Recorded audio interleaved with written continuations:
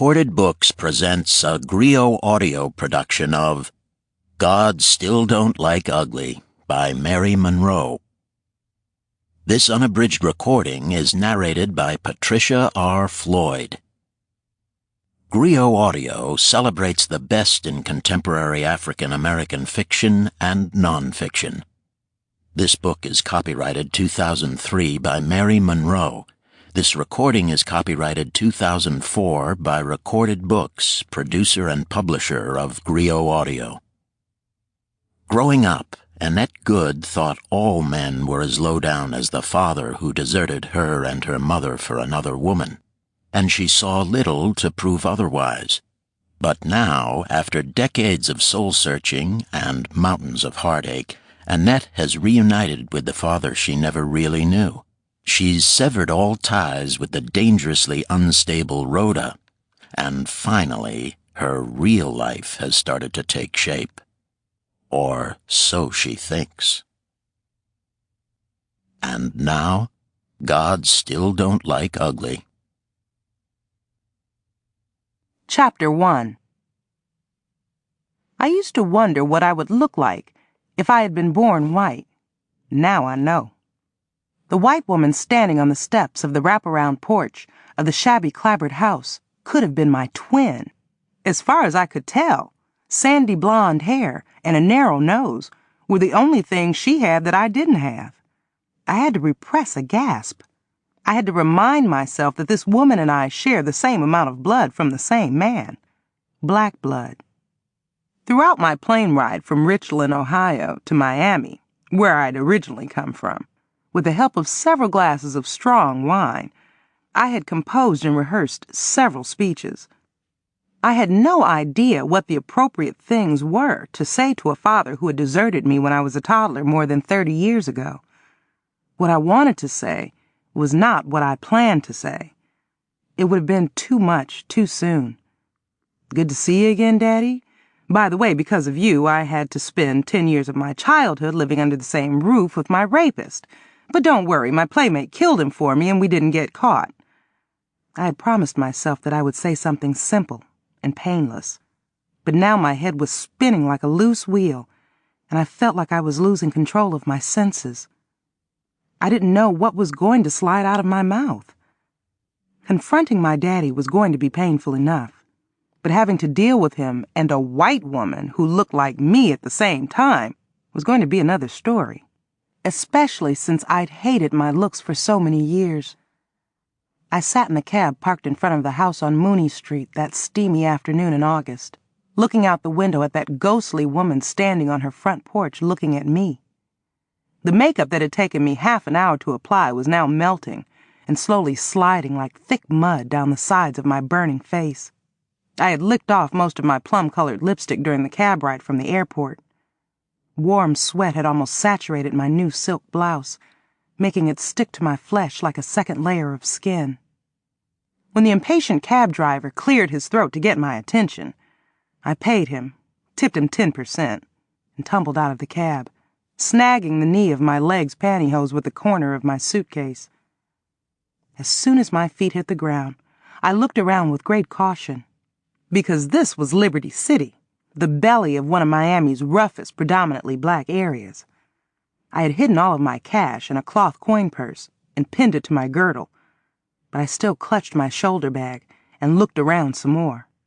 I would have been just as cautious if I'd just landed in Beverly Hills. As far as I was concerned, the world was full of sharks. No place was safe for a female on her own, especially one who attracted as much turmoil as I did.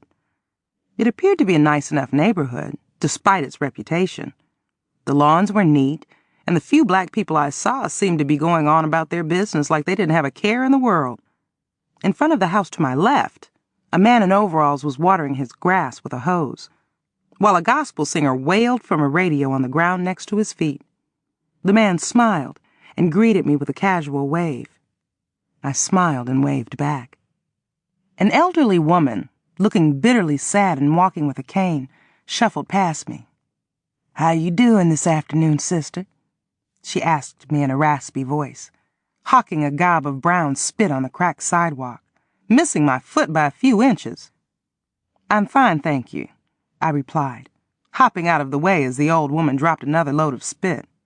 "Sister," I added, as an afterthought, even though the old woman didn't hear me.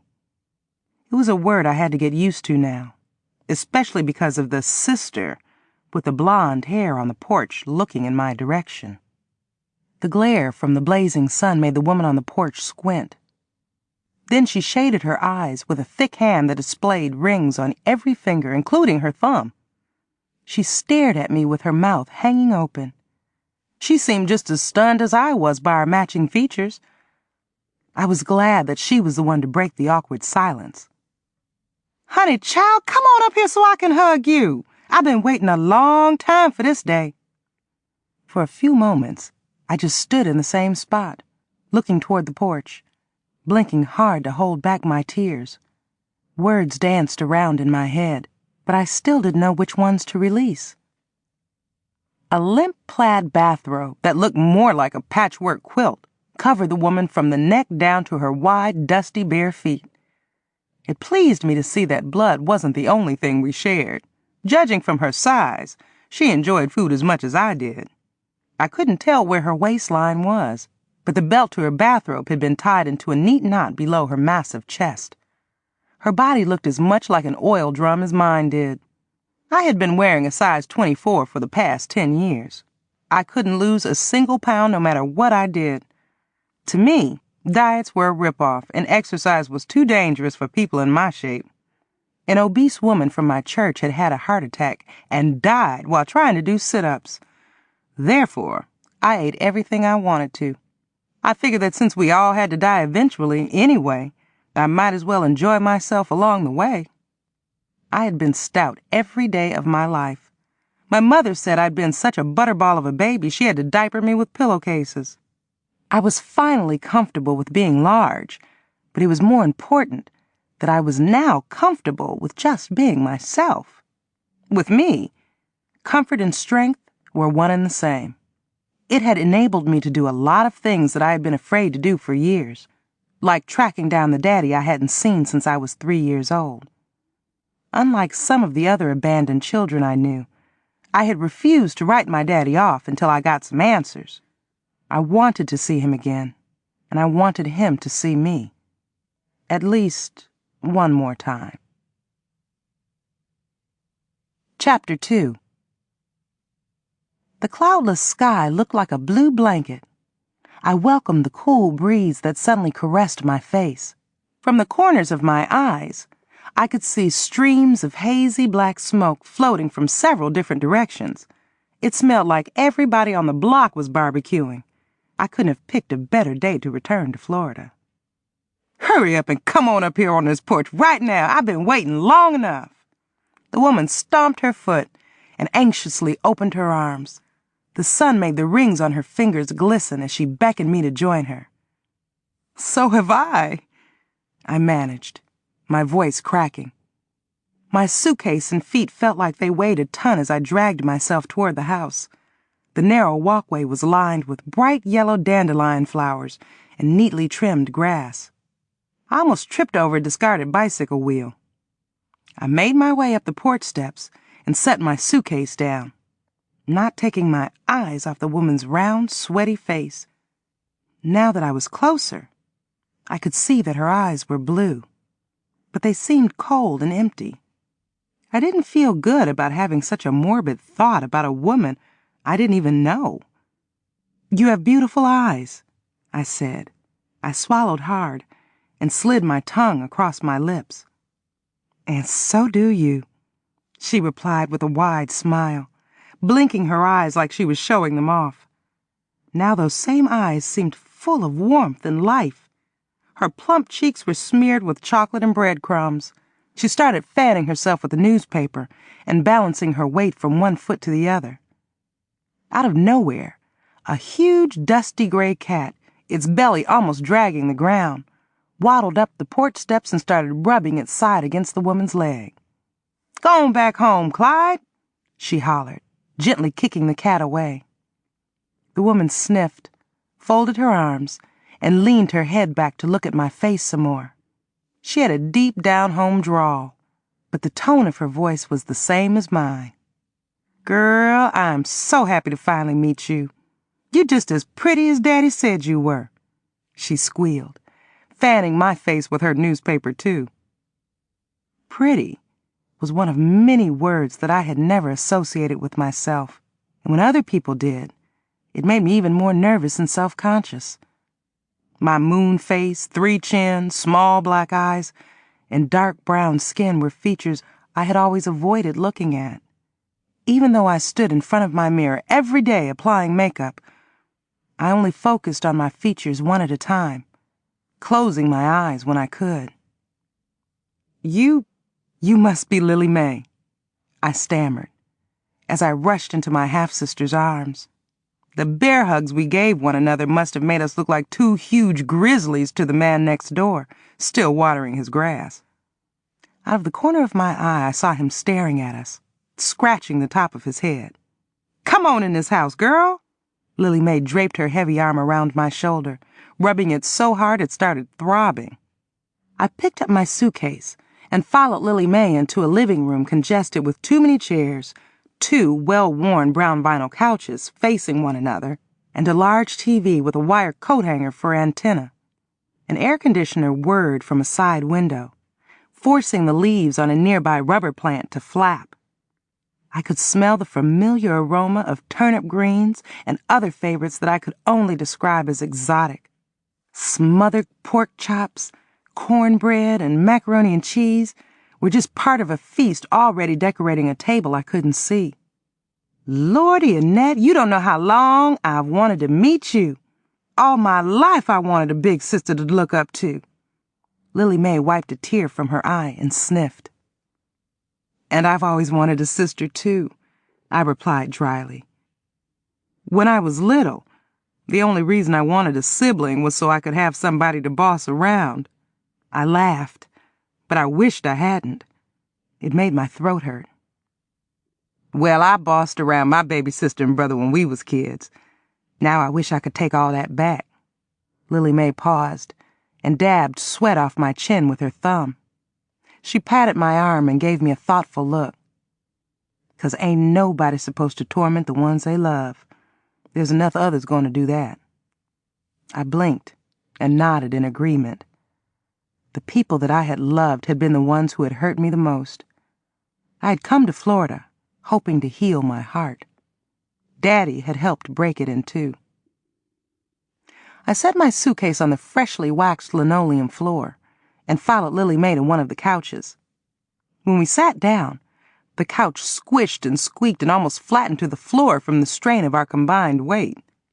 And that had to be at least 500 pounds. "It's so nice to finally get you down here."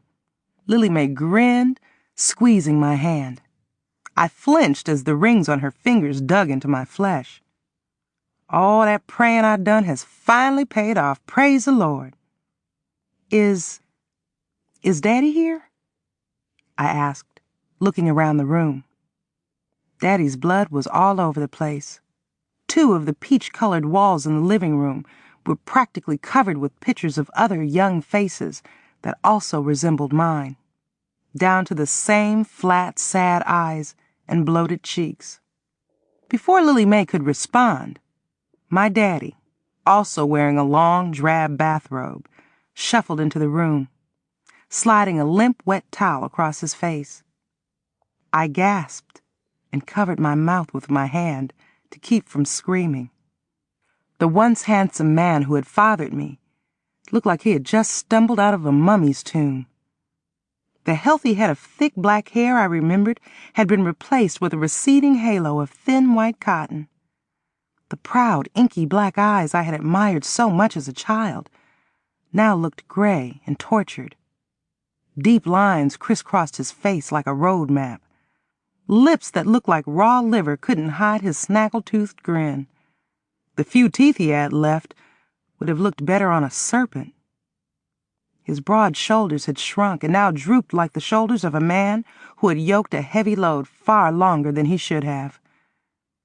He had never had much of a butt, but now his backside was as flat as a board, making it look like he had a very long back, supported by a pair of frail, slightly bowed legs. His belly resembled a large cummerbund.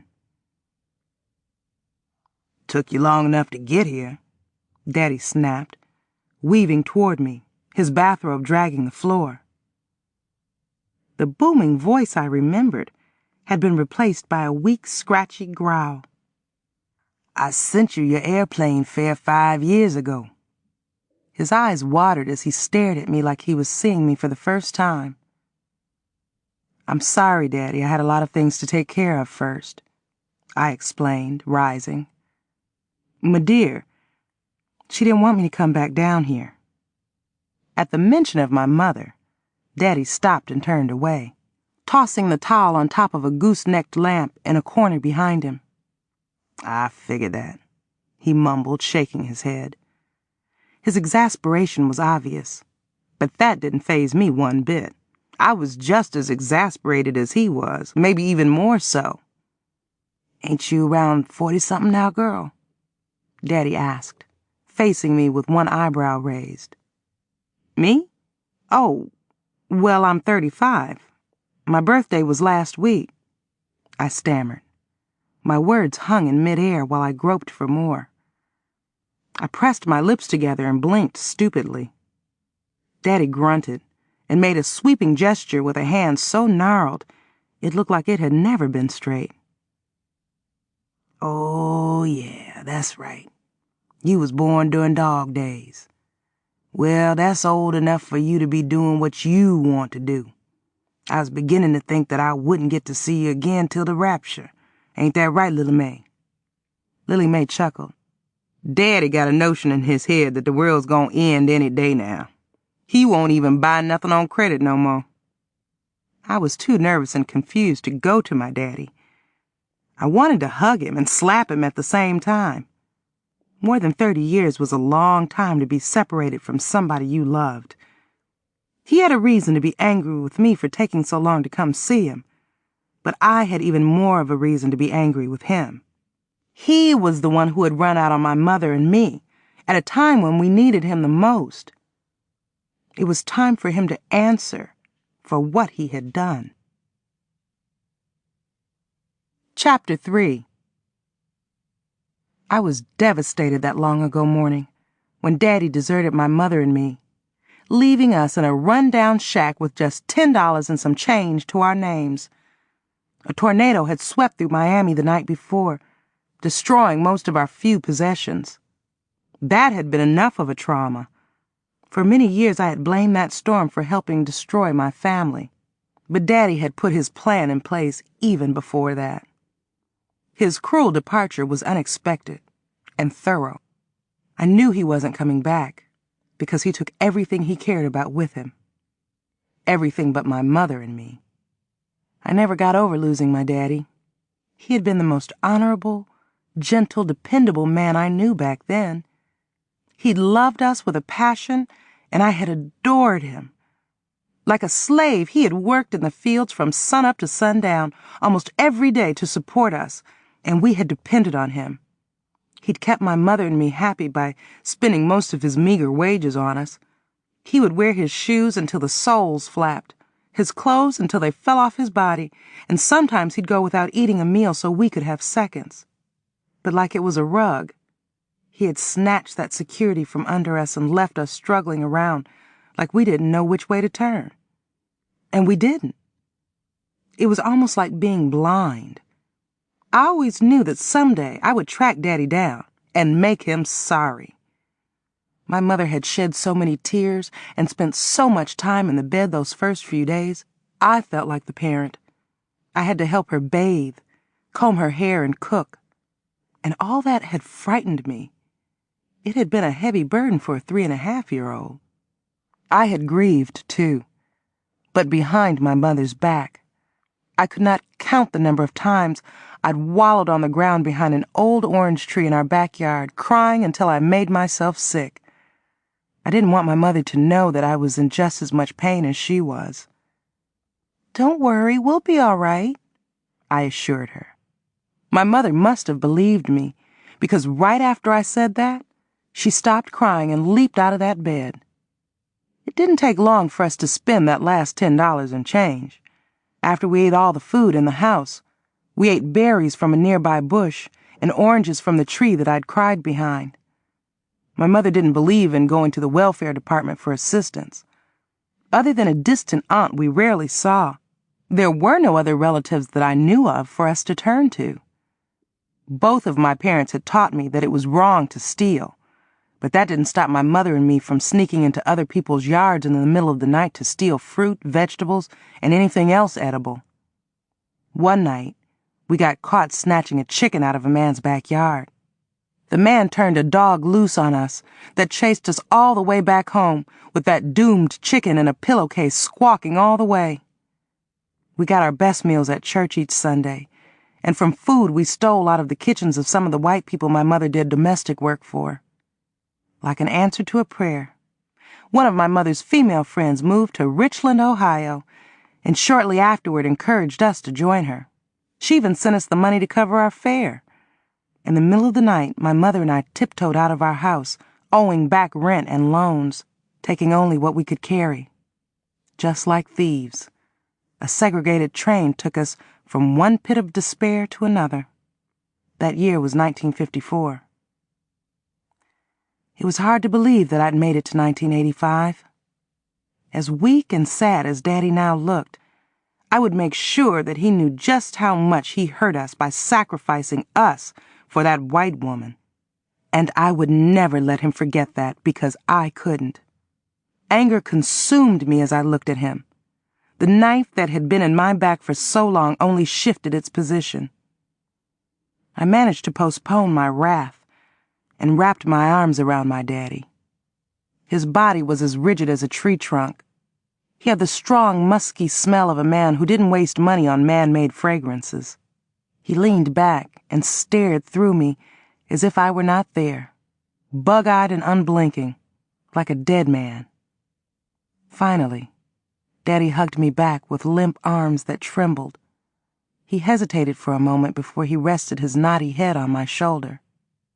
"Annette, I am so sorry for what I done to you and your mama. I can't change the past, but I swear to God, I'll be there for you from now on." Then my daddy cried like a baby, and so did I.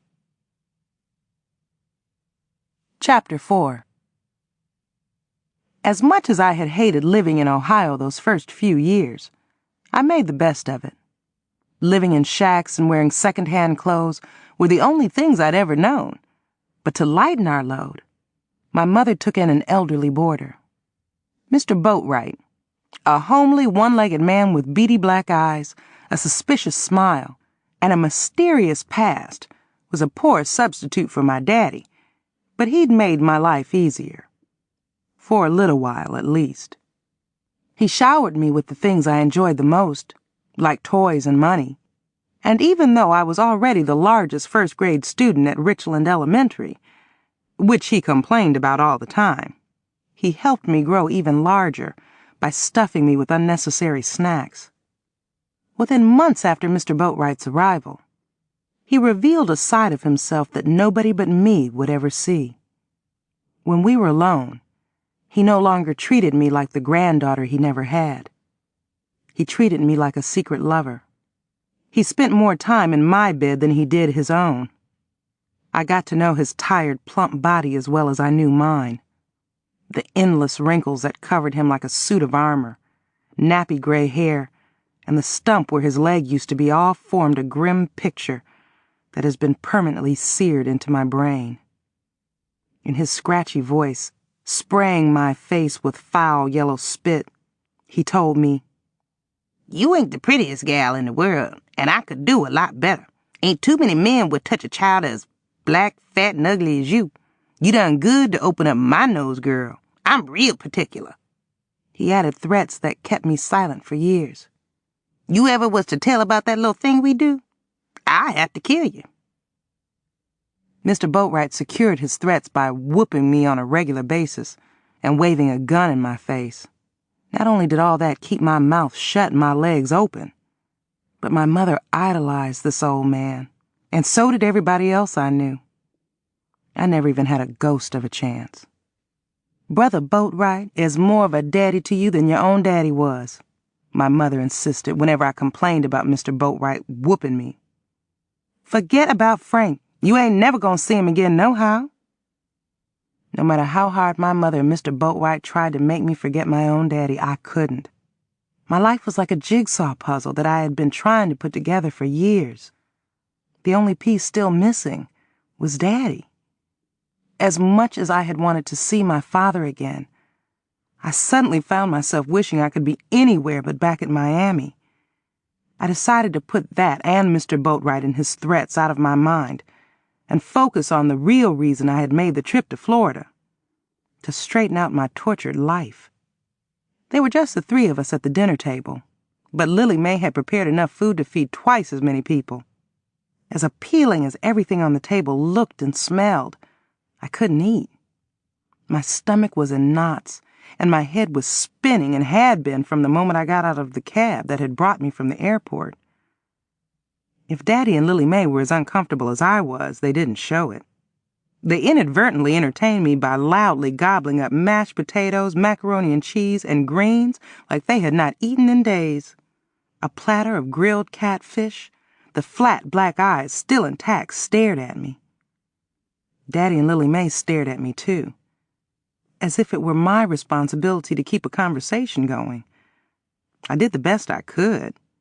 I regaled them with details of my plane ride, the delay I encountered when I went to retrieve my luggage, and the cab ride from the airport. These mundane things didn't even interest me, but Daddy and Lily Mae hung onto my words as if listening to me deliver their favorite psalm. When their eyes were not on me, I peered into a bowl next to the catfish that contained lumps of mysterious root-like items and thick brown gravy. Whatever it was, it must have been good, because Lily Mae and Daddy dipped into that bowl with a vengeance. It was hard to keep my eyes off of Daddy's face. However, between him and Lily Mae, his face was the easier one to tolerate. Seeing a white version of myself was a shock to my system.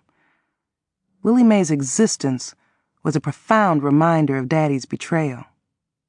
But I knew I had to work around that if I wanted to keep Daddy in my life this time, no matter how much it hurt. Sister girl, you ain't barely ate a bite. Now, them greens are screaming too loud for you not to eat 'em. But don't worry about them smashed potatoes. They are sure enough lumpy. I can feed what we don't eat to that greedy cat from next door, Clyde. That mangy old feline would eat a rock, Lily Mae told me, chewing so hard her ears wiggled. An onion strip hung from her bottom lip like a ribbon. I told Daddy not to smash them potatoes with a spatula. The mashed potatoes taste fine, but I ate on the plane, I muttered, sliding food around on my plate with a slightly bent fork. And I've been trying to lose a few pounds anyway, I lied. Daddy nodded and snapped a mighty pork chop in two with his sparse teeth. Lily Mae burped and snatched another huge chunk of cornbread from a cracked bowl next to my plate. She slapped the cornbread with a gob of butter and continued stuffing her mouth. It pleased me to see somebody else appreciate food as much as I did, when I was in the mood to eat. It brought tears to my eyes to have to ignore all the good food sitting in front of me. But every time I tried to swallow something, a huge lump in my throat blocked the way, almost making me choke. Daddy took a long swallow from a can of beer and let out a great belch. You ain't got to lose no weight, girl. He paused and gave his chest a punch with his fist. Then he belched again, covering his mouth and excusing himself. You look fine just the way you is. Daddy grunted and punched his chest again. Black men like women to have some meat on them bones. That sounded strange coming from him. I had only glimpsed the white woman one time that he had left my mother for. From what I had been able to see, there had not been a lot of meat on her bones. Daddy gave me a sharp look and asked harshly, How come you ain't married yet? What's wrong with them brothers up there in Ohio letting a fox like you run loose? Before I could respond, he turned to Lily Mae. Girl, pass me that bowl of smashed potatoes. Daddy eagerly scooped up what was left of the potatoes, but not before Lily Mae dipped her spoon in again. "I'm engaged," I said proudly. "Jerome, my fiancé, is a high school guidance counselor." I paused and turned to Lily Mae. "And he is so handsome." I felt it was necessary to let it be known that even a plain, heavy-set woman like me could attract a good-looking man who loved me enough he wanted to marry me. Other than the man who had raped me for 10 years, Jerome was the only man who had ever put me first in his life. That was something I couldn't even say about my daddy. With raised eyebrows, Daddy and Lily Mae looked at one another, then back to me with wide smiles on their faces. "Well, I declare, my girl done outdone herself," Daddy beamed proudly, grinning so hard the skin on his bottom lip cracked. "You done found you an educated man, huh?" He sniffed and wiped a speck of fresh blood from the crack on his lip. I smiled and looked away before answering. "I didn't find him, Daddy. He found me." I spent the next 15 minutes bragging about Jerome Cunningham and how good he was to me and for me. Chapter 5. The few letters and telephone conversations I had shared with my daddy during the last 5 years had not revealed much about him and his new family. But when he and Lily Mae started talking, while we were still eating dinner, I heard everything I had been so anxious to hear, and a few things I didn't want to hear. Even though Daddy had admitted that he was sorry he had deserted my mother and me, he made it clear to me that he was happy with his new family. My other 2 half-siblings, Amos and Sandra, were both in the military, stationed somewhere in Germany. Daddy had retired from a security guard position at a rough high school and now lived on a monthly pension check. Other than an occasional dinner with a pushy grandmother he referred to as Miss Pittman, Daddy had no love life. "I don't miss having no lady friend," he insisted, a faraway look in his eyes. "Women done got me in enough trouble to last me from now on." Immediately after the elaborate meal, Daddy excused himself from the table in the middle of a sentence. He ran to the bathroom, moaning and cussing all the way. "He's got weak bowels," Lily Mae whispered, rising from the table. I had almost forgotten how kicked back people were down south. It was late in the evening, and Lily Mae was still in her bathrobe from that morning. There was now gravy on her bare feet that had dripped off her overflowing dinner plate. She ignored the gnats hovering above her toes, but every few minutes she lifted her feet and shook them. Poor Daddy. He's so proud and independent, it took me a year to talk him into moving in with me so I could look after him. And not a minute too soon, girl. Miss Pittman was just about to reel him in like a cart. "What all is wrong with Daddy? He doesn't look too well," I said with concern, tapping my fingers on the naked wooden table situated in the middle of the small kitchen. "Oh, he's in pretty good health for a man his age. But he was so lonely living alone, and in a neighborhood that was so rough even the cops got robbed on the street. I was just as lonely as Daddy was." Lily Mae paused and leaned down to scratch the side of her foot.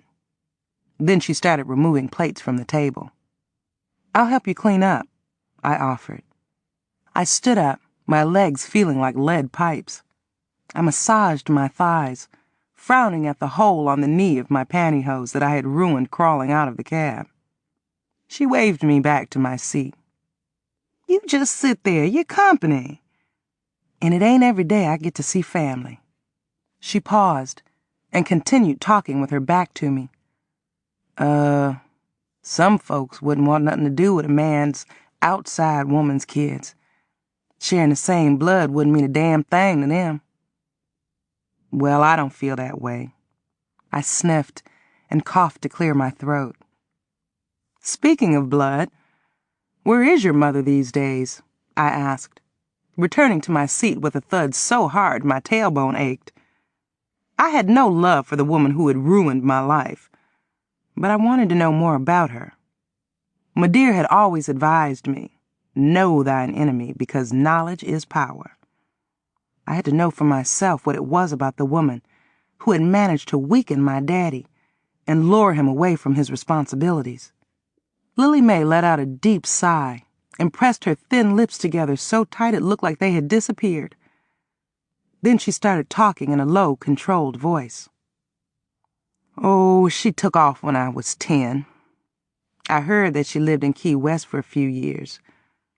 Mama's family didn't want nothing to do with me and Sandra and Amos, so we couldn't keep up with Mama's life. I just found out 3 years ago that she's back in Miami with a new husband. I have 2 other half-sisters that I've never even seen or talked to. Lily Mae blinked and smiled sadly. That's why it was so important for me to meet you. Oh. The kitchen window was open, and smoke from one of the houses next door streamed in, making my eyes burn and itch. I blinked and rubbed my eyes. It's too bad you don't get to spend time with her, I managed.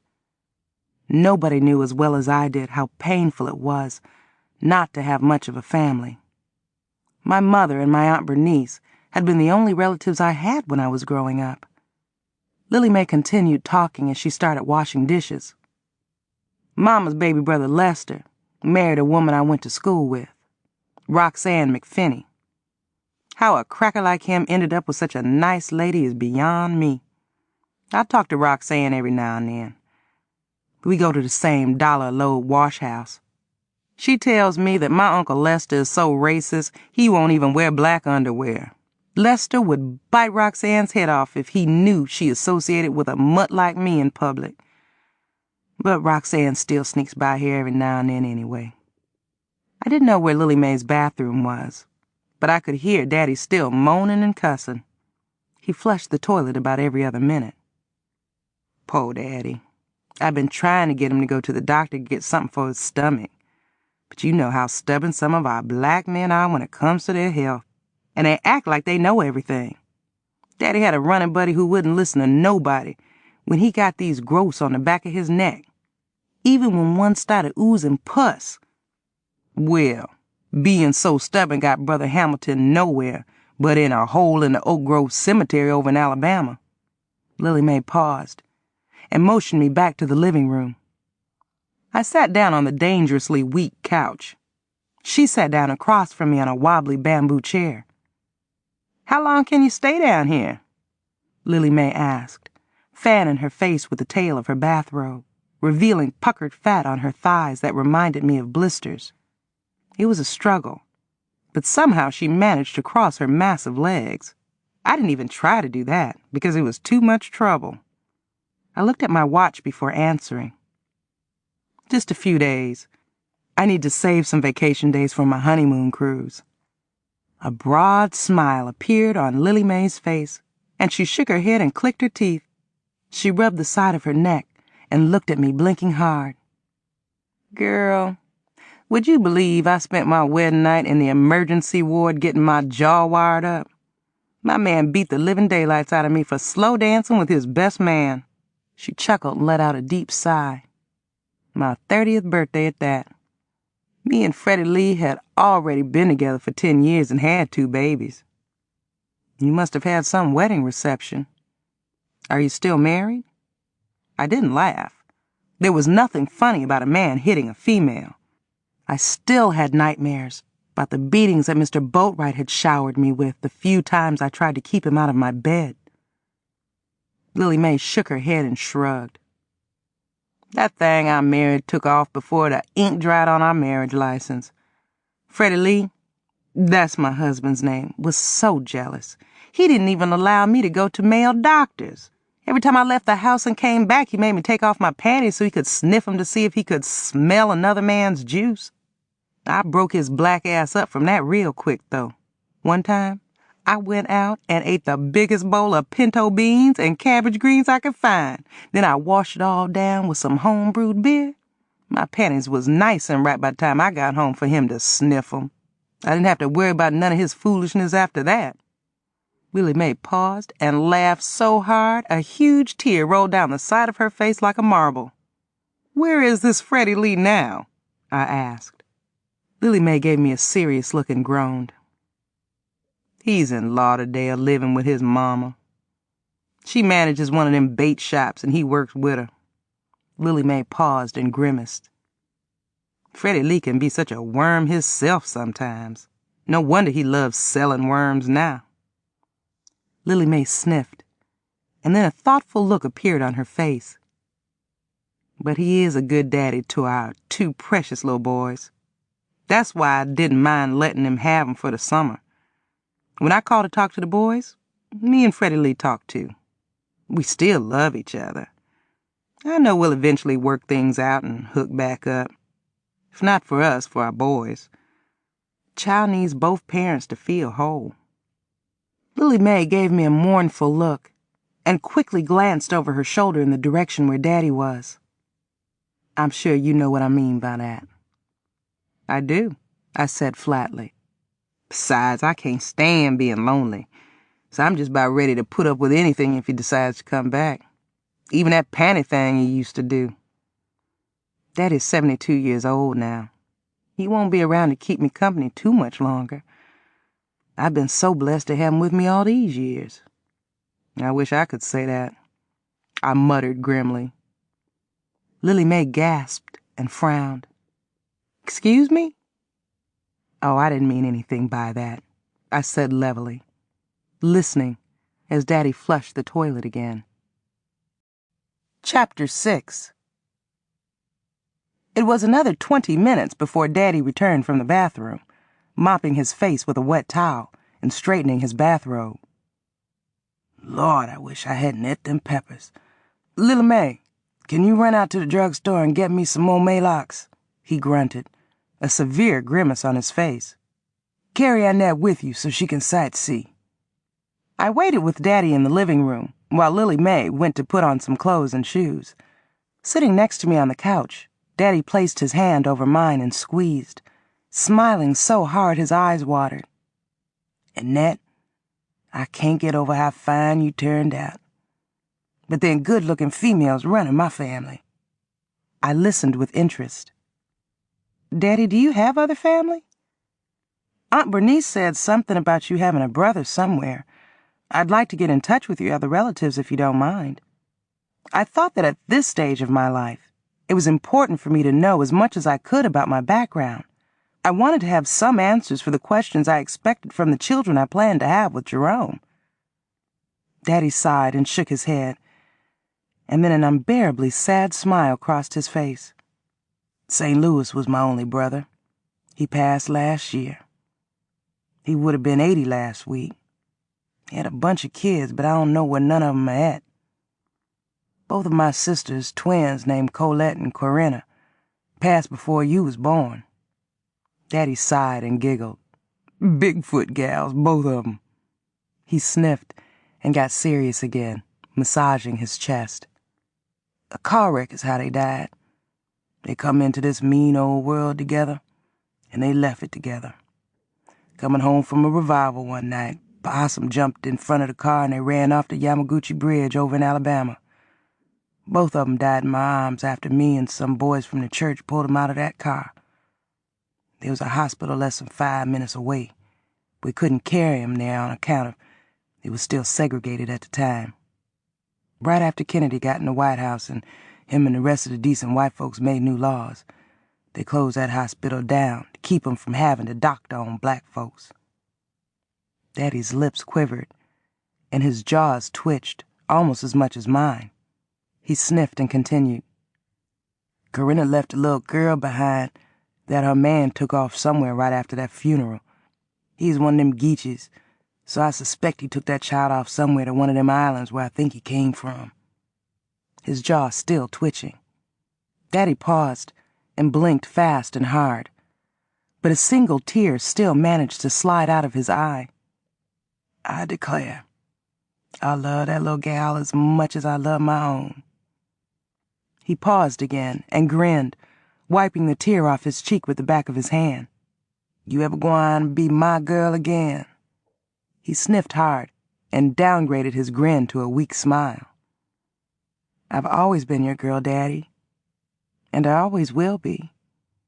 I patted Daddy's shoulder and looked away, sucking in air so hard a sharp pain rolled through my chest. How come you didn't tell me Lily Mae looked like that? I asked in a whisper, leaning my head close to Daddy's. He looked at me with genuine surprise. Look like what? He glanced toward the back room, where Lily Mae was slamming closet doors and banging dresser drawers shut. My face was flaming as I caressed my cheek and cocked my head to the side. Talking out of the side of my mouth, I said in a controlled voice, "She could pass for white." Daddy shrugged. I can sure enough understand you having a beef with white women. I gave Daddy a thoughtful look and a smile. My closest female friend back in Ohio is white. I don't have a problem with white women, but it was a real shock to find out that my own sister looks like one. Well, Lily Mae ain't white. At least not by these rules the white folks done laid down. And while we on the subject, every nigga I know claim to be part Indian, even me. Only ones ain't bragging about having Indian blood is the Indians. Shoot. White blood, Indian blood, don't matter how much of it you got. If you got any black blood at all, you're black in this white man's country. Case closed. Lily Mae is a black woman and she proud of it. Daddy paused and gave me a thoughtful look. And I hope you proud of your color, too. I am, Daddy. I wouldn't want to be anything else. I could not believe that I had only been in Florida for a few hours. It seemed more like a few days. Daylight was coming to a dramatic close. Lightning bugs and dim street lights lit up the night as Lily Mae and I made our way from the living room to her old Chrysler. She kept it parked in a narrow driveway by the side of her house. The full moon, shining like a huge silver ball, looked like it was about to drop right out of the darkening sky. Gave me an eerie feeling. It was still just as hot as it had been when I'd arrived that afternoon. All of the doors to the neighboring houses were standing open. People in their night clothes had gathered on their front porches. They were fanning, drinking, and listening to radios playing everything from gospel to the blues. After the visit to the drugstore, Lily Mae and I stopped at a vegetable stand. She wanted to pick up more turnip greens and a bag of red-skinned potatoes. The place was crawling with sweaty people pushing shopping carts, loaded with everything from watermelons to 10-pound plastic bags of raw peanuts. There was a long line of customers at 3 of the 4 checkout aisles. Since Lily Mae had only 2 items, she rushed to the express lane. I stumbled along behind her, chewing on a handful of grapes that I had snatched off a counter next to the greens.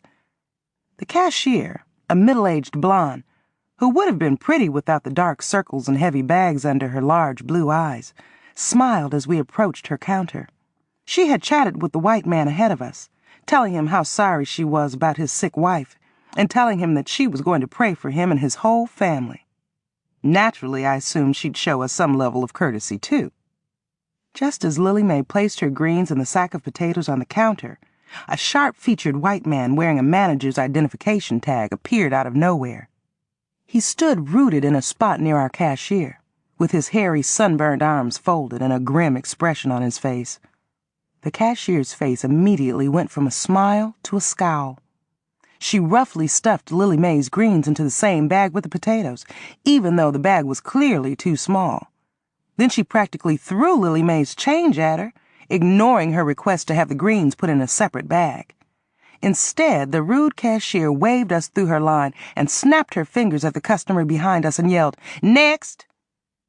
I had to remember where I was, because I was tempted to say something. By the grace of God, I was able to restrain myself, but I still glared at the cashier. Somehow, Lily Mae managed to remain pleasant, even telling the woman, "Have a nice day." I was further annoyed when the manager put his hands on his hips and watched us until we went out the door. I guess some things never change, I sighed, as Lily Mae and I approached her car parked on the street directly in front of the vegetable stand. I'll never forget the way some white folks used to treat my dear and me when we lived down here. I snorted so hard I had to rub my nose. I was surprised to see specks of blood on my fingers.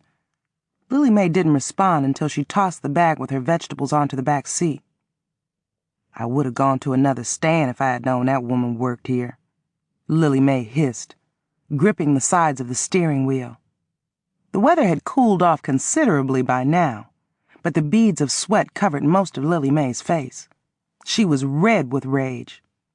I work my fingers to the bone at that damn post office so me and Daddy can eat good. This is one of the best stands in town and one of the closest, but them motherfuckers will never get another one of my hard-earned dollars. I don't have to put up with that shit. I would not have been as nice to that old Peckerwood witch as you were, I snarled, looking back toward the vegetable stand. The same cashier who had behaved so rudely was now standing outside on the sidewalk in front of the vegetable stand under a streetlight, looking at us. For a moment, her eyes locked with mine. I blinked because I couldn't believe the unbearably sad look on the woman's face now. I gasped when she offered a faint smile before we drove off. I let out a deep sigh and turned back around. I saw no reason to share what I had just seen with Lily Mae. As far as I was concerned, the woman was nobody. But what Lily Mae said next made my eyes burn with tears. Her name is Edith, Lily Mae told me, her voice cracking. Who? I asked, my eyes staring at the side of Lily Mae's head. That old Peckerwood witch that just waited on us. I gasped. You know her? Lily Mae nodded. She's my mama. Chapter 7. The first few hours of the first day of my visit with Daddy and Lily Mae had already been difficult enough. Seeing Lily Mae's mother at that vegetable stand had made it even more difficult. Lily Mae had prepared her absent son's small bedroom next to the kitchen for me to sleep in. I took a long bath in a huge clawfoot bathtub, noticing that the Florida sun had already started drying out my skin. By the time I crawled out of the bathtub, slathered Vaseline intensive care lotion over most of my body, and returned to the living room, Lily Mae and Daddy had disappeared to their bedrooms. I waited until I was sure they were asleep. Then I padded into the kitchen to use the telephone on the wall next to the refrigerator to call up my dear, my mother. Before I could dial my dear's number, that greedy cat from next door came clawing and thumping on the kitchen door. He was meowing so loud I let him in before he could disturb Lily Mae. Since she seemed so fond of him, I knew she would come out to feed him again. Once the cat rolled across the floor straight to the refrigerator, I took out a slice of raw bacon and tossed it to him. He dragged it to a corner and started gnawing. He was already halfway done with it by the time I finished dialing Madeir's number, so I knew I had to talk fast. Madeir must have had the telephone in the bed with her, because she answered before the first ring ended. What'd your daddy say for himself after all these years? I bet he done already told you enough lies to fill a hog trough, Madeir said hotly. Before Daddy's desertion, Madeir had talked about him like he was the king of some proud African tribe. She even used to call him Mr. Good. Now when she referred to him, it was always by his first name only, Frank. And she now talked about him like a dog. I felt tremendously sad, knowing that Madeir's bitterness toward Daddy remained so strong after so many years. Despite Daddy's departure and all of the obstacles we had encountered because of it, Madeir and I still had a lot to be grateful for. We both had nice homes, jobs, decent friends, and our health. I had a man, and he was a good man. Madeir loved Jerome as much as I did. As much trouble as men is, we still need 'em, she had told me a few years ago. I didn't agree with Madeir's old-school belief about women needing men. But the one man I felt I did need in my life was my daddy. A bloodline was one thing a person couldn't change. It bothered me knowing that part of my blood had run in so many different directions. I had a real daddy and siblings. I wanted to unite our blood while there was still time. The brief time that I had had Daddy in my life had meant a lot to me. Having him back meant even more. I knew if I had never reunited with him, I would never feel like a whole person again. I didn't appreciate my dear's negative attitude, but she had every right to still be angry. Annette, Frank brought you all the way to Florida to tell you some more lies. Once you see what a snake he is, you get him out of your system once and for all. I sure enough did. Daddy hasn't told me any lies, my dear. He was glad to see me, I replied, speaking low. The cat had finished the slice of bacon and had returned to sniff at the refrigerator once again. This time, I tossed him a huge pork chop, hoping it would keep him occupied until I completed my conversation with my dear. Well, Frank'll be lying like a rug as soon as he can tune up his lips. That no-good jackass. How he looking these days? I bet he look like he been whooped with an ugly stick. When you act ugly, you get ugly sooner or later. He looks the same way he did the last time we saw him, I lied. Without going into detail, I added, he's still one of the best-looking black men in town. I paused and sucked in my breath. He still goes to that Baptist church on Greeley Street that we used to go to when we lived down here. He's an usher. That don't mean nothing, girl. The church is full of devils, my dear snapped. I was exasperated. I covered my mouth with my hand to keep my dear from hearing my deep sigh. My dear, let's forget about what Daddy did to us. We can't change the past. I know that. But Frank Goode is going to rue the day he run off and left us the way he done. He gonna be sorry. He's already told me he was sorry, I said dryly, my fingers twisting the telephone cord. Oh, he did? That's a surprise. My dear sucked her teeth and took her time continuing. You called Jerome? Not yet, I'll call him tomorrow. Well, you better. You ain't never gonna find another man as good as him at your age. And you better hurry and marry him before he change his mind, or before he take a real good look at you. Makeup is a mask you can hide behind but for so long. My dear laughed. It was years before your stepdaddy found out what I really looked like. Go to sleep, my dear, I sighed. Don't forget to go water my plants. I'll be home in a few days. Wait a minute, girl, I ain't finished talking to you yet. My dear lowered her voice to a whisper, so I knew what was coming. You seen that white woman? Your auntie told me that she-puppy done dragged her white trash tail on back to Miami. You mean Edith? I saw no reason for me to whisper the way my dear often did when she and I talked about white folks. Who in the world is Edith? She hissed, still whispering. The white woman Daddy was with. I didn't like saying things that hurt my mother, but she made it hard for me to avoid. Oh, excuse me. So now you on a first-name basis with that pale-faced Jezebel? No, I'm not. I saw her at a vegetable stand that Little May took me to today. Little May is Daddy's oldest girl. I paused and added with a chuckle. She looks just like me. She took off from her job at the post office to spend time with me. Daddy lives with her. You is Frank's oldest girl, my dear reminded with a hiss. And how she looked like you is a mystery to me since you took after me. Well, I take after Daddy, too. Listen, I'm tired and I really need to get some sleep. It's been a long day. I'll call you again tomorrow. I still can't get over what possessed Jerome to let you go down there by yourself to prance around with.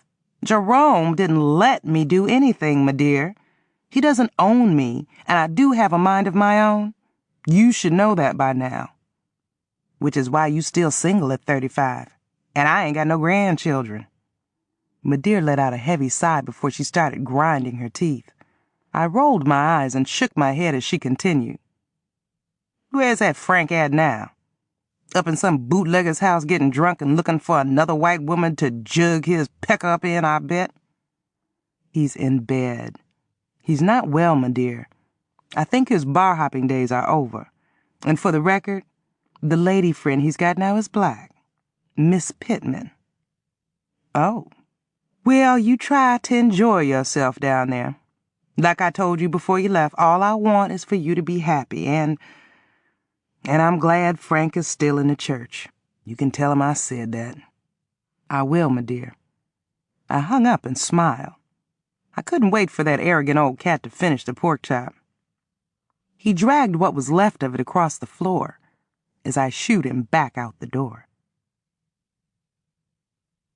Chapter 8. Long after Clyde the cat had disappeared from the kitchen, I stood in the doorway looking out into the night.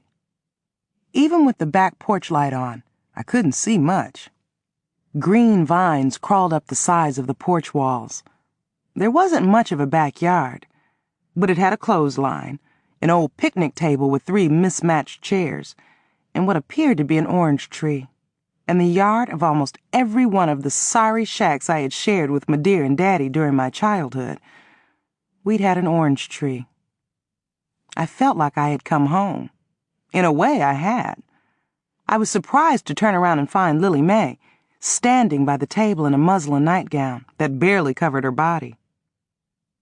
I hope you don't think I was eavesdropping on your conversation with your mama, Lily Mae said, removing a pitcher from the refrigerator. She poured us both a glass of water and waved me to a chair at the table as she sat down across from me. That's okay, I don't really have anything to hide from you, I said, plopping down with a groan, drinking water I didn't want. That reminds me of something I've been thinking about all evening. I drank some more water, wishing that it was something stronger sliding down my throat. There was a blank look on Lily Mae's face. What's that? I know you must be hurting right now about your mother. Lily Mae sighed and clutched her glass with both hands. And you're probably wondering why I care about a woman who don't care about me. She does care about you, I said firmly. Lily Mae gasped and gave me a dry look. How would you know that? You don't even know her. And what about the way she behaved at the vegetable stand this evening? I didn't want to tell you. I paused because I could barely form my sentences. Your mother came outside while we were getting back into your car. She had a smile on her face, but she looked like she wanted to cry when we drove off. I bet if her boss hadn't been around, she would have run out to the car and said something to you. Lily Mae started blinking hard and biting her bottom lip. Sure enough. I nodded. I would have told you sooner or later. I guess the sooner you know she cares, the better. Lily Mae folded her arms and glanced around the kitchen. Now that I know where my mama works, maybe I'll go back over there and slip her a note, telling her to meet me somewhere where we can talk. Would you go with me? I don't think I could do it otherwise. I'm not as bold as you. I nodded. I'm sure your mother would appreciate you taking that step. I heard the toilet flush, so I glanced toward the doorway. Every time Daddy was out of my sight, I got nervous. It was like I couldn't look at his face enough. Because my beloved stepfather had recently died, I had been afraid that Daddy would die before I could see him again. I blinked even harder and returned my attention to Lily Mae. That day Mama left us, she took me aside and told me that I had to be stronger than Amos and Sandra because of the way I looked. A faraway look appeared on Lily Mae's face. She was right. You mean your color? My lack of color would be more like it. I know what she meant, but it didn't take long for me to find out. Being a black girl in a white body ain't no picnic. I'd give anything in the world to be as dark as you. But don't you have some advantages over the rest of us? When you go out alone, don't white people treat you like one of their own? She nodded. The ones that don't know me do. But you don't know how hard it is to be around black folks and have them make jokes about me looking white. You don't know what it feels like when white folks on my job find out I'm black. Can't go around announcing to the world that I'm black, but when they find out, it's a whole different ball game. My first boyfriend's mama was into that Black Panther stuff. First time she got a look at me, she told me to my face that she wasn't gonna be eaten with the enemy or some shit like that. I pursed my lips and shrugged. You can't do anything about the way you look. And don't think I haven't tried. I used to wear afro wigs and dark makeup. When I got tired of that, I started wearing braids and all the things I saw the other black girls wearing. But it wasn't me. I can't be happy trying to be something I'm not. Now, my old man, Freddie Lee, ain't too fond of white folks. But even before me, all his other girls was high yellow. That confused me. And it confused our boys when Freddie Lee put them in an all-white school, telling them he thought they'd do better going to school with white kids. My babies would come home crying every day because the white kids called them coons and niggas and spit on them. At this point, Lily Mae reached across the table and squeezed my hand. You are so fortunate, Annette. People know what you are when they look at you, and they treat you as such. You don't give out no surprises. I've had my share of abuse because of the way I look, too, I said thoughtfully. But if you could change the way you look, knowing what you know now, would you? I smiled. I don't think so. Every person I've ever known has experienced some pain about one thing or another. Lily Mae nodded and shrugged. We remained silent for a moment, but the crickets and other night creatures sounded like they had a symphony going on outside. The small window above the kitchen sink was open by a few inches. A moth that couldn't make up its mind repeatedly flew in and out. I heard an old car rattle past the house before it backfired. The loud bang made us both jump. Lily Mae shut the window and returned to her seat with a groan. She had braided her hair and pinned it up on her head. Traces of face cream made her look even whiter under the glow of the weak light bulb in the kitchen. Annette, I know you missed your daddy when you was growing up. But it sounds like you still managed to enjoy life.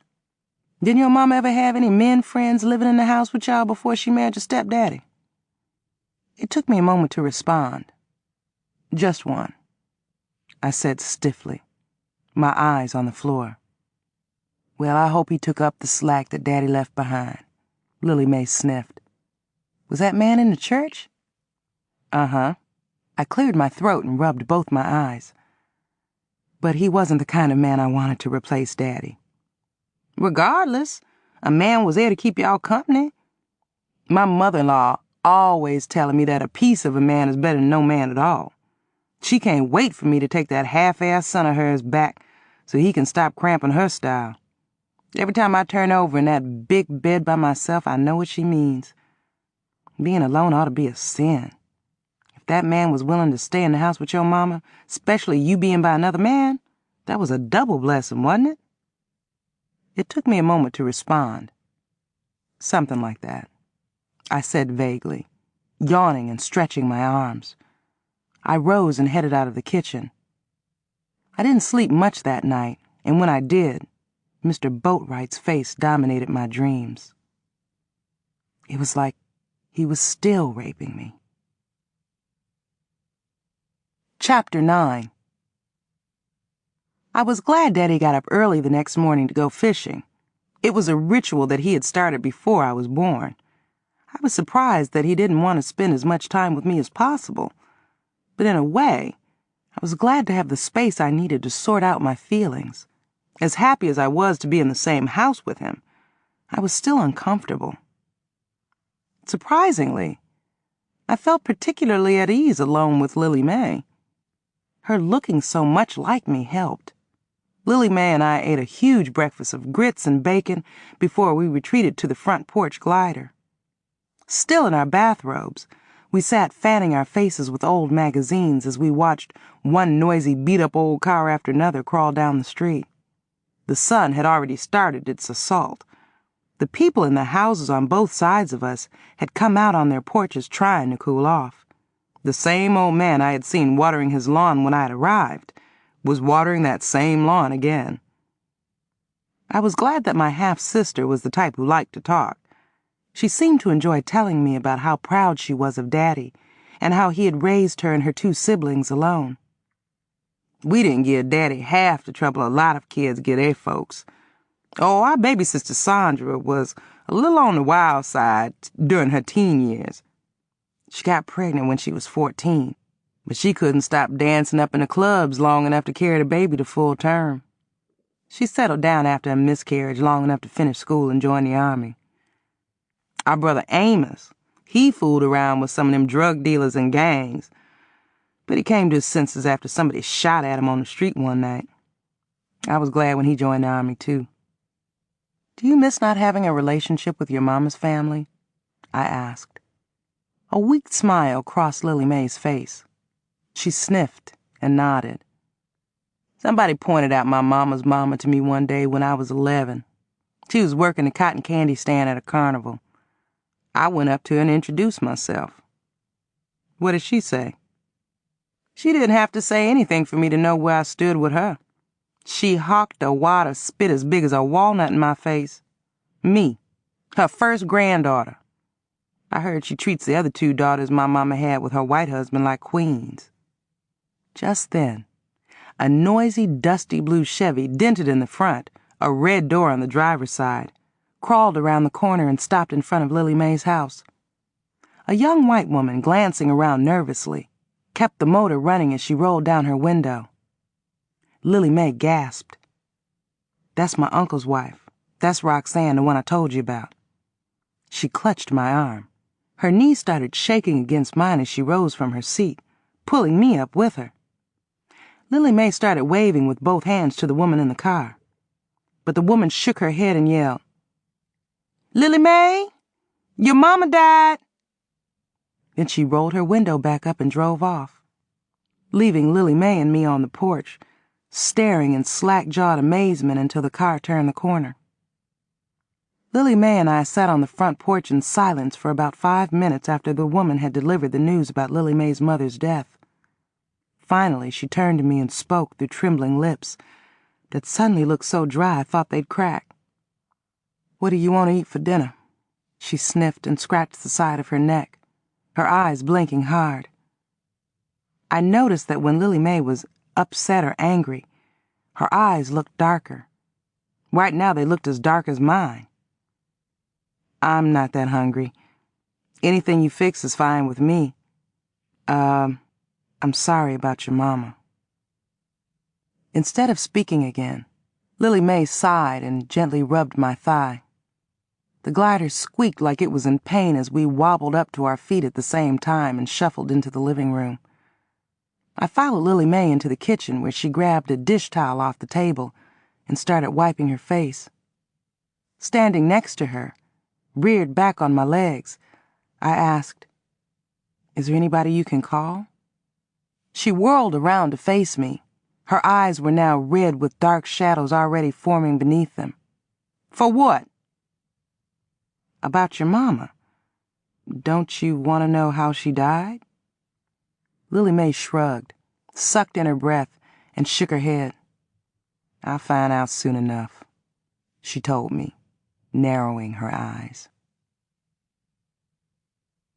Chapter 10. Lily Mae and I spent the afternoon in front of the television watching game shows and the Phil Donahue show. Around 5, Daddy stumbled in with a bucket full of catfish. 2 hours later, over a dinner of fish and more greens, Lily Mae turned to Daddy and told him, "Roxanne came by today." Lily Mae had dabbed on some makeup, but it didn't help. She couldn't conceal her pain. Daddy stopped chewing and looked from Lily Mae to me and back to Lily Mae with his eyes bulging. "Well, now I know why you're looking so much like hell that I can smell the brimstone," he snorted. "What did Roxanne want?" Fresh black and gray stubble on Daddy's rough face reminded me of a briar patch. He dragged his fingers through his knotty hair and sniffed. "Must have been something deep for her to come by here in broad daylight." "She came by to tell me that Mama died," Lily Mae muttered, her eyes on the plate of untouched food in front of her. Daddy leaned back in his wobbly chair. Scratching the side of his face, he muttered to Lily Mae, "Well, bless your soul." Then he let out a loud, deep breath. "Them fish sure was biting today. Them bad boys was all but jumping out of the lake into my bucket on their own." It was an awkward moment for us all. I forced myself to eat as much as I could. Without a word, Lily Mae pushed herself away from the table and waddled back to the living room. Daddy turned to me with his eyes narrowed. "I bet that piece of news about Lily Mae's mama made your day," he hissed, his jaw twitching. His words shocked and angered me. "Well, it didn't," I snapped, surprised that Daddy would think I'd celebrate the death of a woman I didn't know. "My mama raised me better than that," I added proudly, rising. I didn't know what to expect the next day or the rest of my visit, but I had already prepared myself to expect the worst. She didn't say it, but I assumed Lily Mae wanted to be left alone. So instead of joining her in the living room, I decided to turn in for the night and try to get some sleep. I couldn't hear the television, but I did hear a brief muffled conversation between Daddy and Lily Mae in the living room. Then the house got ominously quiet. It was hours before I fell asleep. I had forgotten how hot Florida could be in the morning. Even with the plastic curtains covering the window in the bedroom that Lily Mae had put me in, the sun's rays woke me up that next morning around 7 o'clock. I would have cracked open the window, but through the curtains I could see the outline of a huge grasshopper on the outside, peering into the bedroom. I didn't know what kind of money Lily Mae made working for the post office, or how much Daddy got from his retirement fund, but I knew it had to be enough between them that they could have lived in a much nicer neighborhood, and I was sure that they could afford to put better furniture in the house. Every piece in the house was probably older than I was. The mattress on the bed I was in was so weak it was practically on the floor, even without me on it. It was a struggle for me to pull myself out of the deep valley in the middle. Like the other floors in the house, the linoleum on the bedroom floor had been waxed to a brilliant shine. My bare feet stuck to the floor as I made my way around the bed to retrieve my bathrobe from the back of a chair in front of the closet with a blanket for a door. An ironing board that Lily Mae had used the evening before to clean the fish on had been propped up in a corner by a door that had no knob. I had to open and close it with a piece of wire hanging from the hole where the knob should have been. I didn't know why I was feeling the way I was about people living in such squalor. Before Mr. Boatwright had ruined my life, my dear and I had lived in places not even this nice, and I had been happy.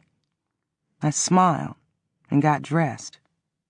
If the sun hadn't aroused me first, the aroma of the elaborate breakfast Lily Mae was preparing would have. The smell of bacon was so strong it made my eyes water. I had all of my appetite back. I was comfortable enough to let myself relax. However, now Lily Mae was the one with no appetite. She didn't even sit at the kitchen table with Daddy and me. Instead, she paced around the kitchen, nibbling on a piece of dry toast and swatting flies with a potholder. The subject of Lily Mae's mother's death was not mentioned again until we read the newspaper that arrived the next day. It was then that we learned Lily Mae's mother had been involved in a fatal car crash on her way home from work just hours after she had treated Lily Mae so rudely. The funeral's Saturday. Lily Mae informed me after a brief telephone conversation she had with somebody she did not identify. It's the last time I'll get to see her, so I have to go. I didn't know what Daddy was thinking about that white woman's death, because other than a few grunts, he kept his comments to himself. Then he went to his room where he remained until I called him out to eat dinner. I had nothing against white people. My closest female friend was a white woman. However, the last thing I wanted to do while I was in Florida was attend the funeral of the one who had stolen my daddy. There had been no love lost between that woman and me. But I already loved my half-sister. I had to go to the funeral because Lily Mae needed my support. You don't have to go into church with me, but I'd appreciate you sitting in the car waiting on me, Lily Mae said, as we cleared the breakfast table after we'd eaten. I had not seen her shed a single tear. However, her eyes were red and swollen, and she had barely eaten since hearing the tragic news. I'll go in that church with you if you want me to, I said, praying that Lily Mae would decline my offer.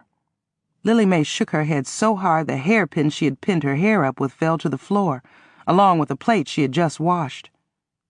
Goodness gracious, no. I wouldn't put you through that.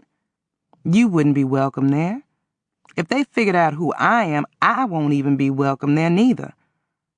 They won't notice me if I stand in the back with a floppy hat or a veil hiding my face. But you'd stand out like a lighthouse, and they'd treat you like you stole something. Wait for me in the car. Lily Mae sighed before she excused herself. When she returned from her bedroom, her eyes were more red and swollen than ever. Chapter 11. The obituary for Lily Mae's mother that appeared in the newspaper didn't even list Lily Mae and her siblings among the survivors. Just the 2 kids her mother had by the white man she had left Daddy for. The woman who had meant so much to Daddy at one time still must have meant something to him, because on the day of the funeral, he cried too. Of course, there was no mention of him in the obituary either, but he wanted to go to the funeral too. He sent flowers to the church under a fake name. Then he agreed to wait with me in the car parked across the street, a block from the church, while Lily Mae paid her respects inside. The church, a quaint little white clapboard building with a crooked steeple, was located in a mixed neighborhood. Seeing a few black and Hispanic faces on the street made me feel a little more at ease. It amazed me how many differences there were between white folks and black folks. At our funerals, there was enough loud weeping and wailing to wake the deceased. Some of the white people I saw standing around outside the church were acting like they were at a carnival, admiring a sideshow. Big-bellied, red-faced men were smoking fat cigars and grinning. A washed-out woman was holding a homely crying baby wearing nothing but a diaper. Young kids were playing tag and throwing rocks at a stray dog. White folks didn't even dress the way we did for funerals. At least not at this funeral. The men had on natty, ill-fitting suits and shoes with heels worn down to the ground. I even saw a woman in a tight red dress cut so low I could see the nipples on her long, flat breast. A molly-faced teenage boy with a ducktail hairdo was hugging a boombox and bobbing his head. The only way you could tell that this was a funeral and not a wedding was by the long black hearse sitting in the front of the church. Lily Mae had contacted her brother and sister, but neither one wanted to attend their own mother's funeral. That saddened me. I believe that in death, even the worst person deserves some degree of respect. With Lily Mae in the church, I was alone with Daddy in her car. I asked him the question that had almost burned a hole in my mind over the years. Daddy, why did you do it? Do what? He gasped. What you talking about, girl? You know what I'm talking about. How did you end up with that Edith woman in the first place? I thought you were so happy with my dear. Daddy was sprawled across the back seat of Lily Mae's old car, chewing on a toothpick. Every now and then he lifted his head and glanced out the back window toward the church, shaking his head and mumbling under his breath. I was happy with you and your mama, but, well... He paused and sucked in his breath as he brushed lint off the same black suit he told me he wore to all funerals. Edith's daddy owned that grove I was working that summer. For a redneck, he was a good old boy to me, as long as I stayed in my place.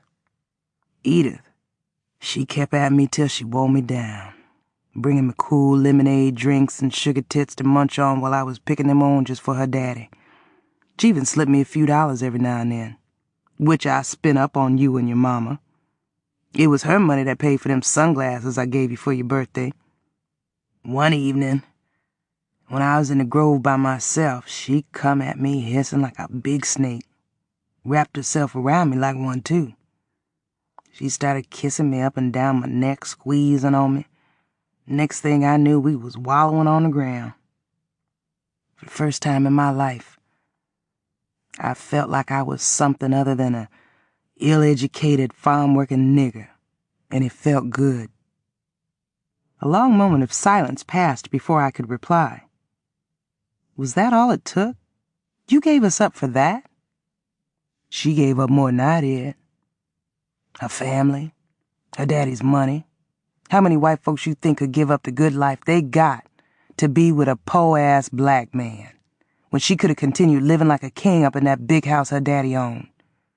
It got to her after a few years. Right after her nervous breakdown, she started kissing her daddy's feet. Him and the rest of her kinfolks felt sorry enough for her they let her back in the family. Them scheming crackers even had some rascal they dug up in Texas waiting to marry her. Cousin of hers at that. And there I was, by myself, with them 3 kids. At least you did the right thing by them. What was that supposed to mean? Daddy snapped. You didn't run off and leave them behind. I kept my eyes on the front yard of the church, which was vacant by now. Girl, I tried to find y'all. I wanted to get back with you and your mama so bad it hurt me to my heart. Don't you think for 1 minute I wasn't suffering too? Daddy paused and sniffed. I went through things I wouldn't wish on a dog. Like the time I carried little May to the mini-mall to get her some new shoes to wear to church. She was 11 and just started to acting a fool, as kids do when they that age. Anyway, she threw a hissy fit 'cause I wouldn't get her no ice cream. I mauled her head with my fist. Girl, crackers came at me from every direction thinking God knows what. I got beat down and cussed at so bad I couldn't work for a week. Little May was a grown woman before me and her went out in public together again.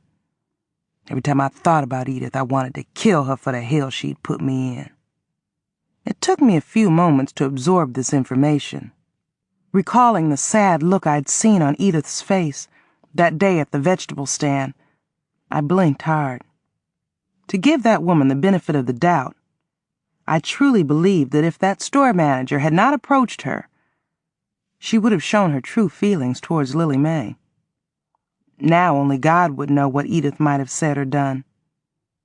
I was proud of the fact that I had a forgiving heart. Had I not, I would never have seen my daddy again. Are you going to go in the church at all? I asked Daddy, glancing at my watch. Daddy gasped so hard he started coughing. As soon as he cleared his throat, he roared, "What's wrong with you, girl? Them white folks would ride me out of town on a rail if I showed my black face up in that church. I ain't that crazy." You were crazy enough to live with one and have 3 kids with her, I scoffed. I turned to look at Daddy. The toothpick between his lips was shaking as he stared at me with tears in his eyes. Daddy let out a loud groan. Girl, ain't you never gwine let the past go. What's done is done. And don't you know everything happened for a reason? Maybe me leaving you and your mama was the best thing ever happened to y'all. Sound like you and your mama done all right without me. I was just holding y'all down from a better life. What kind of life do you think you would have had if you hadn't moved to Ohio? What could I have given y'all? Your love would have been enough for me, Daddy. Girl, you always had that. I thought about you every day of my life, wishing I could hug you and see you grow up. I sure wish I could have been there when you got familiar with the men's. That ain't an easy thing for a girl to go through. Little May and Sandra told me when they, done it that first time. That's the kind of deal I had going with my girls. They knew from the cradle they could talk to me about anything, even that. I hope you didn't jump the gun and slide off your bloomers too soon and for the wrong one. I didn't, I muttered. I recalled the first time I'd ever had sex in my life, with Mr. Boatwright, when I was just 7 years old. Just thinking about it made my crotch start aching so hard I had to turn and sit on the side of my hip bone. I didn't think so. I can tell you too feisty to let some dude take advantage of you. Sugar, before you leave, let's sit down and kick back. Tell me more about your life in Ohio, hear? I sighed and offered a weak smile and a nod. A great sadness suddenly consumed me. I would tell Daddy more about my life in Ohio, but I'd leave out the parts about the years of sexual abuse I had endured and my fling with prostitution, and the part about me having a best friend who was a murderer. Chapter 12. Before Lily Mae returned from church, I spent a few minutes telling Daddy a glamorized, edited version of my life in Ohio. He beamed and nodded when I told him how well I'd done in school and how quick the telephone company had hired me. But when I started to brag about the nice big house and the fancy restaurant that my dear owned and how good my late stepfather had been to us, Daddy promptly changed the subject.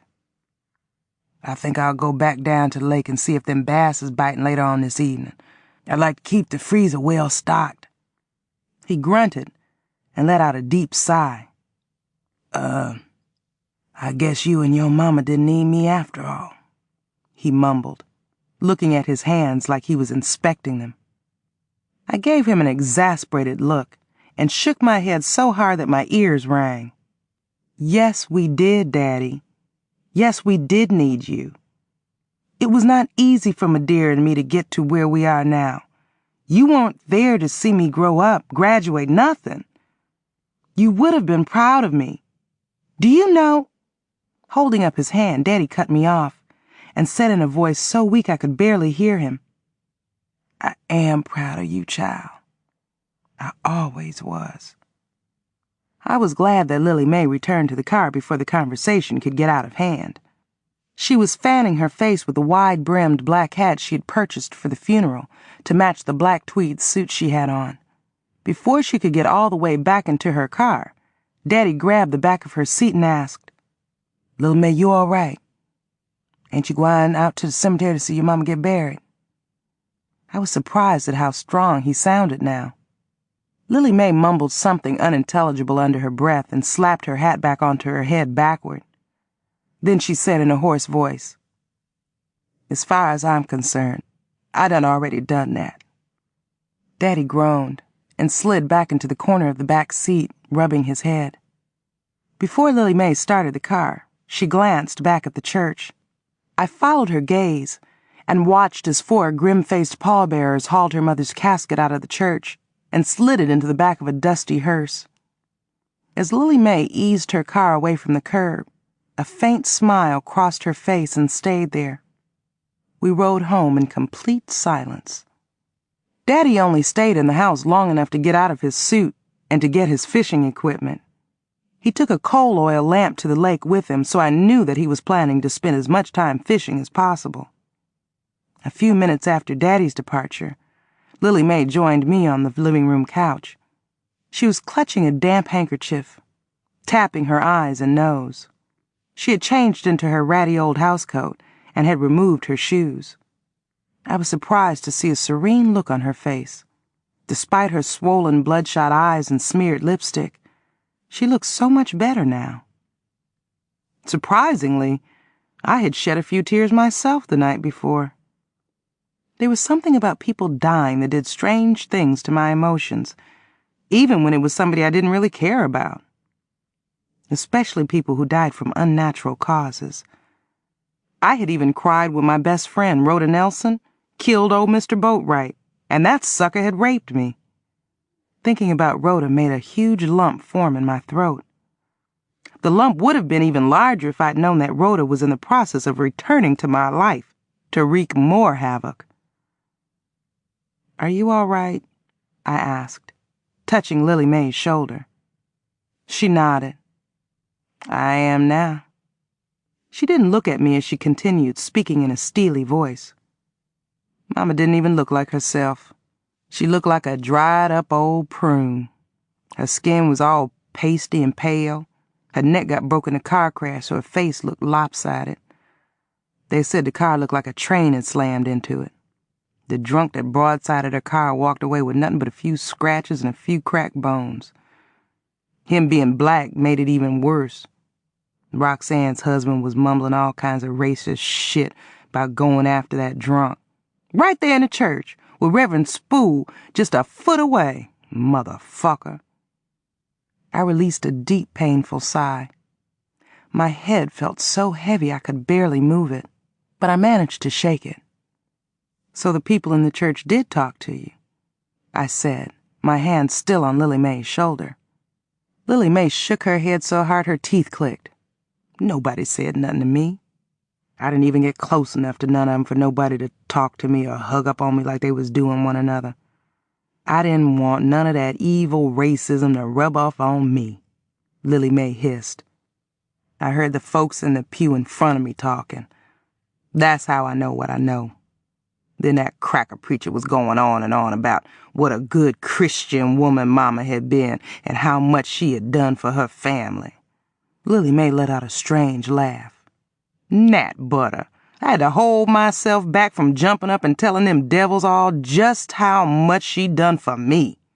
No woman in her right mind would turn her back on her kids. Finally, Lily Mae turned to face me. Daddy done his job and hers because he loved his kids. I stared at the floor. My eyes started to burn and itch, and I could feel bile rising in my throat. Shit. Lily Mae's last comment flustered her more than it did me, and she couldn't hide it. She started blinking real hard and stroking my arm. Now you know I didn't mean nothing by that. She rearranged herself on the couch and grabbed my wrist. Daddy is a good man, Annette. I hope you know that now. I nodded. I know that. I always did. I sniffed and forced myself to keep a straight face. How did you feel being there for the first time with the rest of your family? Lily Mae turned away again. She blew her nose into a handkerchief with a honk so profound it seemed to bounce off the wall. It took her a moment to compose herself.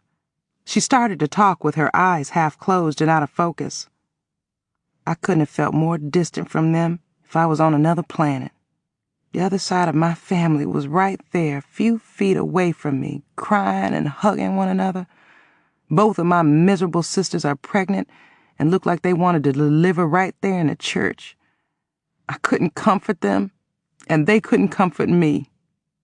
The only thing separating us was blood. Black blood, I reminded. Chapter 13. The death of Lily Mae's mother had taken a toll on Lily Mae. She stumbled around the house like somebody afflicted with polio, running into the living room wall a few times, and accidentally stepping on the tail of that old cat from next door. For the rest of my visit, there was a look of sadness in her eyes that found its way to me. All the mascara and Visine I used to try and brighten up my eyes didn't help. It seemed like every time some new sad thing happened in my life, I grieved for all the other sad things that I had already endured. The good thing was, I had enough pleasant things going on in my life now, so there was some balance. However, I was glad that I only had one more day before my departure. I was anxious to return to my job, my house, and my man. The day before I left Florida, Daddy insisted on taking me out to dinner at what he considered a fancy restaurant. He took me to Doug's Barbecue, a rib joint around the corner from his house. The deeper I traveled into Daddy's drab neighborhood, the more sinister it looked. Unkempt, suspicious-looking men sat on the porches of a deserted house across the street from the rib joint, sharing bottles and whatever it was they were smoking. There was broken glass and discarded trash everywhere I looked. An old car that somebody had torched was sitting on the street, and young kids were crawling in and out of it. Every house had bars on the windows, even the broken windows. 2 boys that looked young enough to be my sons, their cheap plaid shirts hanging open, were kneeling on the sidewalk throwing dice in front of the restaurant. We had to walk around them. "Keep a strong grip on your pocketbook," Daddy warned me in a loud voice. "This street is the butthole of Miami." He led me into the restaurant with his arm around my shoulder and guided me to a booth in a corner next to the kitchen. There was so much smoke coming out of that kitchen, anybody who didn't know any better would have thought that the place was on fire. A cassette player, held together with duct tape, was sitting on the counter next to the cash register. An old B.B. King song, "The Thrill Is Gone," was playing. "I wished Lily Mae had come with us. That gal loved her some barbecue," Daddy told me, wrapping one of the yellow plastic bibs that the restaurant supplied around his neck after we placed our orders. "I done told her we don't know when we'll see you again." He blinked and wiggled his nose, smiling faintly. "Long as it took me to get you to come down here and all, "I'll just be a phone call away, Daddy," I said, drinking ice-cold water from a huge plastic glass. Our food was delivered a few minutes later. I wasn't that hungry, but I managed to eat most of the rib sandwich that I had ordered. For Doug's to be as popular as Daddy claimed it was, I was surprised to see that we were the only patrons. Daddy sniffed and rubbed his eyes. "It's a good thing we got here early. You can't get in this place after 6 o'clock. You want a plate to carry with you on the plane?" Daddy asked, grinning with greasy sauce shining on his lips like lip gloss. The barbecue sauce was so spicy and hot it made our eyes water. "They'll feed me on the plane, Daddy," I said, sniffling and cracking a thin smile at the same time. Daddy leaned across the table and wiped my eyes with his napkin. It wasn't just the barbecue sauce that had me shedding tears.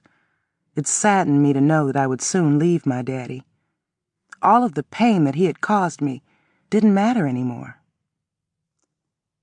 Before we finished our dinner, Daddy called every employee in the place over to our table to meet me. 4 grinning men, shiny with sweat, black rubber aprons covering their big bellies, lined up in front of our booth and inspected me like I was a hog on an auction block. "This is my girl by my first wife. Ain't she fine?" Daddy patted the top of my head and beamed like a lighthouse. It annoyed me when the elderly cook tried to flirt with me, and it must have annoyed Daddy too, because he gave the man a threatening look. "Old nigger, you lay a hand on my child and I will beat your brains out." Daddy snarled. He looked at me and winked. "I'll kill any nigger that try take advantage of you, girl. I ain't going to let nobody damage you." I wanted to tell Daddy that he was too late. After being raped by Mr. Boatwright for 10 years, I was way past just damaged. But I had survived that ordeal, just like I had survived the ordeal of confronting my daddy. Now that I finally felt at peace, I was more than ready to go back to Ohio.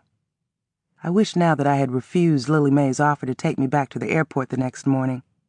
We had to stop twice on the way at gas stations for Daddy to use the bathroom. Each time he made it by the skin of his teeth. Another stop and I would have missed my flight back to Ohio. My suitcase was several pounds heavier than when I'd arrived in Miami. A hefty skycap had to use 2 hands to wrestle it from the trunk of Lily Mae's car. "Annette, I slid some smoked ham hocks and some smoked ham steaks into your suitcase that I fished out the freezer. Ain't no use in me lying, that freezer got way too much meat in it for just me and Daddy."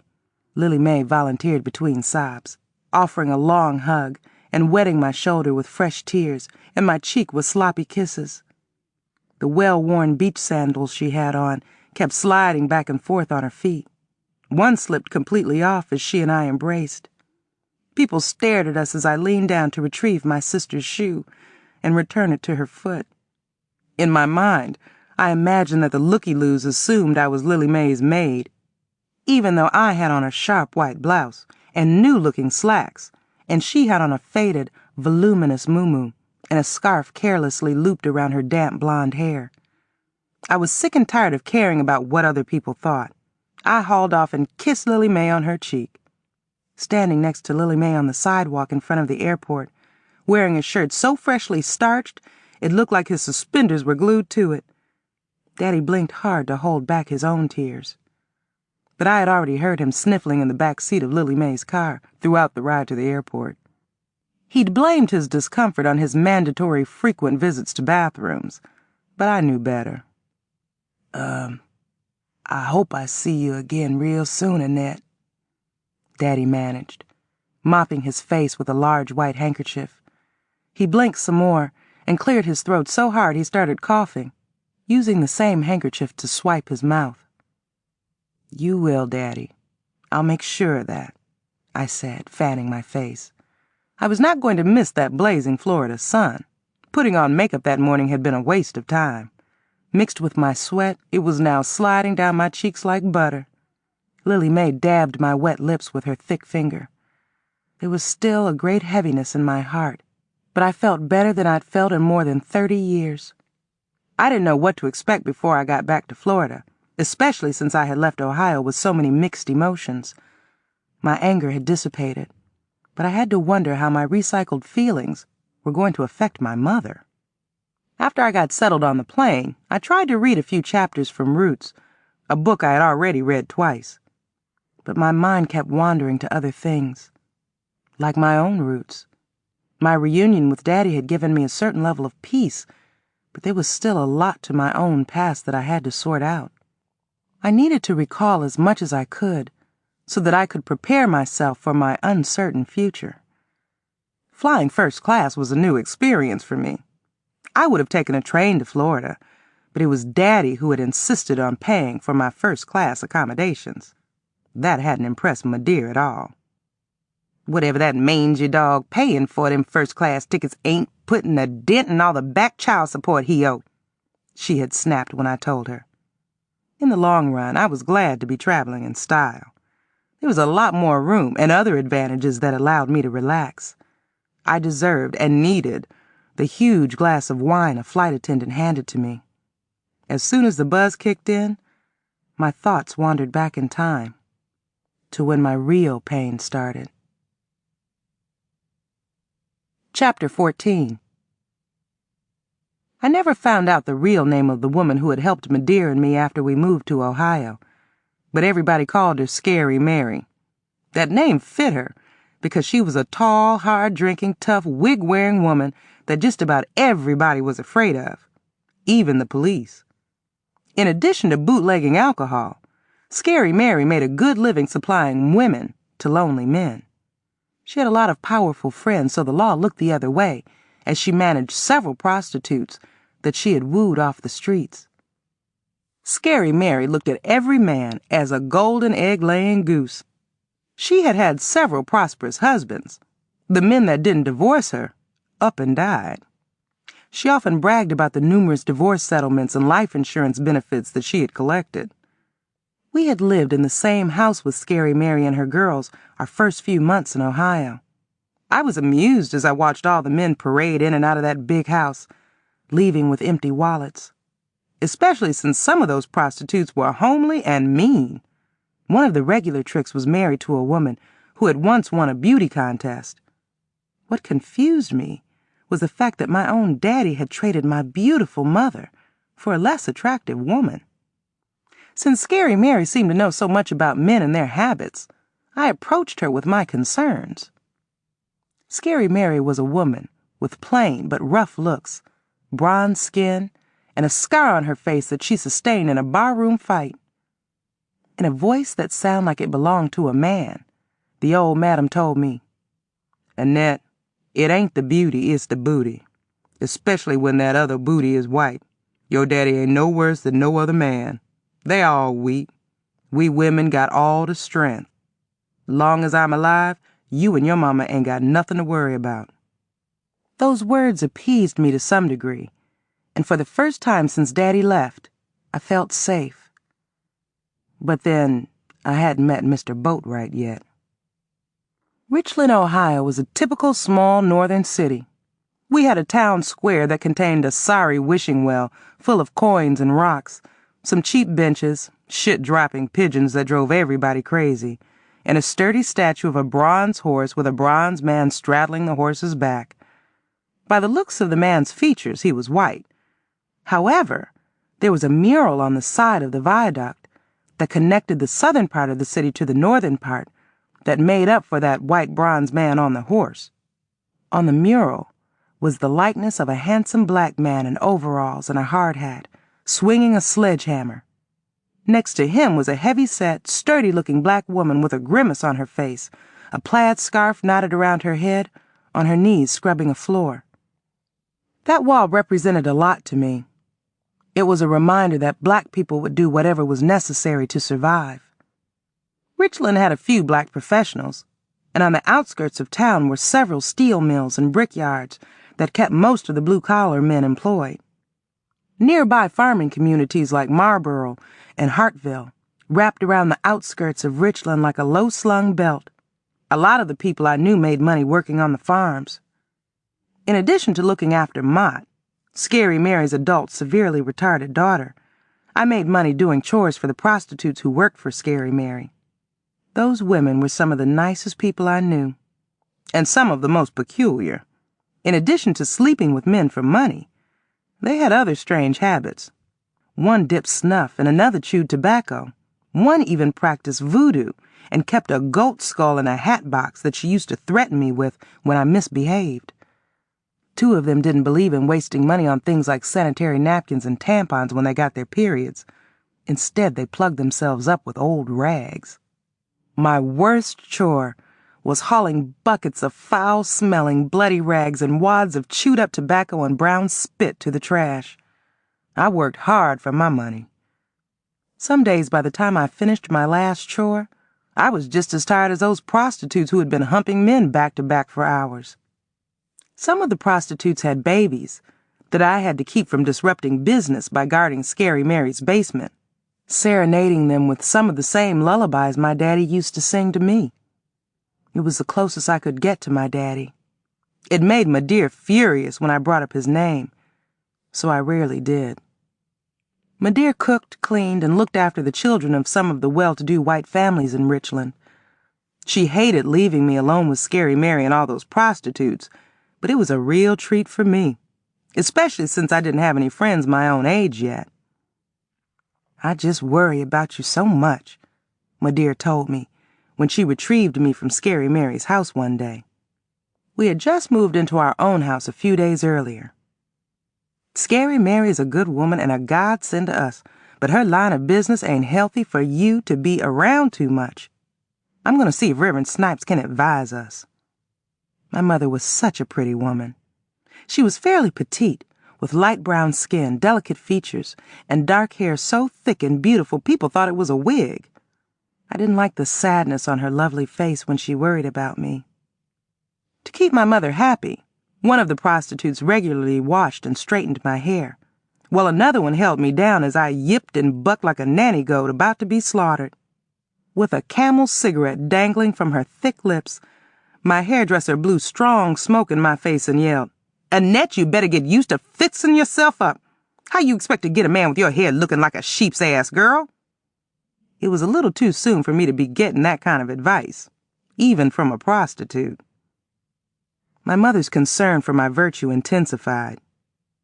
At Reverend Snipes' insistence, she moved Mr. Boatwright in with us so he could babysit me while she worked, as well as to help us with our bills.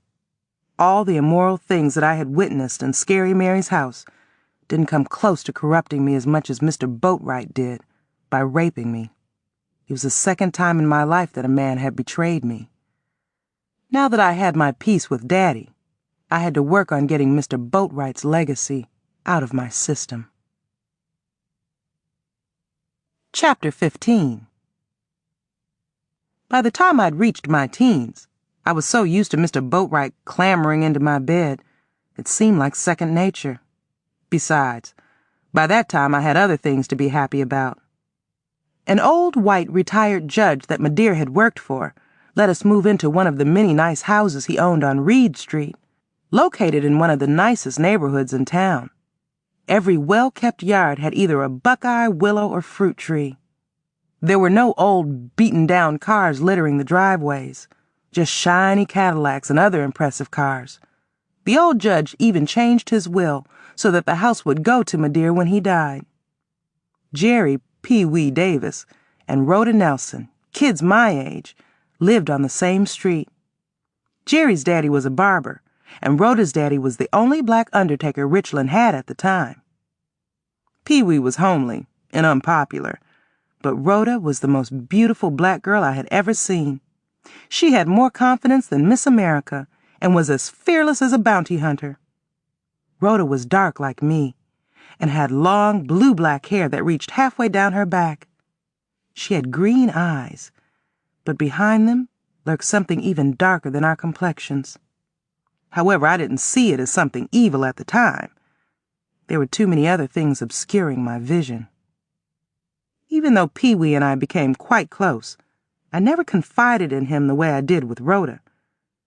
When she was a child, she had witnessed a policeman shoot and kill her eldest brother, David, so she was particularly sensitive when it came to traumatic situations. She was appalled when I told her about Mr. Boatwright. On a regular basis, she tried to make me expose him, but that old sucker's threats carried far more weight than Rhoda's anger. I've had it with you and that nasty old man. If you don't hurry up and do something about him, I will. Rhoda told me, after she had helped me abort the baby that Mr. Boatwright had impregnated me with. I ended up in the hospital. Instead of telling Madeira the truth then, I let her think that some boy I refused to name had seduced me. The pain that episode caused my mother almost destroyed me. But I loved her too much to burden her with the truth. Mr. Boatwright's old and always sick, I reminded Rhoda. God'll take care of him soon. He won't live too much longer, I insisted. I was right. Mr. Boatwright died a few months before Rhoda and I graduated from high school. But it wasn't God that took him out. It was Rhoda. One night, while Madeira was still at work, Rhoda slipped into Mr. Boatwright's bedroom and held a pillow on his face until he stopped breathing. It was the same year that we also lost Martin Luther King Jr. and Bobby Kennedy. "Boatwright's in good company," Rhoda told me as I stood behind her in her pink and white bathroom, waiting for her to finish her egg facial. It wasn't enough that Rhoda's family pampered her. She treated herself like a princess. Maintaining beauty was a full-time job for Rhoda. She spent more on beauty products than I spent on clothes. "Yeah, he sure is," I mumbled. "It's just a shame that after all he went through when he was a little boy, he had to turn out so bad. Look where it got him." After Mr. Boatwright's funeral, when Rhoda had helped me pack up his things for Madeira to donate to the Salvation Army, she and I had come across some old, faded, dog-eared newspaper clippings from a Southern newspaper. We had read about how Mr. Boatwright had been abandoned as a child and shuffled from one bad environment to another. He had also suffered abuse so severe it had cost him a leg. Rhoda gasped and whirled around so fast to face me, her egg facial cracked before it was supposed to. "Millions of people get abused when they are little. They don't go around raping people. Don't you be standing up here feeling sorry for that old goat," Rhoda roared.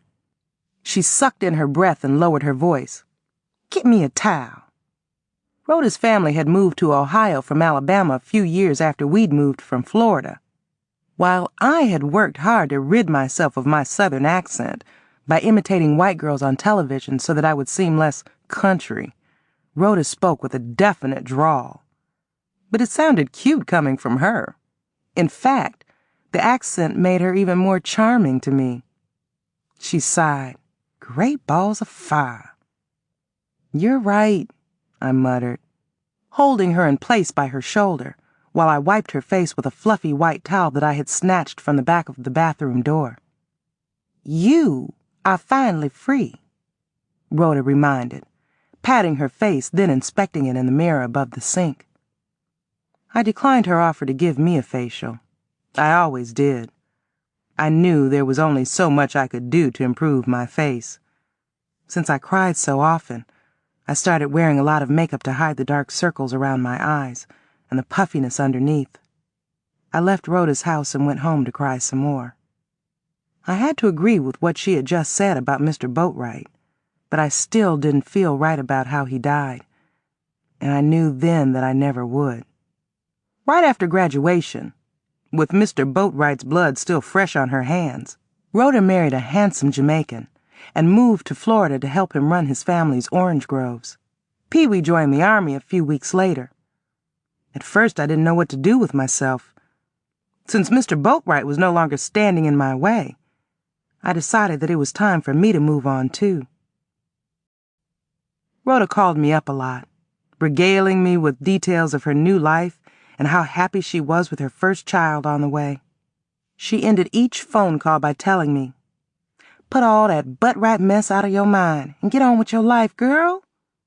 Knowing that I was the only person who knew about her killing Mr. Boatwright, I now felt like I was in a different type of bondage, and Rhoda was calling all the shots.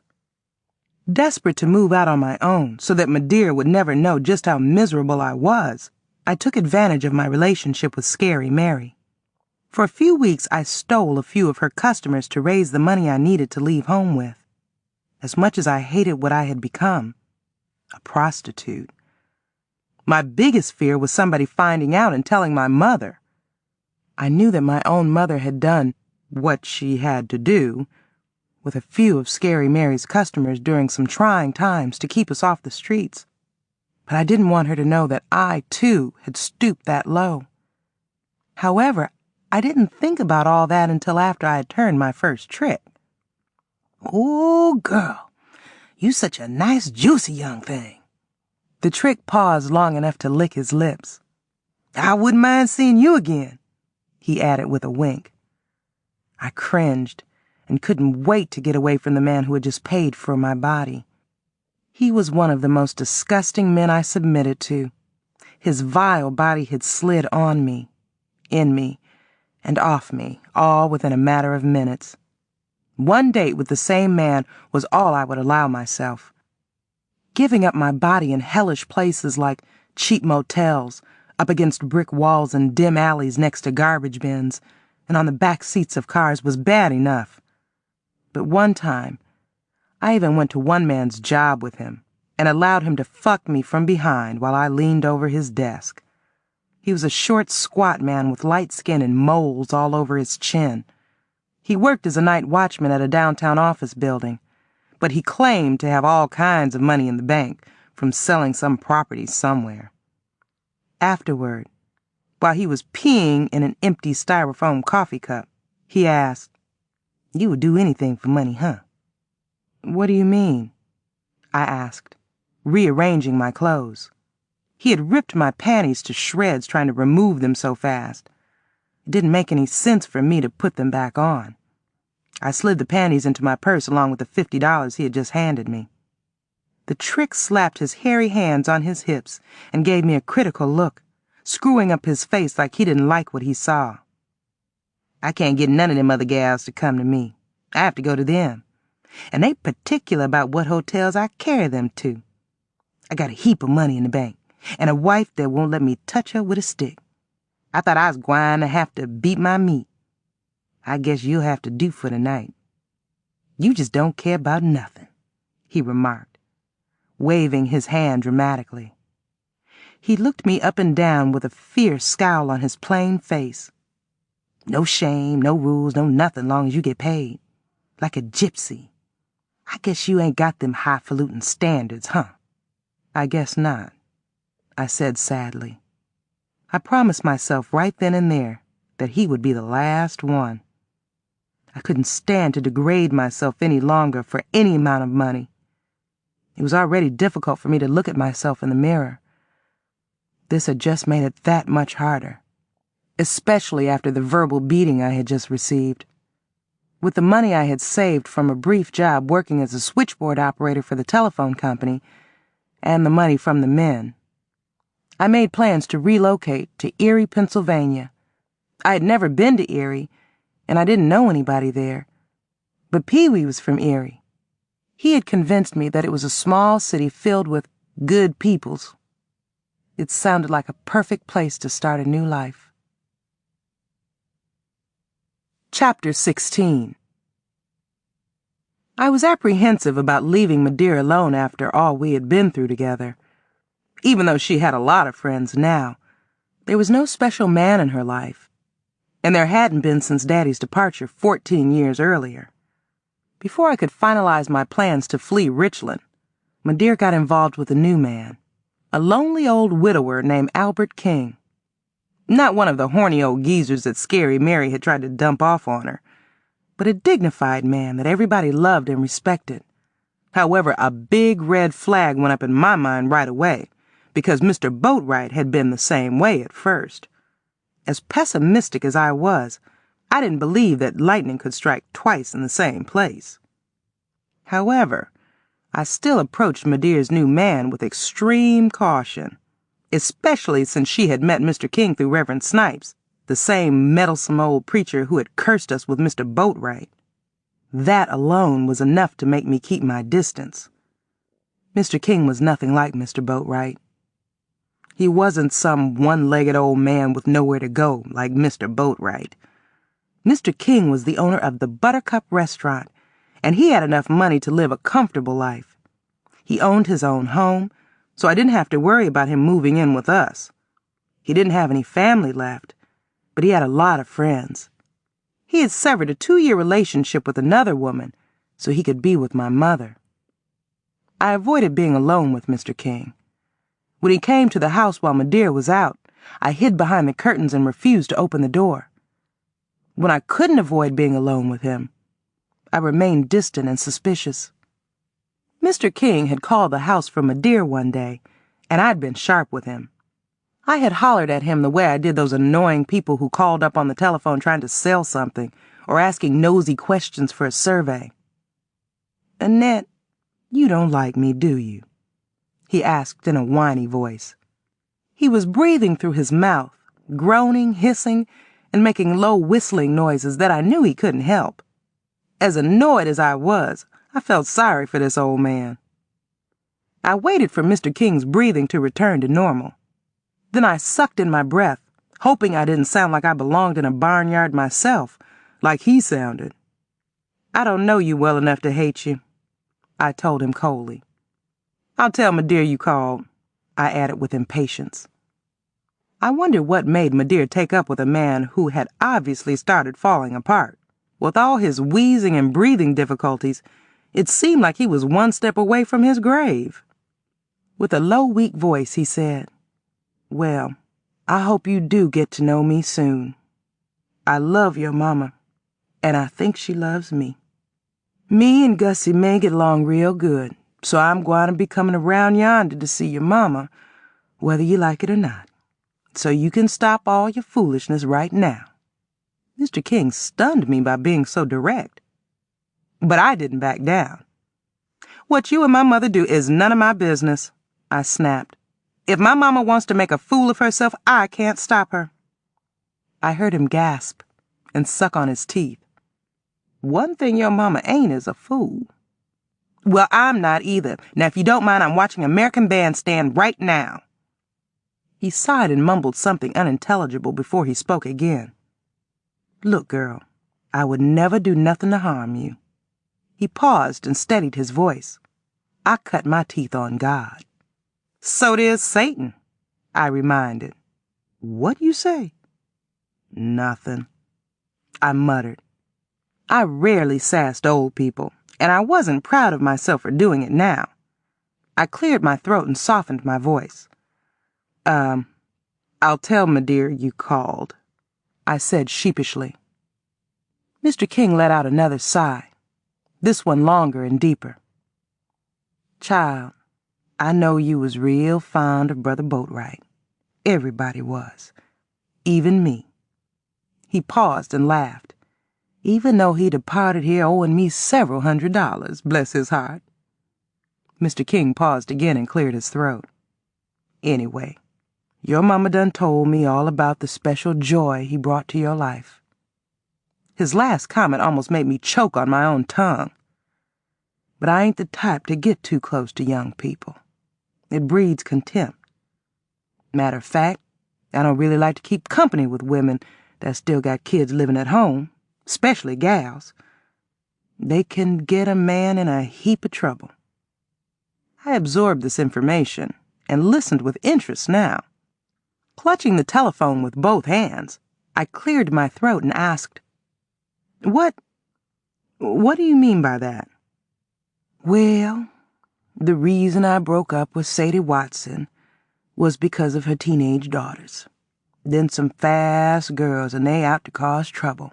Both of 'em got babies and not a man in sight to help raise them kids. Naturally, they're ripe to start up some devilment so they won't be the only ones miserable. That Betty Jean was always trying to provoke me, sitting on my lap, hugging on me, begging me for money. That youngest one, Sarah Louise, was even worse, kissing me on my jaw every chance she got." He sighed again. "I'm too old to be getting caught up in something unholy. I got too much to lose." I suddenly felt more at ease. "Well, I'm too old to let one of my mother's men get caught up in something unholy with me," I said stiffly, scratching myself between my thighs. It had been weeks since I'd turned my last trick, but I still felt unclean, no matter how much I bathed and scrubbed myself. After each bath, I sprayed my crotch with whatever smell goods were available. Now I had to deal with an irritating inflammation that my excessive use of sprays had caused. Look, girl, I ain't got no kids of my own. I ain't a young man no more, so I doubt if I ever will have any. But I still love kids. I helped my used-to-be business partner raise all 5 of his youngins.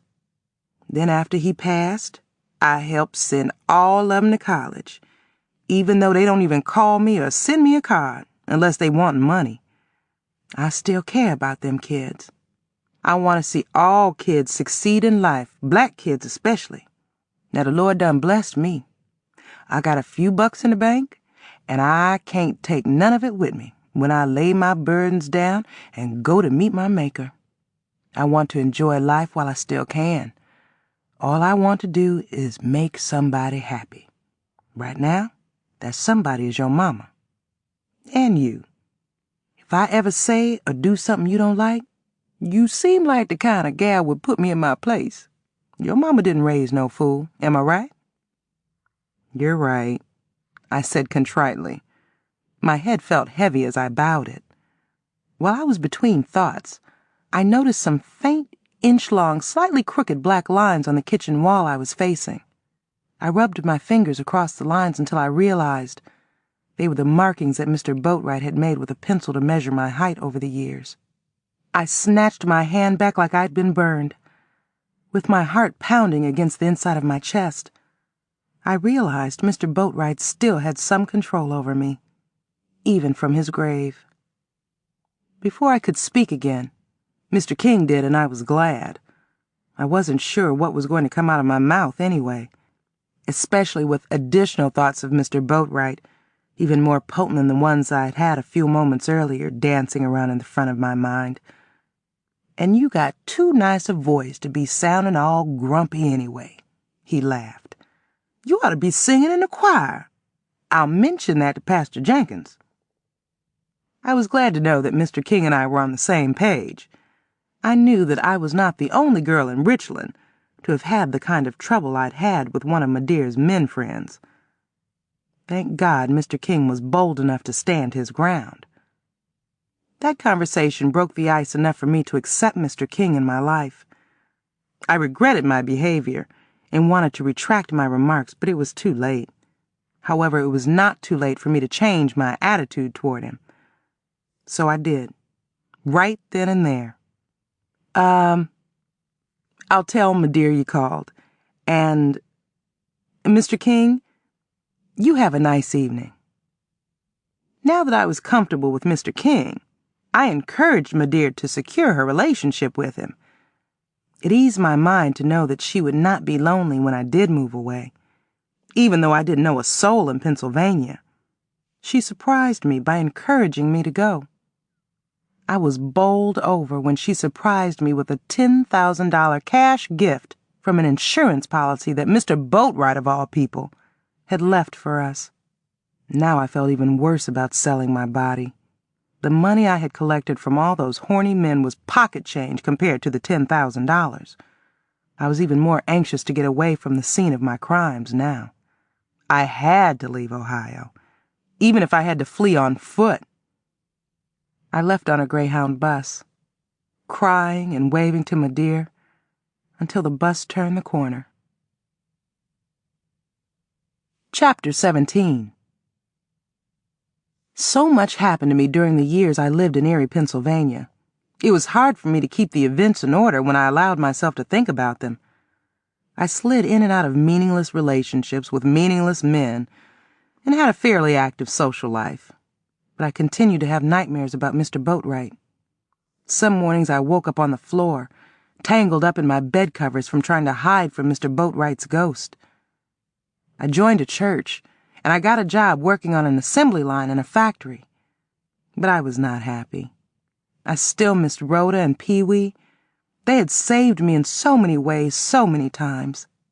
In fact, it was a telephone call from Rhoda that had stopped me from throwing myself out of the window of a dingy hotel during one of my many moments of despair. Pee-wee was special in other ways. He had been the only boy that Mr. Boatwright had felt was sexless and harmless enough to be around me. Not that any other boys had tried to get into my pants. The nights that Pee-wee had been allowed to sleep over at my house during our early teens, volunteering to sleep on our living room floor in his sleeping bag, Mr. Boatwright had insisted that Pee-wee sleep on a pallet on my bedroom floor instead. Unlike some of the other boys from Richland, who had been snatched up by Uncle Sam and dispatched to go fight a senseless war in a place a lot of us had never even heard of before, Pee-wee returned from Vietnam intact. I was pleasantly surprised when he paid me a surprise visit one night when he came to Pennsylvania to visit relatives. I had several reasons for climbing into my bed with Pee-wee. His appearance was one. The Army had recycled him. He was no longer the skinny, loud-mouthed, sissified little boy I had grown up with. He was at least 4 inches taller and had packed on more than 60 pounds. His long, narrow face had filled out, and he had a sexy mustache, a pair of slightly slanted black eyes that I had never paid much attention to before now, sparkled like diamonds. He was gorgeous, especially naked. He stood over me as I lay on my bed, naked too, feeling as big as a banana boat. But my size didn't bother him, so I didn't care what I looked like as long as he liked what he saw. I didn't jump up and shout like I wanted to, though. I just gasped. When Pee-wee gave me an amused look, I pretended like I was reacting to the scorpion tattoo on his chest. I was already weak, so even without that bottle of wine we consumed, I couldn't help myself. After all the unfulfilling sex I had had with Mr. Boatwright and the other men, I never expected to know any physical pleasure, other than feeding my face. But Pee-wee was a wonderful lover. He even taught me a few tricks that he'd picked up from the whores he'd spent time with in Vietnamese brothels that he claimed he'd been dragged to. Sex was such a mystery to me. It seemed strange that something that good could also be bad if done with the wrong person. Despite old Mr. Boatwright's belief that I enjoyed his lovemaking, it had felt like hell to me. Here I was doing the same thing with Pee-wee, but it felt like heaven, especially when I had an orgasm. It was the first one in my life, and that made Pee-wee even more special to me. It was almost as sacred as sharing my virginity, a prize that Mr. Boatwright had helped himself to. I felt like a big fool doing some of the things I did with Pee-wee that night, and I knew I probably looked like a big ox in some of the positions I let myself get coaxed into. I was like a dope fiend, devouring Pee-wee for the next few hours like he was a drug. I licked and humped like I was getting paid to do it. He laughed when I humped him with so much vigor he fell off the bed. "Just relax, girl," he told me, jumping back on top of me, stabbing deep inside me with his finger. We spent a whole night wallowing in each other's arms. By the time Pee-wee rolled off me, I was practically delirious. But my rapture was temporary. He left the next morning before I even woke up. I was alone again, except for the bruises on my body and the fear of Mr. Boatwright's ghost coming back to haunt me some more. Not long after my passionate rendezvous with Pee-wee, another man eased his way into my bed, one I thought was just as ready to get married and settle down as I was. I was half right. Levi Harvey up and married another woman while he was still involved with me. I was devastated. I felt like the woman men avoided in public, but could tolerate enough to use for their own selfish needs. I felt like a urinal, just another place for men to dangle their dicks. I didn't know what was so wrong with me that only Rhoda could see the beauty in me on an ongoing basis. That's why it had always been so easy for her to control me. During a visit to Florida to comfort Rhoda, when the younger of her 2 sons died, I found myself missing my father more than ever before. I didn't know it at the time, but he was in Florida, just a few miles away from Rhoda's house. If I had reunited with him then, I know now that I would have avoided some of the other pain that was waiting to consume me. I cried until I almost lost my voice during the very next phone conversation with Rhoda. Not over Pee-wee running out on me, or that other man dumping me for another woman, but over a royal mess that Rhoda's older brother Jock had slid into. Jock Nelson, his mind half gone after injuries he sustained in Vietnam, had impregnated the teenage daughter of a Klansman. The girl wanted Jock to marry her, and she wanted money for her and Jock to run away with. If she didn't get her way, she threatened to go to her daddy and claim that Jock had raped her. Rhoda was on fire and predicted what she called a bloodbath if the girl carried out her threat. I had not witnessed that level of anger from Rhoda since I told her about Mr. Boatwright. That anger didn't last long because a few weeks later, that white girl died in a freak bathtub accident and Rhoda was her old self again. See, God really don't like ugly, Rhoda told me in an unusually calm voice. That white bitch got what she had coming. I didn't know why, but I sat looking at the telephone long after Rhoda had hung up. I suddenly became profoundly uneasy. Something that I could not even bring myself to think about kept trying to creep into my mind, but I wouldn't let it. I knew in my heart that there was more to the story involving that white girl than Rhoda had told me. I told myself that if it was meant for me to hear the whole story, someday I would. With the news of the white girl's death, the stunt that Pee-wee had pulled on me, and the fact that I had not gotten over Levi dumping me to marry another woman, I decided it was time to run away from my problems again. During a brief visit to my Aunt Bernice in New Jersey, I learned from her that my father was in Miami and that I had 2 half-sisters and a half-brother. At that point, my desire to find myself took on a whole new meaning. When I returned to Pennsylvania, I was too restless to remain there much longer. Even though Ohio had once repelled me like a snake pit, without giving it much thought, I decided it was time for me to go back there to deal with the demons that had tormented me throughout my youth. Chapter 18. My return to Ohio was a major event for me. In some ways, I felt like I was just about to begin my life all over again, even though at 28, I felt like an old woman. My anger toward Mr. Boatwright was still as potent as ever. Some days I even made myself sick just by thinking about him. Being older and wiser now, I was determined to deal with my anger in a more positive way. One thing I promised myself was, I would never let another person, male or female, abuse me and get away with it. Rhoda was too volatile and extreme when I turned to her for help. Besides, she could only do so much to support me from where she was now.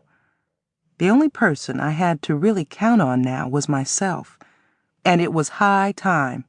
I owed it to myself to increase my level of dignity if I wanted to get something out of life.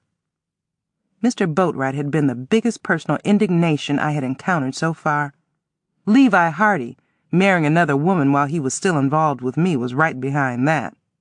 I had pretty much gotten over that little stunt Pee-wee had pulled, fucking me and leaving me high and dry, but I wasn't going to forget it. In one of his infrequent letters, Pee-wee had told me that he had attended barber school and had opened Pee-wee's barber shop in the same strip mall where the Buttercup, the restaurant my stepdaddy owned, was located. He had 2 chairs. His cousin Steve worked for him, cutting and styling hair. Steve's wife, Helen, worked in the shop also, doing manicures. Pee-wee had a lot of customers for someone just starting out. His father, Caleb, had been one of Richland's 2 black barbers. He had retired, and Pee-wee acquired most of his regular customers. Even though I was still mildly mad at Pee-wee, I was glad to hear that he was doing so well. Pee-wee and a few other people had already been in the house with Madeir for a few hours when I arrived by Greyhound from Pennsylvania. They had already guzzled beer and feasted on a Thanksgiving dinner with all the trimmings. I was glad to see that during my 10-year absence, Madeir had redecorated the house with new furniture. I didn't care too much for the plaid couch and matching love seat in the living room, but the smoked glass coffee and end tables added a nice touch.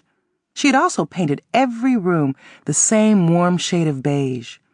The house looked a lot more modern than it had looked during my youth. Plush green carpets and huge live plants filled every room but the kitchen. There was a new stove and refrigerator in the kitchen, and for the first time, we had a breakfast table with chairs that matched. With the brotherly hug and peck on the cheek I got from Pee-wee, I had a hard time believing that during his visit to Erie, we had made passionate love. I went limp in his arms just recalling that night. For a moment, I felt like I'd left every bone in my body back in Erie. Pee-wee had to hold on to me to keep me from crumbling to the floor. "Girl, we better get you something to eat. You feel like you gonna melt," Pee-wee noticed, clutching me by my shoulders. As hefty as I was, it was easy for him to hold me up, now that he had rebuilt his own body. Even in his thick turtleneck sweater, I could feel the bulging muscles in his arms. "Welcome home, sister. I'm so glad you came to your senses and brought your butt on back here. We got a lot of things to catch up on," Pee-wee told me eagerly. I didn't know how to interpret the wink he gave me, but I was hopeful. The few times that Pee-wee and I had communicated, by letter and telephone, he had not mentioned the passionate night we had spent in my apartment in Erie, and that hurt. I hated myself. I wanted to hate him, but I couldn't afford to lose the only close friend I had left. However, I deeply regretted the fact that I had let another man use my body, not only with my consent, but for free. Some grim thoughts crossed my mind and made me grimace. What if Pee-wee had not enjoyed that night with me in Erie? Had all that thrashing around and moaning he'd done in my bed been an act just to keep from hurting my feelings? Most of the men I'd been with had not been that demonstrative. In fact, all of my other former lovers had ever done was flop around on top of me, telling me in graphic terms what he was going to do to me. Then he'd fallen asleep before doing any of it. I'd put up with that frustrating relationship for only one night, just like Pee-wee had done with me. Had I frustrated Pee-wee? That would explain him sneaking out and not talking about that night with me. With a muffled sigh, I removed Pee-wee's arms from around me and went around the room hugging everybody else. Rhoda, pregnant with her third child, was in town visiting her parents and to help celebrate my return to Richland. The next evening around 6, she swept into the house strutting like a peacock, flaunting her yellow leather jumpsuit like plumage. The same people who had joined Madeir for Thanksgiving dinner the day before had already returned. Rhoda dominated the gathering in the house on Reed Street that evening, showing everybody pictures of her family and home. She generated so much heat frozen butter would have melted in her mouth. And she was as beautiful as ever, tossing that heavy mane of hair like an ox tossing its tail. Other women who looked like me would probably not have wanted to be best friends with a woman who looked like Rhoda. But it didn't bother me. I had accepted the fact that I was probably going to be a big, plain woman for the rest of my life. But I had learned to do things to enhance my appearance. I now dressed more stylishly, avoiding plaid, stripes, and large prints, and I spent a lot of money getting makeovers. Even without all that, I knew that Rhoda would have still made me feel attractive. After she had greeted everybody else that night, she complimented my appearance profusely, making me grin like a fool. "Annette, girl, you look beautiful." Rhoda patted my hair. "Keep those braids, honey. They take 10 years off your face. My husband swears he prefers a more mature look, and that's the only reason I won't wear my hair braided," she squealed. Being a chatterbox was one of the things about Rhoda that always made her stand out so prominently in a crowd. All eyes were on her. "You should wear yellow sometimes. It brings out the earthy tones in dark brown skin. Look at me." Mr. Boatwright had told me once that when I wore bright colors I looked like a fag's Easter basket. One thing I could say about Rhoda: she was sincere when it came to giving me compliments. At least I believed she was. Since she had always been the stronger one, she had nothing to gain by buttering me up with unnecessary lies. She was the only person I truly felt beautiful around. I had no idea that this would be one of the most memorable nights of my life. After all I had been through with Rhoda, this was the night that I would make the heart-wrenching decision to sever our relationship. What happened was this. Before Rhoda's arrival, Scary Mary, the old madam who had lured Madeir and me to Ohio from Florida, had revealed some startling information to me regarding the death of the pregnant white girl who had threatened to destroy Rhoda's family.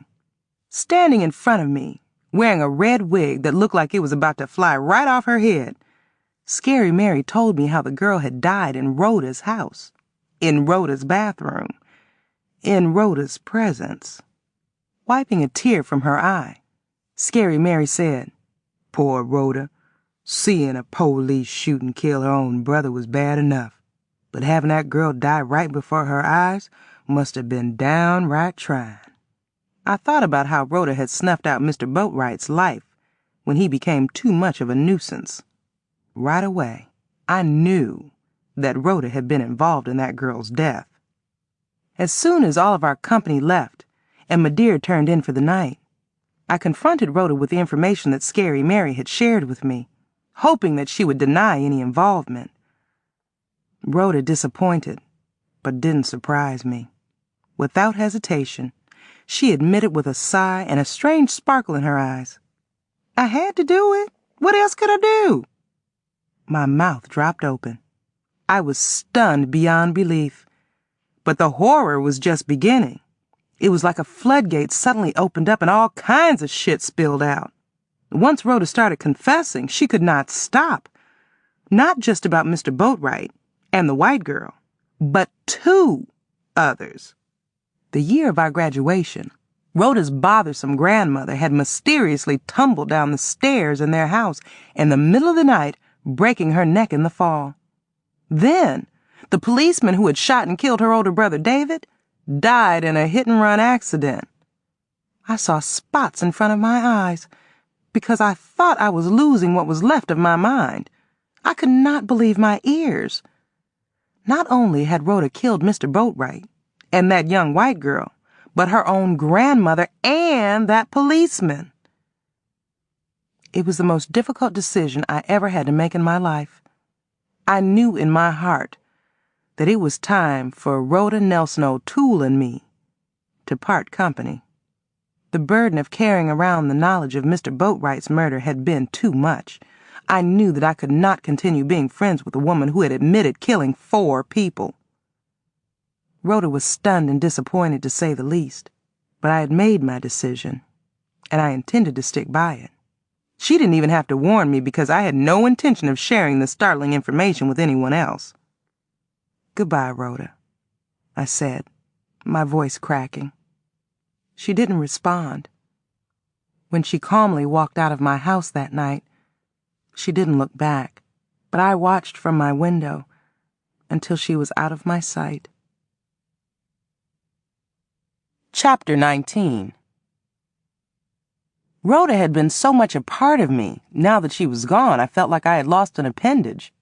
But other handicapped people got along okay, so I knew I would too. Somehow.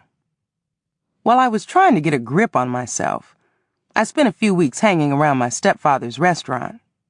The Buttercup was a large, family-oriented place, nicely decorated with plush maroon carpets and tables covered with starch white tablecloths. It was located in the center of town in one of our most popular strip malls. I wasn't ready to work anywhere yet. I lived on money I had saved over the years, but I often helped out at the restaurant anyway, bussing tables and taking orders. Madeir had pretty much taken over Mr. King's life.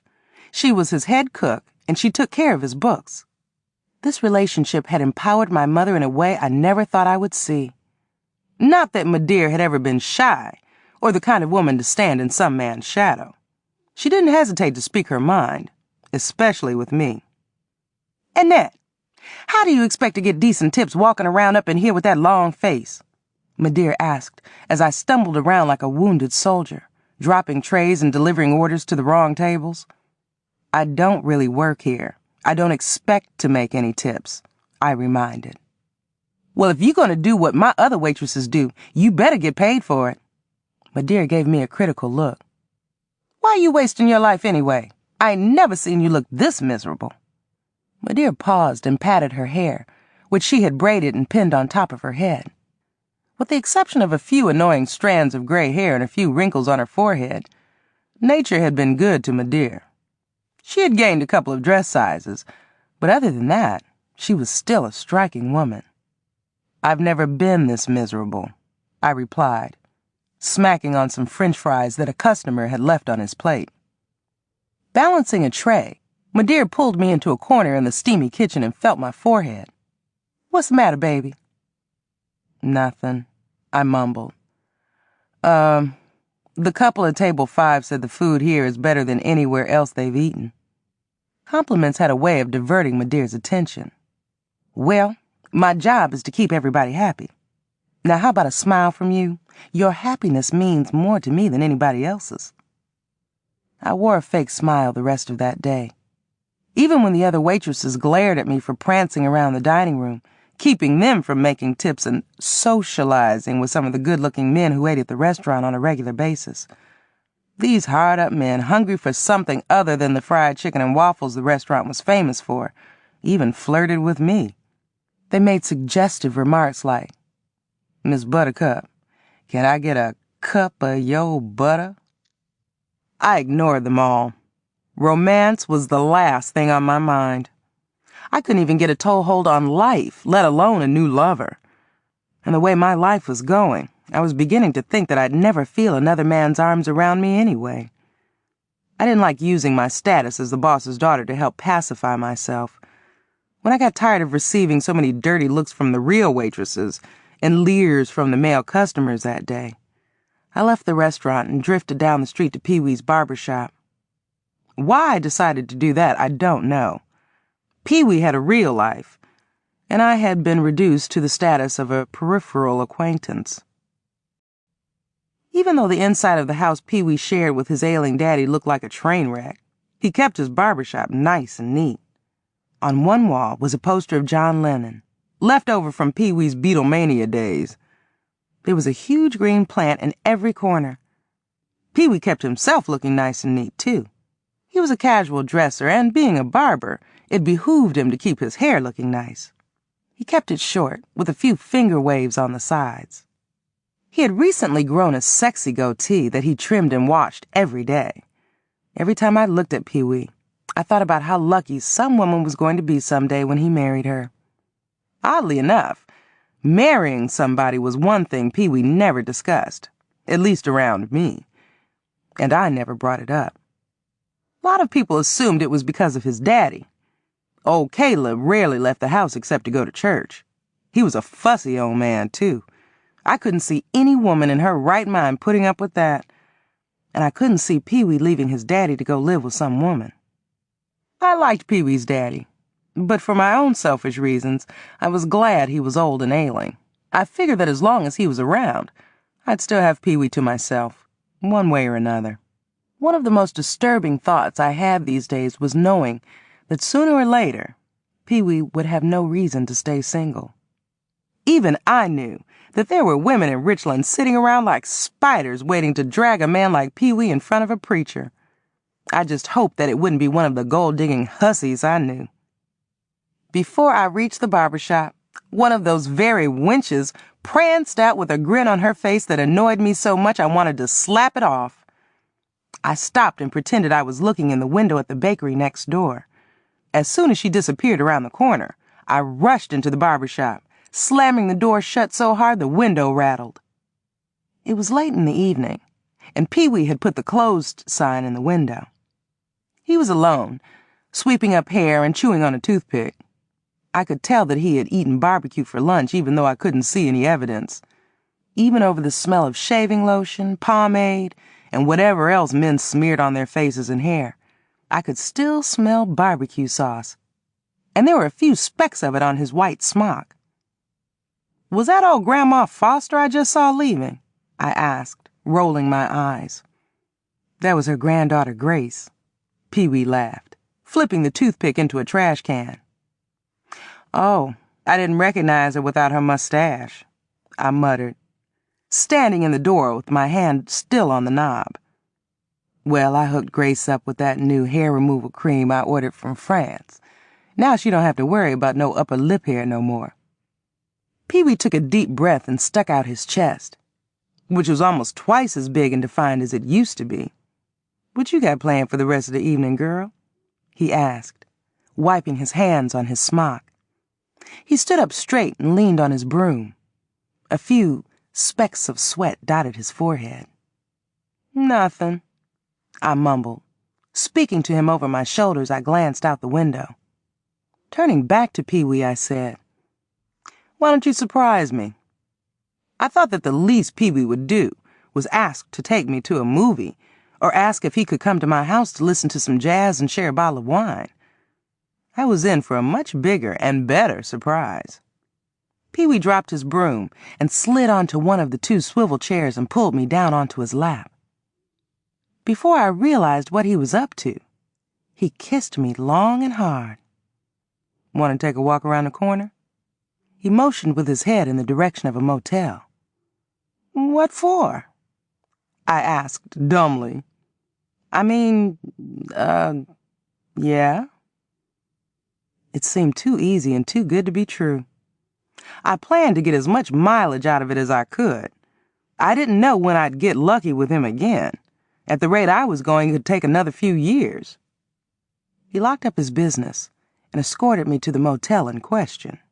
As soon as we got into a room, he started nibbling on my ears, fondling my breasts and butt, and telling me over and over again how glad he was that I had returned to Ohio.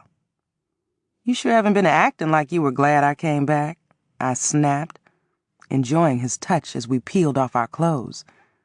Either he didn't hear my comment, or he was too caught up in the moment to respond. Whatever the reason was, it didn't matter now. Just having a man I cared about, and who cared about me, was enough, even if it was just Pee-wee. "I don't want to come here anymore," I said, before we got any more involved. Panting, Pee-wee agreed. "I know this ain't the most romantic place in the world," he laughed. "This bed looked like it's on its last leg, but it'll have to do. I don't think I could last long enough to get you to your house." He didn't know the half of it. This was the same motel and the same room that Rhonda and Otis had fooled around in during high school. And as old as the bed looked, it was probably the same bed, too. Maybe it was my imagination, but I was convinced that Rhoda's smell was still in this room. But then, she was still in my blood, and that scared me. With Pee-wee on top of me, I tensed up and pushed him away. He lifted his head and looked at me with a confused expression on his face. "Look, if you don't want to do this again, I understand. That's not it. I'm just feeling really funny right now." I didn't want to tell him that Rhoda was the reason I was feeling so uneasy, so I let him think what he wanted. He sighed and shifted his eyes. "Hey, don't think this don't mean something to me. I've been wanting to hook up with you again for a long time."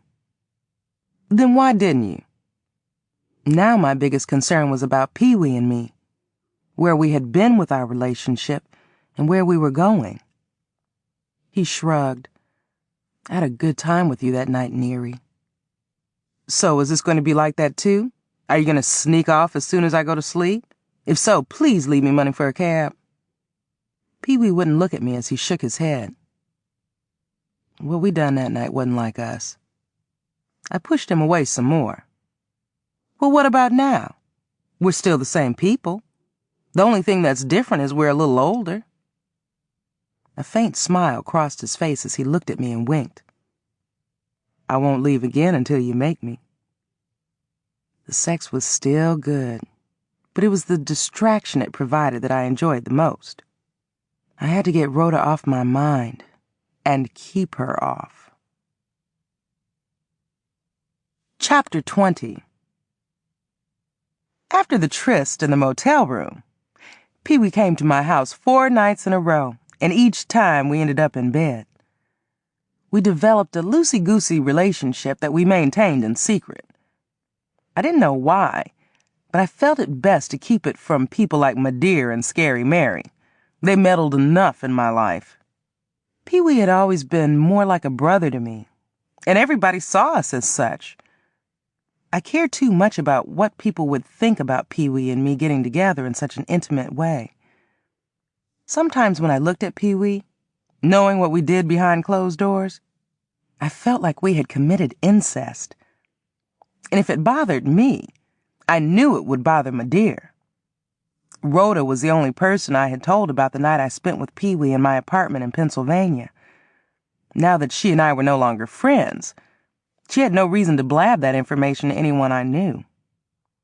I didn't like it when Pee-wee went out with other women, especially slim, pretty women. I thought I would die when I heard about him fooling around with Glenda Mitchell. Not just because she was so thin and pretty, but because from a distance, she resembled Rhoda. I was glad when I heard a week later that Glenda had run off with some musician from Cleveland. Scorned and horny, Pee-wee crawled back to me, and we resumed our slipshod affair. I accepted the fact that that was how it was going to be with us. I didn't like the role of being the woman he slept with between girlfriends, but it seemed to be the best I could do. Since I'd always felt like Mr. Boatwright's leftovers, getting somebody else's leftovers myself was all I thought I would ever get. I just didn't like what went along with it. Once I even ironed a shirt for Pee-wee to wear out on a date with another woman, just to keep him happy. But that had happened only once, and by accident. I didn't know at the time that he was dating Gladys Webster. I had called him up one night, hoping he would invite himself over and lure me to bed. I'm getting ready to go to a baptism, he told me. Listen, my iron just broke. Can I run over there and use yours? I eagerly agreed. Pee-wee greeted me with a quick peck on my cheek and trotted behind me to the kitchen where I had already set up the ironing board and turned on the iron. From now on, I'm sending all my dress shirts to the dry cleaners, he complained, wrestling with the iron, burning his fingers on it before it even touched his shirt. I took the iron from him and ironed the shirt myself. I wanted to wear my turtleneck, but Gladys wants to go to that new club in Akron after we leave the church, he revealed. With a smug look on his face and a Coke that he had snatched out of my refrigerator in his hand, he leaned against the kitchen wall. I gritted my teeth and blinked at him. Hearing that Pee-wee was preparing to go out with another woman had a strange effect on me. I was tempted to scorch his shirt, but I didn't. I was jealous and angry with myself. However, that didn't stop me from being available when his relationship with Gladys fell apart.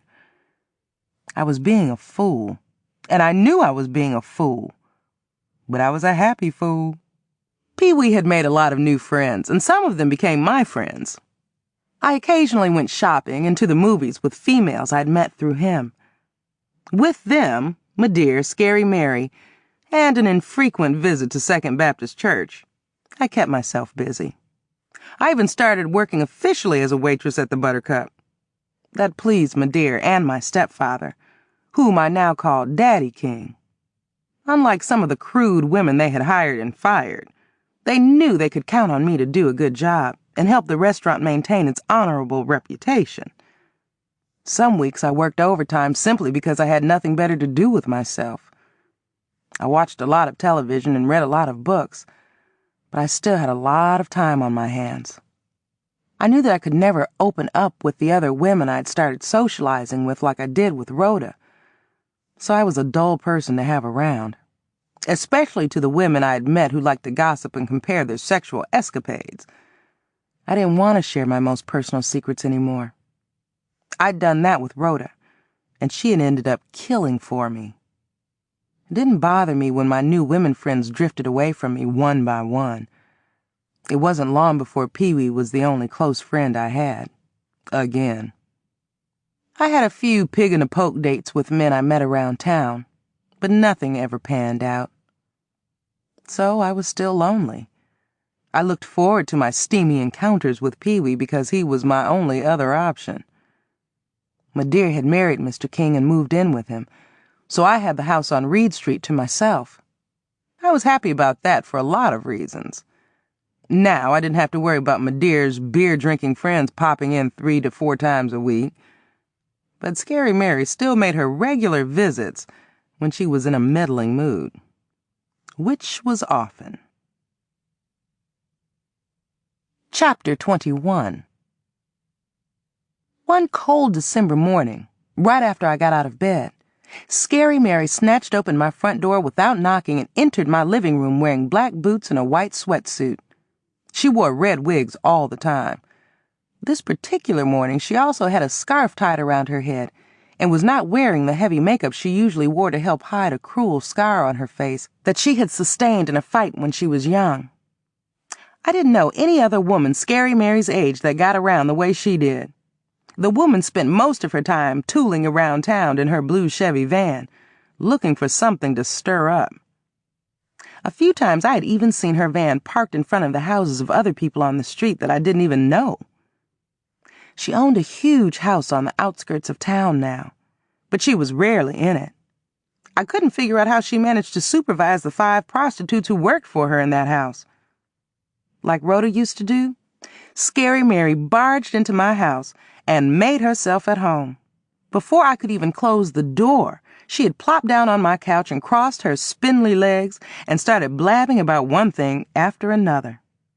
First it was her health, and Florence, the foster daughter she had taken in, who now lived in Toledo and rarely called or visited. Then she began talking about how she had signed her retarded daughter Mott into a group home. After that, she moved on to my personal life. "What was Pee-wee doing sneaking out of here the other morning? I seen him with my own eyes when I was on my way to that early bird sale at J.C. Penney's," she sneered, looking at me with her eyes narrowed. He came to borrow some sugar," I lied. "I bet he did," she chided, looking at me out of the corner of her eye. "And to bring me my Christmas present, too," I blurted, waving toward the huge Christmas tree I had in front of my living room window. Christmas was just 3 days away. Scary Mary turned her head to the side so fast her wig almost slid off. "This early in the morning?" "He's got a real busy day planned, and this was the only time he'd have to come by," I explained. "Oh. Well, I didn't bring you no Christmas present. You got to come by my house to get it." "I will," I said sheepishly. "And I'll bring yours with me, too." "I'll be expecting it. And I hope it's something I can use." Scary Mary grunted, shook her head and sighed. "I don't need no more fruitcakes, no mixers, no socks, and no more perfume. I need something I can spend." "Yes, ma'am," I replied, my head bowed submissively. That made her smile. "Too bad you ain't Pee-wee's type," she decided, picking lint off the legs of her pants. "I tried to hook him up with my foster girl Florence before she up and got married, but he didn't want her. If my ill-formed daughter Mott wasn't so limited, I'd fix him up with her. Once that medication they giving Mott in that home tames her, I just might do that. It'd be a blessing to keep a man like Pee-wee to ourselves. It don't matter to me which one of y'all snatch him up. Florence, if she ever divorces that nut she married, Mott, or even you." Scary Mary gave me a critical look. "Look like you ain't got enough sugar left in your bowl to catch any other fly." Scary Mary sniffed and smiled. "Pee-wee gwine make some girl a good husband, ain't he?" "He sure will," I mumbled. Scary Mary could always be counted on to give me something to think about. I was glad that a busybody like her didn't know about Pee-wee and me. It was bad enough that she knew about me stealing some of her tricks before I moved to Pennsylvania. I still felt that she held a grudge against me for doing that. I didn't want to take a chance on her meddling to sabotage my relationship with Pee-wee. I knew it was in my best interest to keep this information from her. I felt the same way about other people Scary Mary knew, knowing. Because Scary Mary could badger her friends so hard with her sharp tongue, sooner or later she had them revealing all kinds of secrets. Not that she was a bitter, lonely old woman. She was living the life of Riley. Once, when Mr. King took my dear to the Bahamas, Scary Mary followed them and had a fling with a young island man she had met on a beach. "God ain't through with you yet, girl." Scary Mary told me with a wink. I hope not, I smiled. A few mornings later, on New Year's Day, 1980, I was lying on my back in my bed with Pee-wee next to me, leaning on his arm, looking down at my face. I'd already been awake for a couple of hours. There was an ashtray on my nightstand, completely filled with marijuana roaches and chewed-up wads of breath gum. Empty wine bottles decorated the floor like a gallery. Next to the wine bottles were plates overflowing with bones and breadcrumbs. Did you ever think that you and I would end up like this? Pee-wee asked, belching and rubbing his head. This close? This often, I mean. Earlier, while Pee-wee was still passed out from the night before, I had called up my Aunt Bernice in New Jersey and asked her for my daddy's telephone number. I was excited about it and couldn't wait to call him. I had dialed my daddy's number, but I hung up when a man I assumed was Daddy answered. Just hearing his voice had lifted my spirits. I couldn't wait to dial the number again. The thought made me smile. Pee-wee assumed he'd put the smile on my face. We had just spent one of our most passionate nights together. He tickled my neck. Come on, girl, talk to me. Pee-wee grabbed my hand and guided it to his crotch. He was already hard, so he didn't need any assistance from me. No, I never thought we'd end up this close, this often, I told him, stroking his dick anyway. I really enjoy being with you, like this. Suddenly, he let out a deep breath and roughly pushed my hand away. Good. Then I know you won't mind me leaving before eating the breakfast I know you probably plan to fix for me, he continued, sliding out of my bed. He snatched his clothes off the floor. I gotta haul ass. Are you trying to tell me something? I asked firmly, trying to keep the anger out of my voice. Yeah, I'm trying to tell you something. He sniffed and sat down on the bed to put on his socks and shoes. My daddy's moving to Erie to live with his sister, and I need to help get things situated. I got a real important long-distance phone call to make. I'll be back this evening. I want to take you out to dinner before too much snow get on the ground. Dress warm. Relieved, I sat up and reached for my robe at the foot of the bed, rubbing Pee-wee's back with my other hand. He turned to me and smiled. I would stay longer if I could, but I really do have to make that important phone call. I nodded. I got a real important phone call to make myself, I said. Chapter 22.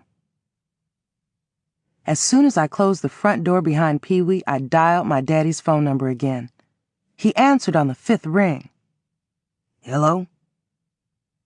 His voice was low and weak, like an old man. He was in his 70s now, so he was an old man. But in my mind, I still pictured him as the proud, robust young man he'd been the last time I'd seen him. I could still see him strutting down the hill toward that old shack we used to live in.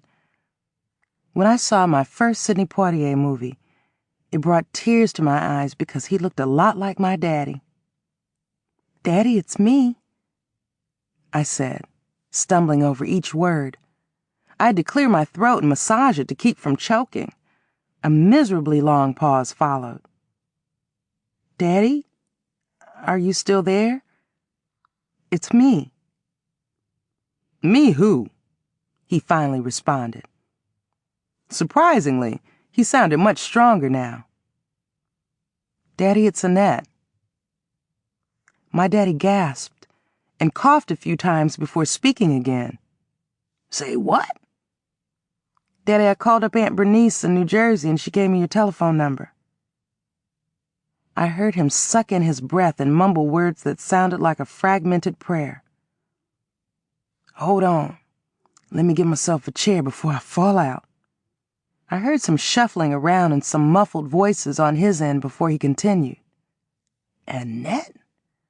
Great day in the morning. I thought you was dead. No, I'm alive and kicking. I laughed dryly. Lord have mercy, girl. Where you at? He coughed some more. I'm in Ohio, in a little town called Richland. I had to pause to clear my throat again. My heart was beating so fast I had to rub my chest. I've been thinking about you a lot, Daddy. I've been thinking about you for a long, long time. And if I had had your number, I would have called a lot sooner. My Lord. How are you, Daddy? I want to see you. I want to see you, too. Where your mama at? Huh? She lives a few blocks away from me with her new husband. Another long pause. Oh. Daddy sighed. Lord, I can't believe my ears. I'm sitting here talking to my girl. I hope I ain't dreaming. Daddy's persistent cough concerned me. You're not dreaming, Daddy. It's really me. Well, listen. When you coming to see me? We just painted the kitchen and we just slaughtered a hog. I'll send you your fare. I'll come as soon as I can, Daddy. I've really missed you a lot, Daddy. I thought y'all had forgot all about me. His voice had become weak and old again. I'll never forget about you, Daddy. What you been up to all these years? You got any kids? I laughed. Not yet, Daddy. Get a pencil so I can give you my phone number. All right, baby, you hold on now. This house look like a train wreck, so it'll take me a few minutes to find a pencil. You hold on now. During the 5 minutes I waited for Daddy to return to the telephone, I cried so hard my eyes burned. I was still sniffling when he returned. You still there, baby? What's the number and your address? I'm going to send you your fare as soon as I can draw the money out the bank, hear? Daddy, I can pay my own way. I'm paying for this. That's the least I can do. All right, Daddy. I gave him my phone number and address. Well, I don't want to keep you too long. Sugar, you can keep me as long as you want to. I ain't got nowhere to go nohow. I have a few things to take care of, so I can't talk too long anyway. Uh-huh. Well, your ticket is on the way, do you hear me? Yes, Daddy. And listen, you tell your mama she can come with you if she want to. I'll pay her way too. Bygones is bygones. We got plenty of room and plenty to eat. That was a mighty big hog we slaughtered. Just sitting there thinking about them ribs brings tears to my eyes. I laughed. You take care of yourself now until I get there. I sat staring at the telephone long after I had hung it up. As emotional as I was, I didn't cry anymore. Instead, I smiled. I couldn't think of a better way to start the new year. Chapter 23. Now that I had talked to Daddy, I thought about him even more. He was a hard man to forget. Every time I closed my eyes, I could see his face, and that made me smile. He had been so handsome and so proud back in the day, and he'd been way ahead of his time. He was the first person I'd ever heard say, "Black is beautiful." But since he hadn't stayed around long enough to make me believe that, my color had always been an obstacle to me. I was proud of the fact that Daddy had helped integrate the South, and he had the battle scars to prove it.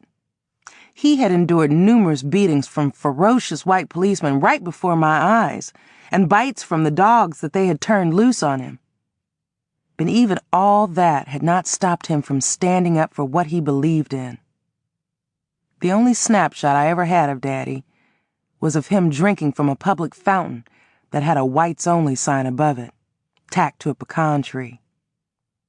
I had carried that picture around with me, transferring it from one tacky wallet to another, until it fell apart when I was 15. Being the man that he was, it stunned me when he left us for a white woman. But that was all in the past. and I still wanted to see him again. As hard as Daddy had worked in the fields, we hadn't had much money. We had always lived on the outskirts of Miami in shacks. Living that way hadn't bothered me, because in addition to the Savior we worshiped every Sunday, we had each other. We even slept together in the same bed. Recalling my past suddenly had me feeling as weak as a bowl of jelly. My emotions ran wild from one extreme to the other. I was ecstatic, confused, angry, happy, and apprehensive. I had opened a Pandora's box, and I didn't know how to handle it. I got lightheaded when I thought about my dear, and had to ask myself, what have I gotten myself into? I felt safer telling my dear over the telephone about my conversation with Daddy than I would have to her face. What in the world? Girl, have you lost your mind? My dear roared. She had stopped talking long enough to catch her breath. She lowered her voice to a boom and continued. I don't want you to have a damn thing to do with that no-good bastard after what he done to us. I can't believe my ears. My dear sounded like she was coming through the telephone. I rarely raised my voice to my mother, and I didn't want to do that now. I managed to keep myself under control. I don't care about all that anymore. He's my daddy, and I still want to see him, and he wants to see me. And what about what I want? I don't want to let him ruin your life. How is he going to ruin my life? I'm a grown woman, I snapped, no longer able to hide my anger and frustration. You can't tell me what to do anymore. My dear sucked her teeth and shot back, don't you sass me, girl. I ain't too old to come over there and whoop your ass, and you ain't too old for me to do it. Yes, ma'am, I mumbled contritely. I can't believe you're doing this to me. You choosing him over me after all I done for you, girl? Where was he when we was running from pillar to post? Where was Frank when we had to steal food to eat a decent meal? Where was he when I had to suffer with you and that shame you got yourself into getting pregnant? Poor brother Boatwright was playing Frank's part. Where was Frank?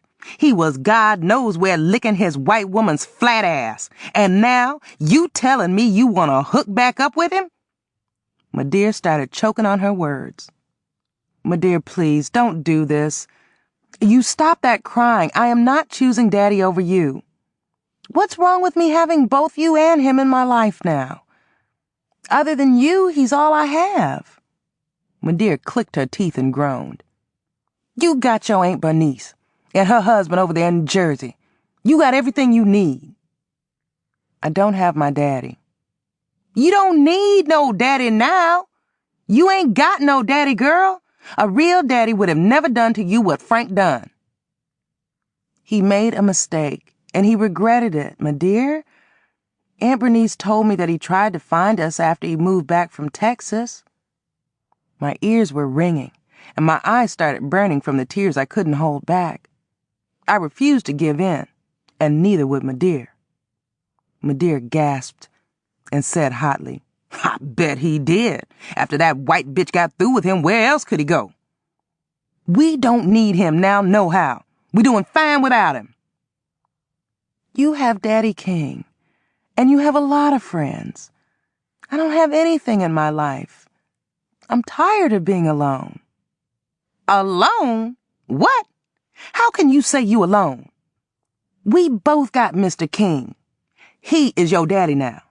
You got Pee-wee and Rhoda, and you know you can always count on Scary Mary and her girls if you just want somebody to talk to. Your problem is you're too picky. Shame on you. Still single at your age with all these fine single black men in Richland. My dear's voice softened. Sugar, how come you won't get to know some of them nice young single men at the church? Deacon Brewster's been trying to hook you up with his nephew Jacob for months. Jacob just bought a brand new car. I don't care if Jacob Brewster just bought a brand new chariot, I said through clenched teeth. That man couldn't turn me on with a pair of pliers. I don't want him. And Pee-wee doesn't always have time to spend with me that much anyway. What's Rhoda's telephone number? I'm gonna call up Rhoda and tell her to come pay you a visit. She the only one who can talk to you that you'll listen to. Not anymore, my dear. There was a long pause while I waited for my dear to respond. Are you still there? I'm still here. I had to go take a pill. My dear paused again and cleared her throat. I am so glad Brother Boatwright ain't alive to hear all this foolishness. Please don't bring up that man's name, I snarled. I screwed up my face and held up my hand and swallowed so hard my eyes closed all by themselves. I don't want to talk about Mr. Boatwright anymore. Things looked fuzzy when I opened my eyes, and my butt had started itching. Have you been drinking? My dear sucked her teeth and let out an impatient sigh. No. Smoking that stuff? And don't lie to me. I know what that stuff smells like, and I done smelled it up in that house over there after you and Pee-wee done fiddled around. I bet Brother Boatwright's spinning in his grave. Lord have mercy on your soul, girl. The more I heard Mr. Boatwright's name, the more my butt itched. I couldn't even sit still, and I was too angry to even scratch myself.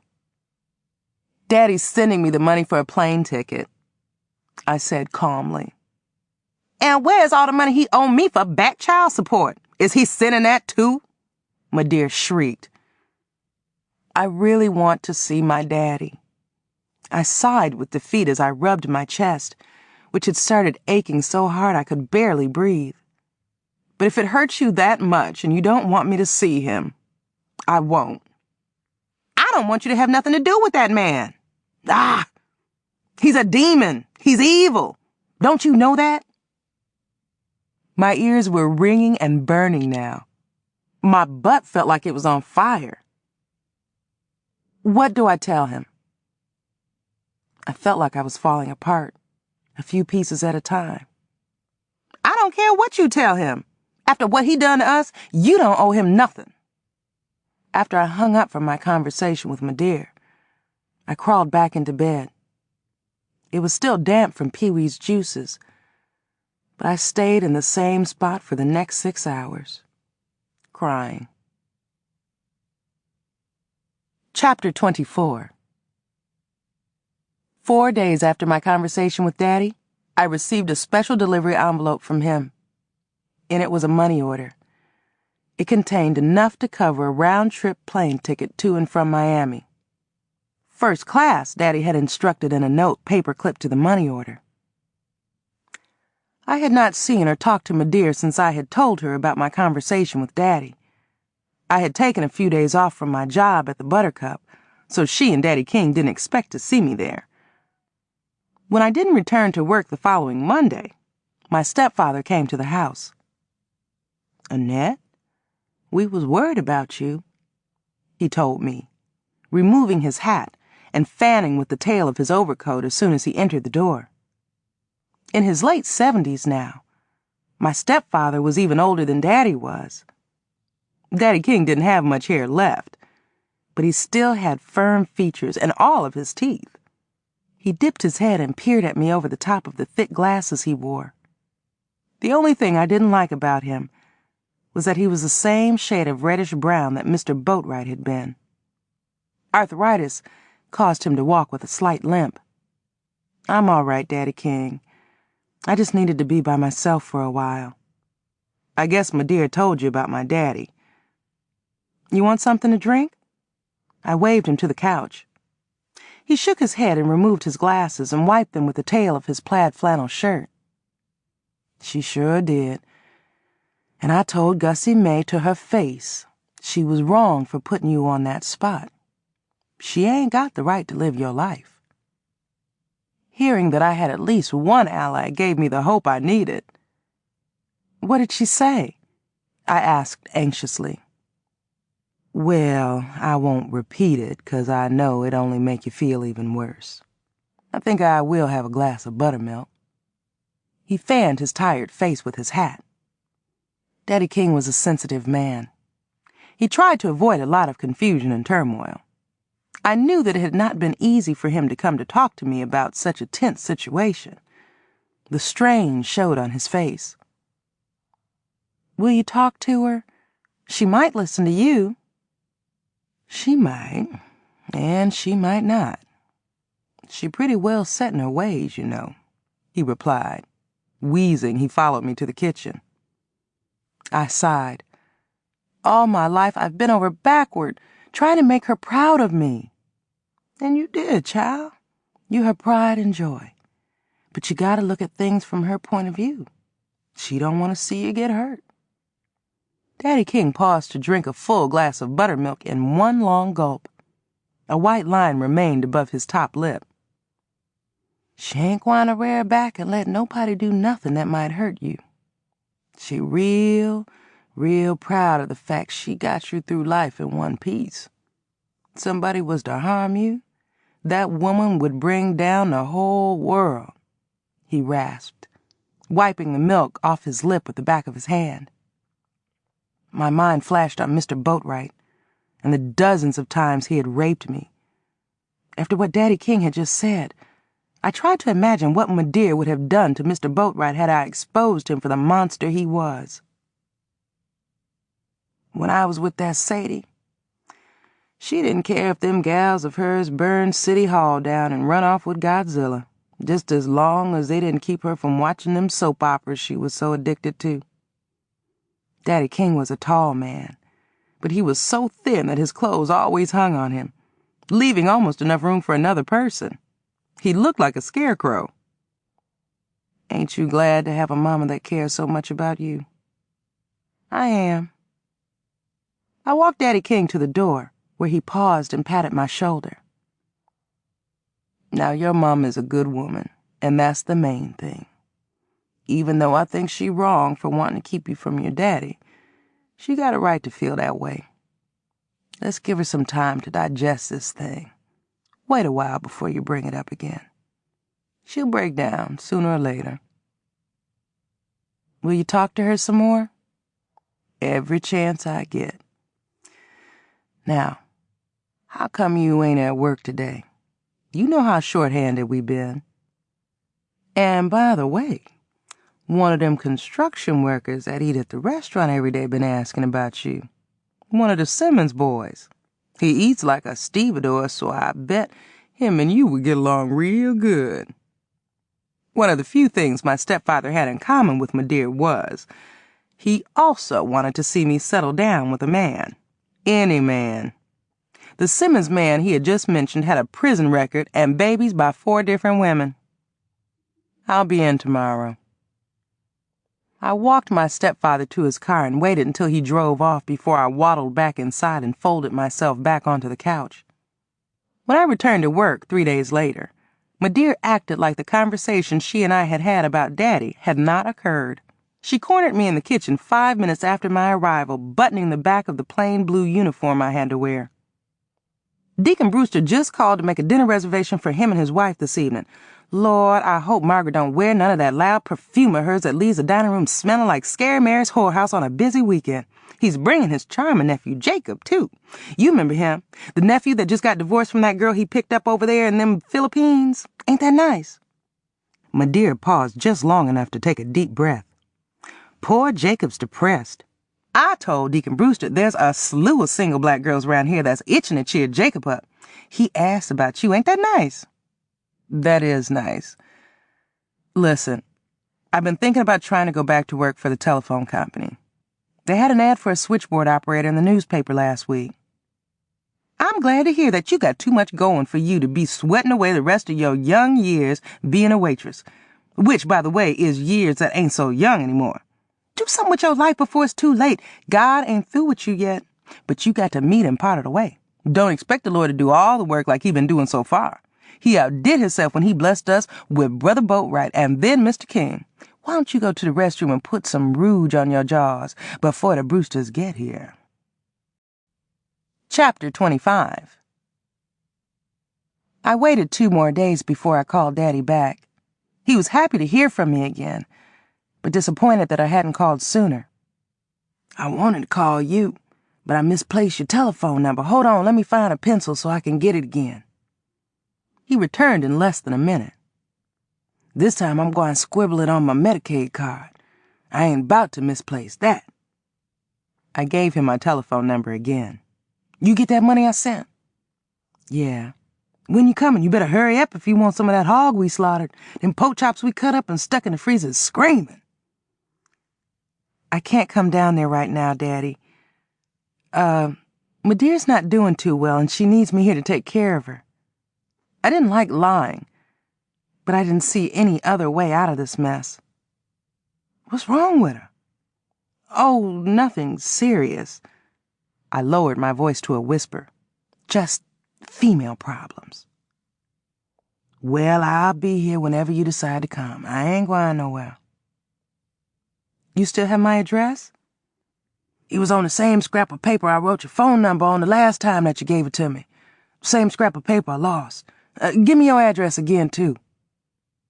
I received a letter from Daddy the following Friday, and another one a week later. Not a week went by without a letter from Daddy. Every time I opened my mailbox and spotted an envelope with his spidery handwriting, I got excited. Each time I heard from him, he wanted to know when I was coming to visit him. The same day John Lennon was murdered, December 8th, 1980, Daddy stopped asking when I was coming to visit him. When we did communicate, we discussed everything but that. The telephone company had hired me back. After a while, it seemed like I had never left my job as a switchboard operator in the first place. I was determined to keep myself busy. I even volunteered to do things that Madeir used to have to beg me to do. Once a month, she and Daddy King and Scary Mary cooked food and donated it to a homeless shelter. Then they not only served it, but also after everybody had eaten, they cleaned up the mess. I'd always gone out of my way to avoid spending an entire day at the shelter. Now I looked forward to it. I even started going around with Madeir and Scary Mary to visit sick people from the church, cooking and cleaning for the ones who lived alone. These were things I should have been proud to do, and I was. Madeir and I had so much to be thankful for now. Just like Scary Mary and Daddy King had shared their good fortune with us, we shared ours with people not as fortunate. "Baby, one day God is going to bless you with even more. A husband, children, good friends. Just be patient," Madeir told me.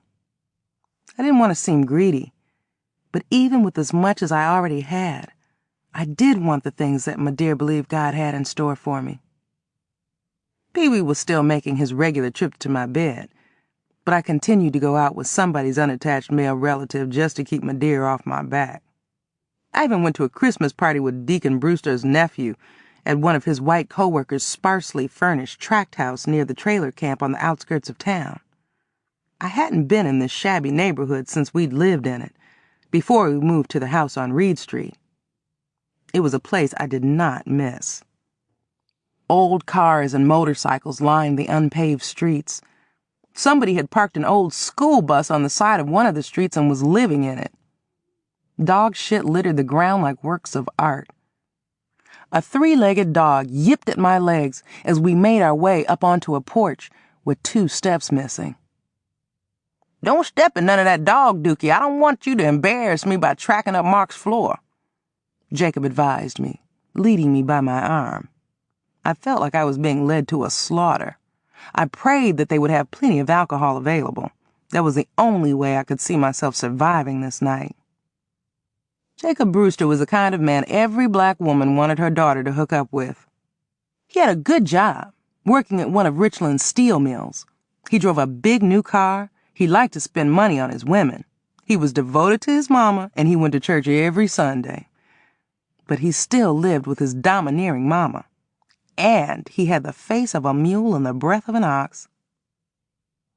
"Annette, since you don't want to dance with me, do you mind if I dance with Ingrid Dobbs? She been eyeballing me all night," Jacob whispered in my ear, spraying the side of my face with his sour spit. He had been drinking heavily and could barely stand up straight. But he was so clumsy anyway, I didn't want to take a chance on him grinding his thick-soled running shoes into my feet. The fly on his wrinkled gabardine pants was open.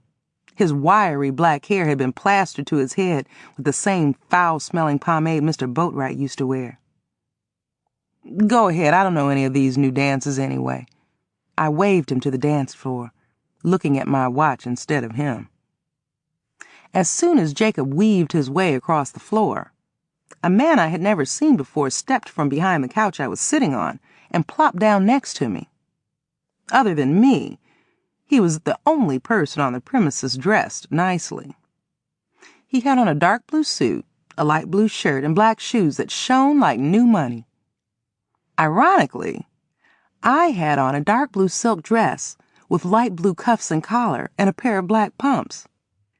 Being somewhat superstitious, I took these coincidences as a sign. A good sign. Chapter 26. I never thought I would see the day that I'd be glad I'd accepted a date with Jacob Brewster. But Jacob wasn't the reason I was feeling so frisky now. The stranger who had come over to me seemed to glow more than the lights on a lopsided Christmas tree propped in a corner, obscuring a poster of Ronald Reagan on the wall. "I don't know any of these new dances either," he told me, flashing some of the whitest, straightest teeth I'd ever seen in my life. "I'm Jerome Cunningham. And you are?" He was so polite it startled me. My eyes got wide and I held my breath as I looked around to make sure he was talking to me. He grabbed my limp hand and shook it. "Hi, Jerome. I'm Annette," I said, coughing to clear my throat. Handsome men rarely approached me. Well, they never approached me. And this one was breathtaking. He was tall, and even in his smart suit, I could see that he was nicely built. He had light brown skin and a helmet of curly dark brown hair. His lips were a little too thin for my tastes, but his small slanted eyes were dazzling. I couldn't believe he was addressing me. I quickly scanned the room. Since I was the only black woman present, I assumed he'd either come with one of the attractive white women or alone. "You want another drink?" he asked, frowning at the empty glass sitting on the coffee table in front of me. "Oh, no, I've had enough," I said quickly, holding up my hand. The last thing I wanted to do was get drunk. Pee-wee had not visited me in a while, and I was righteously horny that night.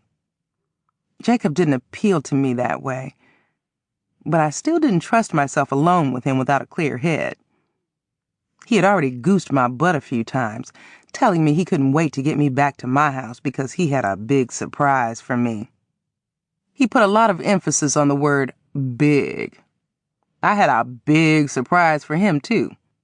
He wasn't getting into my house or me this particular night or any other night.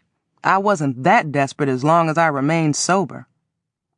"Then how about something to eat? Have you tried that pasta salad?" Jerome looked me up and down, smiling with approval. His knee was dangerously close to mine. I didn't even try to imagine what was going through his mind.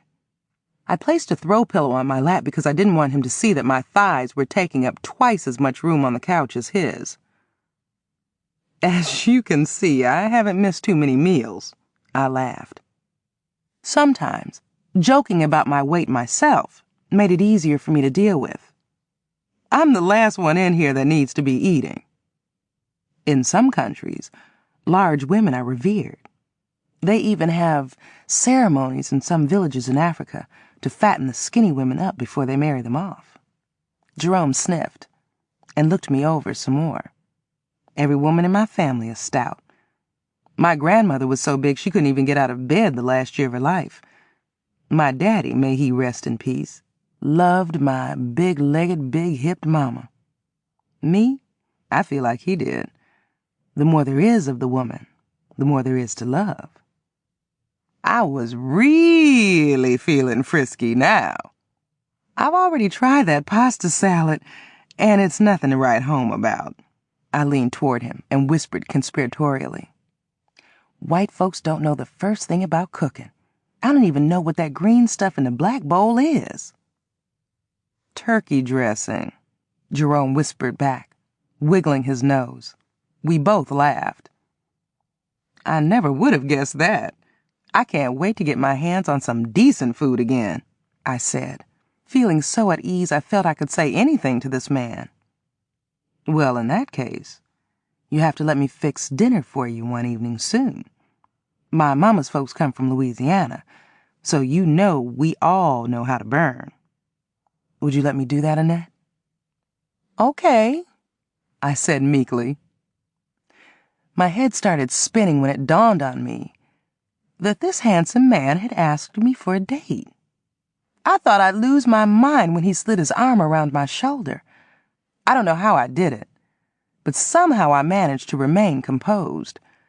I removed the pillow from my lap and smoothed my dress, resting my hand on my knee. I froze when Jerome took my hand in his and squeezed it. No man had ever done that to me before in my life. Not even Mr. Boatwright or Pee-wee. I was certain that Jerome noticed the sweat on my palm, but he was too nice to acknowledge it. Looks like you and I are not the only ones here who don't know the new dances, Annette. He motioned toward two women dancing together, practically knocking everybody else off the floor. I love to watch white folks dance, don't you? They hop around the dance floor like blind rabbits. I laughed again. I was proud of the fact that I was laughing for the first time in weeks. These are some nice people, though.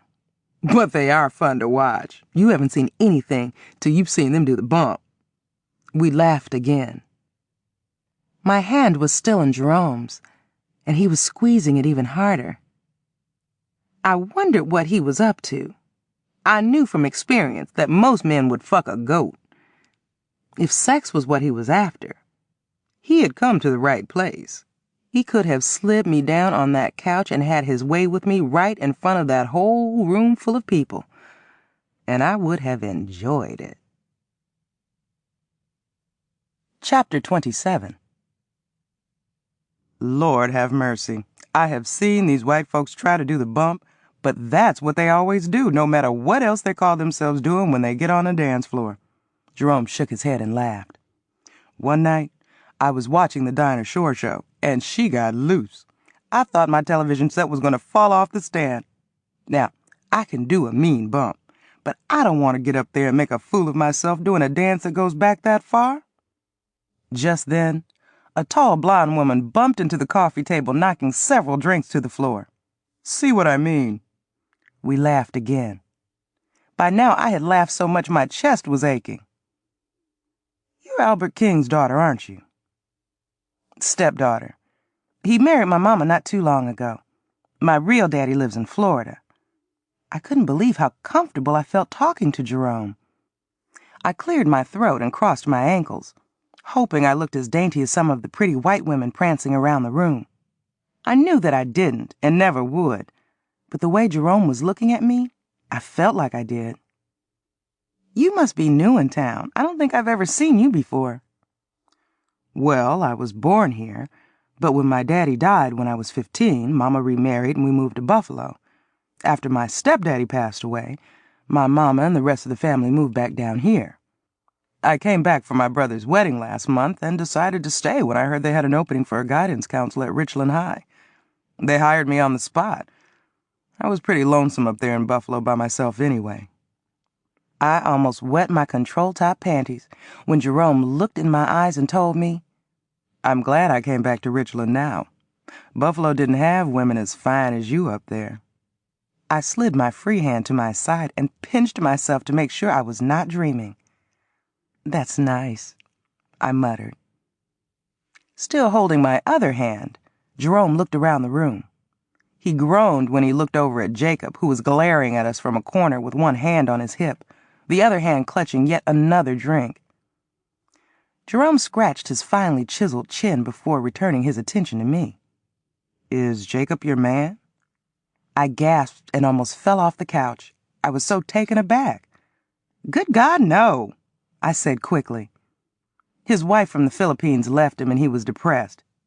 My mama kept at me to go out with him, so I finally did.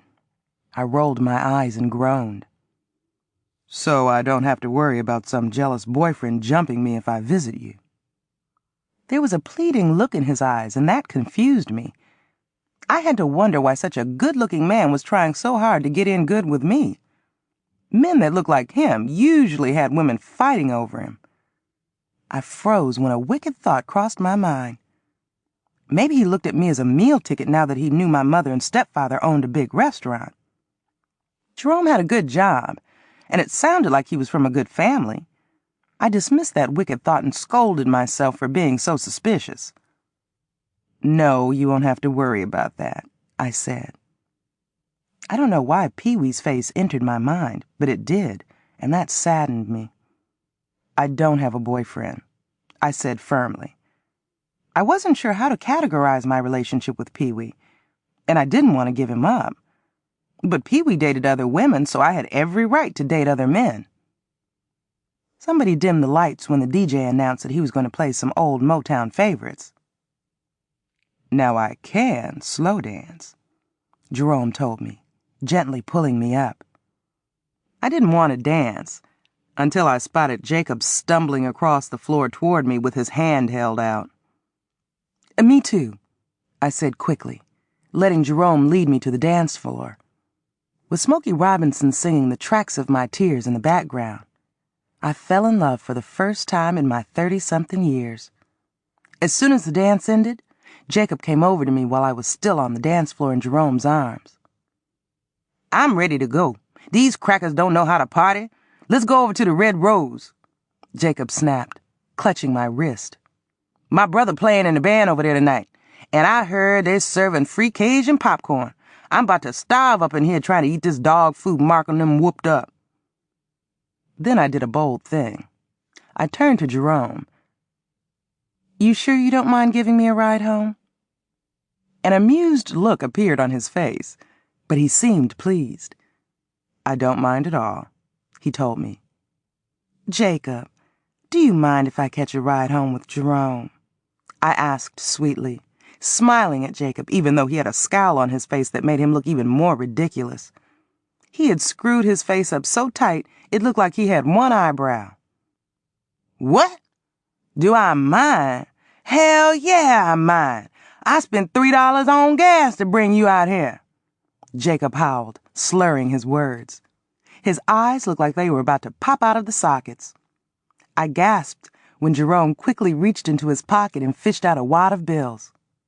"That should take care of your gas," he told Jacob, folding a few bills into Jacob's shirt pocket. I didn't even look back as Jerome led me out the door, but I could hear Jacob snorting like a bull. I didn't get to enjoy any passion with Jerome that night.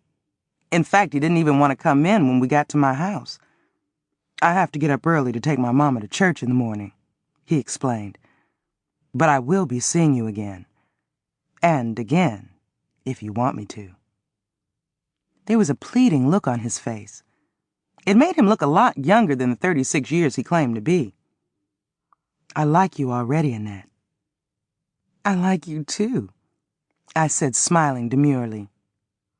Jerome didn't even have to write down my telephone number. He memorized it on the spot. Then he surprised me with the longest, most passionate kiss any man had ever laid on me. I was so taken aback I didn't even close my eyes. I was sorry I didn't. I was facing Pee-wee's house. It was too dark for me to see him in his bedroom window upstairs, but I knew he was up there watching. Pee-wee didn't smoke cigarettes, but he loved him some weed.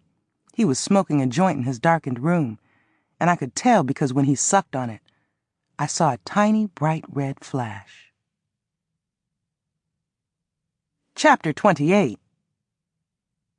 Even though Jerome had made a good first impression on me, the next time I saw him, a week after we'd met, he'd behaved more like an oaf. But that didn't bother me. I was not about to let his behavior change my opinion. I figured he was my last chance at a lasting relationship. So, like he was a football, I took him and ran. My first date with Jerome was a date from hell. He arrived at my house smelling like beer, his hair askew, with a pair of brown slacks and a white shirt and a paper bag that I had to iron for him to wear. On our way to the movies, his Mercury ran out of gas. There was a gas station 2 blocks away, but we walked 6 blocks in the snow to another one because it was cheaper. During the walk back to his car, He slid on some ice and spilled gas on the leg of my slacks, so I smelled like gasoline the rest of the night. Once we got to the theater, 5 minutes into the movie, he complained about the French movie I had suggested. Why any movie maker would choose to make a movie with subtitles is beyond me.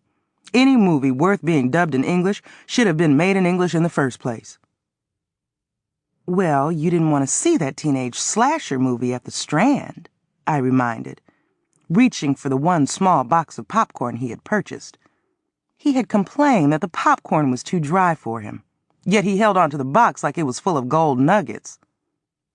To keep from paying for parking, Jerome had parked in an alley 6 blocks from the theater.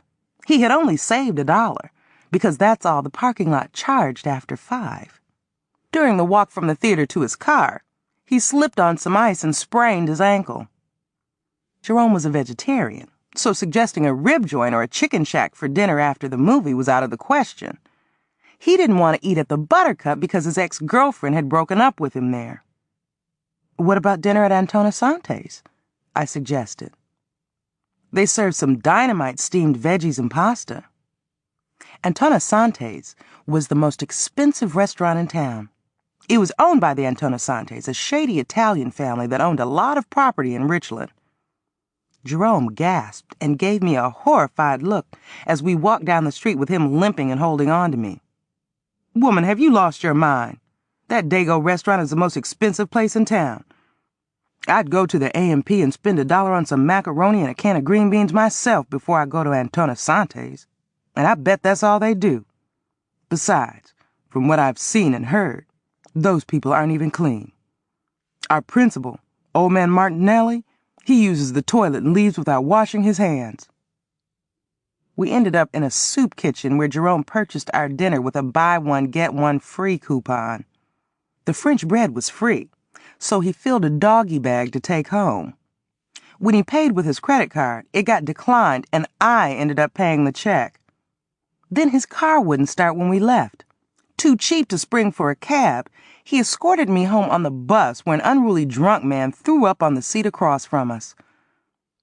From that point on, our dates were usually at his apartment, above a converted funeral parlor, sitting in front of his 19-inch black and white television drinking generic beer. I didn't know what kind of money Jerome made, but I assumed he made a decent living. But he was so tight-fisted with his money that he bought his clothes from consignment shops and dollar stores. Since I could pay my own way, I didn't really have a problem with Jerome's miserly habits. I was generous enough for both of us. Jerome was a comfort to me. He was a good listener. He held me in his arms like a baby when I told him about the hard times my dear and I had endured since moving to Ohio. He almost cried along with me when I told him about the times I had nothing to eat but lime jello. One week I ate so much of that shit my pee came out green, I told him, glad to see him laugh at that. One thing that really touched my heart was his understanding my need to reunite with my father. I would never turn my back on my children, he vowed, adding with a passionate embrace, or you. I had been looking for a man like Jerome all my life, and I was going to do whatever I had to do to keep him. Now, when Pee-wee came over, he loved making jokes about how cheap Jerome was. I never took you to an all-you-can-eat $5 place, and I would never haul a woman like you around on a bus at night, Pee-wee said evenly. You could do a whole lot better than Jerome Cunningham. I'm glad you think that, I shot back. Huh? What do you mean by that? Why don't you tell me? You seem to know what I need, I teased. Now that I was seriously involved with another man, Pee-wee and I had stopped sleeping together. But he was still the closest friend I had, and I enjoyed his company. He was one of the most stable things in my life. If things don't work out with you and your dime store shopping Romeo, let me know, Pee-wee told me. I knew then that no matter what happened to me next, I could always fall back on Pee-wee for anything I needed, especially sex. Sex with Jerome was another fiasco. Not counting Mr. Boatwright, I had had enough experience by now to know the difference between good sex and bad sex. Jerome was in a league of his own. He had problems maintaining an erection, and even when he did, he often had an orgasm before I even got into bed. "I just get so excited when I'm with you I can't help myself," he explained, laughing and shaking his limp dick at me. Juice dripping from it formed a tiny puddle on my new sheet. He played with my titties for 10 minutes, thinking that would satisfy me. It didn't, but I pretended it did. I reminded myself that sex wasn't everything. Some women got along fine without it. There was a woman at my church who was jubilant because her husband had become impotent after an automobile accident. I overlooked my frustration and concentrated on Jerome's exotic looks. All of his shortcomings, I was still proud to be seen with such a handsome man. My new mission was to keep Jerome Cunningham happy, and that's exactly what I planned to do. Chapter 29. "At least you'll have some pretty babies if y'all ever get married," Madeira chirped after she met Jerome. She had grinned and beamed like a lighthouse all through the dinner she had prepared for Jerome and me. They had really hit it off. Jerome had complimented Madeira's cooking excessively, and that paid off for him. She had sent him home with a crock pot full of collard greens, a fresh pan of cornbread, and bowls of other delicious items in a shopping bag. He wouldn't have to buy food for a week. I'll be proud to have a man like Jerome as my son-in-law. Madeira didn't have to go into detail, but I knew what she meant. By Jerome being so light-skinned and having all that curly hair on his head, there's a good chance he'd produce kids who looked like him. In my opinion, black folks had come a long way by the 1980s, but light skin and straight or curly hair still carried a lot of weight. I tried not to let that bother me, especially since I considered myself beyond things that shallow. Rhoda Nelson, who was as dark as I was, and the most beautiful black woman Richland had ever seen, had influenced my perceptions to the point where I would never covet light skin and straight hair again. Yet and still, I was glad to be seen with a man who looked like Jerome. However, I would have considered him gorgeous no matter what shade he was. Despite what I thought of myself, he thought I was beautiful too, and he was proud of me. I realized that when he took me to a barbecue at his mother's house 6 months after our first date. It was the Memorial Day weekend. Ordinarily, I would have spent the day with Madeira and Daddy King, like I did every other holiday. But gatherings at my mother's house always included Scary Mary, who worked at being a busybody in 3 shifts, and Pee-wee, if he was between girlfriends. The last thing I needed was to have Scary Mary clown me about Jerome in front of Pee-wee. I had eagerly accepted Jerome's invitation to his mother's barbecue. Almost every woman at the gathering at Jerome's mother's house was just as big as I was, if not bigger. When too many of us walked through the living room at the same time, the pictures on the wall shook, and everybody thought that was funny. I did too. It was like these women celebrated being large, and I considered that a good thing. It made me feel better about myself. I held my own head just a little bit higher that day. It didn't take long for me to realize that I was the only dark-skinned woman present, and I was the only one wearing my hair in braids. I always hated my short, brittle hair. The best thing I could do for it was to hide it. I didn't like wigs, so having my hairdresser add extensions to my hair and braid it seemed like the next best thing. Besides, braids made me look younger, and at my age, every year I could conceal counted. Looking younger made me feel like I had just that much more time left to work with. Jerome's 2 older brothers, both even lighter than Jerome, had wives who were 1 shade away from being white. Jerome's younger sister Nadine and his mother Marlene were both about the same shade as Jerome. It didn't take me long to start feeling uncomfortable. Jerome's sister Nadine had been in a lot of my classes at Richland High, but we'd never really associated with one another back then. However, today she was the only one of the females present who really seemed to enjoy my presence. I hope you have a good time, Annette. My brother is crazy about you, and he couldn't wait to bring you over to meet the family," Nadine told me. She laughed and shook her head. Looking at her up close for the first time, I realized she wasn't as pretty as I thought. For one thing, one of her eyes twitched, and the eyeball inadvertently rolled to the side every few seconds. That crawling eye was bad enough, but there was a purple birthmark as big as a quarter on the side of her mouth. Her lips were so thin, there was more lipstick on her teeth than there was on her lips. Her reddish-brown hair was thinner than mine.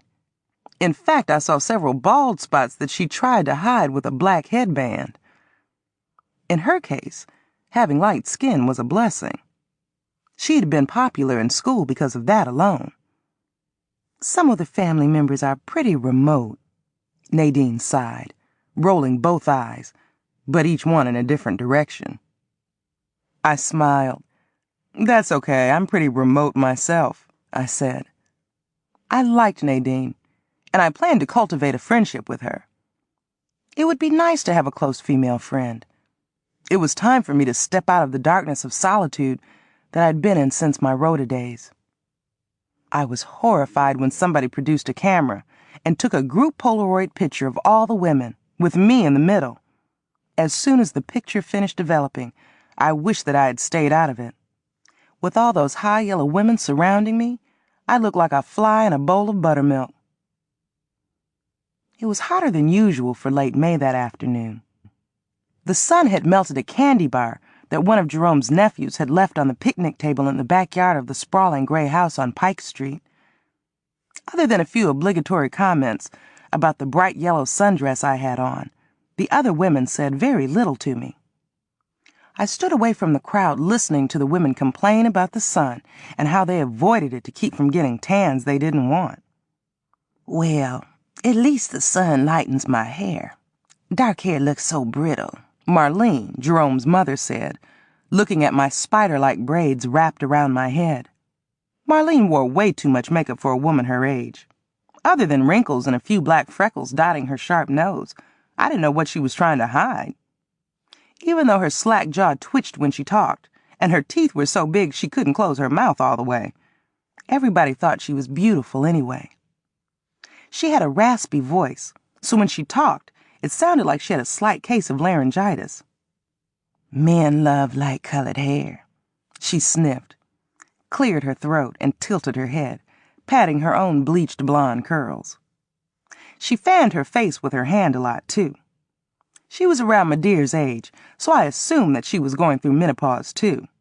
I convinced myself that it was the real reason she was so forward with me. Nevertheless, I didn't like the woman, but I would tolerate her because of Jerome.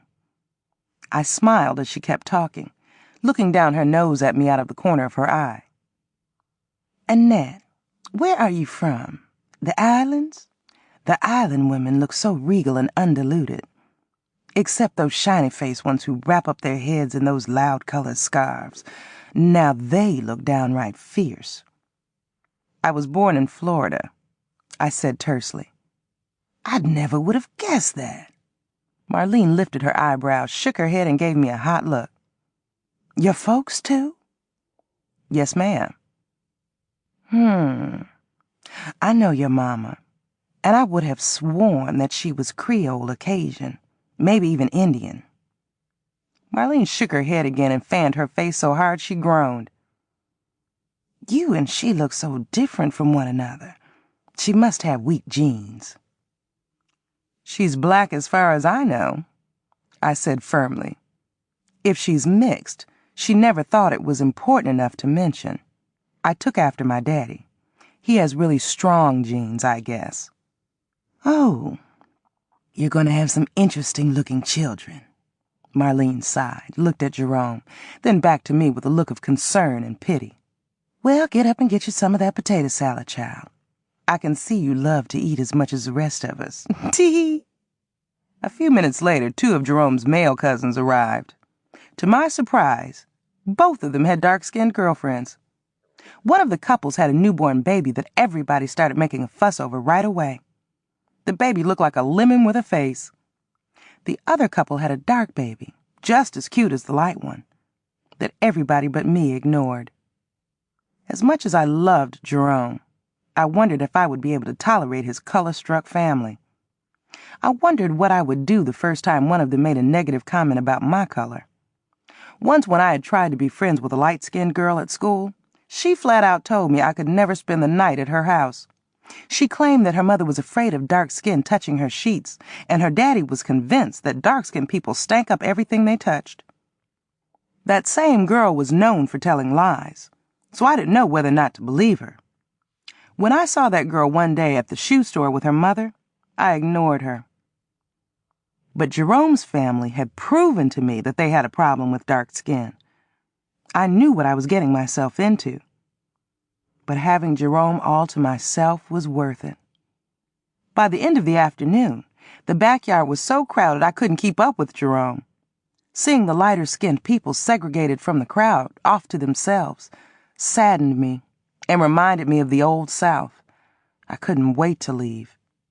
I used the ruse that I had to go do laundry so that I'd have something clean for work the next day. Nobody protested when I excused myself. Since Jerome wanted to stay to wait for his favorite uncle to arrive, I had to go home alone, on the bus. Chapter 30. I lied to Pee-wee and told him that I'd had a wonderful time at the barbecue. He had seen me from his front room window exit the bus at the corner and had come over immediately, the soles of his well-worn house shoes flapping. He hadn't even taken the time to button the thin shirt he had on. I had just kicked off my shoes and folded myself onto the couch when he barged in, wild-eyed and frantic. "I'm glad you had a good time," he said with a smirk, standing in my living room with his back to the door and his hands on his hips. I guess me and you won't be getting together no time soon, huh?" Pee-wee whined, patting the top of his head with his hand. I just looked at him and blinked. He sniffed and continued, seeming uncomfortable. "That first night I seen him slobbering all over you on your front porch, I knew it was the end of, that thing we do." "Oh, Pee-wee," I sighed and shook my head, unable to face Pee-wee. "That thing we do was going to get old sooner or later." I looked over at him, disappointed to see him pouting. "I wasn't complaining," he snapped, poking his bottom lip out like a disgruntled child, shifting his weight from one foot to the other until one of those loose house shoes slid right off his foot. "I do love Jerome, and he loves me. Besides, I thought you and Mona Lisa McCoy had a thing going," I said, waving Pee-wee to the love seat facing me, which he ignored. With a frustrated look on his face, he shook his head, then started pacing back and forth. "Me and Mona Lisa had a thing going," he admitted. "But you know I always come back to you when things are slow. Shit." He returned his house shoe to his foot and stood still, folding and unfolding his arms. Then he squatted down and rolled the cuffs of his jeans a few inches above his ankles and started shifting his weight from one foot to the other. I rotated my neck and gasped. "That's just it. You only come to me when there's nobody else to go to. I come first with Jerome," I snapped, not sure if what I was saying was true. Pee-wee threw his hands up in frustration and suddenly remembered an appointment he had to go to, but I knew he was lying. He didn't like where the conversation was going, and neither did I. It was just as well he was leaving. I needed to be alone anyway. I had a lot of thinking to do about Jerome and where our relationship was going, now that it was serious. I hoped that Jerome was worth my sacrificing Pee-wee. Jerome rarely mentioned Pee-wee to me, but I knew that he was not too fond of him either. Pee-wee had been Jerome's barber until Jerome found out about Pee-wee spending so much time with me. Now Jerome went to the other black barber in Richland to get his hair cut, even though I had assured him that Pee-wee was nothing more to me than a close friend. I changed the subject whenever Pee-wee's name came up during a conversation with Jerome. I was the only black switchboard operator at Richland's telephone company, but that didn't bother me. It was a comfortable position and the pay was adequate. I joined the credit union, and purchased my first car, a 2-year-old Cougar. Unlike my old job at the Buttercup, where I had worn a conservative blue uniform and comfortable shoes, I got to dress up in nice suits, dresses, and heels as a switchboard operator. Richland High School, where Jerome worked as a guidance counselor, was only 3 blocks away from the telephone company. I was able to meet Jerome for lunch several times a week. It pleased me when he came into the building to my workstation to pick me up. I wanted the women I worked with to see what a good-looking man I had, especially after one of my female co-workers had tried to fix me up with the frog-eyed brother that delivered our office supplies. Jerome knew every cheap restaurant in town, and he had a fistful of coupons for every single one. I didn't mind, because when I ate lunch alone, it was usually at Antonasanti's, a block from my work. Once, when I told Jerome that I had spent $12 on lunch at Antonasanti's, it brought tears to his eyes. The Monday after attending another gathering at Jerome's mother's house, Jerome met me for lunch in the telephone company parking lot. Sitting in his car, we shared watercress sandwiches and some of the drab potato salad left over from the barbecue. He had also brought along a thermos full of ice water that he shared with me. Cramps forced me to leave work early that day. There was a message on my answering machine from Daddy. All he had said was, "Call me." I called Daddy back immediately, and it was the same brief conversation we always had. He gave me an update on his declining health and bragged about a deer he had shot and put in the freezer. For the first time in months, he asked when I was coming to see him. "I'm at a new job and I can't take a vacation for a year," I told him. "Well, what if I come to see you?" he bleated, unable to hide his disappointment. That would be nice, Daddy. But my dear is still mad at you, you know." "For what?" he cried plaintively. "Daddy, you ran out on us," I reminded. "I ain't the first man to run out on no woman."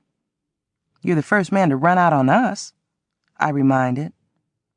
"Anyway, I think my dear's beginning to come around, though. She doesn't cuss as much as she used to whenever your name came up." I sniffed and held my breath. "Well, I hope she don't take too much longer now. Ain't none of us getting no younger." A few times when I called Daddy's number, my half-sister Lily Mae answered the telephone. We didn't have much to say to one another, but like Daddy, she wanted me to come for a visit. I didn't know how much longer I could hold them off, but I knew that my dear was still as adamant as ever about me not seeing my Daddy. 3 more years passed by, and my dear's feelings toward Daddy remained the same. My calls and letters to and from Daddy got less frequent, but I wanted to see him more than ever now, and I planned to, whether my dear liked it or not. Chapter 31. Jerome asked me to marry him on my 35th birthday, just when I was about ready to give up on ever landing a husband. And he did it in front of my dear and Daddy King. It was over dinner in the ornate dining room in the red brick house that my dear shared with Daddy King on Cherry Street, 3 blocks from the town square. Before I could reply, my dear said jokingly, "And she better accept your proposal if she know what's good for her." My dear waved her butter knife at me and added, "Girl, with a fancy man like Jerome, it'd be pie in the sky every day." Wearing a blue cashmere sweater that I had given him for his birthday and black slacks, Jerome dipped his head and gave me a guarded look. "Well?" he asked, one eyebrow raised. I had just stuffed my mouth full of lemon pound cake. I had to finish chewing and swallowing first. I was lucky that I could eat whatever I wanted and not worry about gaining weight. But since I was already a size 24, that wasn't saying much. I had the nerve to have on a green see-through blouse and a black skirt with a slit on one side, revealing my massive thigh.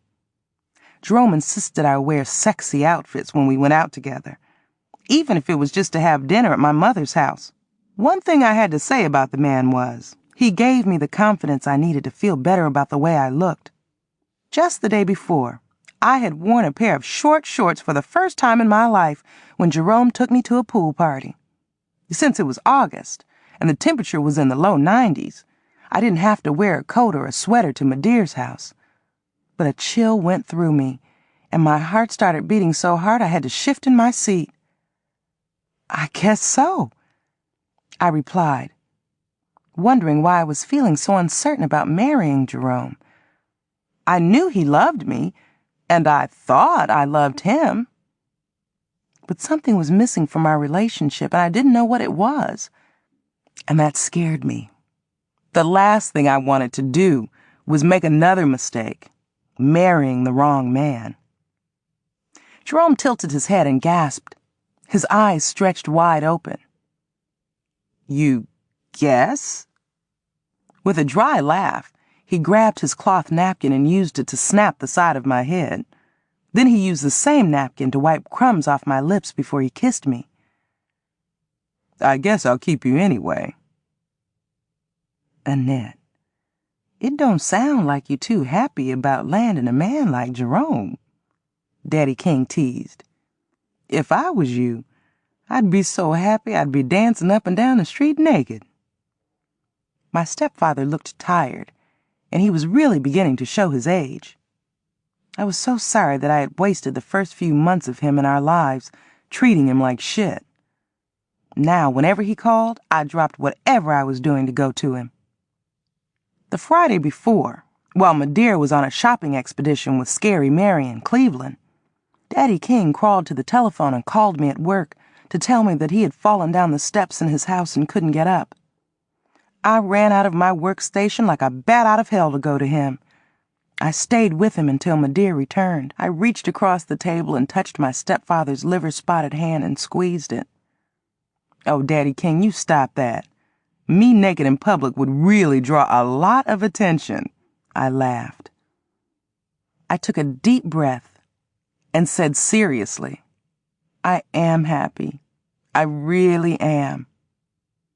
I leaned to my side where Jerome was seated and kissed him on the mouth.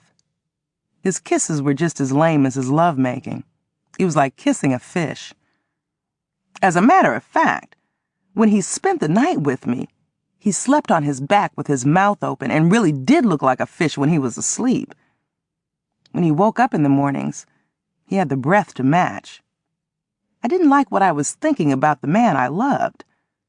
I guess it was because I'd always thought of relationships between lovers as being full of passion and excitement. I had to keep reminding myself that Jerome had a lot of other admirable qualities. And if it had taken me 35 years to find Jerome, how many more years would it take for me to find a man I liked better? "Y'all hurry up and make some pretty grandchildren for me to spoil, hear me?" Madeir sniffed and blinked back a tear that was threatening to slide out of her eye. "We will," I told her. I had to wonder if she would love a dark-skinned grandchild as much as she would love one with light skin. I already knew how Jerome's family would treat a dark, homely baby. I scolded myself for allowing such a thought to enter my brain about Madeir. I knew my own mother well enough to know that she would love a child of mine no matter what it looked like. Her love for me proved that. Madeir and Daddy King were the only black folks living on their block. Every time Jerome and I went to visit, the neighbors peeped out of their windows when we arrived and when we left. It didn't bother me, but Jerome couldn't deal with it. This particular night, as we were leaving, he gave a nosy red-headed woman in her window the finger before we got into his car. I was horrified. "Jerome, what in the world is the matter with you?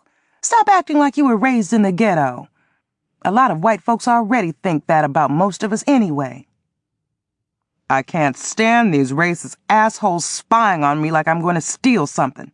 Peckerwoods don't have a damn thing I would want," he snarled, glaring at another woman's face that had suddenly appeared in her window. "Some people can't get past the color of some folks' skin," I said tiredly, looking at Jerome out of the corner of my eye. I wondered about people like Jerome's color-struck family. Was it possible that people like them were oblivious to their own color-conscious condition? They must have been, because Jerome totally missed the point of what I had just said. We all belong to the same race, the human race. The sooner white folks get that in their heads, the better off the world will be. Jerome snorted, snatching his car door open. He cursed white people all the way back to my house. 2 days after the dinner at Madeir's house, while I was at work, my stepfather fell down his stairs again. This time he had a heart attack, too. I was so thankful that Madeir was in the house with him when it happened. She was frantic when she called me. "Your daddy needs you. He done had a heart attack and he might not make it," she screamed into the telephone. At first I thought she meant my real daddy. "You talked to Daddy? My daddy is dying?" I yelled. I thought I was going to have a heart attack myself, thinking that I had waited too long to go see my daddy, and that now it might be too late. I froze and dropped the telephone. Chapter 32. After I composed myself, I picked up the telephone and glared at it like it was a hand grenade. My head was pounding. I could barely breathe, and my eyes felt like they wanted to roll down the front of my face. Out of the corner of my eye, I could see a few of my coworkers staring at me. My supervisor, a busybody, rail-thin woman named Mrs. Kraft, came out of nowhere and stood so close to me I could smell the bourbon she'd just drunk with her lunch. Even before I could put the telephone back up to my ear, I could hear Madeir yelling, "I'm talking about Mr. King, girl! The ambulance is on its way. Meet us at the hospital." Madeir started crying and praying at the same time, and so did I. I was way too upset to drive. Mrs. Kraft offered to take me to the hospital after I told her that there was an emergency involving my stepfather. Just from that, she assumed the worst. "I hope he wasn't drinking," she said smugly. I didn't even respond to her comment. I declined her offer and asked her to call me a cab. I didn't want her to see me fall completely apart. Mrs. Kraft was the nosy kind of woman who liked to soak up all of your personal business and spread it around the office. The last thing I wanted her to know was that I couldn't control my emotions. While I was struggling to get into my coat, Mrs. Kraft called me a cab, and she called up Jerome. Then she escorted me to the telephone company exit. Holding on to my thick wrist with her bony white fingers, she looped the strap of my shoulder purse around my neck like a noose with her other hand. In a concerned tone, she told me, "Jerome will meet you at the hospital. I pulled him out of an important staff meeting, but he said you was much more important." "I'll call you when I can," I told Mrs. Kraft in a hoarse whisper. She stood outside on the sidewalk with me with her arm around my shoulder, trying to find out more about my personal life, until the cab arrived. Even from his hospital bed, my beloved stepfather managed to keep his spirits up, drinking weak tea and telling weak jokes. "If I'd known I was going to live this long, I would have taken better care of my body," he laughed. There was a faint rattling noise coming from him with each breath he took. It gave me a chill. It was impossible for me not to think about my real daddy whenever I was around Daddy King. I didn't know which one I loved the most. I had often wished that it had been Daddy King who had moved in with us instead of Mr. Boatwright. Daddy King was such a wonderful man. Other than an estranged brother in Oregon, Madeir and I were the only family he had left. "Well, you better start taking better care of that body now before God takes it back," Madeir said firmly, adjusting the 3 pillows she had propped Daddy King up on. It pleased me to see my mother so happy. Other than grandchildren, she had everything else she had ever wanted, even a few trips to the Bahamas. In addition to the beautiful house she shared with Daddy King and the restaurant they owned, she also owned the house that I occupied on Reed Street. Old Mr. Lawson, whose mansion she had cleaned for so many years, had left the house on Reed Street to her when he died shortly after my return from Pennsylvania. She let me live in it rent-free. Jerome didn't have to tell me, but I knew that he was planning to suggest that we live in that house after we were married. There was no way the man was going to pass up a deal like that. Jerome, you a smart man. You don't stuff yourself with all that grease and meat like the rest of us do. Once you marry this girl, you make her start eating better. She don't want to end up on her back too, like Albert here. Life is too short and getting shorter as we stand here, Madeira said, blinking her eyes rapidly, trying to hold back her tears. When a nurse came to bathe Daddy King, Madeira, Jerome, and I went down to the hospital cafeteria to try and eat something. I can't believe these people have the nerve to charge $4 for these sorry-ass sandwiches, Jerome complained about the cheese sandwich he had ordered. $4, y'all, he drawled in an exaggerated southern accent. Don't worry, it's on me, Madeira said quickly, already reaching for her wallet. I guess I should go on and get a Coke and a salad, too. And a piece of that pound cake. Brother King didn't look too good, so we might be here for a while, Jerome decided. When he wasn't looking, Madeira looked at me and shrugged. After Madeira made a big fuss over the engagement ring that Jerome had given me, one he had retrieved from a former fiancé, we ate in silence. Being inside the hospital gave me a bad feeling. It brought back the painful memories of the dark days I'd spent lying on the second floor recovering from my abortion. Naturally, I was uneasy and nervous. Seeing all those doctors rushing around with the tails of their smocks flapping and their hard-soled shoes clip-clopping on the marble floors was disturbing. The conversations I overheard made it even harder for me. At a table a few feet from us were 3 stern-faced nurses talking about a baby that had just died. The most unsettling thing I overheard was from another table of nurses. A rape victim had just been brought in. I couldn't eat after hearing that.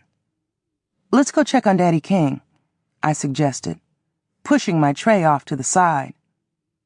Madeira and Jerome looked at one another, then to me with puzzled expressions on their faces. We can't leave all this good food here, Jerome whined, taking another bite from his sandwich. We'll take it with us, I said sharply, rising. Madeira and I left our half-eaten sandwiches on our plates, but I wrapped Jerome's and stuffed it in my purse. I noticed something odd right away when we returned to my stepfather's room. A small vase of fresh flowers that Madeira had brought and set on the windowsill had already started wilting. They had been nice and perky when we left the room, less than an hour before. I made it to Daddy King's bedside first. He was lying on his back, with his eyes stretched wide open. I set my purse down at the foot of the bed and felt Daddy King's pulse. Then I dropped my head. I closed his eyes with my fingers and turned to Madeira and Jerome standing behind me, looking as grim as pallbearers. He's gone, I said. Chapter 33. I wished that I had not touched Daddy King before we left him in that hospital bed. No matter how many times I washed my hand, it wouldn't stop itching. I had not seen Madeira so upset since Mr. Boatwright died. Why do all the special men in our lives leave us? Madeira wailed, staring at a framed picture on her living room mantel over her fireplace of Mr. Boatwright grinning like a clown. I didn't have an answer for her, so I kept quiet. I didn't know at the time, but that sorry picture of Mr. Boatwright that she cherished so much would end up in that same fireplace in flames, and Madeira would be the one to put it there. The same heart attack that killed Daddy King almost killed my mother, too. I had to send for her doctor to come to the house and tranquilize her. She took to her bed and refused to eat, just like she had done when Daddy left us. Losing a loved one was a very difficult thing for my mother. She didn't want me out of her sight. I spent the night my stepfather died with Madeira. Baby, your mother needs all the support we can give her. Let me know if there is anything I can do, Jerome told me when he called. That evening, Jerome came to the house with Scary Mary in tow. The next day, they helped me make all the funeral arrangements, and Jerome even volunteered to be one of the pallbearers. He stunned me by offering to pay for all the flowers. However, he looked relieved when I told him that I had already taken care of that expense. Scary Mary wanted to sing the same 2 songs at Daddy King's funeral that she had sung at Mr. Boatwright's. Let the work he done speak for him. And I've been in the storm too long. She arranged for one of her regular tricks, an albino man, to accompany her on the piano. The same prostitute who had washed and straightened my hair during my childhood came over to wash and press Madeir's hair. Madeir was too weak to get out of bed to go to the beauty salon like she usually did once a week. That same prostitute also offered to go to the funeral home to wash and press Daddy King's hair, but I refused to let her put powder on his face and rouge on his cheeks. Daddy King had been too dignified a man to go to his grave looking like he was going to a Halloween party. Running a whorehouse and being involved in God knows what other illegal activities kept Scary Mary busy. But that woman still got around like a gypsy, and she always had time for Madeir and me. Being in her late 70s had not slowed Scary Mary down one bit. There were rumors floating around town that she occasionally turned tricks herself with some of her longtime customers. I heard that old battle axe can give some damn good head. It was just like Pee-wee to try and make me laugh, and he succeeded. But I was too upset about my stepfather, so I didn't laugh much. Scary Mary, with a shot glass full of Jack Daniels in her hand, kept giving Pee-wee and me dirty looks as we stood off in a corner in Madeir's living room, whispering the day before the funeral. Scary Mary paused, took a sip, and belched. "Girl, you all your mama got left now, and you better look after her," the old madam told me as she ran the vacuum cleaner over the plush maroon carpet Madeir had just purchased a week ago. Madeir was upstairs in her bed in a near catatonic state. "Yes, ma'am," I whimpered. Daddy King had had a lot of friends. We expected a huge crowd of mourners, so the house had to look its best. I was grateful to have Scary Mary around doing most of the work. "Once you lose your mama, you ain't gonna look at life the same way no more. Mom and Daddy is the next best thing to God," Scary Mary added, shaking a finger at me. "I still got my daddy," I said, waving a dust rag. "And I love him just as much as I love my mama." "Then you need to make him know it. After all this time you ain't been down there to Florida to see him," Scary Mary hollered suddenly. Just as suddenly her voice softened and she smiled. "Pee-wee, scat into the kitchen and get me that dust broom. Annette, go reach in the liquor cabinet and bring me that bottle again. I need me another highball." Pee-wee left the room with an exasperated look on his face and returned with the broom. "I didn't want to upset Madeir," I announced, handing Scary Mary the whiskey bottle. She snatched it and refilled her glass. It amazed me how black folks always found a reason to turn to the bottle, myself included. I had already swallowed a few glasses of wine myself that morning. The slight buzz I had calmed my nerves, but I couldn't wait for the funeral to be over with. "Girl, that ain't no excuse. If I had done everything my mama wanted me to do, I wouldn't be where I'm at today. I'd still be supervising that chain gang in Mississippi, or helping the military make bombs for a living. Behold and praise God that I don't have to do no low-level jobs like that no more," Scary Mary said with a frown, frantically dragging the broom across the carpet, concentrating on the same spot. 2 days after Daddy King's funeral, I told Jerome that I was going to visit my daddy in Florida. He supported me 100%. "You want me to go with you, baby?" Jerome was anxious to meet his future father-in-law, despite all the mean things Madeir had told him about Daddy. Jerome had a lot of his things in my house that he had brought over, a few items at a time. He had on a gray cotton bathrobe and a pair of loose-fitting house shoes that day. It was a few minutes before noon, and we had just crawled out of my bed. "It might be too hard on you so soon after Brother King's passing. I will go with you." "Not this time. I need some time alone with Daddy first," I told Jerome. I was a little annoyed at the way Jerome kept looking at my body, even though I was covered in a floor-length bathrobe.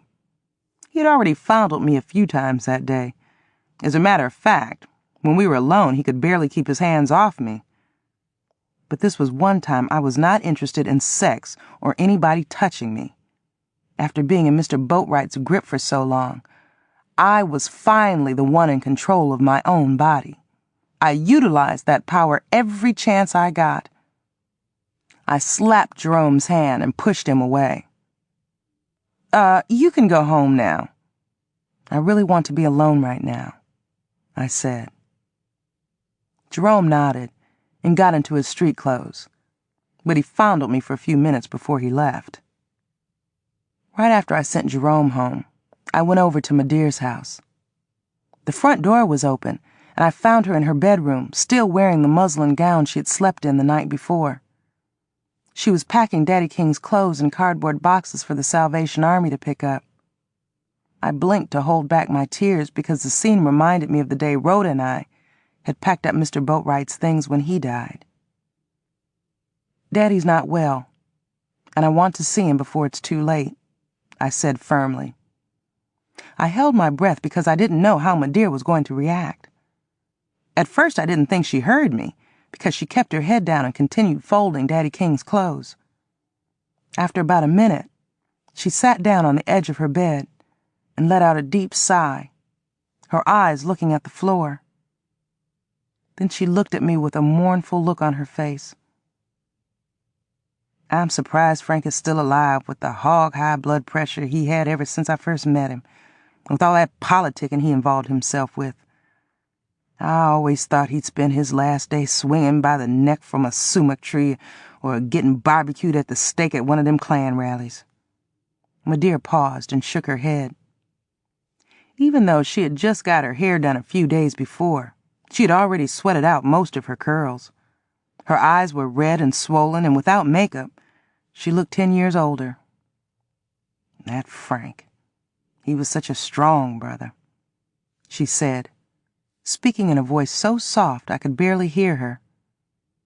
Suddenly her voice got loud and took on a sinister tone. What a shame it was for him to be subdued by a white woman. Her eyes got big and her jaw twitched. She sniffed and narrowed her eyes at me and said gently, So you still want to see Frank, huh? I nodded. He's still my daddy. I've already made a plane reservation, I said hotly, folding my arms. What Jerome got to say about this? Madeir blinked several times, and a faint but brief smile appeared on her face.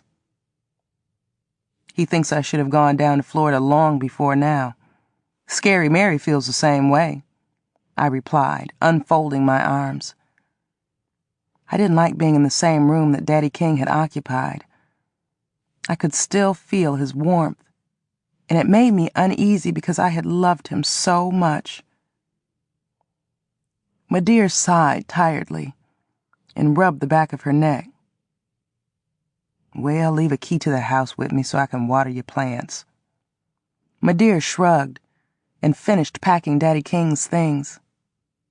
Then she gave me a big smile and a big hug. All I want in this world is for you to be happy. Go see your daddy.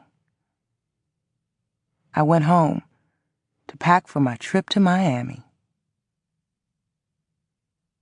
Chapter 34. With the exception of Lily Mae's mother's funeral, I had enjoyed the few days I spent in Florida, but I was glad when I returned to Richland. Madeir and Jerome were glad to have me back to themselves. Jerome wanted to get married the week of Christmas. We can celebrate Christmas and our anniversary at the same time every year, he told me. He had picked me up from the airport in Akron and decided to spend the night with me. We had just finished another dull romp in bed, with him flopping around on top of me like a seal, trying to arouse me with his fingers and tongue. As usual, he had ejaculated way too soon, but I was used to that by now. Was it good, baby? He muttered in my ear. Tell me it was good. It was good, I said dryly. I had just faked my second orgasm that night. I had not experienced the real thing since my last rendezvous with Pee-wee. Jerome didn't have to tell me, but I already knew that our celebrating 2 important days of the year at the same time would save him even more money. I agreed to get married on Christmas Day of that year. The closest friend that I had at work my age, a secretary named Jean Teresa Caruso, hosted a wedding shower for me that first week in December. Jean had recently moved into a house 2 doors down from me, and we took turns driving each other to work. Jean was so nice and persistent. I couldn't turn down her offers to go shopping and out to dinner. She was divorced and had a 6-year-old daughter named Pietra, that we called P. She was going to be my flower girl. It was going to be a small wedding with just a few friends from work and church. With Scary Mary as my maid of honor, I couldn't wait to get it over with. With great reluctance, Pee-wee had agreed to give me away. My upcoming marriage symbolized another new beginning for me as well as another ending. Because of it, my relationship with Pee-wee would never be the same again. Now we really would be like brother and sister, and that was all. Even though our relationship had been pretty much that way anyway since I'd met Jerome, I fiercely missed Pee-wee's lovemaking. "You think it's fitting to have a white girl in your wedding with so many little colored girls around here?" my dear whispered. She still liked to whisper when she talked about white people with me, especially over the telephone, like now. "What about one of Deacon Brewster's 6 granddaughters?" This is not about color, and it is my wedding. Besides, I promised P she could be my flower girl, and she's really looking forward to it, I whispered back. P was a cute, plump little Italian girl with long, curly brown hair and big, beautiful brown eyes. But she was particularly quiet for a child her age. She reminded me of myself when I was her age.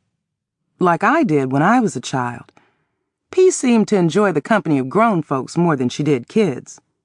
I didn't mind babysitting her when Jean wanted to go out, and I did it for free because I liked P's company.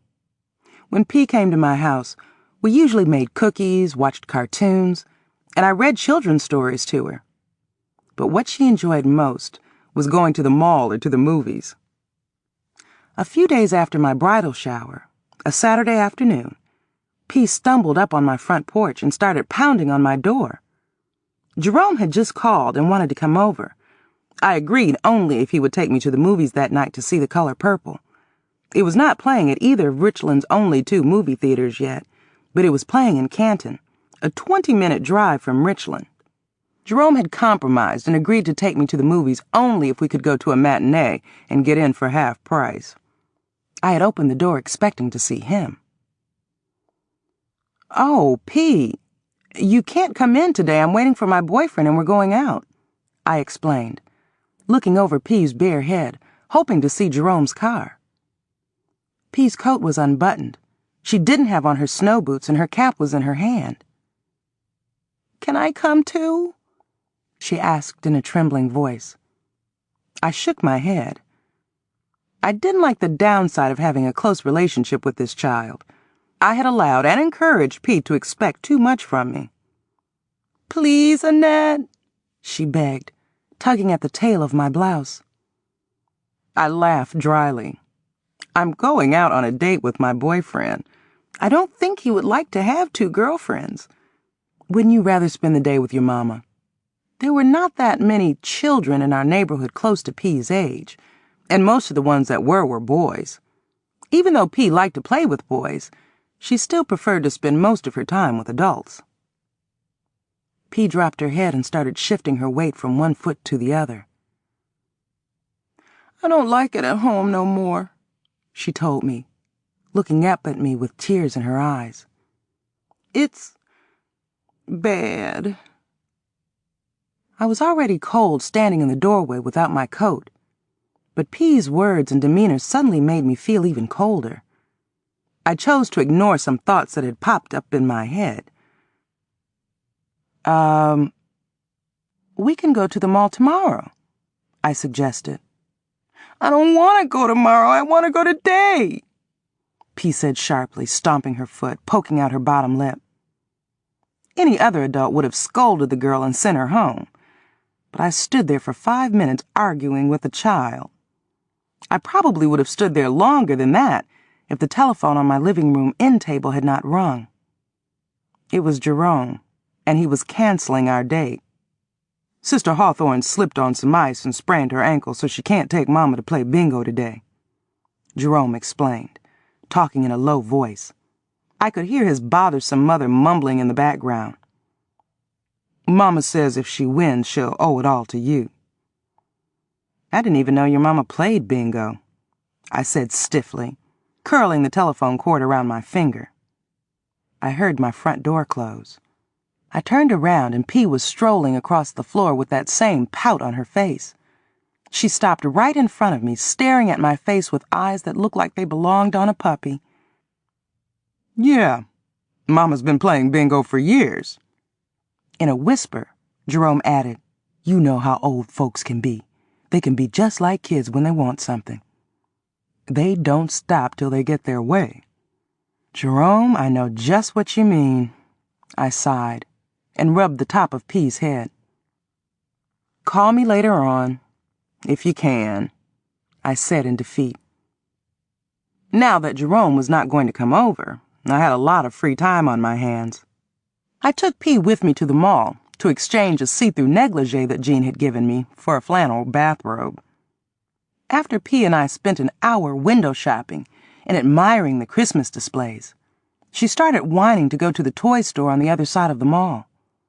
It took me 10 minutes to talk her out of that notion, and that was only after I promised her that Santa Claus was going to bring her enough toys for Christmas. It was true in a way. I had already purchased and wrapped for her every one of the same toys that she wanted to go look at. She had a slight cold and looked so peaked. I felt sorry for her, so I compromised by taking her for pizza instead. That's your third slice now. Finish that and let's go, I told P, as we shared a booth at Francisco's Pizza Parlor across from Ernie's record store. There was loud disco music coming out of the record store, and flashing colored lights from a strobe on a card table right outside the entrance. My trip to the mall usually included a visit to Ernie's, which is where I planned to go after the pizza. I needed to replace several Bob Marley tapes that Pee-wee had borrowed and not returned, and I wanted to buy a few new ones as Christmas gifts for Pee-wee, Jerome, and his family. As snooty as Jerome's mother was, she had a passion for reggae music and had even told me which tapes she wanted. I don't want your mama mad at me for spoiling your appetite for dinner, I added, wiping sauce and root beer from P's chin with a napkin. Oh, she don't care how much I eat. She let me have some gummy bears this morning, P told me, talking and chewing at the same time, and some cherry pop. Well, I'm not your mama, and I don't think you should be overdoing it, I said firmly, wishing my mother had curtailed my eating habits when I was a child. I couldn't count the thick biscuits and pork chops my mother had charmed me with to keep me happy. According to Madeir, she had breastfed me and had weaned me off her milk with pork sausages before I was a year old. 35 years later, and I was still sucking on pork sausages, 2 and 3 at a time, every chance I got. Even though it was the middle of winter, and we had just had one of the severe snowstorms that Ohio was famous for, the mall was so warm inside I had to remove my heavy wool coat and rolled up the sleeves of my thick Angora sweater. When I got up to go get more napkins to wipe sweat off of my face, I casually glanced out of the window and noticed something that made me almost lose the 5 slices of pizza I had consumed. Prancing like a reindeer out of the record store was a petite black woman wearing a navy blue jumpsuit and high-heeled black leather boots. She was holding a black leather coat in one hand and a shopping bag in the other. There was a proud look about her. She held her head high and her shoulders back. Her silver hoop earrings sparkled like diamonds. My tongue felt like a big rock threatening to slide down my throat. For a moment, I knew what it was like to be paralyzed. I couldn't move and I couldn't speak. All I could do was stare and blink my eyes. I was looking at Rhoda, the woman who had killed the man who had raped me throughout my childhood. Chapter 35. When I was able to move again, I grabbed a wad of napkins and almost knocked 3 other patrons down trying to get back to my booth so fast. I sat down so hard a sharp pain rolled through my stomach. "I'm almost finished," P told me, coughing and gobbling up another slice of the pizza, spilling soda on the table. Take your time," I said nervously, using the napkins I had just picked up to wipe off the table instead of the sweat sliding down the sides of my face.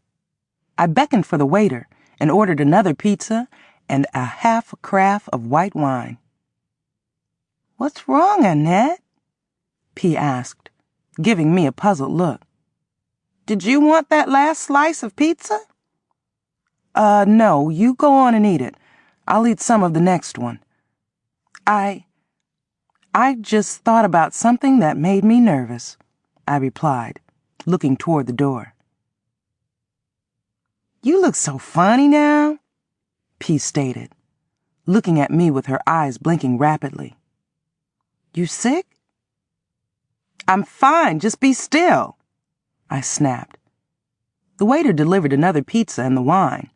I ignored the pizza, but I poured myself a glass of wine so fast I spilled most of it on the table. I couldn't get some in me fast enough. I didn't stop drinking until it was all gone. P gobbled up as much of the second pizza as she could by herself, eating so fast she almost gagged. "You can slow down. I don't want any more pizza," I told her, belching so hard my chest felt like it was going to explode. Chewing frantically, a frown appeared on P's face, and she pushed the pizza away. "I don't feel so good now," she complained, rubbing her stomach. I didn't feel so good myself, and I felt even worse knowing that I had allowed P to overindulge herself. "We'll sit here for a little while," I offered. "Then we'll both feel better." Now that I was tipsy from drinking the whole container of wine by myself, I was afraid to drive. I was also afraid to go back out into the mall. The last thing I wanted to do was face Rhoda Nelson again, especially this close to Christmas and my wedding. There was a back door out of the pizza parlor. It was for the use of employees only, and there was a big sign above the door that said just that. But I wasn't going to let it stop us from leaving that way. I slid into my coat, snatched up my package from the lingerie store, and turned to P. "Quick, follow me and run like hell." A stunned teenage employee walking toward us just looked and shook his head as P and I rushed toward the back door, flung it open, and fled. P seemed to be enjoying our unplanned escapade and ran along with me, giggling until we reached my car. "How come you didn't want to pay?" P asked, trying to catch her breath as she fastened her seatbelt. "What?" I hollered, tossing my package into the back seat. P sniffed, rubbed her nose, and looked over at me as I secured my seatbelt around my heaving chest. My heart was beating so hard I thought I was going to have a heart attack. "You didn't pay for the pizza and stuff," P said with a devilish look on her face. "Oh, shoot." I smacked the steering wheel and gritted my teeth. "Well, we'll just have to pay double the next time we go there for pizza," I offered, speaking more to myself than to the confused child on the seat next to me. I didn't know when I'd go back to that mall again, but knowing that I might run into Rhoda there, I knew it wouldn't be any time soon. I knew I couldn't drive until the buzz had worked its way through my head, so P and I tumbled out of my car and walked across the parking lot and spent the next 2 hours in a hardware store across the street from the mall. "Now, we can't leave until I find something to give my boyfriend for Christmas," I told P, praying more for Rhoda not to come into this store than I was for the employees at the pizza parlor not to track me down. Jean wasn't home when I attempted to drop P off, so I took her home with me, and I was glad that I did. She kept me so busy wrapping Christmas presents that I didn't have time to think much about Rhoda. About an hour later, Jean called and told me to send P home. "I don't want to go home. I want to spend the night with you," P insisted, almost in tears. "No, you have to go home now," I said sternly. "It's Christmas time. and you should be spending more time with your own family." With a profound scowl, P put on her coat with so much reluctance that she put it on inside out. As I was walking P to her house, I advised her not to tell her mother that I'd allowed her to eat so much at the mall pizza parlor, and that we had left without paying for our orders. "You can keep all of that secret, can't you?" I asked, leading the girl down the street by her hand. P was taking too long to respond. "P, did you hear me?" "I heard you," she replied weakly. "I can keep a secret." I stood outside on the sidewalk in front of Jean's house until P made it inside, dragging her feet and looking back at me with a hopeless look on her face. It had started to snow again, so my vision was obscured. For a moment, I just stood there blinking at the big green-shingled house that Jean occupied. Jean and P had painted pictures of elves and fairies on the wall of their front porch. The place reminded me of a big, sad dollhouse. A light came on upstairs, and P's face appeared in a window. She stayed there until I left. Alone in my house again, I was still so occupied with other things, cleaning up the mess in the kitchen, watching television, and hand-washing a few pairs of my panties, that I didn't think much about Rhoda. But when I went to bed, Rhoda was all I could think about. It had been close to around this same time of the year when I'd last seen or talked to her.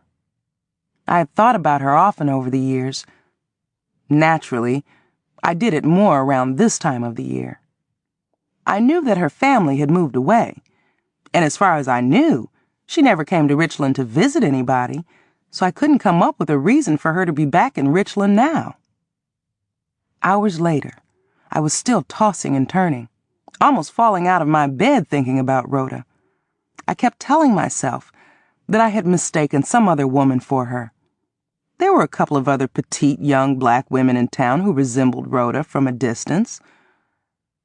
When I got up the next morning, I had convinced myself that I had not seen Rhoda. But I was wrong. Chapter 36. 2 days after my visit to the mall, Jerome and I went to the Red Rose nightclub to hear a jazz band from Cleveland that somebody had told him about. Jeffrey Rose, the nightclub owner's nephew, sang with the band, and the club was anxious to give the boys some exposure. I should have known that there were other reasons for Jerome to want to go out and spend money when he didn't have to. I found that out before we even left my house. "I won a raffle down at the office. Buy one drink, get one free, and all the free buffalo wings you can eat," Jerome confessed with a grin so extreme it almost divided his face. "If we eat enough, you won't even have to cook dinner tonight." Another snowstorm had hit Richland earlier that day. Snow was still coming down like curtains. Most people had the good sense to stay home that night. Even though Jerome had snow tires on his car, the car skidded so much on the icy streets that I was a nervous wreck by the time we got to the Red Rose, and I didn't try to hide it. "I'd feel better if we had walked over here," I complained, gripping Jerome's arm as we stumbled, slipped, and slid across the parking lot. "Not in all this shit," he snapped, snow covering his bare head like a white cap. I had a scarf on my head and a muffler around my neck, but snowflakes the size of quarters all but covered my face. My cheeks and eyes burned from the cold wind that was howling at us like a wolf. Being so fair-skinned, Jerome's normally yellow-toned face now looked bright orange. His nose was almost blue. Old Mr. Boatwright used to walk over here from our house in the snow at night, 2 and 3 times a week, and he didn't have but one leg, I said with my teeth clicking and my hands feeling numb even though I had on thick gloves. I was more disgusted with myself than I was with Jerome. I couldn't believe that I had let him woo me out into this miserable weather just because he had won a raffle to get some free drinks. "Well, I am not old Mr. Boatwright," Jerome growled, snatching open the heavy metal door leading into the tiny bar with its postage stamp-sized tables. And that's probably why he's residing at the cemetery now. Jerome's teeth were clicking just as hard as mine. We were the only two patrons in the dimly lit Red Rose for the first hour after the band started playing. And it was a wretched band at that. The sax player was trying to play and smoke at the same time. The guy on the keyboard played off-key, and Mr. Rose's poor young nephew couldn't carry a tune in a bucket. I felt sorry and amused at the same time. Jerome was in heaven. So far, he had only had to buy one drink. One of the band members covered our next 2 rounds. And the waitress couldn't bring more buffalo wings to our table fast enough for Jerome. The Red Rose was popular for a lot of reasons. The owner was so generous, he allowed his regular customers to run up long tabs before he collected, if he collected at all. I knew this because Mr. Boatwright had died owing the club a fortune that Madeira had settled herself, calling it her last act of Christian duty in Mr. Boatwright's honor. The club offered food to go, and I often stopped by myself to pick up fried chicken dinners for Jerome and me. It was a cozy little place, and after I got more relaxed, I was almost glad that I had come. That feeling didn't last long. I was facing the door, but I didn't see her come in. It was like she had come out of nowhere.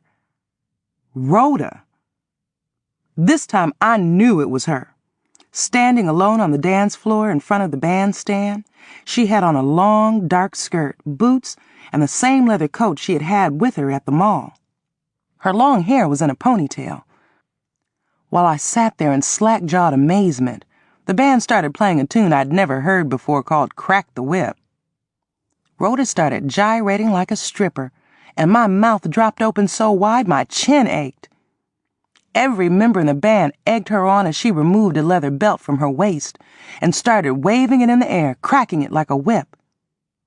In all the years that I had hung around with her, I had never seen Rhoda get so loose in public, or anywhere else for that matter. Now there's a sister that's feeling the holiday spirit. You need to loosen up more, Jerome told me, beckoning for the waitress, snapping his fingers and bobbing his head to the music. He was enjoying every minute of Rhoda's outrageous performance. I could feel sweat oozing out all over my body. I snatched a napkin off of the table and started to wipe and fan my face. I had managed to shut my mouth, but I was still horrified. I'm as loose as I'm going to get, I declared, my heart beating against my chest so hard I thought the buttons on my cotton blouse were going to pop off. I moved to a chair on the opposite side of the table so I could face the wall, not to keep from looking at Rhoda, but to keep her from looking at me. The band finally stopped playing, but they hooted, hollered, clapped, and whistled like they had no shame whatsoever. I turned to see Rhoda walking away from the dance floor, clutching a huge bag filled with fried chicken so potent it teased my nostrils all the way across the room. I watched her until she glided toward the door and disappeared. A couple of minutes after Rhoda's departure, a few more patrons entered, and the band stopped sending us drinks. Now Jerome was just as ready to leave as I was. By the time we left the club, there was so much snow coming down we could barely see 2 feet in front of us. Jerome led me to his car with his arm around my shoulder, cussing all the way. I didn't even bother to remind him that it had been his idea for us to come out in this raging blizzard in the first place. Jerome drove me back to my house and left without coming in for his usual nightcap, which included a few minutes in my bed. But that was only after I feigned cramps and a headache. Once I got inside, I couldn't sit still long enough to enjoy anything on television. Seeing Rhoda a second time in the same week was a heavy load to carry, and I needed to talk to somebody about it. But my options were limited. I couldn't call Pee-wee for obvious reasons. I couldn't talk to Madeira about Rhoda, and every time I called up Scary Mary, all she really wanted to talk about was herself. I called up Jean. Not to talk about Rhoda, because Jean didn't know the history of this subject, but I figured that a neutral conversation with an uninvolved party would be the next best thing. Annette, is it my imagination, or is there something bothering you? Jean asked. I could hear P singing along with the television in the background. What do you mean? You've asked me if I was going to apply for that supervisor's position 4 times in the last 10 minutes, and each time I told you I wasn't. You nervous about the wedding? Yeah, that's it. I am nervous about my wedding, I said quickly. Well, don't be, Jean sighed. I just wish I was in your shoes. I spent the next hour talking to Jean about our jobs at the telephone company, her desire to marry her boyfriend, and other mundane things that I would forget as soon as I got off the telephone. I went about my business the next few days. I had enough going on in my life that I was able to put Rhoda on a back burner. One of the reasons I tolerated Richland was because it was a small town. It was a lot more intimate than Miami, and even Erie, Pennsylvania, the town I tried to hide out in a few years ago. But even if Richland had been twice its size, it would still not be big enough for Rhoda and me to occupy at the same time. Not after the way our friendship had ended. No matter how I tried to ignore it, I knew that if Rhoda was back in town to stay, I would have to deal with her, face to face, sooner or later. I just didn't know when or how. Chapter 37. My upcoming marriage to Jerome, and my dear and scary Mary's constant meddling, were not enough to keep my mind off of Rhoda. I was always looking for other things to occupy myself with. I volunteered to work overtime when nobody else would, and I took long drives down the highway, ignoring the bad weather. I also spent as much time as I could with Jean. There was usually a lot going on with her, and it was always a temporary relief. However, there was one thing going on in Jean's world that disturbed me, to say the least. It had to do with P and Jean's boyfriend. During my frequent visits to Jean's house, I started noticing things about P that alarmed me. Whenever Jean's live-in lover, Vinny Gambiano, got too close to P, she became even quieter. It was no wonder. Vinny's appearance was unsettling even to me. He was not some evil-eyed gargoyle with fangs. Basically, he was not bad-looking at all. He had a pleasant, square-shaped face with full, bow-shaped lips that he loved to part so he could show off his sparkling white teeth. But Vinny wore a long, greasy ponytail and had a scarred nose that had been broken more than once.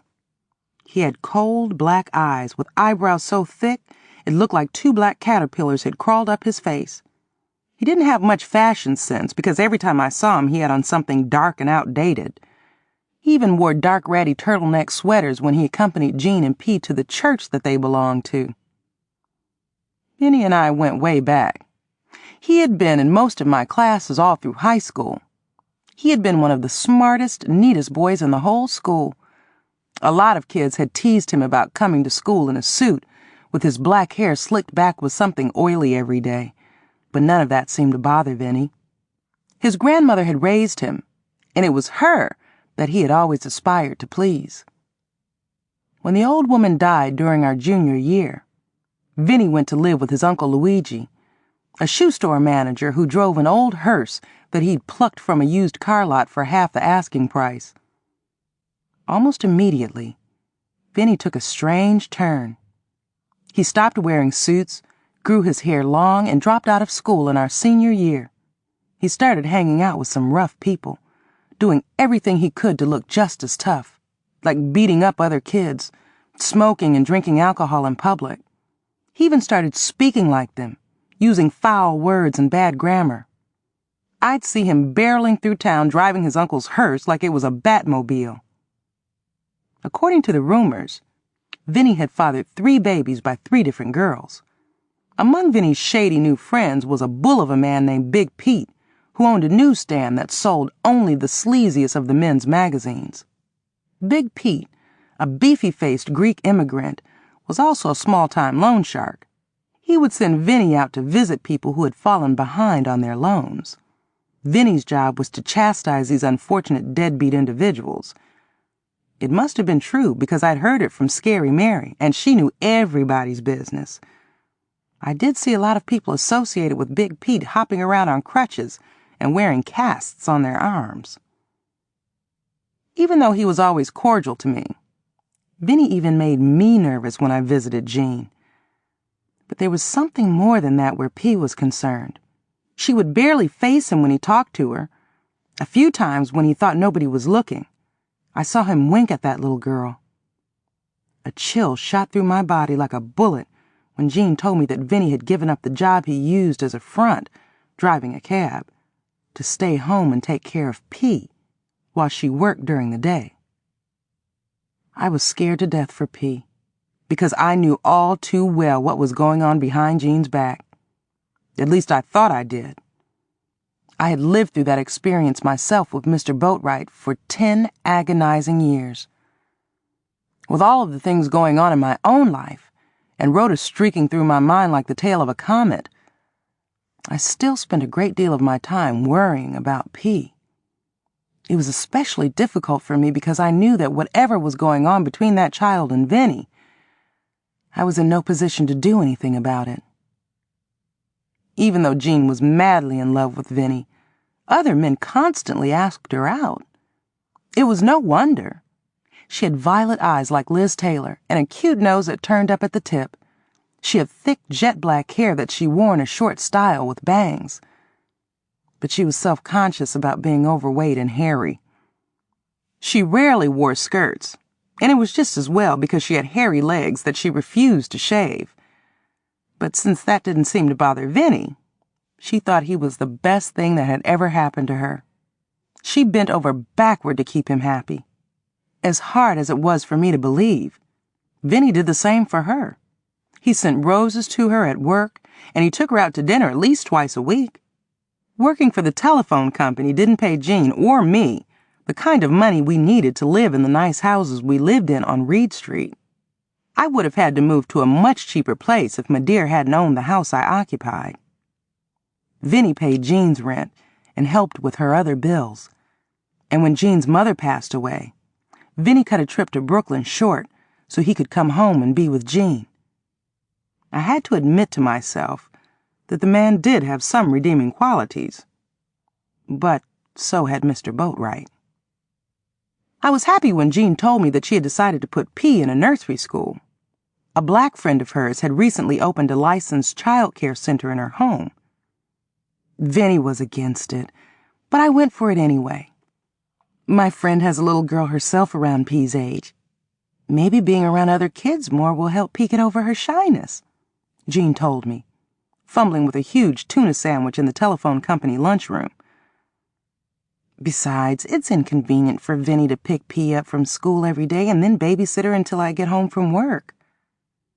I gave Jean a thoughtful look. A little girl should not be alone around men too much anyway. Something bad might happen to her. I don't know why I said what I did, but it had been on my mind so much lately, I wasn't surprised when the words slid out. Jean gasped and dropped her sandwich on our lunchroom table. A raw onion ring slid out. Vinny's the only father P's ever known. He'd jump in front of a bullet to save her. So I know he wouldn't let anything happen to her, Jean said breathlessly, toying with the onion ring she had dropped. I meant, well, things happen to little girls all the time. Jean blinked and gave me a look that made me wonder if she even knew what I was talking about. Well, I know Vinny would never do anything to hurt P. Even though... Jean stopped and started fumbling with her sandwich again. Even though what, Jean? Has P ever told you anything about Vinny that you should be concerned about? An ominous feeling came over me. Oh, you know how impossible kids her age can be. Jean waved her thick hand dramatically. She was obviously flustered as she continued in a low voice to keep coworkers at the end of the same table from hearing. P got a little pissed off at Vinny one time because he tickled her under her arms while I was at the nail shop. She was crying when I got home. I looked at Jean with my eyes narrowed. Is that all she ever told you? I had not touched the steak sandwich in front of me. Jean bit a great big plug out of her sandwich and started talking and chewing at the same time. Oh, she told me that he kissed her one time, but it was her 4th birthday. Did you see him do it? By now I had lost my appetite completely. I wrapped my sandwich and slid it off to the side. Jean stared at the wall, and her voice got even lower. I was at work that day. So, Vinny kissed P when he was alone with her? I asked through clenched teeth. In your house? My stomach turned. Nobody knew better than I how agonizing it was to kiss a man you didn't want to kiss, especially to a frightened child. Mr. Boatwright's sloppy kisses used to make me puke. Jean nodded. On the lips, she whispered, blinking nervously. And what did you do? Did you talk to Vinny about it and tell him not to be doing something like that? I didn't do anything, Jean admitted, refusing to face me. I can't afford to lose him. That did it. That was all I needed to hear. It was way too late for somebody to help me, but not too late for me to help another victim. I knew it was none of my business, but I felt it was my responsibility to do something to help P. And I was going to. Chapter 38. The same day I had the conversation with Jean about Vinny kissing P, Jean went home right after lunch, claiming she was sick. The next day I heard that she decided to take a few days off to take care of a personal problem that had suddenly come up. Concerned, I called her house twice that morning and left messages with Vinny. He must not have given them to her because by the late afternoon, she had not called me back. On my way home from work that day, I stopped at a payphone near City Hall and dialed the number I had looked up for the county social services. An operator with a nasal voice answered. What department, please? Excuse me, ma'am. I'd like to talk to someone about a possible child abuse situation, I whispered, glancing over my shoulder. Would you speak up, please? The woman said in a crisp and impersonal voice. Being a telephone operator myself, I knew how annoying it was to have an individual on the other end of the line who was not speaking clearly. It was such a thorn in my side, I often hung up on people when they called and mumbled something I could not understand. The last thing I wanted was for this woman to hang up on me. I didn't know if I'd have enough nerve to call back. I cleared my throat and hollered as loud and clear as I could without attracting attention. I have reason to believe that a child in my neighborhood is being sexually abused. The woman asked my name and address, but I refused to reveal that information. She transferred me to another number. This time a man answered. Sir, I need to talk to someone about a child abuse situation. He cleared his throat and said quickly, I'll transfer you to Child Protective Services. The telephone went dead. I called right back and the woman with the nasal voice answered again. I ordered her to transfer me to Child Protective Services. The woman who answered sounded black, and that put me more at ease. Ma'am, I don't want to give my name or address, but there is this little girl who lives in my neighborhood. Her mother has a live-in boyfriend with a shady reputation, and I believe he is molesting the little girl. Have you witnessed any inappropriate behavior between this man and this child? She had a crisp voice that had enough authority in it to make me feel like I'd reached the right person. Yes and no. The woman let out a deep, tired sigh. Well, have you or have you not? This woman's impatience and indifference startled me. I thought that if anybody would be eagerly interested in hearing about a child being abused, it would be the people in her position. If they were not, then who? And society wondered why children were reluctant to expose their abusers. My head felt so heavy I was afraid it was going to roll right off my shoulders. I've noticed him looking at the child in a lewd way, see? Every time the child is around him, she gets really nervous and quiet. I don't think that's normal. And the little girl's own mother told me that this man kissed the little girl on the lips. The woman let out another tired sigh. What you've just described does not constitute child abuse. Now I was impatient. Look, lady, I went through the same shit when I was a child. I know all the signs. Now somebody has got to do something to help this little girl before it's too late. Isn't that what you people do? This same man makes his living breaking people's legs and arms and God knows what else. He's a beast. I couldn't remember the last time I felt so emotional. I started itching all over. Would you please give me the names of the parties involved in the address? I gave the woman the information she requested and was about to hang up. And you a friend of the child's mother? Huh? No, I didn't say that. I don't want to get involved. You are involved. Just send somebody out to that address to investigate, sister. I hung up before the woman could say anything else, proud of myself for making it this far. Chapter 39. After the clumsy telephone call I had just made to Child Protective Services, I was too wound up to go home, so I went to the Buttercup. My dear was bustling around in the kitchen, barking orders at the dishwasher and one of the busboys. My dear, if you knew something somebody was doing, and it was something real bad, would you turn them in?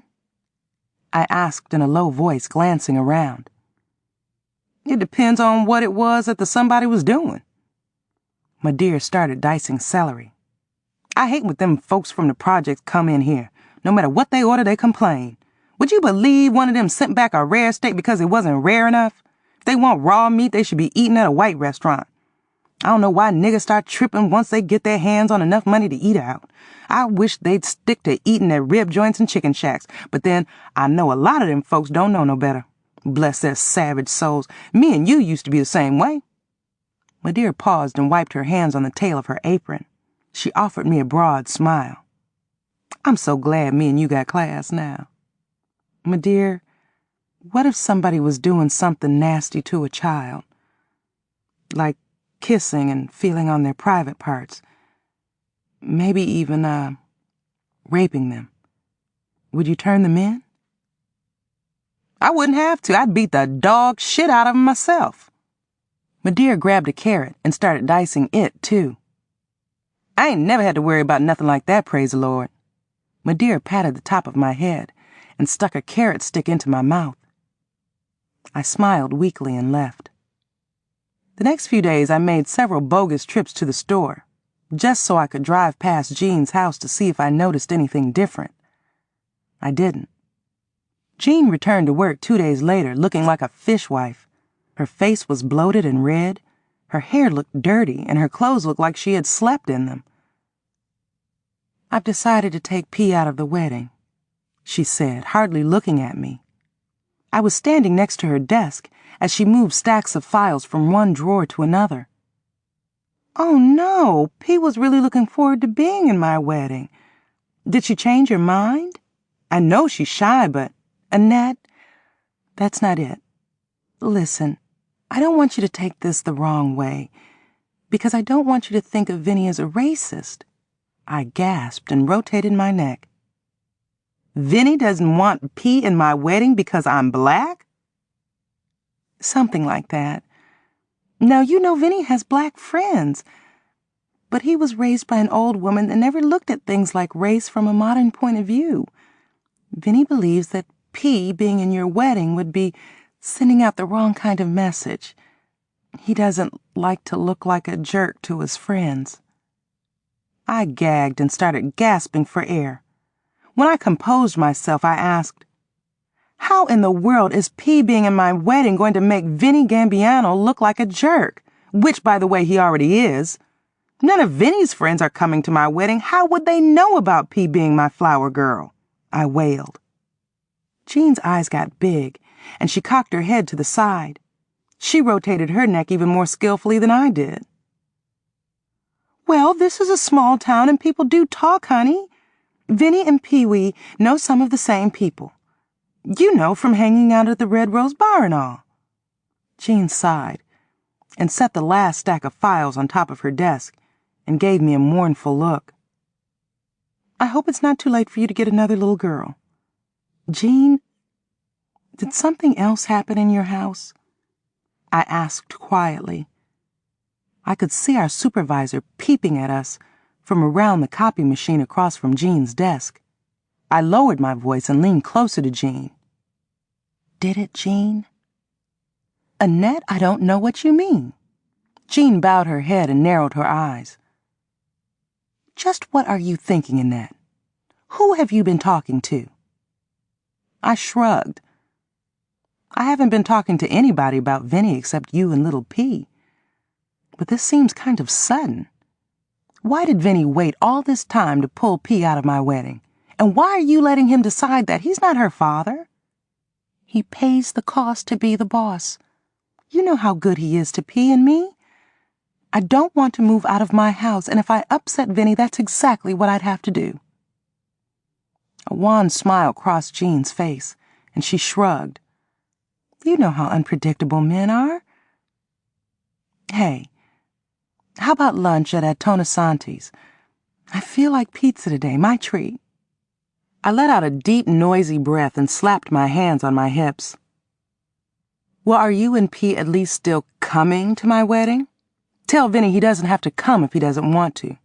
I won't miss him, and that'll mean a lot more wine for us to drink. Jean slapped her forehead with the palm of her hand. How could I forget to tell you? Vinny's got to go visit his uncle that moved to Toledo on that same day, and he wants me to help him drive. You remember his Uncle Luigi, who used to drive around in that cute little hearse? But guess what? After you and Jerome come back from your honeymoon cruise, let's drive up to Cleveland for a nice lunch. Wouldn't that be nice? It would be nice, Jean. I sighed in defeat and went back to my workstation. Vinny picked Jean up from work that day. He rolled into the telephone company parking lot with snow chains on the wheels of Jean's Thunderbird. A knitted cap covered his head. The cap had long flaps on the side that covered his ears, making him look like a hound dog. P, looking like a little bear in her brown snowsuit, with her smudged little face pressed against the window in the back seat, looked at me and waved. Even with that surly Vinny glaring at me, I escorted Jean over to her car. Hi, Vinny, I said dryly, forcing myself to smile. I wanted to straighten out his crooked nose with my bare hands. What's going on? He grumbled, his eyes shifting nervously. I could see grease on the neck of his natty sweater. You better lay off them greens, that cornbread, and them fried chicken parts, lady. You about to bust right out of that pretty green dress, he added, looking me up and down with a frown. He followed that with a low, throaty laugh. I ignored Vinny's rude remark about my weight and motioned for P to roll down her window. The wind was whistling in my ears like it was taunting me too. Annette, I can't be your flower girl, she pouted, blinking. I could see that she had already been crying, but she screwed up her face and started crying again. Uncle Vinny says I've been bad.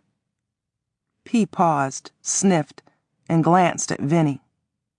Jean was still standing outside the car next to me, with her eyes staring at the ground. Well, I am sorry you all won't be at my wedding, P, honey, I said, giving Vinny the evil eye he deserved. Yeah, I'm sorry too, Vinny snapped, gunning the motor. Like a trained puppy, Jean trotted around the car and climbed in. She kissed Vinny on the cheek before she even closed the door.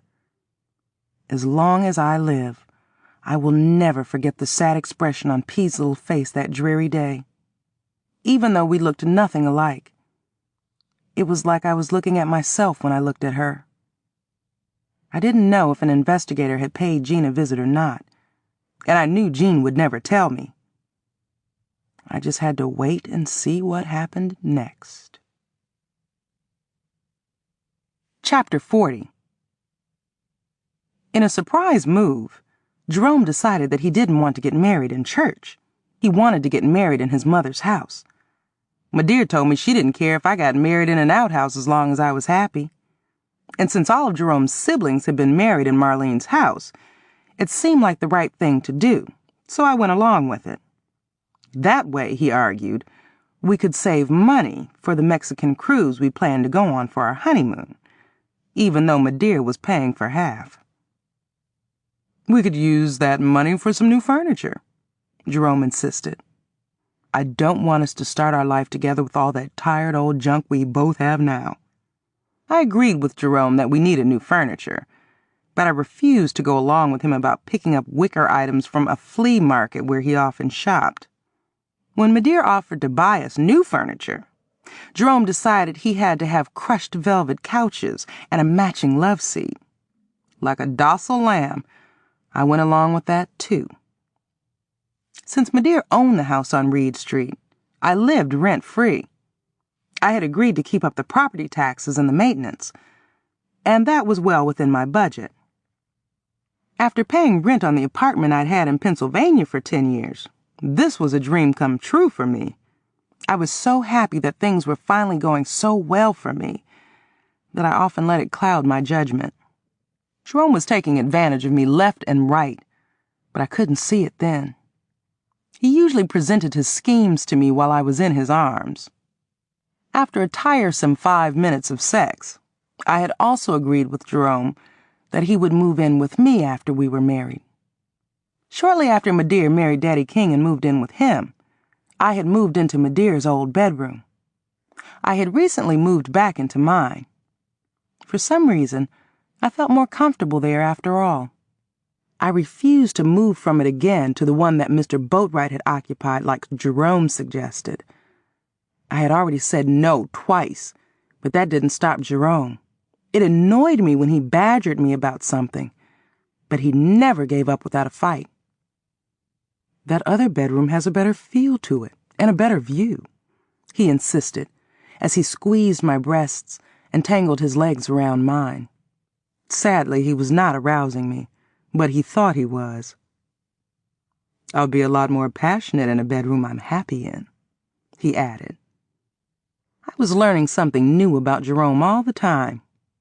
Even though he showered me with attention, he was also his own biggest fan. He loved getting his way, and I usually let him have it. But I wasn't the girl I used to be. Standing up for myself was a new characteristic that I fully enjoyed. I had stopped growing physically, but my personality continued to expand in positive ways. My biggest regret was that I had not developed this new attitude sooner. Irritated, I slapped Jerome's hand and kicked his legs away. You can just stop right now about that bedroom. If you want to sleep in that room, you go right ahead. I'm not moving from the one I've been sleeping in all these years, I told him. I had tried to compromise by suggesting that we move into the bedroom that Madeir had slept in. Madeir's old bedroom is nice, too. It even has a chiffero built into the wall. I don't like that room. It has no view at all and it's too small, he exclaimed, kicking the bed covers to the floor. Sometimes Jerome made me feel like a plantation mammy. I had to scold him, advise him, and nurture him like one. When he behaved like a spoiled child, that's the way I treated him. Jerome, like I said, if you want to sleep in that other bedroom that bad, you can sleep in it alone, I said firmly. I got my way, but I knew that the subject would come up again later. I didn't care how much he begged and whined about us moving into Mr. Boatwright's old room. I would never sleep there. It would be like sleeping in a cemetery, and I told him so. Exactly what happened in that room? He asked, his eyes dancing with curiosity. Mr. Boatwright, the old man who used to live with us, died in it, I mumbled. My words sounded distant and hollow.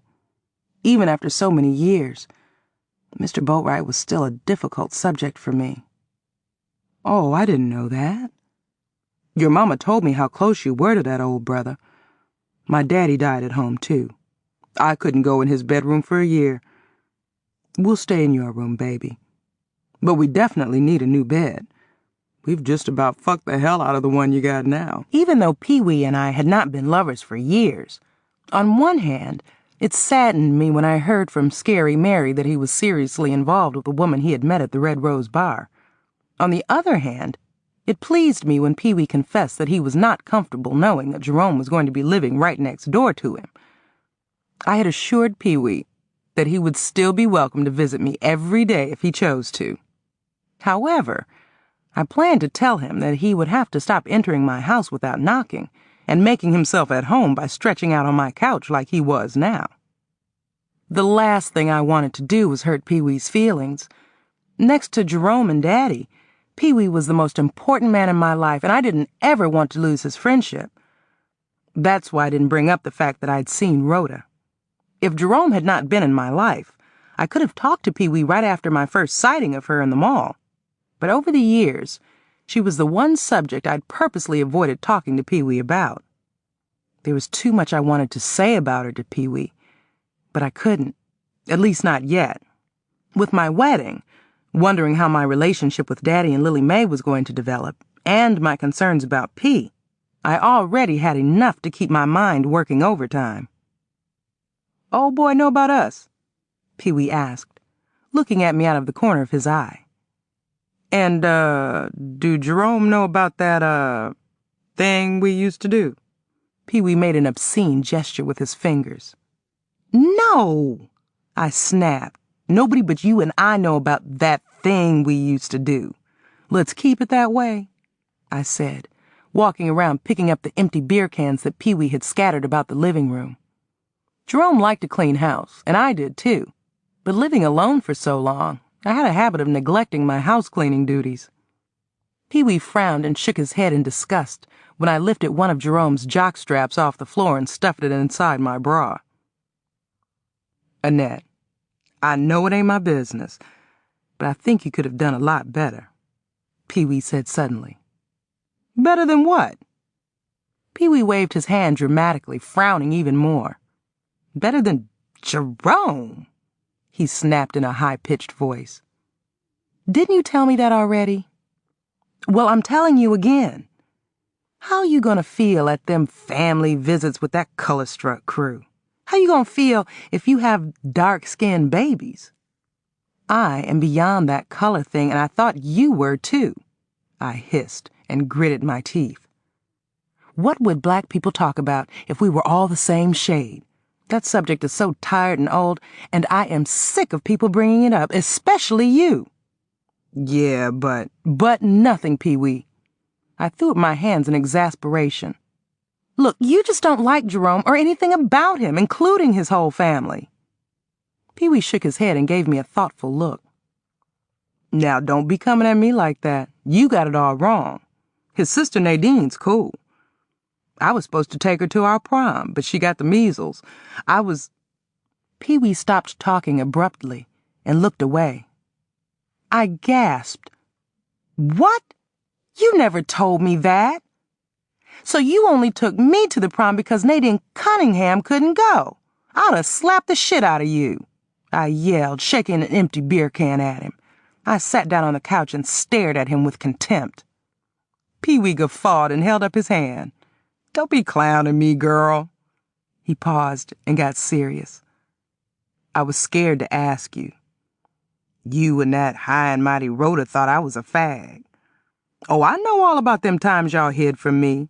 I couldn't even get you to go to the movies with me. Why would I think you would go to the prom with a faggot-ass punk, as I overheard you and Rhoda's brother Jock refer to me one afternoon? I just happened to be listening outside Rhoda's bedroom door that day. You know Jock was crazy and mean even before he got injured in Vietnam. I was just gossiping along with him so he wouldn't get mad at me." I lowered my head and bit my lip to keep from laughing. "Well, why did you invite me to the prom?" "Because you was the girl I wanted to take. Besides, Nadine had asked me to go with her. I didn't ask her. Took me a whole day to get up enough nerve to ask you, and even then I had to smoke a joint." I looked at Pee-wee and blinked stupidly. "I know you don't like Jerome, but can't you be happy for me? Life is too short, and I've spent enough of mine being miserable. A sad look crossed Pee-wee's face, a face that I noticed was getting better looking each day. "Did I ever make you miserable?" he asked. "No, but you know what I mean.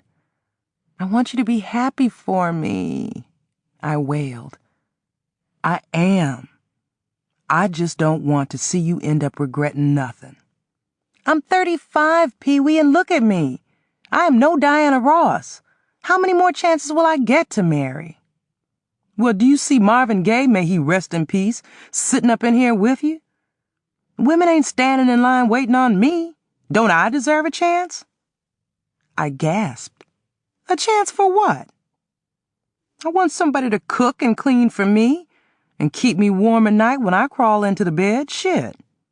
Pee-wee looked at me with an anxious look on his face.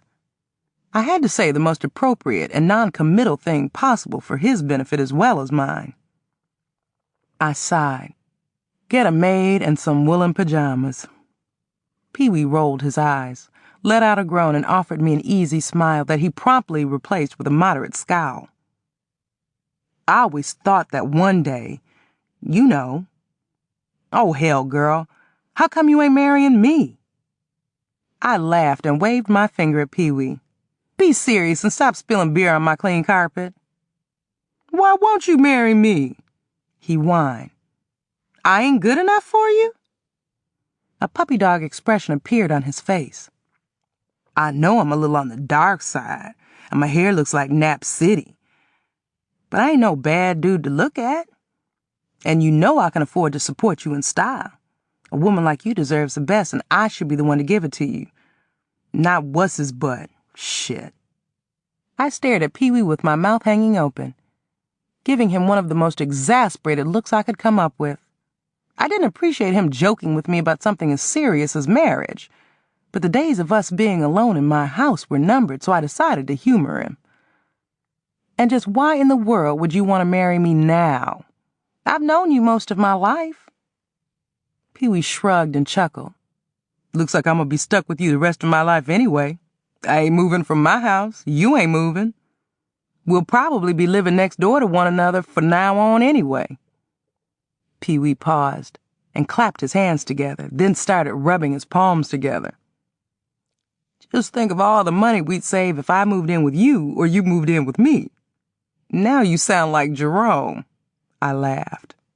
"I ain't Jerome. Look, let's pop open another beer before Jerome gets here." "Thanks, but no thanks. I think I'll go over to the pool room for a while." Pee-wee rose and stretched. I walked him to the door, my arm around his waist. I was disappointed when he pulled away from me. "You know I was just joking about us getting married, don't you?" "I know you were," I said. You could always make me laugh, even when I didn't want to. Chapter 41. I looked around my living room to make sure that I had not overlooked any empty beer cans or other trash. This was going to be an important night for Jerome and me, so I wanted everything to be perfect, or as close to it as possible. He was coming by later to pick me up for a dinner at his mother's house, where I would be presented to some of his other relatives. I promptly forgot about the clumsy conversation I had just had with Pee-wee. I laughed when I thought of him marrying me. It was a bizarre joke, but after thinking about it some more, it didn't seem so funny. And the thought of having to clean up behind Pee-wee made me howl. In all the years I'd known him, I'd only been inside his house a dozen times. Even before his daddy moved away back to Pennsylvania, every room in Pee-wee's house looked like a crime scene. There was so much junk piled up in his 3 bedrooms, he couldn't even shut the doors. His kitchen sink was usually full of dirty dishes. The last time I'd visited him, I had to sit on the floor because there was no room on any of his seats. If Pee-wee and I ever did get married, which was highly unlikely, I would have my work cut out for me every day. But the same was true of Jerome, in a way. I didn't think about it a lot, but I knew that Jerome's stinginess was going to cause problems in our future. He got tears in his eyes one night when I told him I wanted to enroll all the children we planned to have in private schools. Whenever Jerome didn't want to argue with me, he lured me to bed, where I ended up purring like a kitten. After a few perfunctory thrusts, he stood up in my bed naked and told me, I'd rather teach my kids at home before paying somebody to teach them. I was truly going to miss the great sex I had shared with Pee-wee. I was sorry that we had not gotten together one last time before my wedding, but it was too late now. Looking on the bright side, there was always a chance that Jerome's bedroom techniques would improve over the next 40 or 50 years, if we lived that long and remained faithful to one another. It was a depressing thought, but it was all I had to go on. Jerome got stuck in traffic, going to and coming from the airport in Akron to pick up his Uncle Willie from Columbus. He called me from a payphone on his way back. In one long breath, he told me, Baby, put on your best dress, that yellow one, because it makes you look like a sunflower. I want you to look your best for Uncle Willie. He can't wait to meet you. The way I've been bragging about you, he said you got a lot to live up to. Mama's running around in the kitchen right now cooking up a storm. My sister Nadine's making a pound cake. Aunt Minnie's driving all the way from Sandusky in her brand new Ford. She just got a facelift, so tell her how good she looks. We'll pick you up, and by the time we get to Mama's house, dinner will be ready. I love you, baby. I love you too, Jerome. Jerome had a key to my house, so he let himself in while I was still getting dressed. He raced upstairs and into my room. He stopped dead in his tracks and let out a long, low wolf whistle as he rubbed his palms together. Girl, I'm scared of you. He tilted his head, folded his arms, and smacked his lips. Every time I look at you, I tell myself I'm the luckiest man alive. I grinned demurely as Jerome rushed over to zip up my dress. I had to pry his arms from around my waist so I could get my shoes out of the closet. Hurry up, baby. Uncle Willie's in the car, and we need to stop by the liquor store to pick up some champagne. Uncle Willie is springing for the best. Jerome whistled and rubbed his hands together again. Girl, I can't wait to get you back here to myself. I won't eat much at Mama's house because I'm going to feed on you later on tonight. You stop that, I snapped, slapping Jerome's hand as he massaged my butt. I let out a deep breath as I wiggled my feet into the black pumps I had fished out of the closet. I don't like these frequent gatherings, Jerome. I'm nervous enough around your family as it is. Jerome waved his hands above his head. You don't have anything to be nervous about around my folks. Now come on. Uncle Willie's been complaining about his butt getting numb from sitting so long all the way from the airport. I know what he needs. He needs him a juicy butt woman to get his blood circulating. He almost got whiplash trying to look at this big-legged sister standing in front of the red rose. I tease him all the time about him fucking my aunt to death. She died while he was on top of her. What a sight that was. It took 3 of us to lift that big sister out of that bed. I gave Jerome a serious look. Do all the men in your family prefer big-boned women? I already told you we did. Uncle Willie, with his hot-natured self, loves him some big women. I'm going to have to keep my eye on him around you. I have to warn you, Uncle Willie is quite a ladies' man. Even though there is enough of you for both of us, you are all mine. Now, let me warn you about my uncle. He didn't finish high school, so he's not that sophisticated. He talks rough sometimes, and he acts even rougher. But he's a proud man, and he deserves the highest respect. You don't have to worry about me. I can handle your uncle, I said, patting my hair. To look less ethnic, I had removed my braids. I had to agree with Jerome that I looked better with my hair in a French twist and bangs, even though this particular do made me look my age. Jerome kissed me on my neck and gave me another squeeze around my waist. Girl, just wait till I get you back to this house to myself. I'm going to have you screaming like somebody scalded you. I groaned and made a mental note to come up with a mysterious, fictitious, untreatable pelvic condition so I wouldn't have to have sex with Jerome so often in the future. I already had him thinking that my periods lasted twice as long as they really did. Like Mr. Boatwright, Jerome was a man who couldn't stand to get too cozy with a bloody woman. Let's go, baby, I said, running out the door behind him. I saw Pee-wee peeping out of his living room window with a disgusted look on his face as I sashayed out to Jerome's car with my coat in one hand and a sweet potato pie in the other. Jerome was carrying my purse. The huge red-faced man sitting in the front passenger seat of Jerome's car looked at me and did a double-take. His eyes got big as saucers as his face froze with his mouth hanging open like a trap door. I stopped dead in my tracks, almost choking on my own tongue. With my mind a whirl of confusion and fear, I thought back to a night 17 years ago. Not having the insight back then to know that my actions might someday come back to haunt me, I had sold my body to every man willing to pay. Jerome's Uncle Willie had been one of those men, the last one. He was the same night watchman who had used me and treated me so rudely afterward. It was like I got tunnel vision all of a sudden. For just a few seconds, all I could see was that man sitting there glaring at me. My legs almost buckled. I shook my head and blinked my eyes a few times. I wanted to run. I wanted to hide. I wanted to drop dead on the spot from shame. I wanted Pee-wee to get out of his window and come out and rescue me. "What's wrong, baby? You look like you just saw Caesar's ghost." Jerome opened the back door of his car and pulled my arm, guiding me like I was a blind person, but I remained in the same spot, shaking like a sumac leaf. My feet felt as heavy as cement blocks. "I don't feel well," I mumbled. There was a lump in my throat and a knot in my stomach. I couldn't tell which one felt worse. Maybe I should stay home. I couldn't take my eyes off the man in the car, and he couldn't take his eyes off me. I stumbled back a few steps. "Stop acting crazy. Don't you want to make a good impression on Uncle Willie? He's paying for the other half of that cruise you're so determined for us to go on," Jerome said impatiently. His fingers dug into my flesh as he pulled me toward the car again. I don't know how I did it, but somehow I managed to get into the car, folding myself onto the back seat like a sack of sand. Jerome briefly introduced me to his uncle and was gracious enough to keep the conversation going all the way to his mother's house.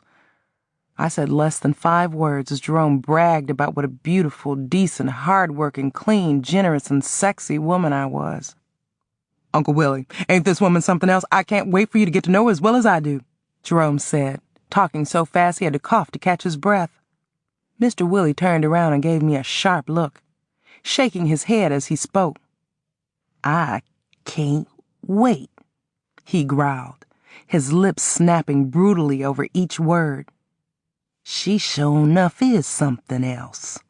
He glared at me some more, shook his head, and turned back around. Chapter 42. As usual, most of Jerome's female relatives ignored me, even though I was practically a member of the family now.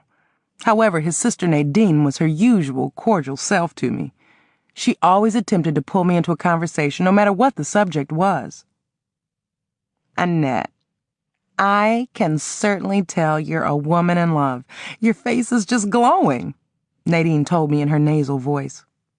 I had not secured another close black female friend after Rhoda. I hoped that one day soon Nadine would fill that position. Nadine and I had already spent several Saturday afternoons shopping in Cleveland, getting our nails and hair done and going to lunch together. I looked forward to the day I could introduce her to my newly found sister, Lily Mae. Nadine and Lily Mae made me realize how wonderful it was to have females to bond with, but it saddened me to know that I could never replace Rhoda. As much as I loved Lily Mae and Nadine, I could never feel as free with them the way I had felt with Rhoda. But like Mr. Boatwright, Rhoda was part of my past, and I had accepted that. "I am in love," I muttered, watching as Mr. Willie glared at me and shook his head. The scowl on his face was so severe, it looked like he was in pain. I didn't need a psychic to tell me that he was going to be trouble. Jerome's mother, Marlene, wearing a pink chiffon dress, had already set the table and was prancing around on 4-inch heels, ordering everybody around the dining room like a drill sergeant. "Annette, Didn't I tell you to sit between Jerome and Willie? You and Nadine act like a couple of schoolgirls. Marlene reminded me of Madeir because cooking and cracking the whip were her strongest points. Waving a napkin, she continued. Jerome, you don't have to sit so close to Annette. You're stuck with her for the rest of your life, so give yourself some space tonight. You'll have plenty of time to snuggle up to her.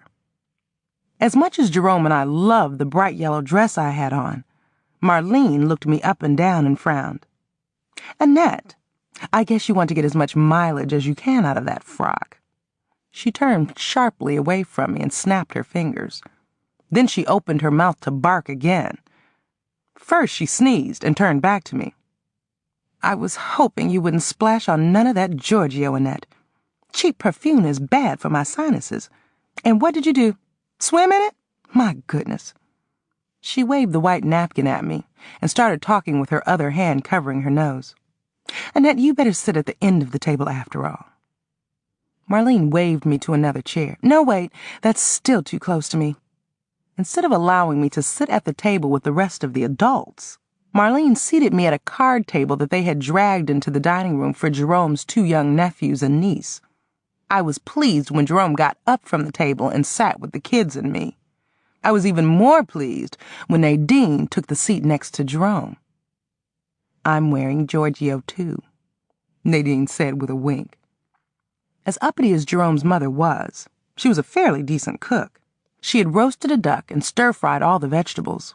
With a smirk, she yelled across the room, Annette, you might recognize these dinner rolls. I picked them up from your mama's restaurant.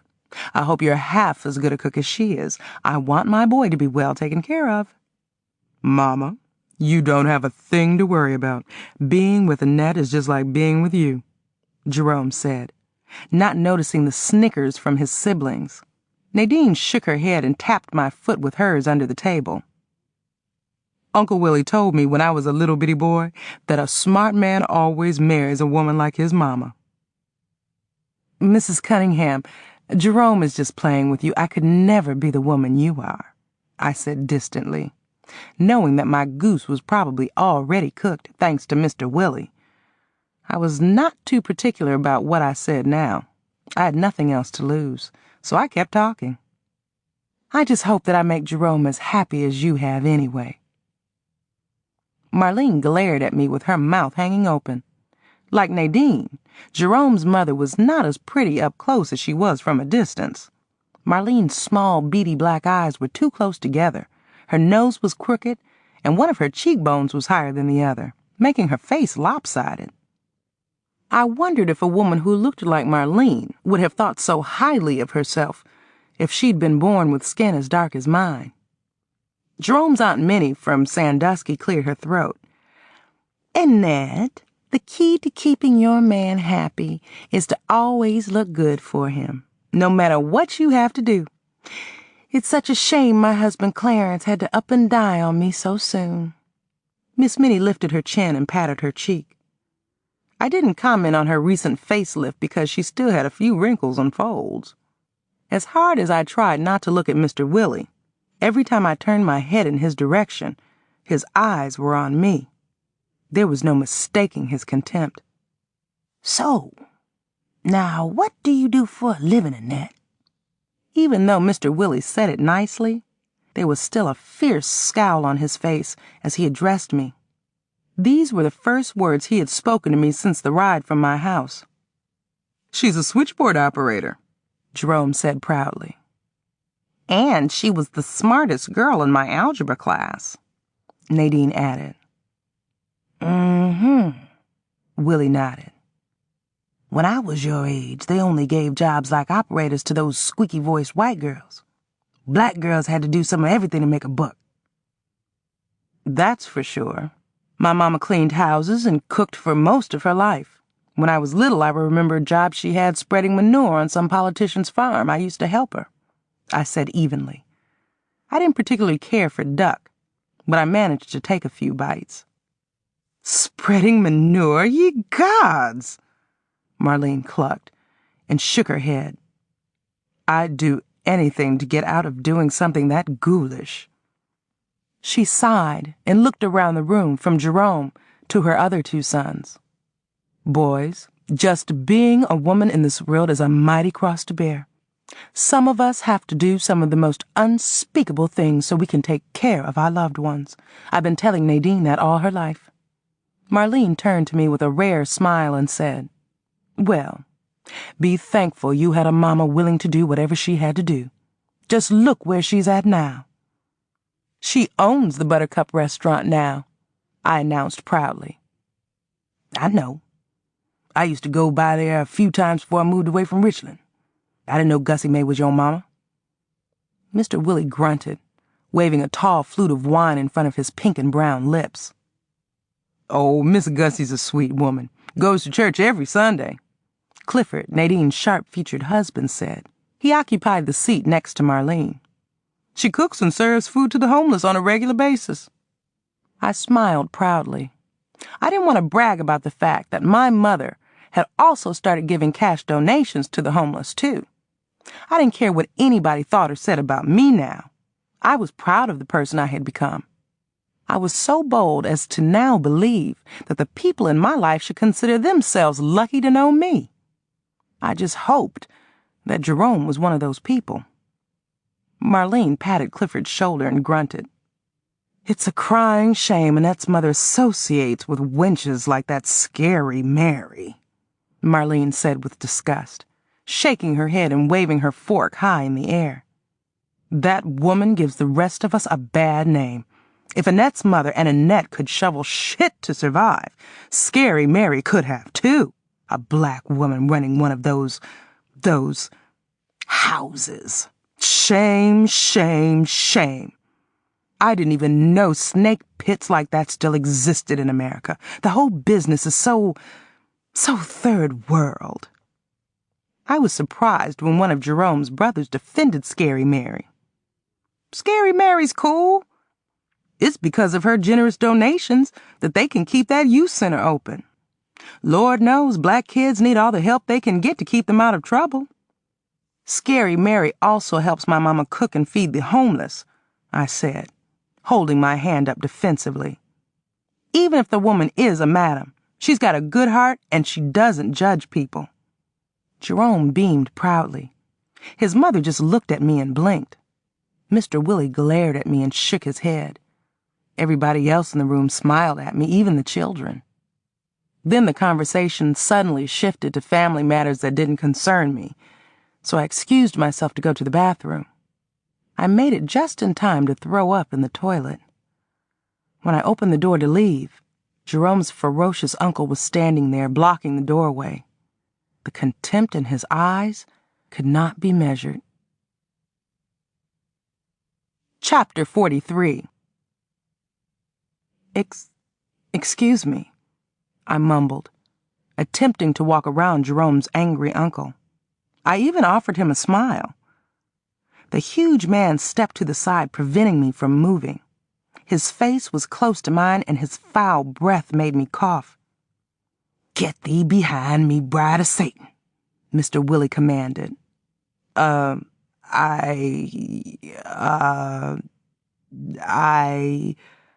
I couldn't believe the gibberish coming out of my mouth. I felt more like a spectator than the recipient of his wrath. Mr. Willie rolled up the sleeves on his shirt like he was preparing to punch somebody out. In a way he was, and I was his target. Wiry reddish-brown hair covered his thick arms as he folded them.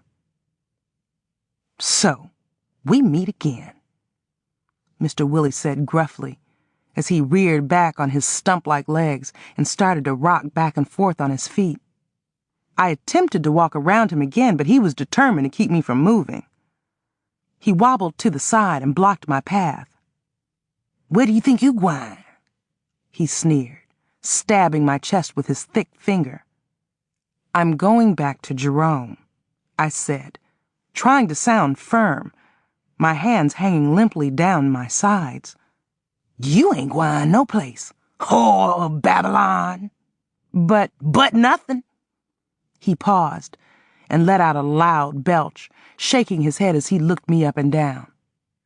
"Jerome always was a family fool, but I never expected him to settle for a sloppy leftover whore like you." Mr. Willie sucked in his breath and stuck out his barrel of a chest. He looked just as disgusting as he did that night he paid me to use my body. Deep lines formed a wide V on his forehead. Gray hairs stuck out of his flaring nostrils. Jerome doesn't know anything about what I did before I met him, I hissed, glancing around, a pleading look on my face. I didn't think he did. Well, if you think I'm going to let that boy get involved in something he'll regret, you way wrong. Just look at you, with your nappy-headed self. I wrung my hands nervously. This is none of your business, Uncle Willie. Mr. Willie was clearly horrified by the way I had just addressed him. He gasped and moved back a step. Then he stopped and stared at me with his mouth standing wide open. For a moment I thought he was going to laugh because there was such an odd expression on his face. Then he screwed up his face into a frown so extreme it looked like he had on a mask. Gal, don't you never fix your lips to call me uncle ever again. I will never be no uncle to the likes of you with your nasty self. For your information, Jerome is my blood. My blood is my business. He snorted. My nephew deserves a decent woman, a sanctified woman, who's been splashed by the blood of Jesus, not the cum of 101 heathens, not some 2-ton whore willing to sell her rank pussy for a few dollars. And by the way, you was one of the cheapest pieces of tail I ever come across, $50. Them other gals charged twice as much, and they was worth it and more. You wasn't. Mr. Willie interrupted his assault on me just long enough to catch his breath, then said harshly, and for the record, you wasn't even worth the $50. Shame on you. A $2 food stamp was about all you was worth. Look at you. Got the nerve to come up in this house in that loud yellow dress, looking like a big black cow peeping over a bale of hay. Oh, yeah? With all the squealing and sweating you did that night I was with you, you must have had a good time with this big black cow. You didn't care what I looked like then, I reminded, trying to keep my voice low. Or I could have had a good time with a bar of soap on a rope. Then why didn't you do that in the first place? I wish I had. Mr. Willie growled and wiggled his nose, not taking his eyes off my face. I felt like the lowest form of life known to man. But I also felt this man was no better than I was. Women wouldn't go around selling their bodies in the first place if it wasn't for horny men like him. I wish I could take back what I did, because I didn't have to do it. I was young and I was foolish, I mumbled, hardly recognizing my own voice. Foolish? You got that right. Well, you ain't good enough for Jerome. I suggest you get your big black ass the hell up out of this family's life. My mama would do a jackknife in her grave if I let that boy marry a sloppy Jezebel like you. You're not going to tell Jerome, are you? Let me tell him in my own way, in my own time, please. You just watch me now. Mr. Willie rubbed his neck and blinked. I know you don't think I'm going to let him marry you first. Do you think I'm that stupid? What? What do you want me to do? I whimpered. Devil, you do whatever the rest of them strumpets do. Find you a man that don't come from a respectable family like mine. I don't give a bejuju what you do. I know what you ain't gwine do, and that's to marry into this family. Especially with your homely self. I seen better-looking faces in a pigsty. An amused expression appeared on Mr. Willie's face as he continued attacking me. You'd give birth to young'uns with hooves and scales, I bet. Just then, Jerome entered the hallway in front of the bathroom and strutted right over to me, draping his arm around my shoulder. Mama's about to serve the drinks, Jerome said, a puzzled look on his face as he looked from his uncle to me. Baby, you really do look sick. I'll take you home in a few minutes if you want me to. Just stay long enough to have a drink.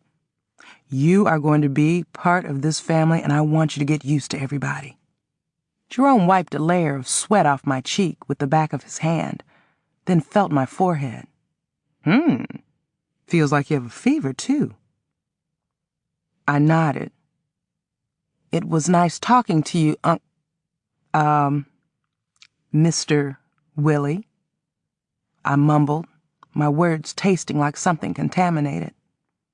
I bet it was, he said with a smirk, both of his fleshy cheeks twitching.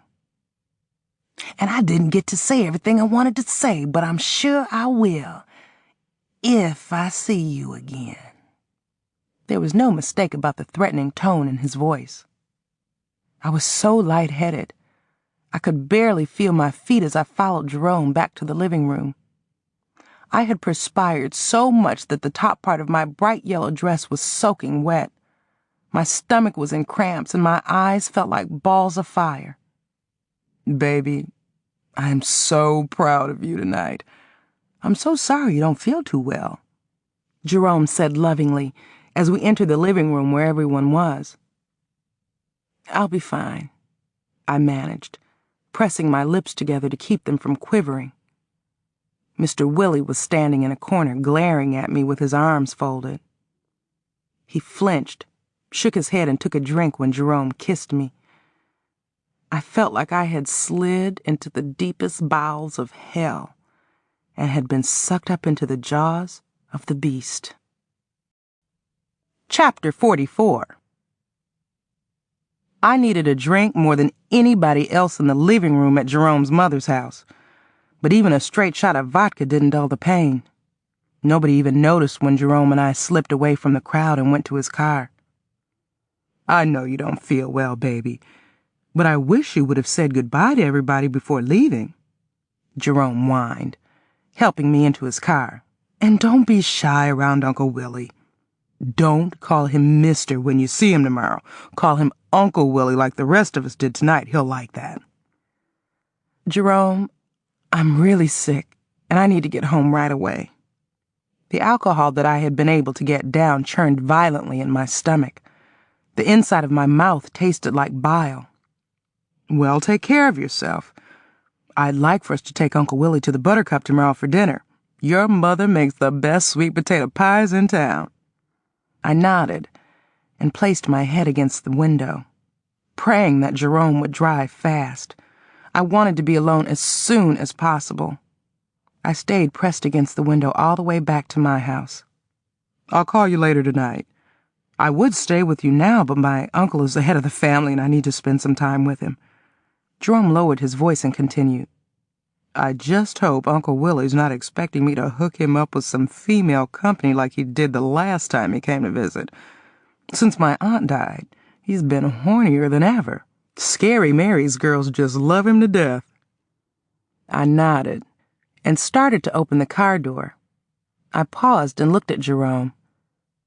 Jerome, you love me for who I am, right? He gave me a puzzled look before he grinned.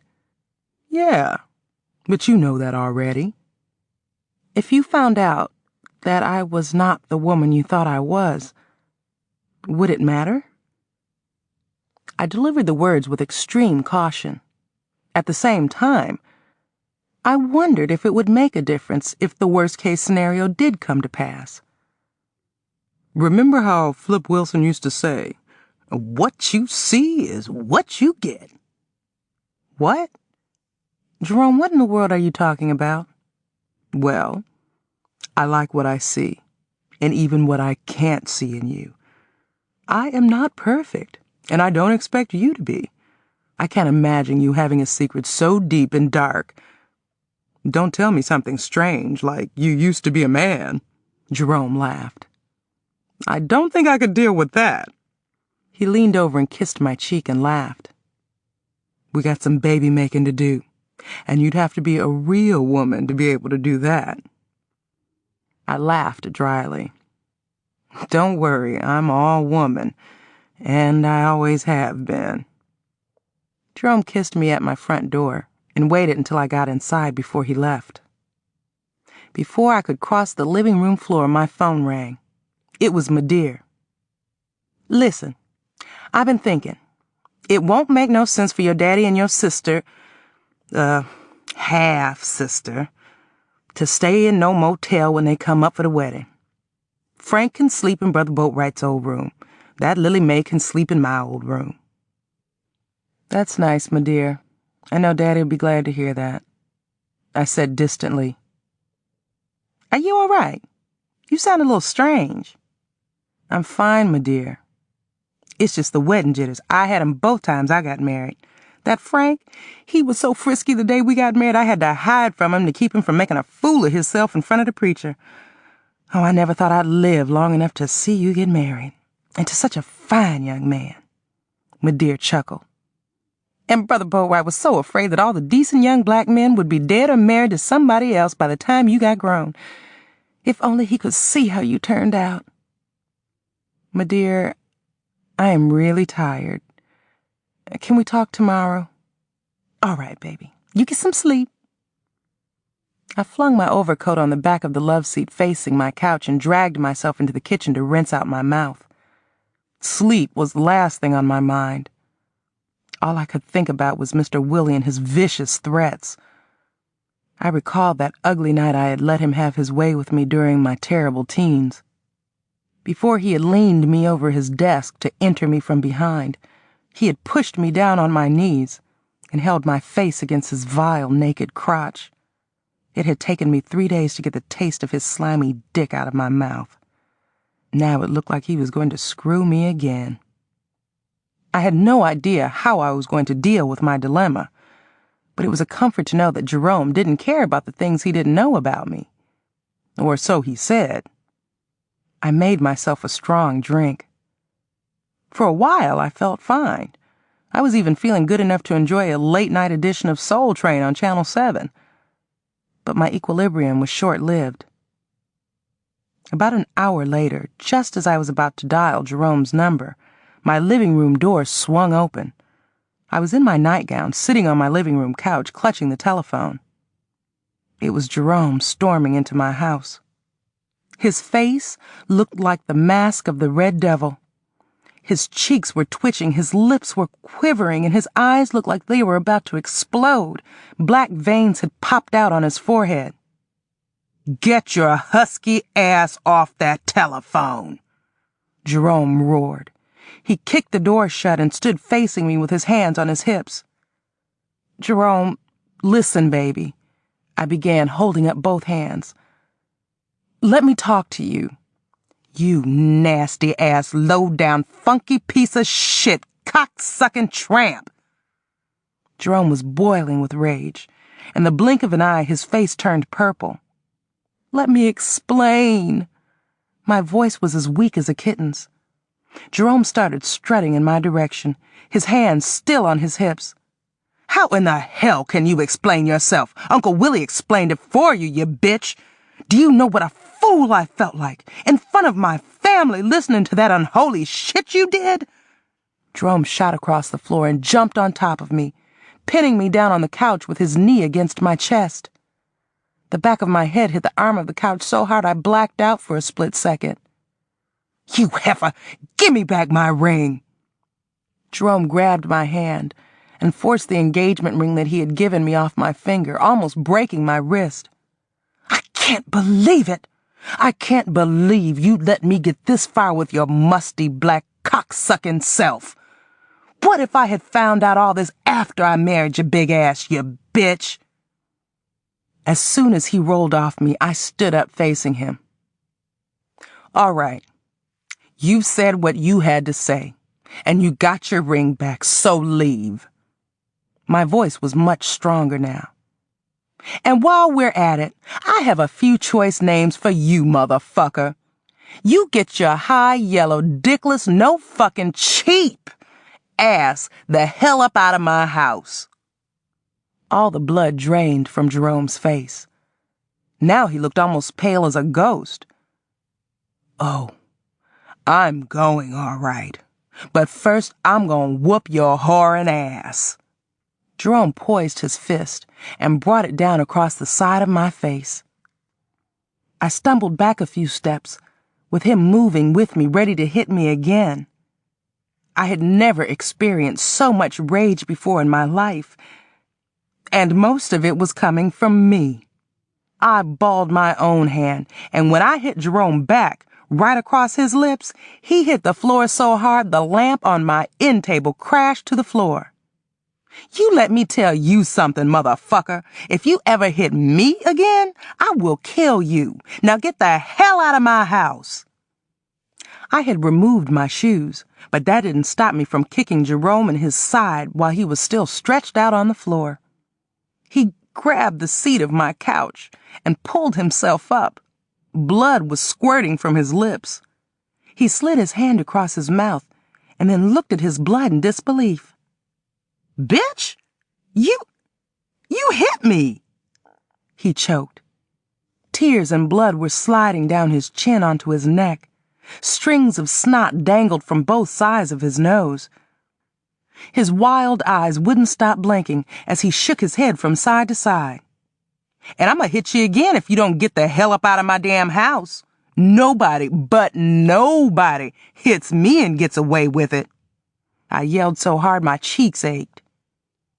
Even with this ruckus going on, my mind flashed on Mr. Boatwright. I had him to thank for all the anger I had internalized for so many years. It dawned on me that for the rest of my life, the wrath I should have bestowed on Mr. Boatwright, I would aim at anybody else who abused me. I knew it wasn't fair, but in my situation, worrying about what was fair to somebody else was not my problem. I had too much to make up to myself. You are going to burn in hell, you lying wench, Jerome shrieked. Well, you are going to burn up before you get to hell if you don't get out of my house. I spun that man around by his shoulder and pushed him toward the door. Then I helped him out with a swift kick in his ass with my heavy bare foot. When I saw the blood he'd left on my clean carpet, I wanted to run out of the door and whoop him some more. Instead, I stood in the window and watched Jerome limp all the way back to his car. He didn't even turn on the lights as he shot off down Reed Street like a cannonball. Chapter 45. Life had been so cruel to me. So many things beyond my control had caused me to make some truly stupid choices, and I had paid dearly for my stupidity. Each time I had a setback, I thought about how happy I had been when Rhoda was in my life. I didn't know how I was going to get over my breakup with Jerome without the understanding female support I so desperately needed. At this point, I looked at my half-sister Lily Mae as a wild card. She seemed to be enough like me that I could eventually trust her with my deepest, darkest secrets. Her devotion to Daddy was an indication that she was a compassionate person. But I needed to get to know her better. And I planned to cultivate a closer relationship with her by calling her and writing her more frequently. Having met her and reuniting with Daddy had done wonders for my morale. But even so, I was moving forward with them slowly and carefully. I rarely went to church anymore, and I had not even prayed much lately. I knew I had to get over Jerome as soon as possible. However, I was too weak at that time to even turn to God. Instead, an hour after Jerome's departure, I started pacing my living room floor so angry with myself I kicked the foot of the couch. But that only added to my discomfort. With my big toe throbbing, I got on the phone to start calling people to tell them that the wedding was off. I planned to offer a brief and vague explanation that Jerome and I had decided to see other people. I started with the most difficult person I knew. Was it another woman? Scary Mary asked, as soon as I got the words out. Was Jerome the jealous type? I bet he was. Yes, ma'am. It was a good thing I was sitting down now, because I was so weak and wobbly I felt like I needed a cane. Was he generous? No, ma'am. He was a cheapskate, too. Holy moly, then you done the right thing. My second husband was jealous and cheap, too. He tried to choke me one day because he got in his head that I was creeping around with a preacher from Jacksonville. Well, him choking me was the biggest mistake he made in his life. You don't clown a black woman when she got a hot skillet in her hands. Mine happened to have some corn in it that I was frying. I let him have that corn right upside his head. He been bald-headed ever since. Scary Mary would have rattled on for hours if I had not cut the conversation short. Before you get off the phone, I got one more thing to say. I'll pray for you, child. I waited a few moments before I dialed my dear's number. I was surprised that she reacted so calmly. I was suspicious of that Cunningham family anyway. That mama of Jerome's was jealous about Judge Lawson leaving us that house. Don't you worry, baby. You'll get through this. Had a bad feeling about this night when Jerome's mama came by to pick up them rolls. As old as that lazy heifer is, she ought to know how to cook her own rolls by now. It was well past midnight by the time I called up Pee-wee. Jerome and I broke up tonight. I know it's late, but I don't need to be alone right now. Can you come over? I held my breath and waited. Without hesitation, Pee-wee said, I'm on my way. Even after I had neglected him for years to be with Jerome, Pee-wee hopped out of his bed and rushed over to my house with an overcoat over his pajamas, just like a trained puppy. What'd he do to you? Pee-wee asked as soon as he got in my door. He rushed over to my coffee table and poured wine into 2 glasses that I had already brought from the kitchen. You want me to kick his ass? You want me to slash the tires on his car and put sugar in his tank? Oh, I'll fix him up real good. I shook my head and held up my hand. Before we go any further, I need to tell you some things about me that you don't know, I said evenly. So what's up? Pee-wee handed me a glass of wine and sat down on the couch while I stood in the middle of the floor pacing like a tiger. I am no angel, I began, gulping a huge dose of wine. For a moment, he just stared at me with a blank expression on his face. Then he covered his mouth with his hand. He threw back his head and guffawed so hard he started choking. When he straightened up, he had tears in his eyes. His lips were quivering like he was gearing up to laugh some more. I could have told you that, and guess what? I ain't no angel myself. What's your point? He pressed his lips together and laughed under his breath, taking quick sips of wine. You stop that. I slapped the side of my thigh, and that made Pee-wee get serious. He sniffed and blinked, looking at me like he was looking at me for the first time. Pee-wee, what I'm about to say is hard enough. Now you just sit there and listen for a minute, I ordered, drinking some more. Pee-wee drank from his glass as I talked. He was so anxious he couldn't sit still. He kept crossing and uncrossing his legs and caressing his goatee.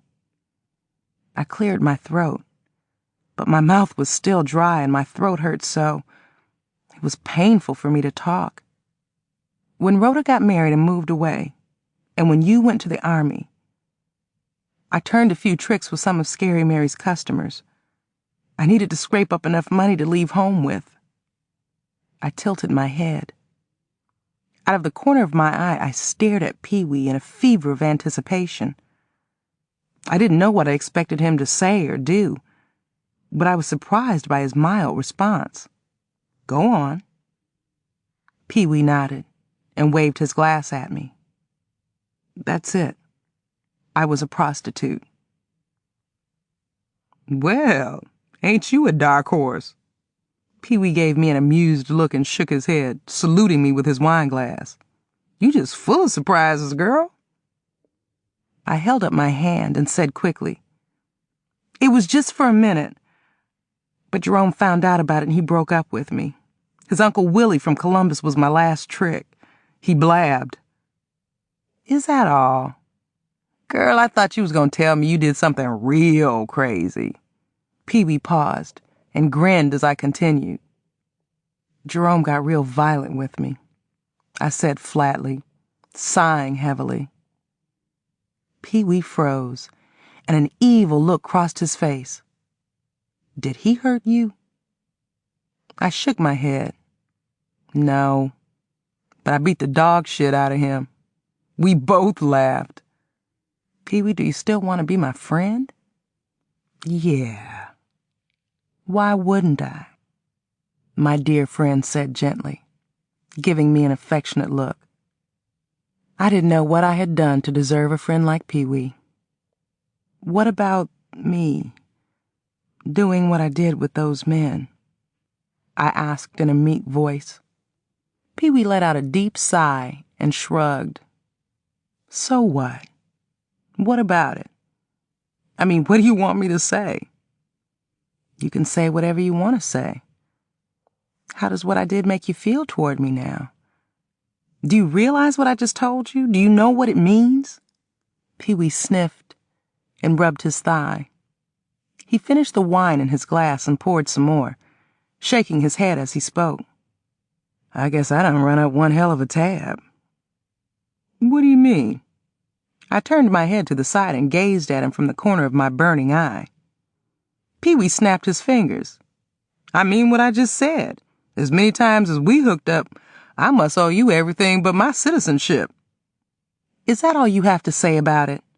This thing I just told you? Pee-wee shook his head. Just one more thing. I hope the Mother Tricks gave you some big money, 'cause you got some damn good pussy. You nasty thing, you! As hard as I tried not to, I laughed anyway.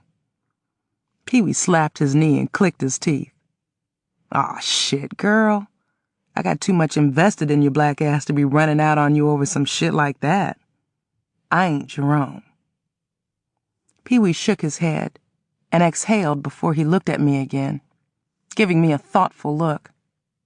What happens when Jerome cools off? Nothing. For emphasis, I shook my head vigorously and narrowed my eyes. I never want to see him again as long as I live. Well, that's the best news I done heard all year. Pee-wee rose and held out his hand to me and nodded toward the steps leading up to my bedroom. Come on, girl, let's go upstairs. We got a lot of catching up to do. I sighed. What the hell? I said, rising. I locked my front door and propped a chair up against it in case Jerome decided to come back. I smiled at Pee-wee, feeling warmer and more comfortable than I had felt in a long time. Then I took his hand and led him upstairs to my bedroom. Chapter 46. In a town as small as Richland, it was hard to avoid Jerome and other members of his family. A few days after our violent breakup, I ran into one of his brothers at the mall. He turned as red as a tomato and looked at me like I had leprosy. A week later, I ran into Jerome's mother at Miss Rachel's, the upscale hair salon that catered to black women. Marlene ignored me completely as I sat there getting my hair rebraided, while she got her hair dyed in the seat right next to mine. Even Jerome's sister Nadine shunned me when I saw her shopping for groceries at Kroger's the following Saturday afternoon. She left the market before I did, and when I went out to my car, she was leaning on her car, looking at me and shaking her head. When I did see Jerome, it was at the movies. I was with Pee-wee. Jerome was with a stout, dark-skinned woman I'd never seen before. He gave me one of the meanest looks anybody ever gave me. Ironically, Jerome's Uncle Willie was not the only one of my former customers I saw. On 2 separate occasions, I ran into other men that I had slept with for money. Either they didn't recognize me, or they didn't remember me because they ignored me. But it didn't bother me one bit. I really had nothing else to lose now. I cheered myself up by spending as much time as I could with Pee-wee. When he developed a cold and didn't want to leave his house, I went over there. Before we could find a spot with enough room for us to fuck, I had to clean up his living room. He had a couch that led out into a bed, so that was good enough, once I removed all the fast food containers and dirty clothes. I don't think I'm gonna let you kiss me. I don't want to catch your cold, I told Pee-wee, glaring at him stretched out on his couch bed in a sleeping bag, waiting to clamber back on top of me. You just better hurry up and get out your clothes before my dick goes back to sleep, he told me in a weak voice. Even with a cold, Pee-wee gave me more pleasure than Jerome ever did. I was just as weak as he was by the time we finished. I limped home, feeling like a different woman. And I was. I felt like I had just come back from the dead. I stuffed all of the clothes, cassette tapes, and other things in my house that belonged to Jerome into old grocery bags. A few days later, when Pee-wee was feeling better, he drove me to Jerome's apartment. He waited in his car when I went to knock on Jerome's door. "What the hell do you want?" Jerome roared, standing in the doorway in a pair of boxer shorts. "If you thinking about crawling back to me, don't flatter yourself, nigga. It'll be a cold day in hell before I crawl for you or any man," I snarled. Jerome gasped and stared at me with a look on his face so harsh my flesh crawled. "Look, woman." "No, you look." I pointed to Pee-wee's car. "I got the shit you left in my house out here. If you want it, you better bring your sorry yellow ass out here to get it." Jerome gasped and stretched his eyes open as wide as he could. "Woman, who in the hell do you think you are bringing that black-ass nigga over here?" Jerome shouted, shaking his finger in my face. "Do you want your shit or not? And you better hurry up because I got more important things to do with my time with that black-ass nigga I brought over here with me," I said, folding my arms. Jerome gave me a hot look, and then he slammed the door in my face. I returned to Pee-wee's car and told him to drive to the city dump. Whistling and puffing on a joint, Pee-wee helped me toss Jerome's belongings onto a mountain of other debris. Back in the car, Pee-wee leaned over and kissed me. "You feel better now?" he asked, caressing my chin. I took a deep breath and let it out before I replied. "Better than I've felt in years," I said. "Take me home so I can call up my daddy."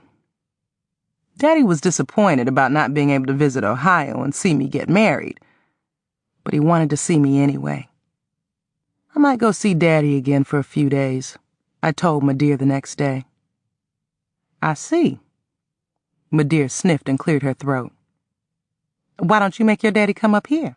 It ain't fair for you to go down there every time." Madeir's suggestion stunned me. Her change of heart startled Daddy so hard he had to take a pill when I called to tell him. "You sure your mama ain't laying in wait for me, ready to bounce a frying pan off my head?" He laughed as he chewed on an aspirin. "No, Daddy, I think she's ready to see you again anyway." I laughed too. I was glad that I had something to keep me from thinking about Jerome. Daddy's upcoming visit was like an elixir for my morale. Chapter 47. A lot of people assume that women my size love to go grocery shopping. I was one big woman who would rather get a whooping than shop for groceries. That's why I ate out as much as I did. I spent a great deal of my paycheck on expensive restaurants, McDonald's, Burger King, and every place in between. My meals at the Buttercup were free, but I had to limit my visits there to 2 or 3 times a week because of Madeir. It didn't matter to her if I'd come in with Pee-wee and Jean in tow. Madeir still took me aside to badger me with a siege of perfunctory questions and comments. "Did you find a new boyfriend yet? I don't want you to be alone at your age. You keeping that house clean? Cleanliness is next to godliness. You paying your bills on time? You don't want to mess up your credit." Shopping for groceries brought back too many painful memories. Throughout my youth, when Mr. Boatwright was still alive, he used to drag me all over town to gather up the foods he enjoyed cooking. During those days, we'd purchase most of our food at a discount market called the Food Bucket, where the quality of food was low and the service was even lower. We had to stand in long lines behind people taking their good old time to locate food stamps and checks they couldn't cash at any other place. The clerks were rude, and the other patrons were even ruder. They jumped ahead of other people already in a checkout line. They knocked over displays and shoplifted in plain view. Mr. Hood, a bow-legged elderly security guard, had been at the food bucket ever since I could remember. I had never seen Mr. Hood do anything but hold customers hostage, boring them to exasperation with long-winded updates of his health. Now that I shopped alone and paid for my purchases with my own money, I bought my groceries at Kroger's or the A&P, which were both considered upscale compared to the food bucket. I still hated shopping for groceries, even at the nice stores. This particular Saturday evening was no different. I only grabbed what I needed and rushed back to my car and headed for home. I didn't like cold weather, but I had to admit that I liked the way Ohio looked in the wintertime. A fresh blanket of fluffy snow covered the ground, and houses and the city snow trucks had come out earlier and cleaned the streets. I took my time driving home, admiring how the trees looked with their branches heavy with thick wands of snow and ice. Almost every yard had a snowman, and that brought back some painful memories. Mr. Boatwright used to play with me in the snow when I was a child.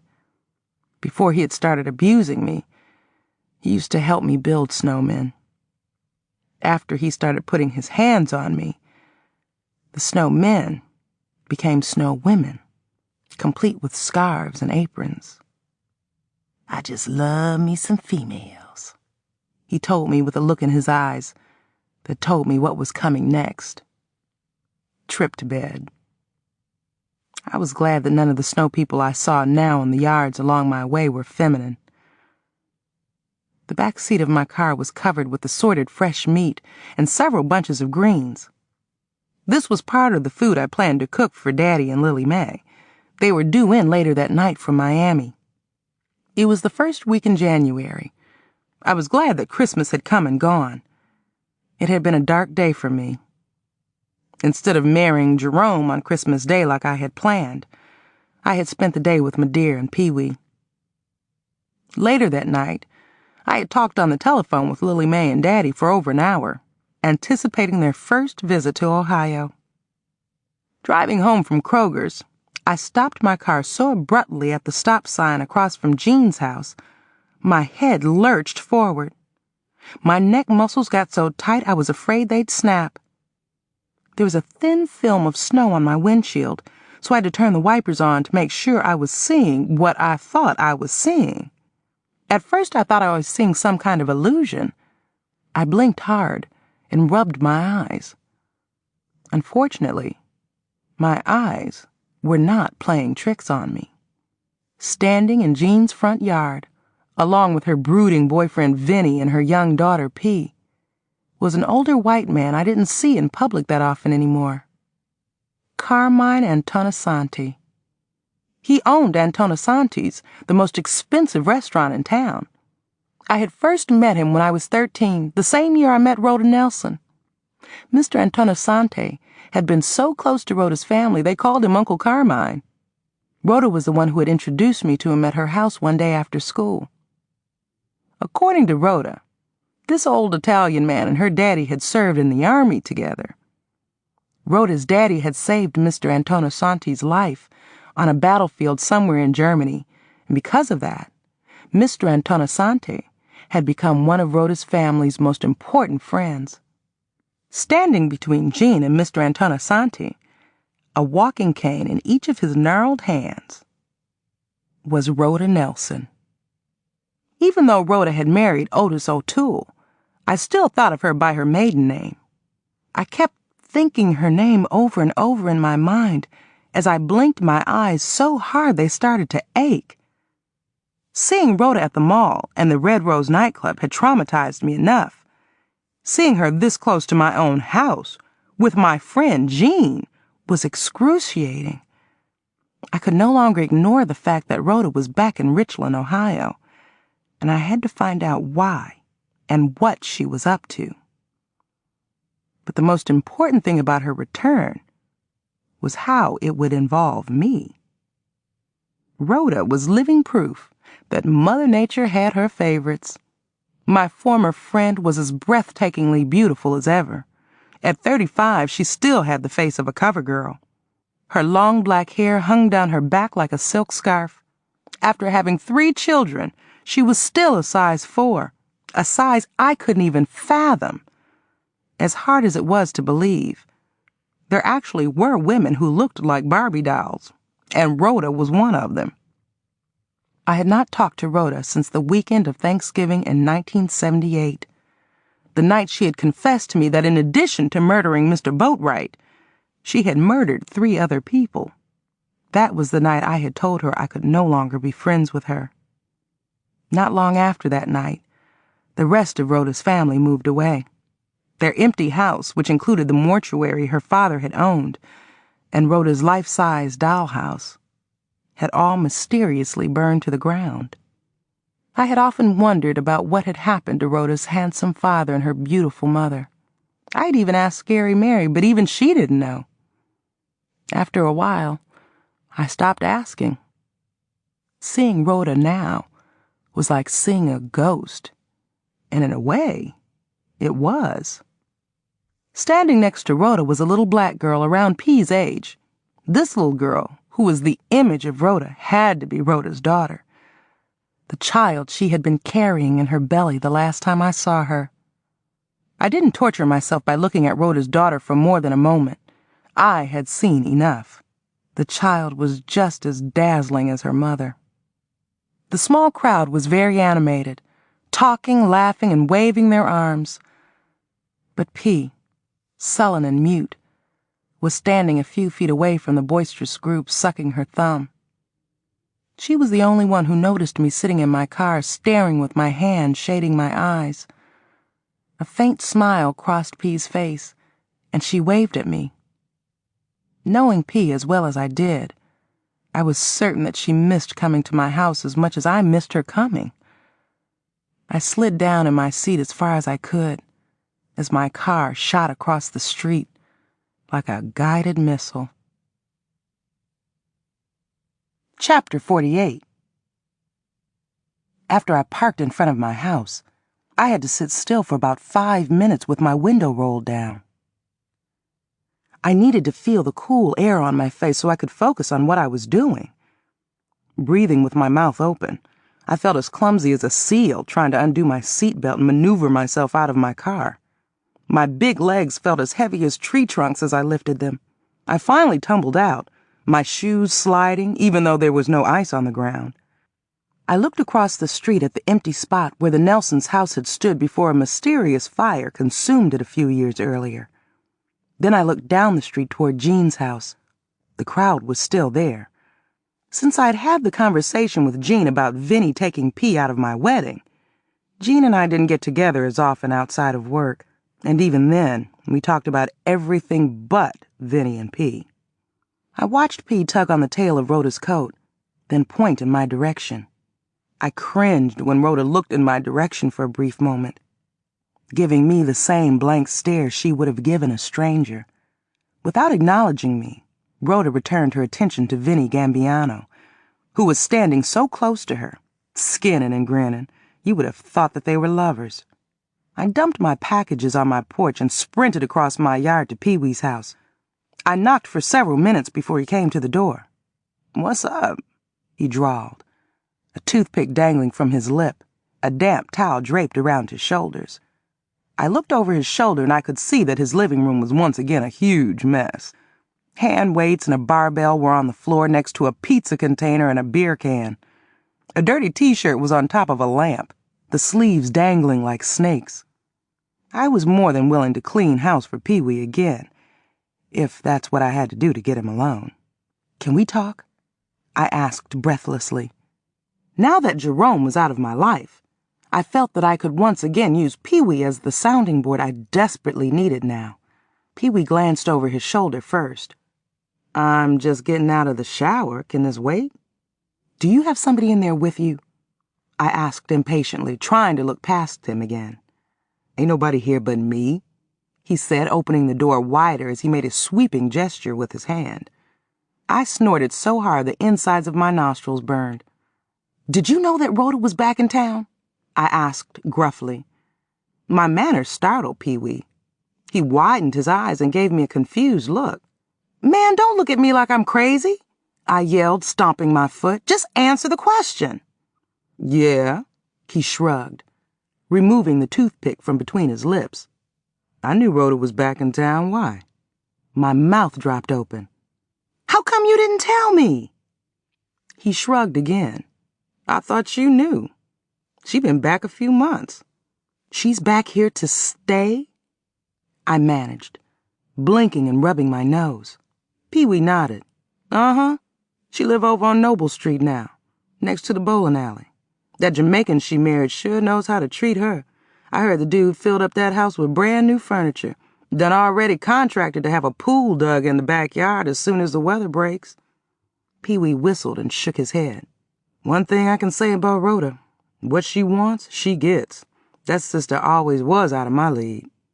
Pee-wee lifted his head and gave me a suspicious look. His eyes half closed. "What's up with you and her anyway? Every time I brought up her name, you changed the subject." "That's what I need to talk to you about. Will you call me or come over as soon as you can?" I asked, looking over Pee-wee's shoulder once again. Soft jazz was playing from the cassette player he kept on a stand in his living room. He had burned something in his kitchen. I could still smell the smoke. He nodded. "Yeah, I can do that." He glanced toward my house and scratched the side of his neck.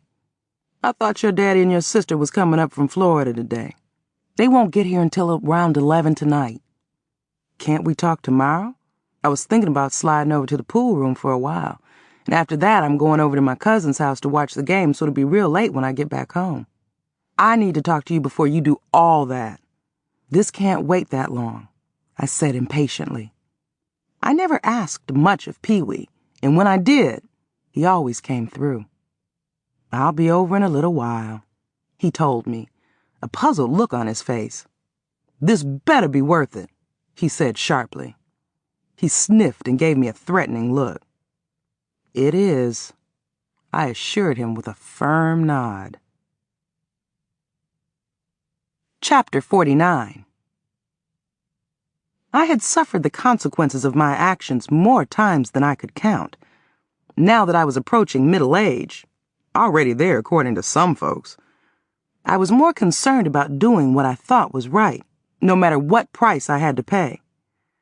The telephone call that I had made to the Child Protective Services alerting them to P's situation had taken a lot of nerve on my part. I had done it because I knew that it was the right thing to do. However, I didn't have enough nerve to follow up on that call. Besides, I had other things on my agenda that I had to address now, like Daddy and Lily Mae coming to visit, and now Rhoda's reappearance. Keeping my mind occupied helped keep me from thinking about my violent breakup with Jerome. The return of Rhoda and what I thought I was going to do about it would certainly cancel out any more thoughts about Jerome, at least for the time being. Even though it had been years and I had made a promise to Rhoda, I could no longer keep silent about the crime she had confessed to me. Seeing her today, grinning with her Italian friends and looking so beautiful, had a strange effect on me. I think I would have felt better about seeing her if she'd lost some of her beauty, and if she had seemed more restrained. I wondered if Rhoda ever thought about what she'd done to those people, and if she ever felt remorse. That morbid secret suddenly felt like it wanted to explode right out of my head on its own. I had to finally release it in a more dignified manner. "Did Rhoda ever tell you why she and I stopped being friends?" I asked as soon as Pee-wee entered my living room a few minutes after I'd left his house. Knowing he loved jazz as much as I did, I had popped an old Nina Simone tape into my cassette player. I had tossed my overcoat on the back of the couch and slid off my shoes. The soft carpet felt good against my feet, but I had started itching all over since I'd seen Rhoda. I stood facing Pee-wee, scratching my arms and neck as I talked. Pee-wee shook his head and gave me an indifferent look. "Not really. She gave me the same weak-ass story you gave me, something about y'all growing apart." Pee-wee rooted through my tape collection on the floor. "You ain't got no Bob Marley?" he asked, squatting on the floor. "They're all at your house," I reminded, sinking down hard onto the couch with my arms folded. "Pee-wee, I trust you. You are the only person I can tell something this serious." Pee-wee looked up from the tapes and slid his tongue across his bottom lip. "Oh, this must be river deep, judging from the look on your face. Should I have a drink first, or should I sit down?" "You better do both," I whimpered, wringing my hands. I sucked in my breath and closed my eyes for a few moments. When I opened my eyes, Pee-wee was staring at me with a horrified look on his face. "Girl, what in the hell is the matter with you? I hope you ain't about to have no screaming fit or no nervous breakdown or nothing else that I can't handle up in here," Pee-wee said with alarm. "I'm fine, just go get the drinks," I said, breathing through my mouth as I waved Pee-wee from the room. He literally ran into my kitchen and returned with a 6-pack of beer. He opened one for himself and one for me, placing the other 4 on the floor next to his feet as he plopped down on the love seat facing my couch. I was pacing the floor, looking toward the door. "Pee-wee, Rhoda killed Mr. Boatwright," I blurted out. I stood stock still and held my breath, clutching the can in my hand before I took a swallow. Pee-wee shrieked like a loon and started choking on his beer. I had to run across the floor to slap him on the back. Between coughs and wide-eyed expressions, he said, "Oh, come on, girl, don't be playing with me. Why are you coming out with some crazy shit like that?" I swear to God, and he wasn't the only one. Pee-wee held up his hand, frowning ferociously. "Hold on now. Let's take this slow. You telling me that itty-bitty Rhoda killed old man Boatwright and somebody else? Well, tell me why you think she killed Boatwright first, and then tell me about the rest." He paused to let my words sink in. Then he gave me a thoughtful look before taking another sip of his beer. She didn't like him. I know he had everybody believing that he was all holy and saved and stuff, but he wasn't. Exactly what did the old brother do that made Rhoda kill him?" Pee-wee asked, wiping his wet lips with the back of his hand. He was mean to her, so she smothered him while he was sleeping." Pee-wee laughed, shook his head, and slapped his knee. "Don't laugh, I'm telling the truth. I've been carrying this around too long. When I saw her today, I knew I had to get this off my chest. It's time I did the right thing by telling." "Well, the right thing would be going to the cops and telling them." "I can't do that." "You think you're doing the right thing by telling me. What do you expect me to do?" "I just want you to listen. I wanted somebody else to share this with." The room got so quiet you could hear a pin drop. I could no longer hear Nina Simone. "So who else did Rhoda kill?" Pee-wee asked seriously, leaning his head forward, toying with the tip of his goatee. "Her grandmother," I said flatly. I couldn't believe that I was finally revealing Rhoda's unspeakable crimes to another person. I was frightened and relieved at the same time. Pee-wee just stared at me with his mouth hanging open.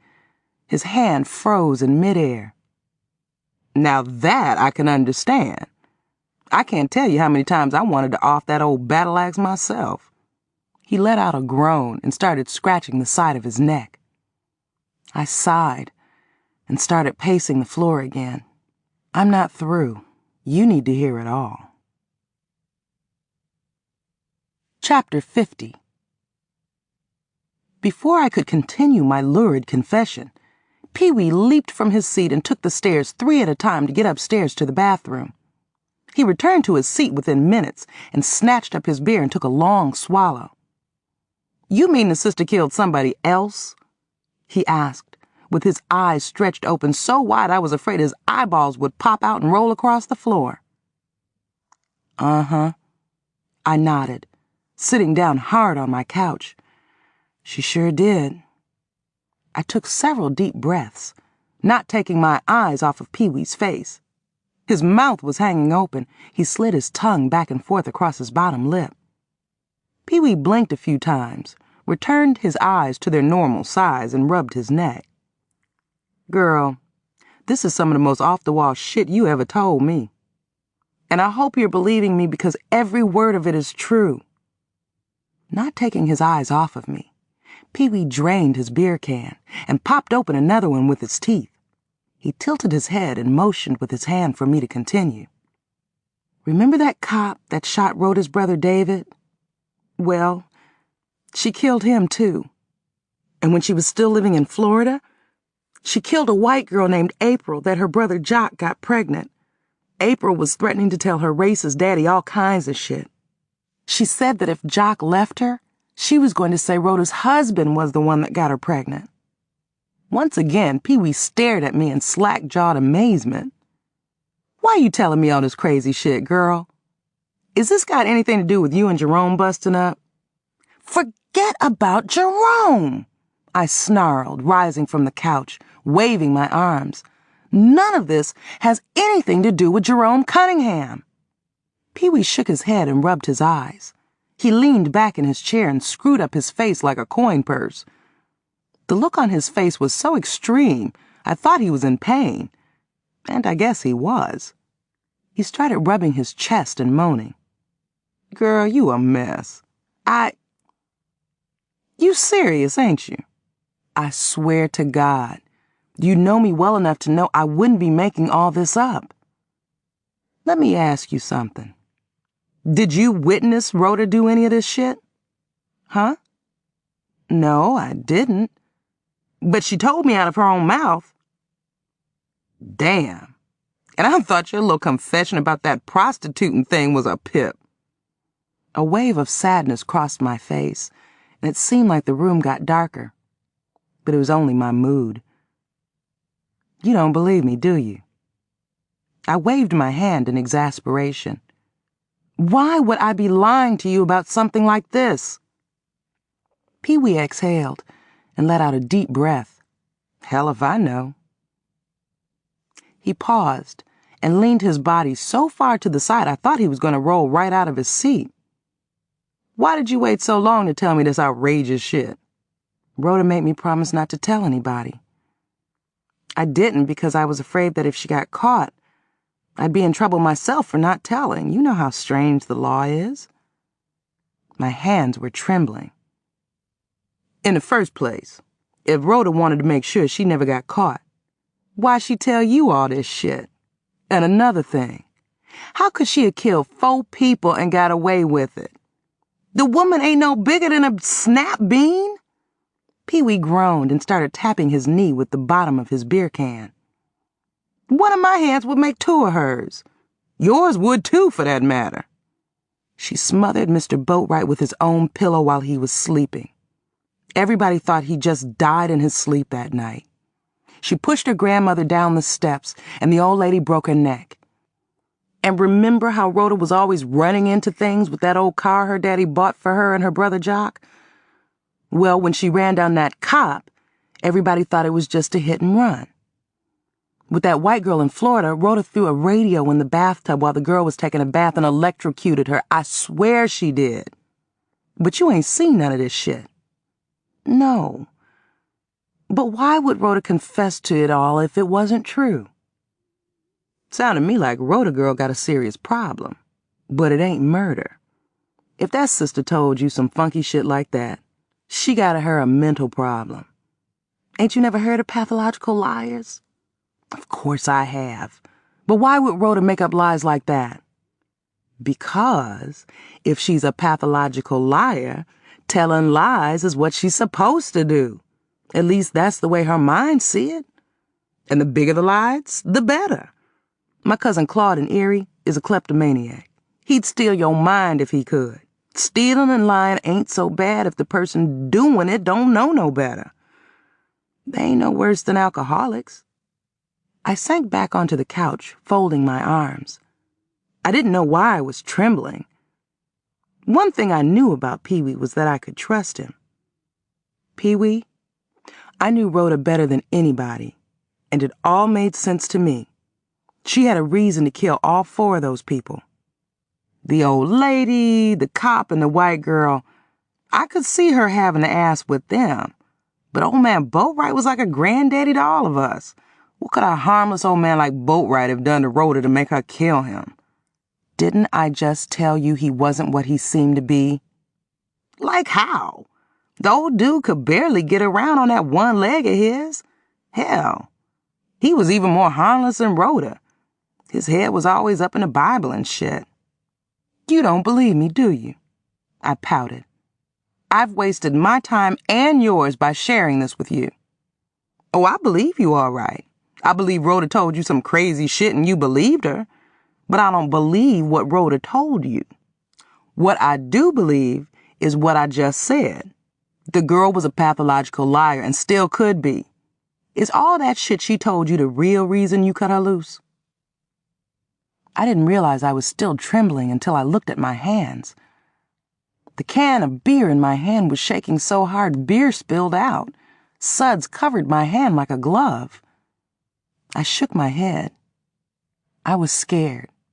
I thought that if Rhoda got caught, I'd go down with her. Well, if what she told you is true, and she gets caught, you going down with her anyway. Pee-wee ran into the kitchen and returned with a paper towel, mopping sweat off his face. Pee-wee, you have to promise me you won't tell anybody what I just told you. Laughing, he sat back down, dropping the paper towel to the floor. Oh, you ain't got to worry about that. What you need to be worried about is why Rhoda told you that pack of lies in the first place. Did you ever sit her down and try and figure her out? Pee-wee shook his head and gave me a pitying look. I always thought that out of the 3 of us, you was the one with the most common sense. He laughed again and drank some more. He stopped laughing when he saw how hard I was staring at him. He let out a gasp that resembled a croak. You really believed that woman, didn't you? I nodded. Why would a smart girl like Rhoda tell lies like that? She wasn't crazy. You know her daddy would have taken her to the best shrink money could buy if he thought she had a problem. And how do you know she wasn't cracked? If you'd seen a cop shoot your brother dead like she done, you'd be having some serious problems too, I bet. Pee-wee took a quiet, quick sip from his beer can and then let out a loud belch. He slapped his chest before letting out another belch, frowning and shaking his head. Now, Rhoda was my girl way before I met you. She wasn't like the other girls I knew. She seemed too perfect. Even when we was kids, I knew she was carrying around some heavy shit from seeing her brother get killed. Why her folks didn't take her to a shrink, I don't know. But I never said nothing to her about how strange she was. She was always cool with me. She gave me the coldest look today when I saw her, I said, staring at the wall behind Pee-wee. I would have, too. You was the only girlfriend she had, and you was good for her. She used to tell me all the time how she didn't know how she'd make it without you to talk to. Rhoda told you that? Pee-wee nodded. All the time. You was a lifeline to her. Then you up and dropped her like a bad habit without trying to get to the root of her problem. Hell, no wonder she gave you the evil eye today. I gasped and felt a tug at the bottom of my heart. Then I felt a twinge of sadness and regret. I had to wonder what Rhoda would say if she knew I had just blabbed on her. I also wondered what she would do to me.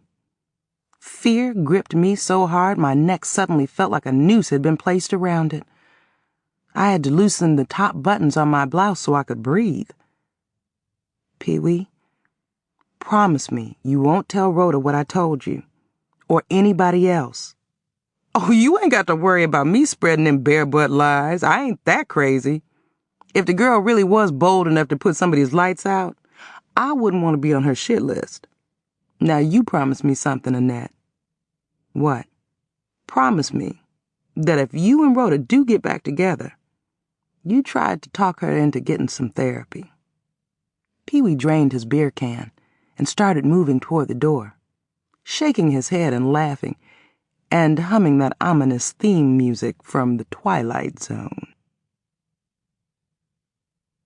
Chapter 51. It saddened me to know that Pee-wee had taken the news I'd shared with him so lightly. But I was glad that I'd finally told him.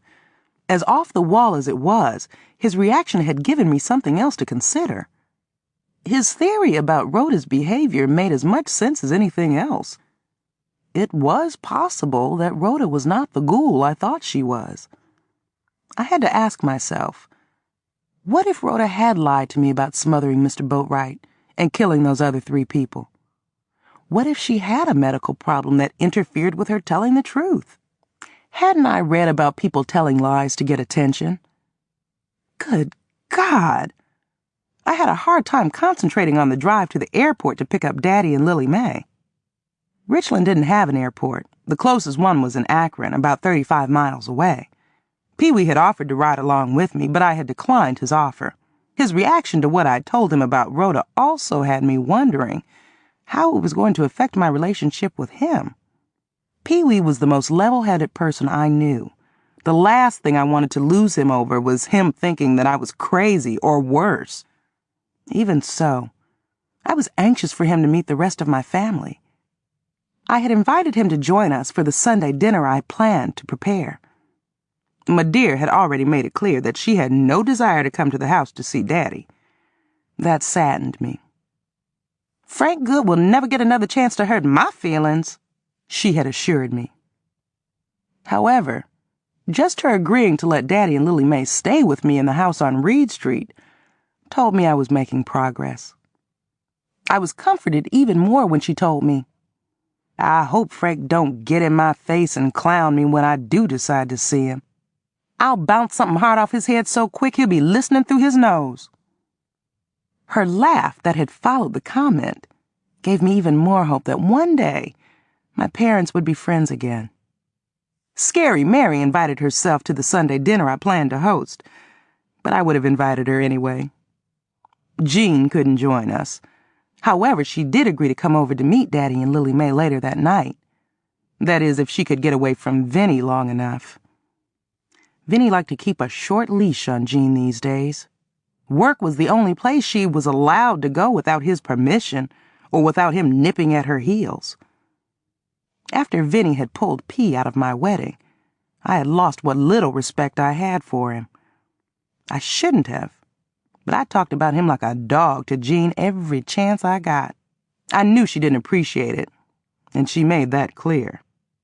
"Annette, if you don't like Vinny, that's your business. But I do love him. You trashing him is not going to change that. You really need to get over what Jerome did to you and get a life," Jean told me. The last thing I wanted anybody to think was that I was still reacting over my breakup with Jerome.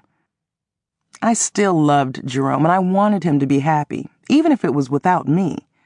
But Jerome had nothing to do with the way I behaved regarding Vinny Gambiano or anybody else. I still didn't know if the Child Protective Services investigators had approached Vinny and Jean to follow up on that anonymous telephone call I had made about P. But something had happened in Jean's house. Now the curtain stayed closed all day, every day, and I rarely saw P outside in her front yard playing like I used to. Jean had stopped calling and visiting my house 2 or 3 times a week, and I had stopped calling and going to visit her. It was a shame that another man had brought some more unhappiness into my life. Things would never be the same again, for Jean or me. Chapter 52. I had assigned Daddy to Madeir's old room. I insisted that Lily Mae sleep in my room. I planned to sleep downstairs on the living room couch during their visit. Even though I had clean sheets, I had bought new ones for the beds. The last thing I wanted was for my daddy and my sister to wallow on sheets that I had fucked Jerome and Pee-wee on. Daddy gasped as I helped him unpack the rest of his things the following Saturday evening. "With all this frilly she stuff in here, I'm liable to forget my true nature up in here," he laughed, waving his hand around the room, frowning at the yellow curtains and white bedspread. "Girl, why you go out and sleep on the couch when You got that other big empty bedroom across that hall yonder." He nodded toward the door with a puzzled look on his face. Mr. Boatwright's old room represented a lot of unresolved pain for me. I only went into that room when I had to, like to store old clothes and other things I wasn't ready to part with. The last time I had entered the room, 2 years ago, I discovered spider webs in every corner. I left them there and had not been in the room since. Somebody died in that room," I explained, sitting down on the new 4-poster I had installed to replace the one my dear had slept in for more than 20 years. The mattress and springs were so firm they didn't even creak under my hefty behind. It was the bed that I had hoped to share with Jerome and conceive my children. When Pee-wee paid me a visit, we sometimes ended up wallowing around in it, just to add some variety to our clumsy routine. I had put new sheets on it, too. Pee-wee and I did other things to keep our relationship from getting boring. After a few too many beers and maybe a strong joint, we rolled around on a pallet on the living room floor. I was thinking about my romps with Pee-wee, so there was a smile on my face when I cleared my throat and said, "Death makes me nervous, Daddy." Standing in the middle of the floor, Daddy looked at me with a confused expression on his face. "Oh, well, do say." He shook his head and dragged his fingers through his wiry hair. "Now, I don't blame you for that. My dead grandpa's haint floated above my bed one night when I was a youngin' and scared me so bad I busted the bedroom door down trying to get out that room so fast. Who was it that died in that room anyway?" That boarder we had living with us for a few years. An elderly, sickly old man. He died in his sleep." I paused and caressed my chin, my eyes looking around the room. "I hope you and Little May are hungry. I've been cooking all evening." I rose from the bed with a grin. "Elderly and sick, huh? I bet it was a stroke." "Something like that," I said quietly. "I know that old brother had to be good to y'all. Your mama don't take no mess off nobody." "He was, Daddy. And you're right about my dear. She wouldn't take mess off any man." Daddy sighed sadly and shook his head. "Not even me. When I come home from serving for Uncle Sam overseas, I had a little, social ailment I caught from one of them French gals over yonder. Your mama batted my head with a plank." I gasped. "I never knew you were in the service." "Oh, there's a whole lot you don't know about me, girl. We'll get reacquainted, don't worry. I ain't never turning my back on you no more." I cleared my throat and looked away. "I know you won't, Daddy," I said, my eyes getting misty. "Now hurry up. Come get acquainted with a couple of my friends. There will be plenty of time for us to talk later." After an extended visit to the bathroom, Daddy joined Lily Mae, Scary Mary, Pee-wee, and me at the dinner table. Steam was still rising from the huge bowl of collard greens I had dumped from a crock pot. I had fried 2 whole chickens and made a huge pan of cornbread from scratch. Okra and corn were swimming around in a bowl of tomato sauce.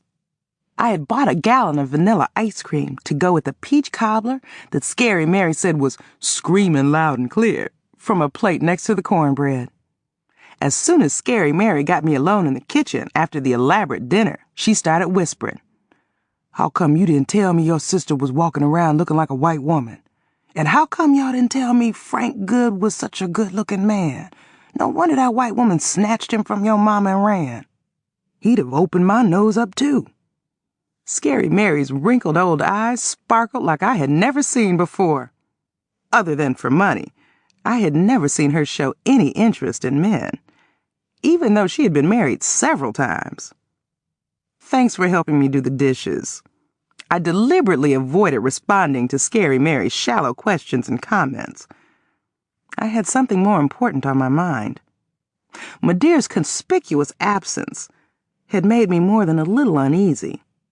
Since she had softened enough to allow Daddy and Lily Mae to stay at our house, I thought that by the time they arrived, Madeira would agree to join us for dinner.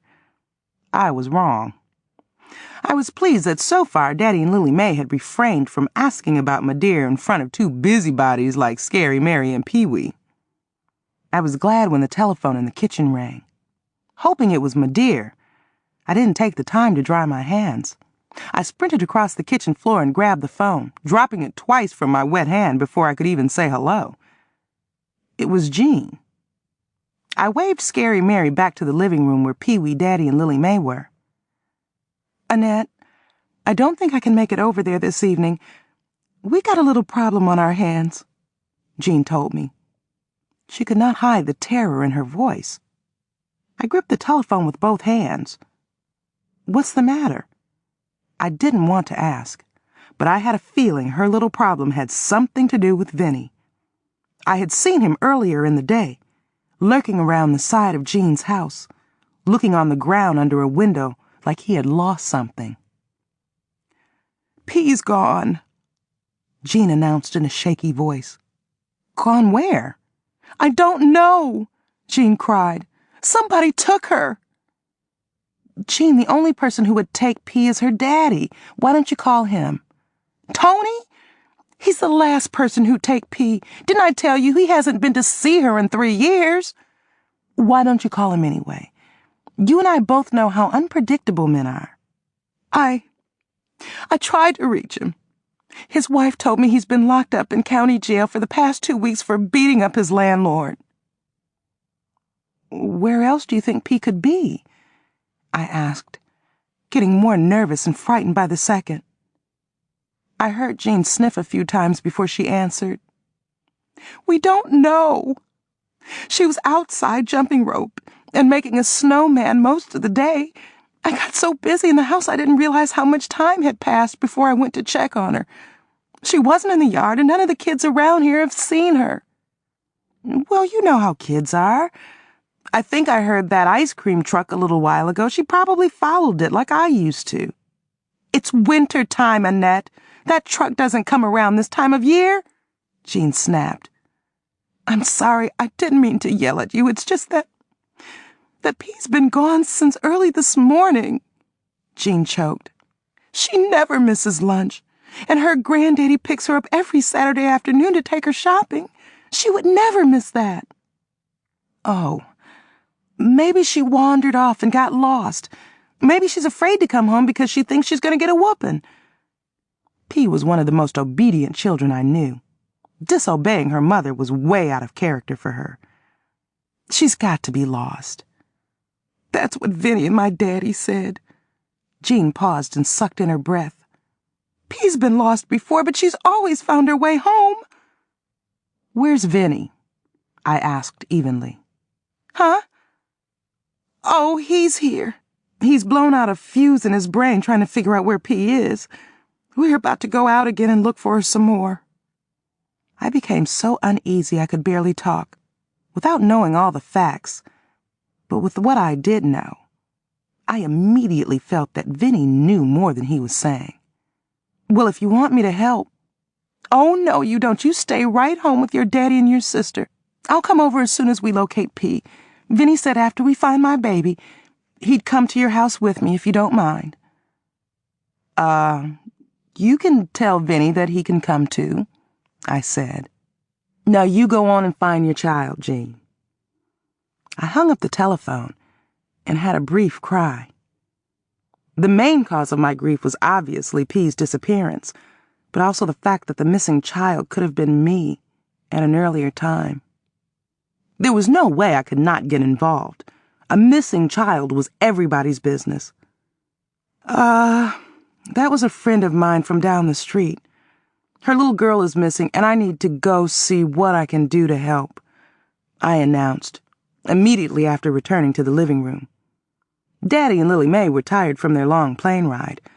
They didn't protest when I suggested that they turn in for the night. Pee-wee and Scary Mary insisted on accompanying me to Jean's house. Another neighbor, a pretty brunette, greeted us, standing in Jean's doorway with her arms folded like she was on guard duty. Jean and Vinny are out looking for P, she told us. Do you know where they went? We'd like to help search, I said in the gentlest voice I could manage. The woman coughed and looked up and down the street before responding. I don't know why, but Jean insisted on going out to the city dump with a flashlight. She borrowed my son's old collie to see if he could sniff the way. What? Why would P be way across town by herself at the city dump? I know Jean doesn't think somebody... What I was thinking was so horrific, I couldn't even finish my sentence. I could not imagine somebody taking P to a nasty dumping ground and leaving her there among trash that included the bags of Jerome's things that I had discarded. Only if... I couldn't even bring myself to think the worst. The police said somebody found one of P's snow boots out there. The woman stammered, wiping a tear from the corner of her eye. Unbearably grim thoughts crossed my mind, but I refused to pay attention to them. I shook my head so hard I saw spots. Pee-wee started cursing. Scary Mary waved her hands above her head and prayed in a loud voice, "Lord, please be with P." "Oh, no," I muttered, stumbling back a few steps. If Pee-wee hadn't caught me in his arms, I would have fallen off Jean's porch. I didn't like the thoughts that wouldn't leave my head no matter how hard I shook it. My stomach started churning. I covered my mouth with my hand, hoping I wouldn't throw up the dinner I had spent so much time preparing and eating. I tried not to think about Jean out there in the dark, in a dump site, with a flashlight and a dog, looking for her child. Chapter 53. I had arranged to take the following Monday and Tuesday off so that I could spend more time with Daddy and Lily Mae. That Monday evening, I offered to take them to dinner at Laszlo's. I wanted to keep myself busy so I wouldn't have to think about P, wondering where she was and what had happened to her. Laszlo's was the nicest place in town for steaks, but everybody who worked there and most of the people who dined there were white. I thought that eating in a place like Laszlo's would be a nice experience for Daddy and Lily Mae. Big mistake.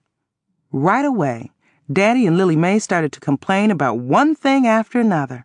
Our table was too close to the kitchen. White customers were giving us dirty looks. It took too long for us to get waited on. There was nothing that they didn't complain about. And them smashed potatoes tasted like wallpaper paste. How can anybody enjoy something like that? Daddy laughed. And the toilet is enough to scare anybody into constipation, Lily Mae complained, glaring at a sirloin steak the size of a small saucer. Daddy snorted and shook his head. Tell me about it. I wasn't half done with my business on that toilet before it started flushing by itself. I sighed and shook my head. Stop that, I scolded. I thought you two would like to eat out at a really nice place for a change. This place is a world away from the greasy rib joints you usually go to. This is how the other half lives. Daddy and Lily Mae looked at one another, then at me. Baby, we ain't the other half. We the ones in the middle, Daddy told me, looking up toward the ceiling with a frown. Now what in the world kind of music is that playing up in here? It's Strangers in the Night, and that's Frank Sinatra singing it, I told Daddy as he rolled his eyes. You can't expect a place like this to be playing something by B.B. King. Daddy and Lily Mae looked at each other and shrugged. Then they looked at me. Is this the kind of music white folks listen to when they eat out? Daddy asked, laughing some more. I sighed and nodded. Living in a cosmopolitan city like Miami for so many years hadn't refined Daddy and Lily Mae at all. As much as I loved my daddy and my sister, I loved them just as they were. Their lack of sophistication was endearing. I watched in amusement as they struggled through the rest of our meal. On top of everything else, our waitress was rude. Lily Mae was the only one that the scowling redhead was courteous to. She smiled at Lily Mae and addressed her first each time she came to our table. A lot of the black people I knew didn't go to Laszlo's that often because they felt that some of the servers were racist. I had not eaten at Laszlo's that often, and until today, I had never had a problem. The last straw was when the waitress refilled Lily Mae's water glass and ignored Daddy and me. Lily Mae beckoned the waitress back to our table. "My daddy and my sister would like a little more water, too," Lily Mae said loud enough for the people 3 tables away to hear. With a stunned look on her face, the woman poured more water onto the table than she did in our glasses. Finally, she left the check on the table in front of Lily Mae. "Well, that heifer sure won't get a tip," I grumbled, lifting the check, pouring over to make sure she didn't overcharge us. "Don't you leave that cow nothing," Daddy hollered, loud enough for the woman to hear. "Somebody need to tell that wench that we in the middle of the 1980s, not the 1950s, and this ain't the South." My face was burning, not with embarrassment, but with anger. Lily Mae shook her head and waved her hand at me, a devilish smile sitting on her face. "If you don't leave nothing, she'll think you forgot. I'll take care of the tip," she announced, rooting through her purse. She fished out 2 pennies and dropped them on the table, making sure the waitress saw her. "That's how you tip for bad service. Come on, y'all." Lily Mae glared at the waitress and all the other looky-loos as we waltzed out. There was not much to see in Richland, so sightseeing was not an option. However, I did suggest that we take an extended drive throughout the city so I could point out our few landmarks. By the time we returned to my house, Daddy was snoozing in the back seat of my car like a big cat, and Lily Mae was anxious to get to my bathroom so she could use a toilet that didn't interrupt her while she was sitting on it. A few beers seemed to restore their equilibrium. Sitting next to me on my living room couch, Daddy stared at the side of my head and let out a deep sigh. "I am so glad to see you again, sugar. You don't know how glad I am." I blinked hard to hold back a tear that was threatening to reveal itself. Maybe by summer we can plan a family reunion," I said weakly. Daddy and Lily Mae looked at one another, their faces expressionless. Turning to me, Lily Mae said, "I thought we already done that when you came to Florida." I shook my head. "I mean all of us. Amos and Sandra, too." "We'll all get together someday," Lily Mae told me. "If you don't mind, I'll give 'em both your address and telephone number so y'all can talk some." "I'd like that," I said gently. "I'd like for us all to get together soon. I want all of my family together." A stiff look on Daddy's face told me he needed some clarification. "Not my dear Daddy. Just us for now." Lily Mae gave me an address and some telephone numbers so I could contact my other half-siblings at the military base in Germany where they were stationed. But for some reason, I knew in the back of my mind that I would not make the first move. I had to handle things a little at a time. I had to deal with my dear and Daddy's reunion first. I wanted to see more closure in my family before it was too late. One thing I felt I didn't have was a lot of time. My dear and Daddy were not getting any younger. As far as I knew, they were both in fairly good health, and I realized they could both probably outlive me because I was not getting any younger either. But time was still not on my side.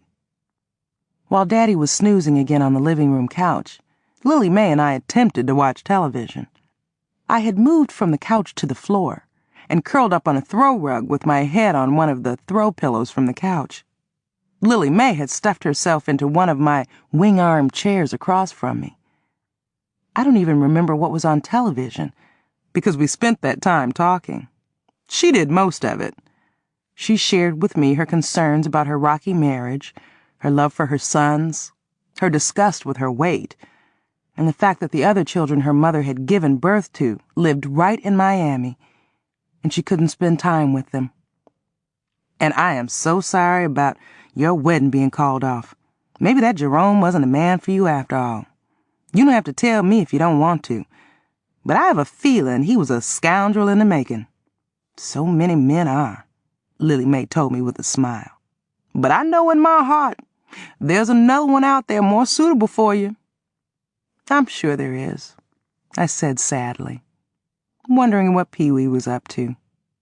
To make our conversation more interesting, I told Lily Mae all about Scary Mary and her sordid activities. I figured that old sister had a hidden agenda that first time I met her. The way she didn't look me straight in the eye when she talked and all. Lily Mae laughed. "Well, anyway, that Scary Mary woman still sounds like a good friend to you and your mama." Lily Mae sighed and turned her head to the side, staring off into space. "Bosses, co-workers, they come and go. Next to family, friends is the most important individuals in a person's life. I hope that in time, you and I'll be both to one another." Lily Mae paused and ran her tongue across her lips. There was a faraway look in her eyes as she continued. "I got a few girlfriends, sisters from the church, co-workers, neighbors, but I don't feel that close to any of them. I don't really feel as comfortable talking to them as I do with you. I feel like I can share anything with you. I hope you feel the same way about me."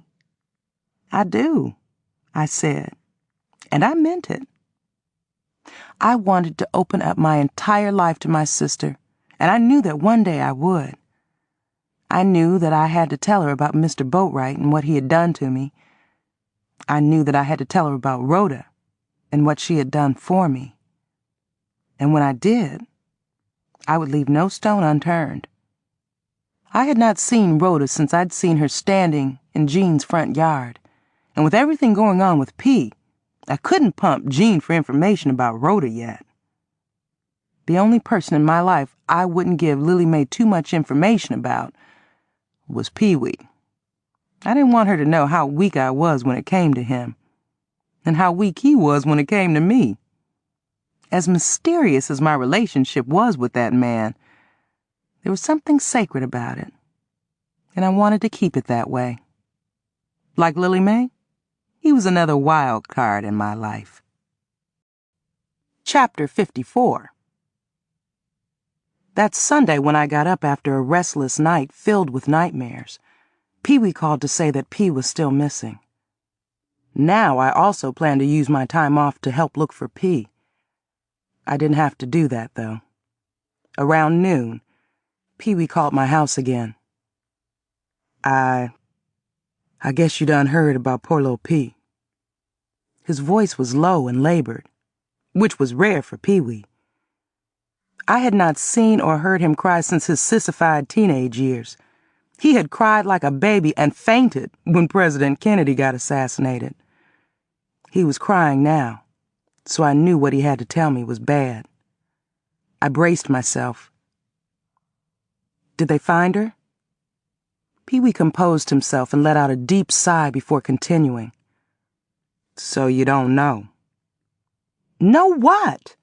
I was getting impatient. "Did they find the child or not?" "Turn on Channel 2 News." Pee-wee let out another sigh. Then he hung up. Richland, Ohio was not a crime-free city. We had our share of barroom brawls, domestic disturbances, and burglaries. But murder was something that didn't happen in our city that often. The year before, we had had only one murder. An ex-con had returned to exact revenge on the person who had sent him to prison. That crime didn't garner that much attention. But what we had to deal with now was the worst thing that had ever happened in the history of our city. The television reporter could barely get the story out without stopping to clear her throat. In a raspy voice, she revealed that before dawn a homeless woman had discovered P's body on the ground behind a dumpster in an alley just 6 blocks away from Jean's house. P had been dead for several hours. In addition to being strangled with her own knee sock, she had been raped and beaten. I was on the floor sitting with my knees held against my chest when Lily Mae entered the living room from upstairs just a few minutes later. "Annette? What's the matter?" "Somebody killed a little girl from down the street," I said hoarsely. "Somebody killed that child and threw her away like she was a piece of garbage." "What little girl?" Daddy asked, weaving his way down into the living room. "Who was her peoples? This the little missing girl y'all was talking about last night?" I nodded. "My friend Jean's daughter." Lily Mae stumbled to the couch, clutching her chest. "Lord have mercy. Do they know who did it?" As soon as Lily Mae hit the couch, she started fanning her face with her hand. Living in Florida, she didn't own much heavy clothing. She had not been prepared for our winter weather. She had one of my sweaters on over a muumuu that she had slid into. "No," I said, turning off the television, forcing myself to keep my opinions to myself. It was too soon for me to say what I was thinking. But as soon as I had heard the news, I believed in my heart that Vinnie Gambiano had had something to do with that child's murder. I immediately called Jean's house. When Vinnie answered, I hung up the telephone so fast and hard it fell out of its cradle. I grabbed my coat and started down the street with Lily Mae and Daddy running along with me. When we saw the police cars in front of Jean's house, we decided to delay our visit. With long faces, we returned to my living room, where Lily Mae sank to the floor, with Daddy struggling to pull her up. "I feel for that child's mother. I don't know what I would do if something happened to one of my boys," Lily Mae sobbed. "Children is the most precious gift the Lord gives us," Daddy said. Looking in my direction, he added, "I know that now." In the meantime, I stumbled to my kitchen and spent a few minutes on my wall telephone talking to Madeir. P's murder and other heinous crimes dominated the conversation for the first 5 minutes. I don't know what this world is coming to. Why men rape is beyond me. I just read about some demon out there in California that they say had raped 3 teenager girls. Some shyster of a lawyer got him off, and then that same demon up and raped another woman, Madeir hollered. "I guess he got off for that one, too," I sighed. Madeir cleared her throat and sucked her teeth. "Yes and no," she said gruffly. "That last woman he raped was burning up with that new disease they can't cure, AIDS. Now he got it. See that? When somebody act ugly, God treat him ugly, 'cause he done showed us he don't like ugly." Madeir paused and sniffed hard. "Too bad P didn't have a deadly disease," Madeir sighed. I was glad when she changed the subject. Your daddy asked about me?" Her voice cracked, but I didn't know if it was because of P or Daddy. "You know he did, Madeir. He knows you don't want to see him, but Daddy still wants to see you," I told her.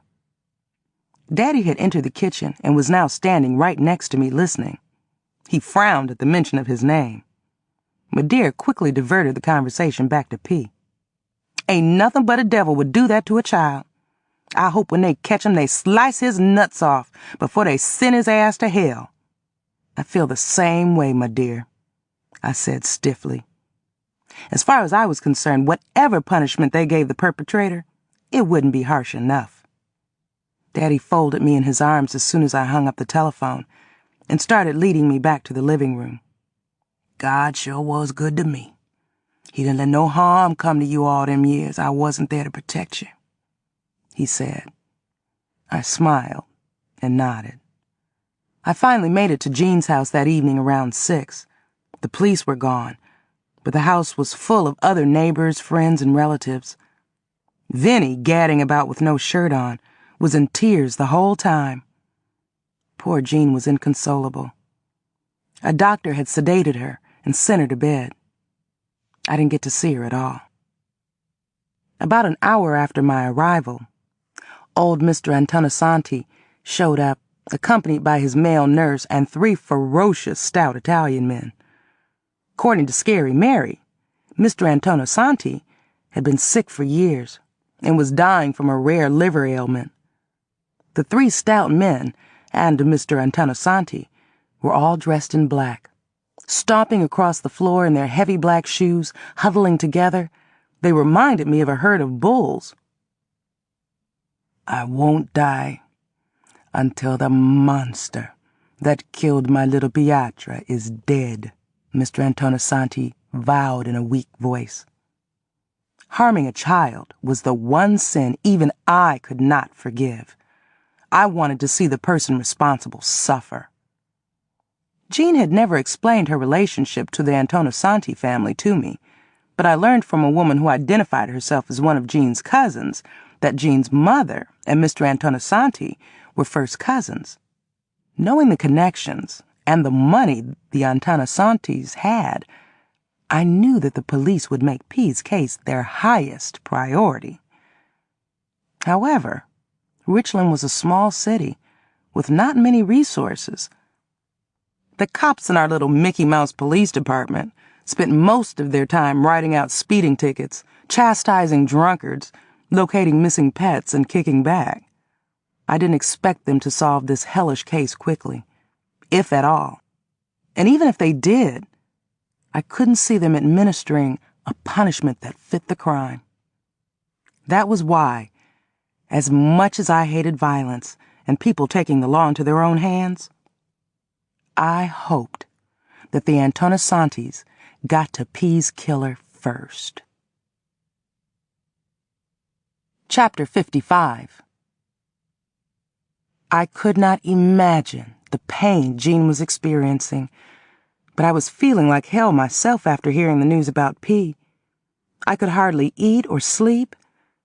Being an outsider and feeling the way I did was one thing, but to a parent, losing a child to murder had to be unbearable. During some of my loneliest days, I fantasized about having a child of my own someday, whether I had a husband or not. I had even considered adopting at least 2. While I was in my senior year in high school, my social studies class went on a field trip to our county orphanage. Ironically, it was located across the highway from our county asylum. I had learned from the orphanage director why some of the kids had ended up in the orphanage. The reasons varied. Some of the kids had severe physical and mental handicaps. Some were incorrigible, and it had been too much of a hardship for their families to keep them. But the saddest ones to me were the ones nobody wanted because of the way they looked. One cone-headed boy in his late teens was transferred from the orphanage to the asylum the same day of our field trip. I knew right then and there that if I ever did adopt children, I'd take the ones nobody else wanted.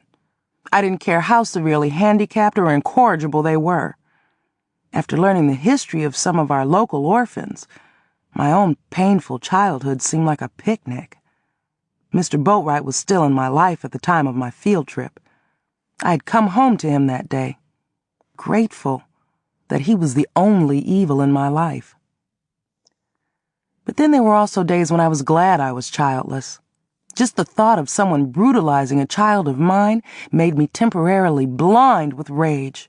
It was a horror I knew I would never get over. The truth hurt, and the truth was, no one could protect a child. Not the parents, not even God. According to the newspaper report, P's face had been battered beyond recognition, and her arm had been broken in 2 places. Jean's daddy had made the painful trip to the morgue to identify P's body. I had been told that the old man had fainted immediately afterward. Jean was not doing well at all. 2 more days went by before I was able to talk to her. By then she was practically out of her mind, staring at me through glazed eyes. It had only been 4 days since the murder, but Jean had already lost weight from not eating. Her face was already gaunt enough that I could see her cheekbones for the first time since we'd become friends. Those pretty violet eyes of hers that I admired so much were bloodshot and almost swollen shut. Vinny sat next to Jean on the plush blue couch in her living room, with his arm around her shoulder, gripping her like he was afraid she'd break loose. But then every time Vinny attempted to rise, Jean pulled him back down and guided his arm back around her shoulder. I didn't know what all P had told Jean about Vinny's actions toward her when Jean was not around. However, since Jean had told me herself about P's claim that Vinny had kissed her on the mouth, that alone should have been enough to put Jean on her highest alert. Instead, here Jean was now, weeping like a widow and clinging to Vinny like a vine, knowing how much P had hated and feared him. Jean's behavior toward Vinny disturbed me. I had heard of cases where mothers of abused children who knew about the abuse chose to stay with the abuser. I had attended junior high school with a girl whose mother had kicked her out of the house for tempting the mother's husband and getting pregnant by him. And if that wasn't bad enough, the girl's 2 older brothers had been fucking the hell out of her too. What really got my goat was the fact that when the girl finally exposed her father and her brothers, a well-known businessman and 2 star athletes, everybody got mad at her and said that the girl herself had taken advantage of her father and brothers. Ruining her family must have been a greater crime than the abuse she had suffered because the girl committed suicide. It was no wonder so many kids kept secrets of that nature to themselves. I had convinced myself that the only people who understood the shame of females like me were females like me. I was only sorry that I had not been able to reach out more to P. However, I had tried to help by making that anonymous telephone call to the Child Protective Services. But even that had not been enough to save that child. I think I saw P running down the street trying to get home, Jean told me, talking as she licked tears and snot from her bottom lip. Her eyes were so red and swollen, she looked like she'd been severely beaten. She had on the same soiled, stiff duster she had on the last time I saw her. P's so slow-witted and clumsy. Runs into walls. Sometimes gets lost a block away from home. She lost her way again and hasn't made it home yet. Turning to Vinny, Jean added, "Honey, don't worry. P'll be home soon." "No, she won't, darling." Vinny sobbed, his eyes darting from side to side each time I looked at his face. The oil, or whatever that was he wore in his hair, had dripped onto the shoulders and neck of his shirt and the sides of his face. He looked like he was melting right before my eyes, just like that witch in The Wizard of Oz. He cleared his throat and slid his hand across the top of his head, then dabbed at the sides of his face with his sleeve. Vinny was nervous, but that was nothing new. He often fidgeted when he was around me. I wasn't that much larger than Jean, so I knew it was not my size that intimidated him. I had always treated Vinny cordially to his face, so I had to assume that he didn't like me because of comments Jean had told him I'd made about him. I didn't care if Jean had told him that every time she and I were alone, I bad-mouthed him for treating Jean like a piece of property and for putting his hands and his mouth on her child. I was glad he knew that I had his number. I liked seeing him squirm, and, in an odd way, I hoped that I would be around when he met his downfall. It all had to do with what I had experienced with Mr. Boatwright. I didn't know whether to call it revenge or justice, as long as Vinny got what he had coming. Even if he wasn't the one responsible for P's murder, he had done enough to P to warrant some degree of punishment. I didn't know what Jean and the other people I knew were thinking, but I had a strong opinion about this hellish crime. This was no ordinary rape and murder. This was a crime of passion. I was certain that P had known her killer, and that she had done or said something to push him over the edge. But what could a 5-year-old child do to anger someone to the point of murder? Through narrowed eyes, I glared at Vinny Gambiano's brooding face, and I saw Mr. Boatwright, and I recalled the numerous threats Mr. Boatwright had made to me. If you ever tell anybody about us, I'm going to kill you. I could have been wrong about Vinny being P's killer, but knowing that some other child-killing monster could be on the loose in my neighborhood didn't make me feel any better. I knew in my heart that it was a macabre thought, but I still hoped that it was Vinny. "What are the police saying?" I asked, directing my attention to Vinny. Nothing much. They are continuing their investigation," he replied, clearing his throat and scratching the side of his hard face. His beady black eyes, baggy and cloaked with dark circles, turned as flinty as steel. His greasy ponytail, more than a foot long now, swung every time he moved his head. "I know they'll catch the monster who killed P, and it won't be long," I said bitterly. "I don't care how careful that bastard thought he was. Somebody is going to find something that he overlooked." Vinny shifted in his seat as sweat slid down the sides of his face. I think Jean should get some rest now, if you don't mind," Vinny said with bite in his voice. He caressed Jean's face until she stopped moaning. Then he rose from the couch and ushered me toward the door, eyeing me sharply. "You better get on home yourself before it gets any later. It ain't safe for a woman to be roaming the streets by herself at night." He added with a smirk, "Even you. Them rapists don't care who they grab." "Tell me about it," I hissed. "Any time." He sneered, looking at me like he wanted to rearrange my face. Then he didn't blink as I stared into his cold eyes. It was hard to believe that this was the same individual who had sat in front of me in so many of my classes throughout my years at Richland High. I couldn't count the times he had made me laugh with his classroom antics, tossing spitballs and making barnyard noises out of the side of his mouth. He had been one of the few kids in school who had not picked on me. He had had a soul back in those days, but it had left his body a long time ago. "Thank you for your concern, Vinny, but I think I can take care of myself." I let out a heavy breath. "Oh, I don't doubt that," he said, looking me up and down with contempt, shaking his head. He slammed the door so hard and fast behind me, he caught the tail of my coat in it. Chapter 56. My feet felt as heavy as concrete on the icy sidewalk as I dragged myself back to my own house after leaving Jean's. Normally I would have been slipping and sliding and even falling a few times, but I was too angry to lose my balance. And I was glad I left when I did, because being in the same room with that smug Vinny had been excruciating.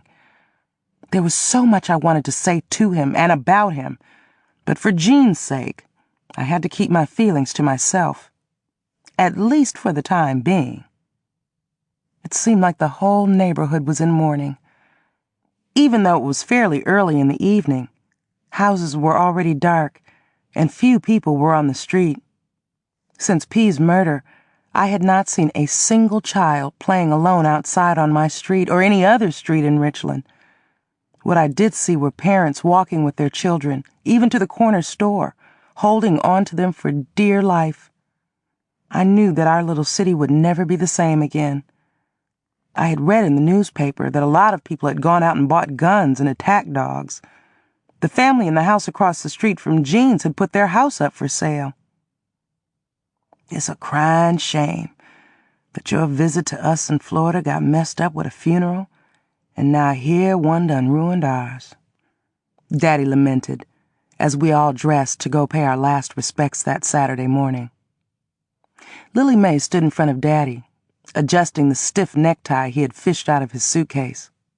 "And for a white girl." Lily Mae and I both gasped and glared at Daddy. "Daddy, a little girl is a little girl, and in case you forgot, the white woman in Florida who died used to be your wife," I said evenly. I turned to Lily Mae for confirmation. She spoke with her eyes staring at the floor. And that same woman just happened to be my mama. Lily Mae looked in my eyes and blinked. I looked away. P's murder touched a lot of people.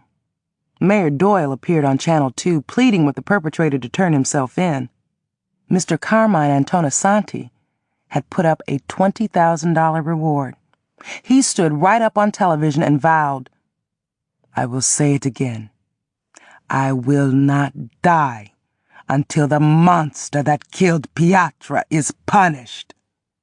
As old, weak, and close to the grave as that old man was, everybody knew he still had a lot of power. Somebody was going to pay for P's murder, one way or the other. I was glad to know that so many people cared about P. I couldn't help but wonder if people would have reacted the same way if what happened to P had happened to me when I was a child. For the first time that I knew of, whole families of black people flocked to the funeral of a white person. One good thing that came out of P's funeral was the fact that Madeira attended. It put her in the same room with Daddy in more than 30 years. I was glad that room happened to be in a church.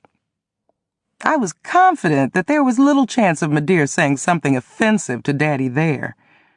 She had already demonized him, but it seemed like she never ran out of nasty things to say whenever his name came up in a conversation. I saw Madeira sneaking glances at Daddy several times, with a look in her eyes that I could not interpret. Each time, a faint smile appeared on her face. Madeira had parked her Oldsmobile in a no-parking zone. The car had been towed while we were all in the church.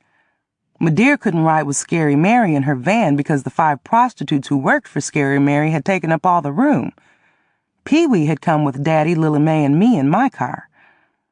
Madeira had no choice but to ride with us to Jean's house after we all left St. Mary's, the Catholic church Jean's entire family had attended for years. "Annette, did you see Rhoda and her husband and little girl? They sure are a good-looking little family," Madeira said, sitting in the front seat of my car, fanning her face with a folded handkerchief. I was glad that Pee-wee was driving my car. I didn't think it was safe for me to drive and keep an eye on Madeira and Daddy at the same time. Madeira glanced back at me and said dryly, "I heard that Rhoda's husband treats her like a queen." Even though it was cold enough to have the heater on in the car, Madeira was sweating like a coal miner. Like me, she sweated when she was nervous, angry, or emotionally challenged. I could not imagine what she was feeling or thinking about being in the same car with Daddy and one of the children he'd had with the white woman he'd left us for. So far, at least as far as I knew, Madeira had not said one word to Daddy or Lily Mae since they had arrived in Richland, and I was not surprised. But I was hopeful. Daddy and Lily Mae were sitting like mutes in the back seat with me, with Daddy in the middle. It was such a tight fit with the 3 of us that I had to press my thighs together so close that the friction was almost unbearable. Within minutes, I could already feel the skin between my thighs chafing, even through my thick pantyhose. One sideways glance at the grimace on Lily Mae's face told me that her massive thighs were in just as much pain as mine. Daddy's bony hand resting on my knee looked like a piece of wood. He had on the same natty suit he had worn the day of Lily Mae's mother's funeral. I could tell it was the same suit because the top button on his jacket was navy blue, and all the other buttons were black. Every few seconds, Lily Mae sobbed and moaned under her breath, the same way she did during the ride home from her own mother's funeral a few months earlier. Except for a few moans and groans, Daddy remained silent all the way to Jean's house. "Madeira, Rhoda is a lucky woman. She's always been lucky," I muttered thoughtfully, folding and unfolding my sweaty hands, rubbing the side of my thigh, trying to reduce my discomfort. Rhoda had occupied a pew with her husband and her daughter across the room, offering me a brief smile as she wept on her husband's shoulder. I had no choice but to smile back. It was a mob scene at Jean's house by the time we arrived. In addition to family and friends from our neighborhood and a few co-workers, The crowd included a flock of old Italian women dressed from head to toe in black shroud-like outfits. A couple of the women even had veils partially covering their faces. One toothless old crone in a wheelchair, a thick black shawl draped around her shoulders, was Jean's great-grandmother from Naples, Italy. This old woman cried the whole time I was in Jean's house, babbling every few minutes in Italian. We had all delivered food to Jean's house before the funeral. Other than pizza and spaghetti, what else do Italians eat? Scary Mary had asked me that morning before the funeral. They are people just like us. I'm sure they will appreciate anything we bring, I told her. Scary Mary played it safe. She had brought a few berry pies. I played it safe, too. I brought lasagna. Madeir, so proud of her culinary talents, brought a huge bowl of collard greens, a pan of cornbread, and several sweet potato pies, and an assortment of other goodies, saying, "Italians ain't gonna be the only folks in Jean's house. Black folks will want some real food up in there to sink their teeth into. Besides, almost every Italian in town eats at the Buttercup at least once a week. Them folks got the good sense to know good food when they eat it. Shoot." Didn't matter what we brought. Hardly anybody was eating much anyway. However, almost everybody was walking around like zombies, slurping wine. Even me. I needed it to help calm my nerves. I didn't feel comfortable in the same house with Vinny and Rhoda, the two most diabolical living people I knew. Rhoda and Vinny didn't need wine. They needed the exorcist. Chapter 57. It was hard for me to remain civil in Jean's house, but acting was something I was good at. Nobody could tell how disturbed I really was. It was obvious that Vinny was trying to avoid me. Every time I got near him, he moved to another part of the room. When he was not hovering over the table that contained the bottles of wine, he was grazing like a Clydesdale horse at the dinner table, sampling some of everything. Even with his back to me, I could tell when he was smacking and chewing on something by the way his ears wiggled. This was the first time I had seen Vinny in a suit since high school, and I was glad he had cut his hair.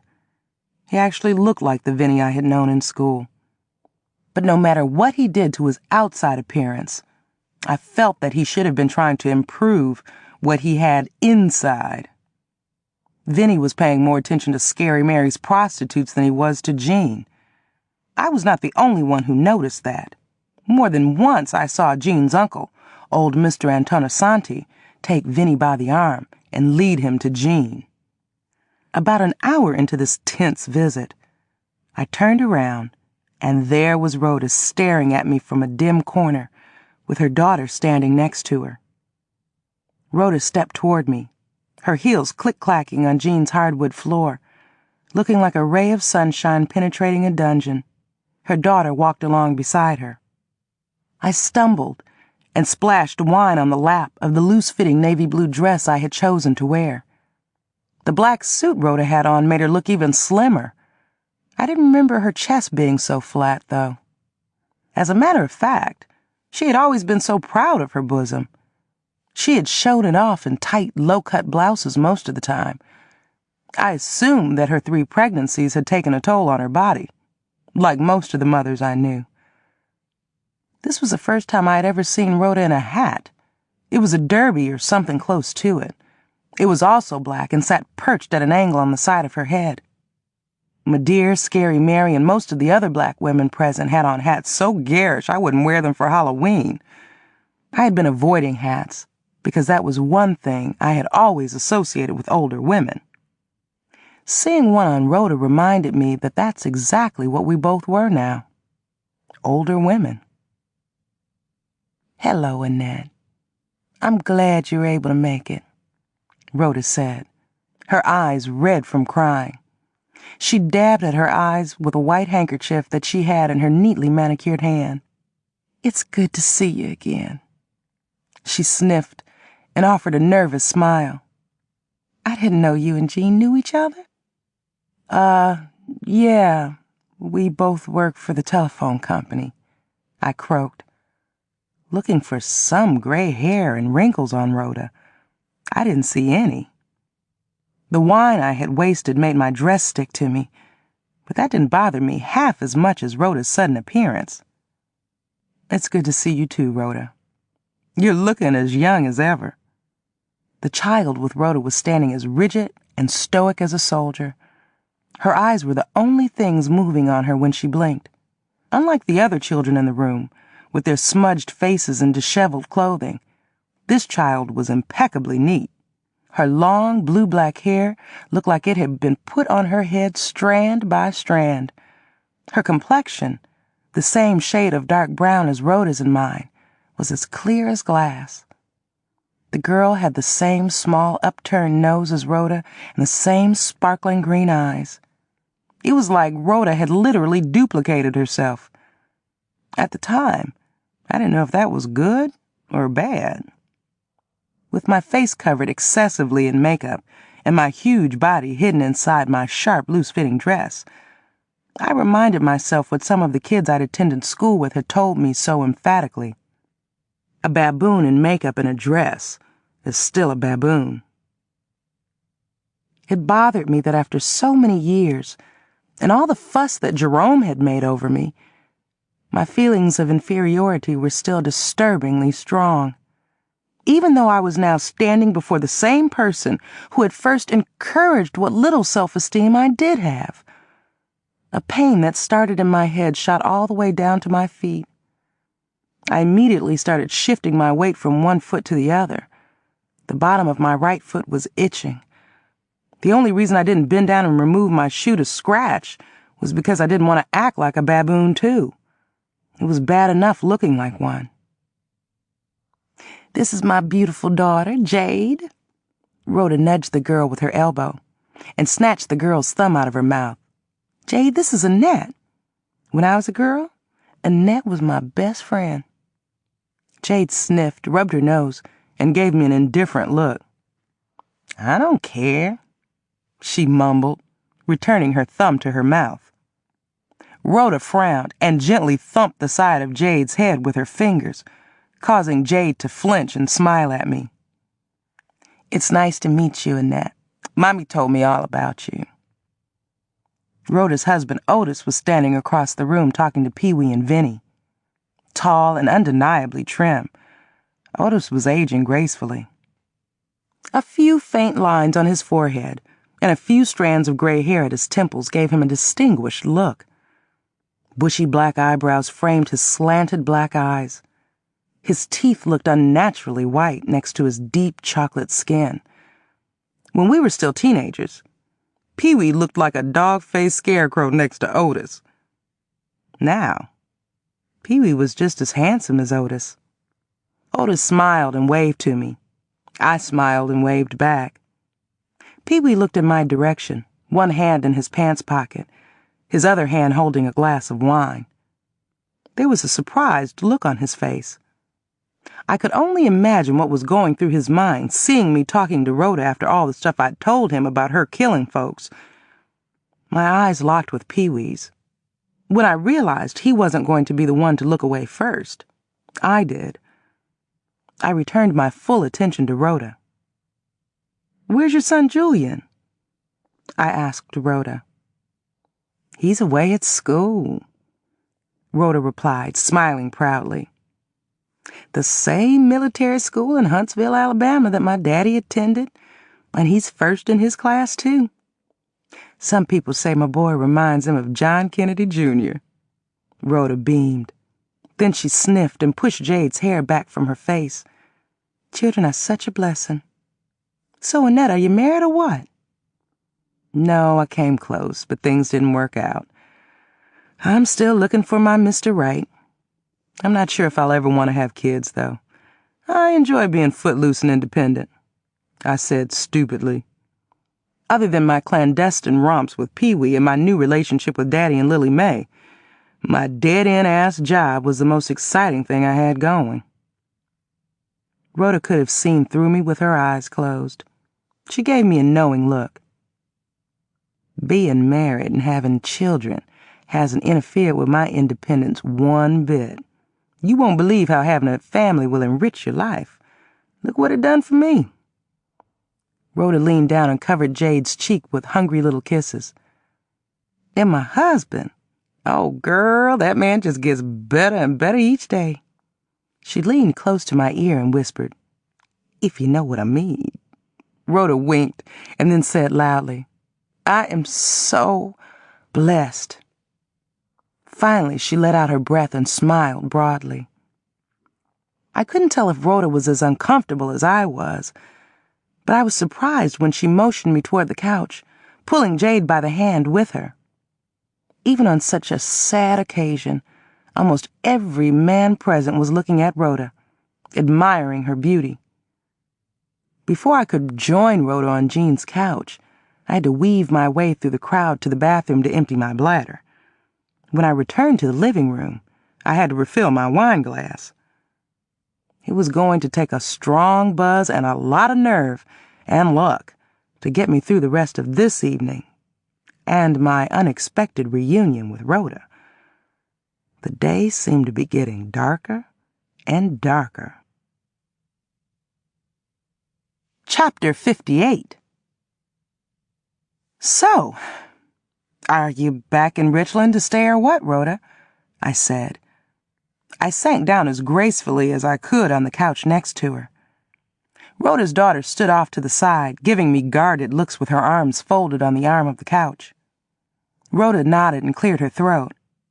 "Oh, I'd had enough of Florida with all those big-ass grasshoppers getting tangled up in my hair and that blazing sun wreaking havoc on my skin. And I hope I never see another lizard again as long as I live." Rhoda paused and brushed off Jade's dress with her hand. "I talked Otis into moving back up here. He's the foreman down at the steel mill on Patterson Street, you know." I listened while Rhoda brought me up to date. She ran a licensed child care center out of her house, and P had been one of her charges. She had met Jean through the Antonosanti family, and that's how they had become friends. P had been Jade's closest little friend. Rhoda's father, the undertaker, had retired. He and her mother had moved to New Orleans to be closer to Rhoda's ailing maternal grandmother. The other relatives, her white Uncle Johnny and his sister Lola, who had lived with Rhoda's family in the house across from mine, had both returned to Alabama. An electrical problem had caused the fire that had burned the Nelsons' house to the ground. "I am so grateful that the good Lord had removed us all out that house before the fire," Rhoda said, a wan smile on her face. "If he hadn't, I probably wouldn't be standing here talking to you right now. I feel so blessed." Rhoda patted my arm. I nodded. "I do too." I paused and cleared my throat. "Where is your brother Jock?" Rhoda's older brother Jock had sustained some serious injuries in Vietnam. He had spent some time in a veterans hospital afterward. Battle fatigue, a mental condition common among men who had been injured on the battlefields, had changed Jock forever. Except for sex, Jock could no longer function as a normal man. The trouble he encountered once he had been released from the veterans hospital had included him impregnating the white girl in Florida that Rhoda had claimed she killed more than 5 years ago. "Oh, he's in New Orleans, too. One of the reasons Daddy retired was so he could devote more of his attention to Jock." Rhoda paused to take a sip from her wine glass and to adjust her hat. "I had a little chat with your mama a few minutes ago. She sure does look good, considering the rough life she's had. She told me about your stepfather's passing. I'm so sorry." "Thank you, Rhoda. Daddy King was a wonderful man, and I'll never forget him and all he did for Madeira and me. He left the Buttercup and his house to Madeira." "So I heard. Well, your mama deserved all that and more. She damn well earned it." Rhoda screwed up her face and continued. "Even after scrubbing floors and all the rest of the shit she did, she still looks like a queen. I'm glad to hear that she's finally living like one now. Women like her are living proof that you can't keep a good woman down, especially a good black woman. You and I were so fortunate to have strong family foundations. We'll never have to worry about life beating us down, will we? I shook my head, but I kept what I was really thinking to myself. The way I saw it, life had beaten me down a long time ago. I sure hope not, I smiled. I gasped when Rhoda surprised me with a hug. I am so glad to see you again, I said, my voice trembling, sweat rolling down the back of my neck. I really was glad to see her. When I tried to embrace her back, she stiffened and pulled away. In a raspy voice, Rhoda told me, "I've missed you, girl." She slid away a few inches and sniffed, fresh tears on her face. I prayed we'd at least see one another one more time. You were the first and only real girlfriend I ever had. I'm so happy to see you again, she squealed, pinching my arm. I never thought I would see the day that Rhoda would be so humble in my presence. It pleased me. I've been thinking about you a lot, Rhoda, I said, holding back my tears. I was nervous about approaching you at first. I didn't know how you would react, Rhoda admitted in a low voice. I sighed. You don't have to be nervous on my account. I'm the same Annette you grew up with. I hope you are, Rhoda said firmly. I really hope you are the same Annette I used to know. It seemed so eerie, but appropriate, that a funeral had brought us back together. It was ironic that somebody's death had driven a wedge between Rhoda and me. Now another death was responsible for our reunion. I had missed not having Rhoda in my life. Other than Pee-wee, she was the only other person I could tell my deepest, darkest secrets. It gave me great pleasure to announce to her, "My daddy's here, and so is one of my half-sisters." I looked around the room trying to locate Daddy and Lily Mae. They were both standing across the room in front of Scary Mary, along with several other guests as Scary Mary held court. Her mouth was moving fast and she was waving her hands like she was directing a symphony. That's him with the plate in his hand. That heavyset woman next to him, that's my sister Lily Mae. I pointed Daddy and Lily Mae out to Rhoda.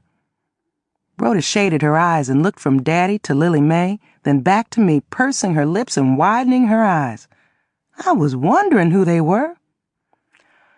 My sister inherited her mother's coloring, I said. She sure did, Rhoda laughed, but covered her mouth and stopped when she saw the serious look on my face. But she'll tell anybody in a hot minute that she's black, I said proudly. I can see that your daddy was a good-looking man in his day, Rhoda remarked, giving my daddy critical looks. And your sister, she looks a lot like you, Rhoda exclaimed, turning to me. You'll like them, I said firmly, smiling shyly. They're good people. Nodding, Rhoda sniffed and rubbed her nose. You want us to rescue them from Scary Mary? Your daddy looks like he's in some serious pain. No, that's all right. He looks like that most of the time, I replied, holding up my hand. They seem to be enjoying whatever it is Scary Mary's babbling about this time, I snarled, then laughed so hard my chest ached. Rhoda let out a disgusted sigh. Scary Mary hasn't changed and never will. Still upstaging everybody else. Let them enjoy her latest dog and pony show. I can meet them later. We're having dinner later on tonight at my house. My dear won't be there, but my daddy, my sister, Pee-wee, and I'm sure Scary Mary and her girls will be there too. You, Otis, and Jade are welcome to join us if you'd like. I still live in the same house on Reed Street. I'd like that very much, Annette. Rhoda gave me a warm look and excused herself. As soon as Rhoda walked away, my dear strutted over to me and started whispering. You didn't tell me that girl of Frank's was white? And Lily Mae is such a dainty name. I had a sweet cousin named Lily Mae.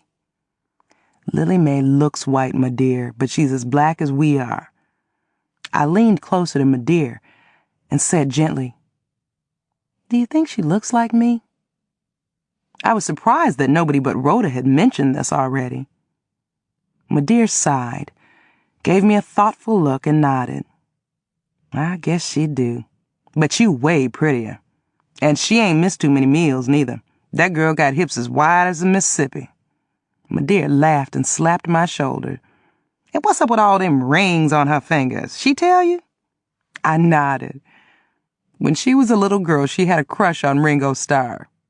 "Who?" "One of the Beatles. He wore a lot of rings, so Lily Mae started wearing a lot of rings."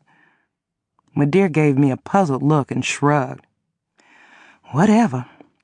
I guess that wasn't as bad as Pee-wee running up and down the streets wearing that Beatle wig when he was a young boy.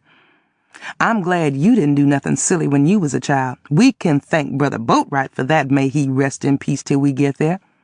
He kept you under control." "He sure did," I snapped, almost biting my lip.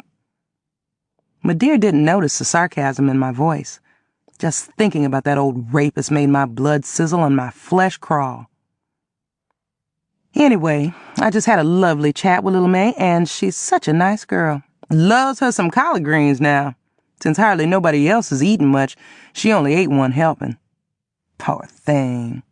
I'm gonna cook her a whole pot of greens to eat by herself before she goes back to Florida. She's so much like you, praise the Lord. I'm surprised Frank done such a good job raising her by himself. Where's the rest of his half-breeds?" "Amos and Sandra are in the Army, stationed in Germany," I said flatly. My head was still reeling from my encounter with Rhoda. My dear gave me a dry look and shrugged her shoulders. "I noticed Frank still liked my cooking. The food I brought is the only thing I seen him eat so far. I told him and that white girl of his to come by the restaurant for dinner before they leave." My dear sniffed and raked her fingers through her hair. She cackled. "And I don't know why Frank was so surprised to see me still looking as good as I do. It ain't no secret about black women aging better than white women. I'm glad he see that now. Of course, your half-white, half-sister Lily Mae having black blood, she won't wither up as quick as a real white woman.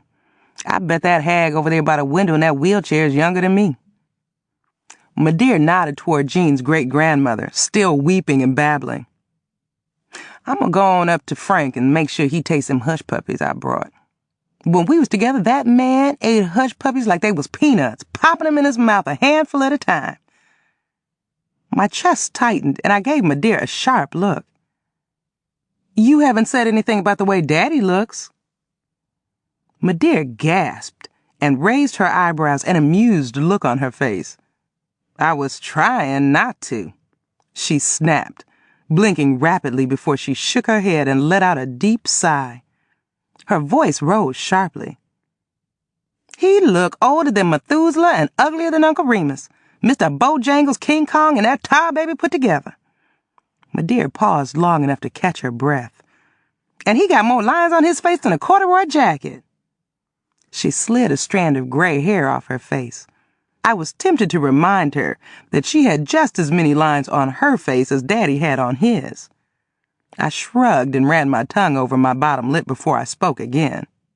"I guess you just answered my next question." Still looking amused, my dear said, "And what question was that?" "I was just wondering if Daddy still excited you. I remember how affectionate you and him used to be when I was a little girl." My dear cussed under her breath and gave me the most disgusted look that she could come up with. She narrowed her eyes into slits and spoke through clenched teeth.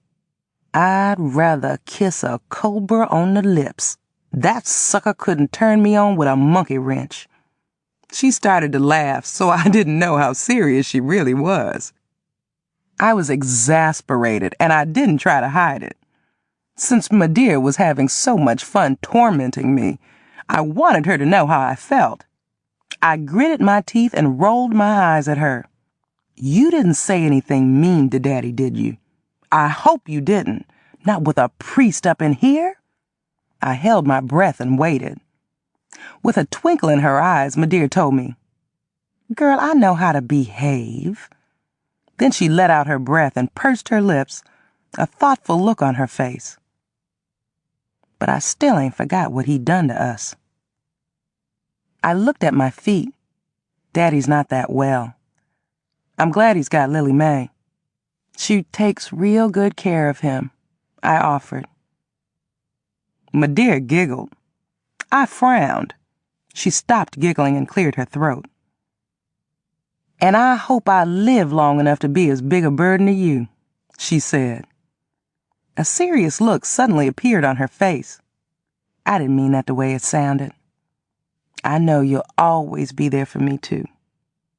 She squinted her eyes so hard that her pupils crossed as she waited for me to respond. Why wouldn't I be? I mouthed.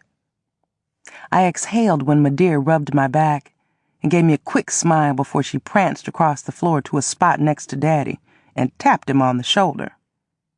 There was a look on his face that I could not describe.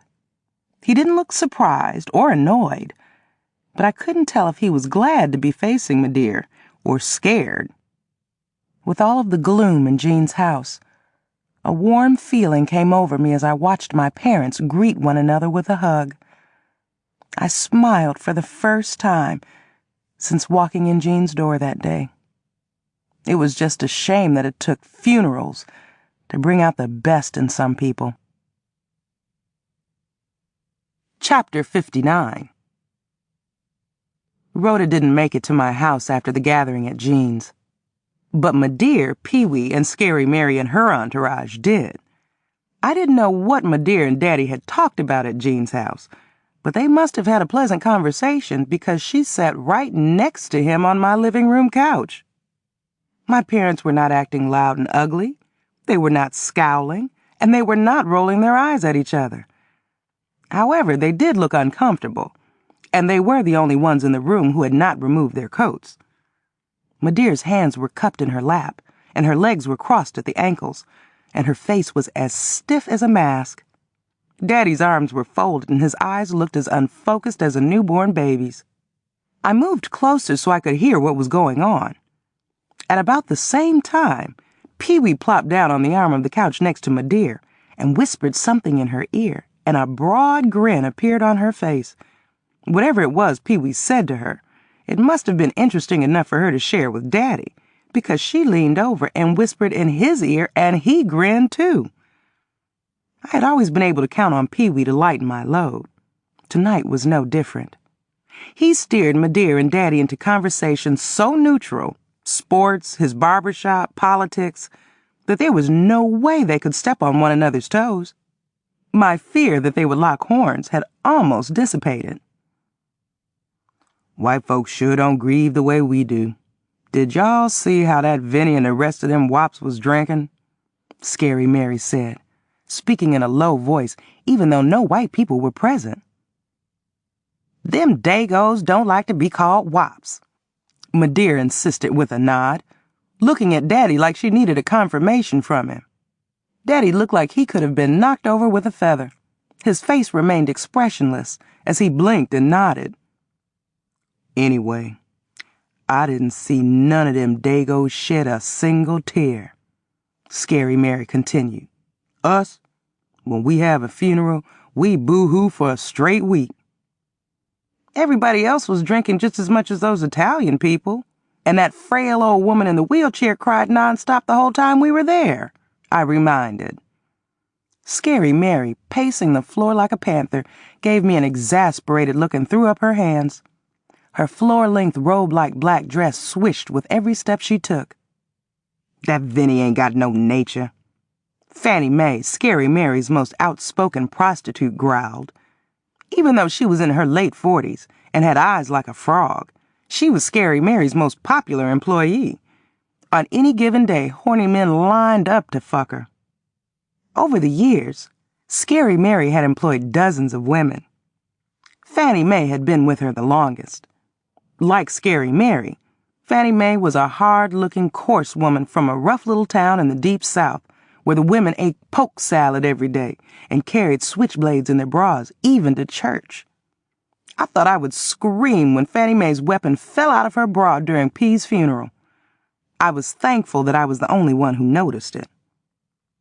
And how Gene could put up with his Mickey Mouse dick in the bedroom is beyond me. Carlene, Scary Mary's youngest and newest prostitute, added, looking more like a girl from some Asian country than a black girl born in Pontiac, Michigan. Carlene was still learning the ropes. She had once implied that being young and pretty, she was a cut above the more seasoned women in Scary Mary's stable. But Scary Mary had brought her back down to earth by telling her, "Gal, I don't care how young and pretty you think you are. To them tricks, you just another piece of tail. And you better believe that the cat you got between your thighs smell just as fishy as the rest of ours. When it comes to turning tricks, it ain't the beauty, it's the booty." Carlene was lucky that Scary Mary had rescued her from a brutal pimp in Cleveland. Carlene continued, "Even after Vinny got with Gene, he never stopped coming to the house. She wants something else to cry about. Somebody ought to tell her that." I couldn't figure out what it was about Scary Mary and her women, but I enjoyed their company. In addition to Pee-wee, they were the support system that kept me going. I was glad they had all come home with us. This was one night that I needed as many distractions as possible. Poor Daddy. He didn't know what to do with himself. I hoped that I was the only one who had noticed him sneaking glances at Fannie Mae's and Carlene's big legs in their short little dresses. I could also see that Daddy was clearly embarrassed, but he laughed along with the rest of us at the prostitute's comments. Once while my dear was laughing, I saw her place her hand on Daddy's knee. Then the atmosphere shifted to a more serious mood. "I'm sending my baby girl up to Toledo to stay with my mama till they catch the maniac that killed P," Fannie Mae said. "And I pray they catch that devil soon," Scary Mary growled, slamming the top of my coffee table with her fist. "I pray he dies in the most unspeakable way possible." Chapter 60. A lot of people in Richland didn't approve of Scary Mary and her role in the sex industry. When she had tried to buy a motel to expand her shenanigans on a very conservative street, the people in the neighborhood made a fuss that caused such an uproar that people as far away as Cincinnati were talking about it. Our city newspaper ran a quote from an unidentified man who not only lived in the neighborhood that Scary Mary wanted to corrupt, but who was also one of Scary Mary's regular tricks.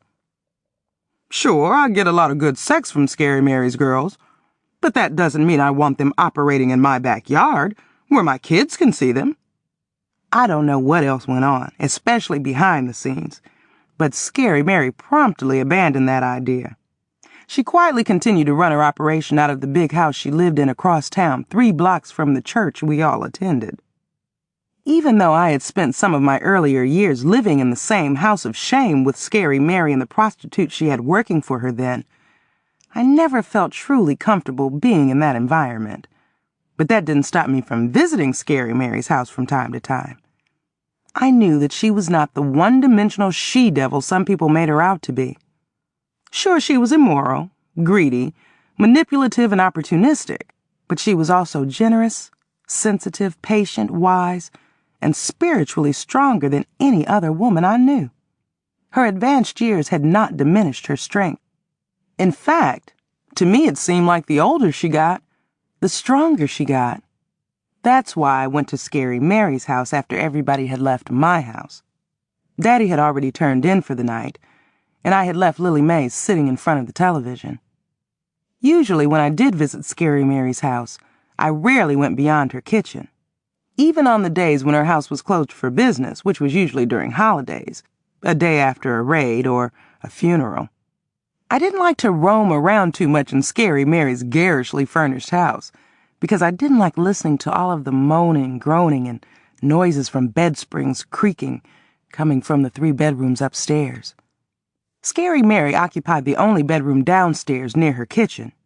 She had beds and a jukebox in her basement that she put to use on really busy days and nights, when she had what she called civilian overnight guests, meaning people not involved in her sordid business activities, or her prostitutes' children. She assigned them to her basement. Business was slow at Scary Mary's place the night I went there after P's funeral. Not because of a lack of tricks, but because 3 of the women who worked for Scary Mary were spending time with family members and doing other things a lot of people don't think prostitutes do. Ida May, one of the absent women, was working for free with some church group to help collect clothes for underprivileged kids. Another prostitute named Ethel, a singer that never got the break she needed, was entertaining terminally ill patients in a cancer ward at a nearby clinic. Lucille had taken her kids to Disneyland.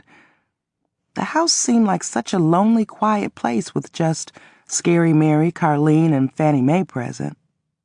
Carlene, clutching a large glass of red wine and wearing a flowered bathrobe, pulled out a seat for me at Scary Mary's kitchen table. Fannie Mae, wrapped up in a pair of white flannel pajamas that made her look like a pear-shaped mummy from the shoulders down, set a cup of steaming hot coffee on the table in front of me. Scary Mary, perched on a stool by her sink, was coating her legs with Vaseline. Why she was wearing a see-through negligee was a mystery to me.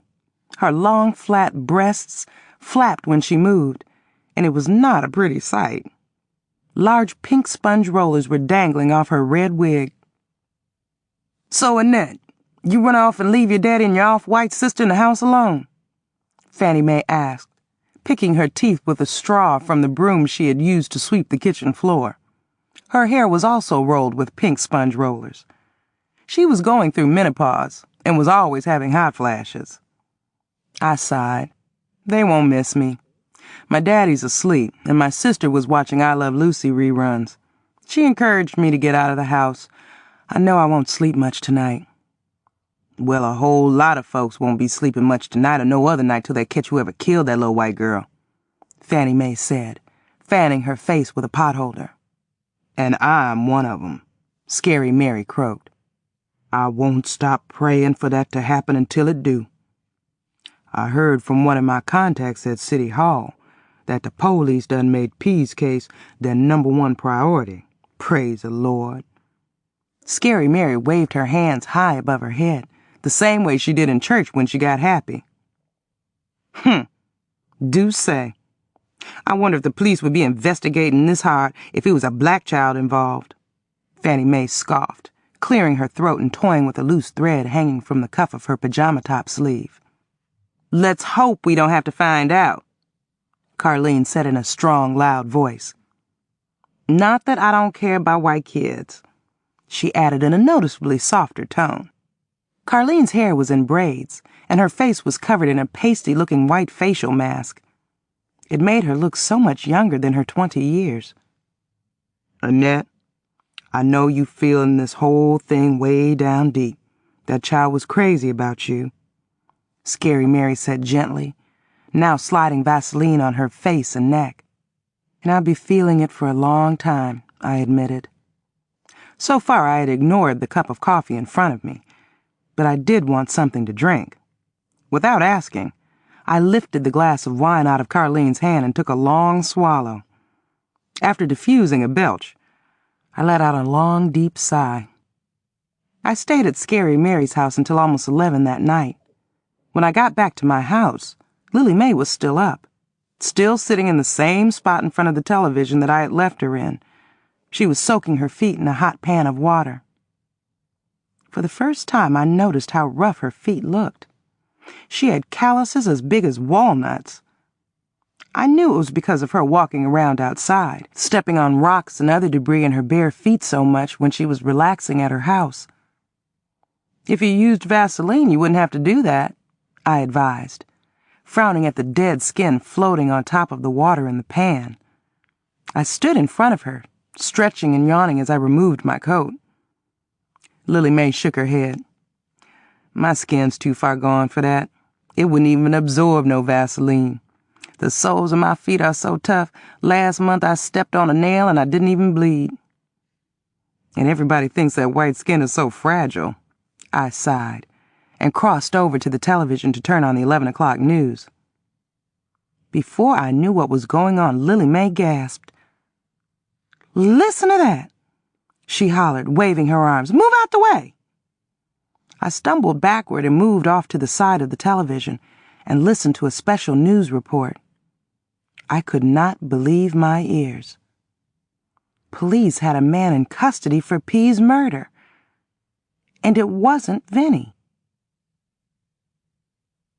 Chapter 61. It was too good to be true. The man who had raped and murdered P was off the street. "He looks like somebody's old grandfather," Lily Mae roared, wringing her hands, standing with her feet still in the pan of water. "Who would have guessed that a man his age could still get a hard-on?" "You'd be surprised," I said nastily. "Some of those slimy old devils never run out of juice." Of all the men I had known intimately, including Pee-wee, old Mr. Boatwright was the one who could get a hard-on the quickest and keep it the longest. The elderly white man on the television screen was attractive in a subtle kind of way. He had a head full of neatly coiffed gray hair, large eyes with pencil-thin eyebrows, and a nice set of teeth. He had the nerve to be smiling as the police escorted him, in handcuffs, into our police department. Dressed in a dark suit and tie, the suspect looked more like a banker than a sex-crazed child rapist and killer. According to the news report, a 12-year-old girl had been abducted on her way home from a neighborhood convenience store in Canton, 20 miles south of Richland. Sometime during the night, she had escaped from her abductor and had been found wandering naked down a dark, rural road. She had been raped, beaten, and left for dead in an area near a cow pasture. Well, the girl lived, and she was able to identify a neighbor as the perpetrator. Her clothing, her blood, and other evidence had been found in his car. The police had picked up the man at the home of one of his 6 adult sons. One of his sons lived in Richland, in a house 1 block from the house that P had lived in. As soon as the police questioned the man about P, he confessed. I turned off the television and let out a deep sigh of relief. "Thank you, Jesus," Lily Mae mouthed. The news had excited her. She mopped sweat from her face and then fanned herself with the tail of her housecoat. Then she lifted her feet out of the pan of water and blotted them with a towel. We toasted with fresh cans of beer before we turned in for the night. I went to work the next day feeling better than I had felt in weeks. Even though thoughts of Jerome and Rhoda were still haunting me, I now had a different issue to address. I had misjudged Vinny, and I had to humble myself and restore what was left of my relationship with him and Jean. Jean had not returned to work yet, and I had no idea when or if she ever would. Rather than call her house, I decided I would just drop by on my way home from work that day. I called home to let Lily Mae and Daddy know I was going to be late getting home, because I wanted to go by to see how Jean and Vinny were doing after hearing the news about P's killer being in custody. But before I could tell Lily Mae what I planned to do, she cut me off. "They are not going to charge the man that was on the news last night for killing that P." "What do you mean? That little girl identified him, and they found her clothes and blood and stuff in his house," I screamed. "He's got to be the one." "For that little girl, yeah, but not for P." My tongue started to ache, but I ignored the pain and continued in a weak voice. "Lily Mae, the news said that the man confessed. His son lives right around the corner from Jean's house." I heard Lily Mae suck in her breath and sniff. "They just said on the news that the man has mental problems and was in the county nut house up until 2 days ago." "But he said he killed P. Maybe he slipped out of the asylum that day. Maybe—" "Annette, the man did confess to kidnapping P, but he also confessed to kidnapping every other missing child but the Lindbergh baby." Lily Mae sniffed again and cussed under her breath. "Now what did you call to tell me?" "Nothing," I mumbled.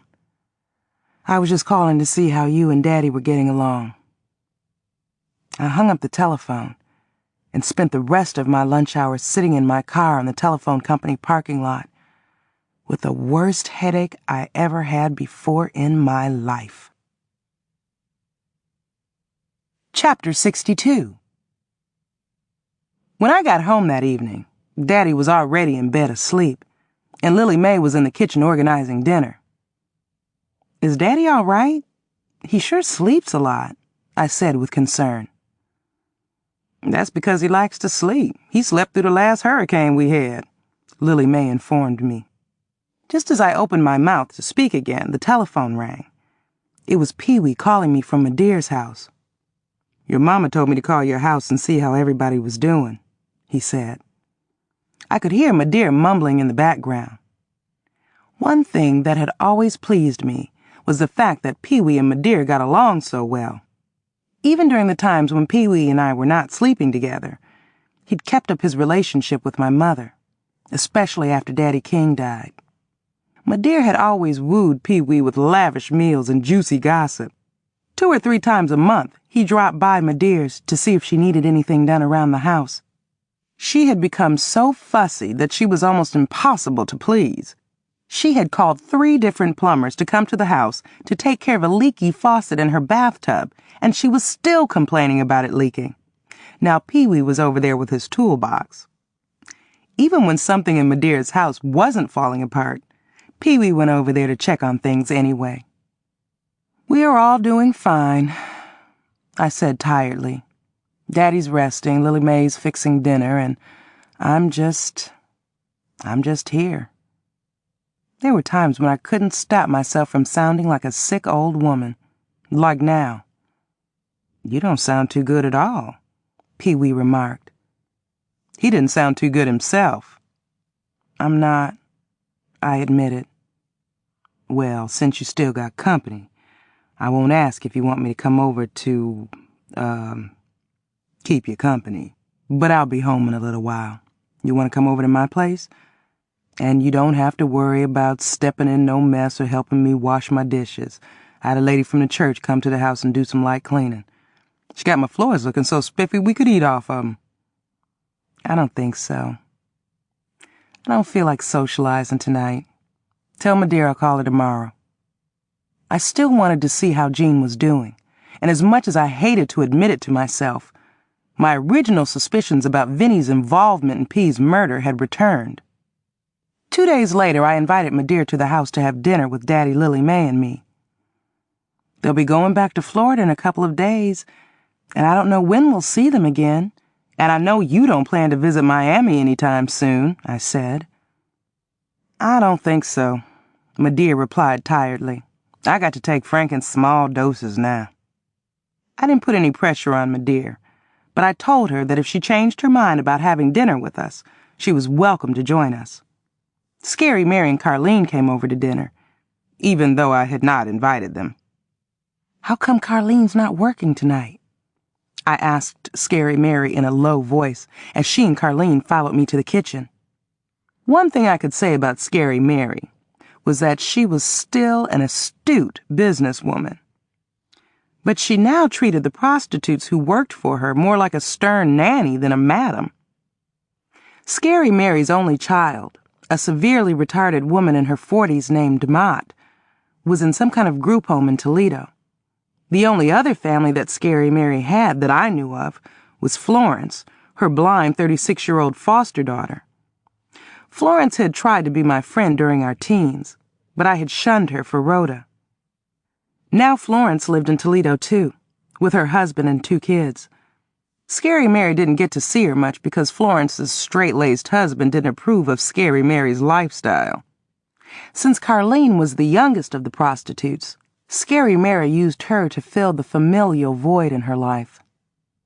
Leaning against me, as I opened my refrigerator to get her a beer, her tongue almost touching my ear, the old madam told me with a mysterious chuckle, "Carlene's back went out the other night. She got this real frisky trick that can't make up his mind what he want to do once he get into bed."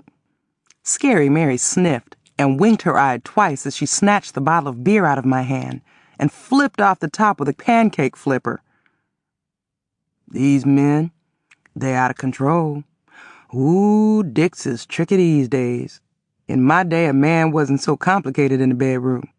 If he was a real good lover, he didn't even make no noise when he did his business. He'd pile up on top of you, slide it in, slide it out, and climb off, and go to sleep like he's supposed to, because of a tricky dick I gave Carlene a few days off. I had heard this story before. Again?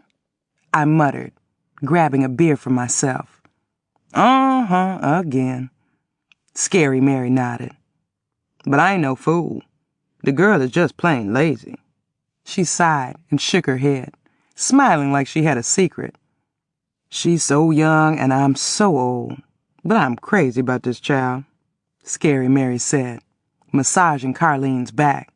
I see myself in her when I was her age. I glanced out of the window over my sink, thinking about how I'd felt the same way about P.